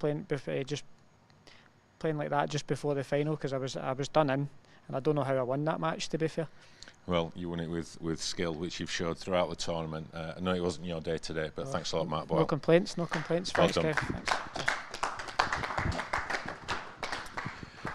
And our winner, the 2022 International Open Champion, after an incredible performance, it's Mark Farnsworth. Mark, I think I worked out you've won 26 frames on the trot before you allowed Mark a frame. That is incredible form. Where's that come from? I'm a bit disappointed dropping the frame there. No, like Mark said there, another time he's more than capable of doing that than himself or anybody else. He was just a bit unlucky with the brace. He wasn't hitting them badly, just wasn't getting the ball, and obviously mine were coming out really good. So you've got to get the chances, and if you're against somebody of Mark's ability, if you get the chance, you've got to take them, otherwise you get punished. Fortunately today, I took them. Well, you took 26 on the trot, which I know we're going to have to check the record books, but I'm pretty certain that is a record. I mean, from the last 16, You've won 6 on the trot against Joe Prince, and then 2 7-0s and a 7-1. I mean, that is, you must be so proud of that performance. I've been playing pretty well the last couple of weeks. My break's been let us down, but then tonight, pretty much all day, I've been breaking a lot better. Put a little bit of time into it, but like queuing wise, I felt as if I'm not really going to miss when I'm in amongst the balls. My positional players being pretty solid, and then it's just nice when they come out like that. I've had a little bit of work to do, but I felt really confident. And obviously Mark was just unlucky; he couldn't really get to the table. So I'm just delighted to get the win. I know it was a great moment to win, almost in your home territory. Nearly. Yeah, I was disappointed because Craig played really well in the quarters of the Pro last night, because there were quite a few of the locals came over, and it's been a great event all weekend. It's just a shame that most players had to go home, but I'm sure there's a few watching, but it's been a cracking good weekend. Well, Mark, I think you're going to need an extension on your trophy cupboard, because here's another piece of silverware for you, and delighted to announce you as the 2022 International Open Champion. Congratulations. Well done. Well done. Well done.